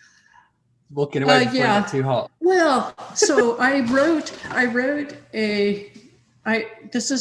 this is my very first real product, was a universal linking loader that could take a description of the machine, and it could combine different machine source codes, because at that time we thought that was important. And you could give it instructions about where to locate it based on the ROM or whatever it was going to go into. And it would go through and, lay out the memory and relocate things according to its, the machine descriptions. And we supported like 8 machines when it first came out. And so after that was done, and I was 1 week late on that product, because as I was backing up my disk, it crashed. This is the one we had floppy disks. Anyway, so I spent 4 weeks writing out how it could be extended and the philosophy behind it. I had the luxury of explaining the design, and that was used for the next 5 years for 2 people that took over after I left. And it was like, yay, I could leave. So I think I am a little weird, in the fact that I liked to write about it, but I knew that I made mistakes when I did it, or there were limitations, but I kind of said what those were, and then people didn't need me anymore. That was kind of. But there is a huge responsibility in laying those foundations in a piece of software. Like, I've been working on a greenfield project now for 9 months or so, and I think we've been going through cycles of adding features and then just thinking about the shape of it and reorganizing. Sometimes you spend a week or 2 just reorganizing the code so that it makes more sense now that you've learned about the tensions in it from what it needs to do. And there's a big responsibility in that. And I think there's a point where like it stabilizes, and now it's just the structure that you've got there is basically absorbing the new features. And I can see why, that would be not as interesting for someone like you, definitely. Yeah. But it's great to have that energy there at the beginning, right? When it's like, having a young child, having like a happy family to grow up in, right? Rather than growing up in poverty or in a dysfunctional home. Like it sets that code base out on a good path for its life, doesn't it? Yeah, well, it's also the case where I didn't have anybody working on with me on this. It was like I didn't know what I couldn't do, right? Mm. So starting off on something new, you don't know what you can't do unless you're kind of jaded by your failures of other products. So that actually is kind of a good thing too. It's good to start new things every once in a while. So. Mm. Yeah, well, I really recommend that. I mean, to people, anybody that, if there is anybody watching, listening to us, I think having a side project or a hobby project, something that you can do at a patient pace while you're, I think Ron Jeffries calls it the insurance mines of Ohio, doesn't it? The people just like chipping away at these user story points every week. Well, and you may be building software, and this is, I remember, talking to people that worked with me in the consulting for Smalltalk, and they were going, oh, I'd really like to make things regular, but all the business rules are prickly and ugly, so I can't use object technology or even data to drive it in a way, because it's just a bunch of if, else, otherwise. And it's like everything I learned about, clean, refactoring things out or what, it's like, the rules aren't like that. And I went, oh, I'm sorry, Don. I remember Don. It's like, I'm sorry, but yeah, some things are really just messy. Sigh.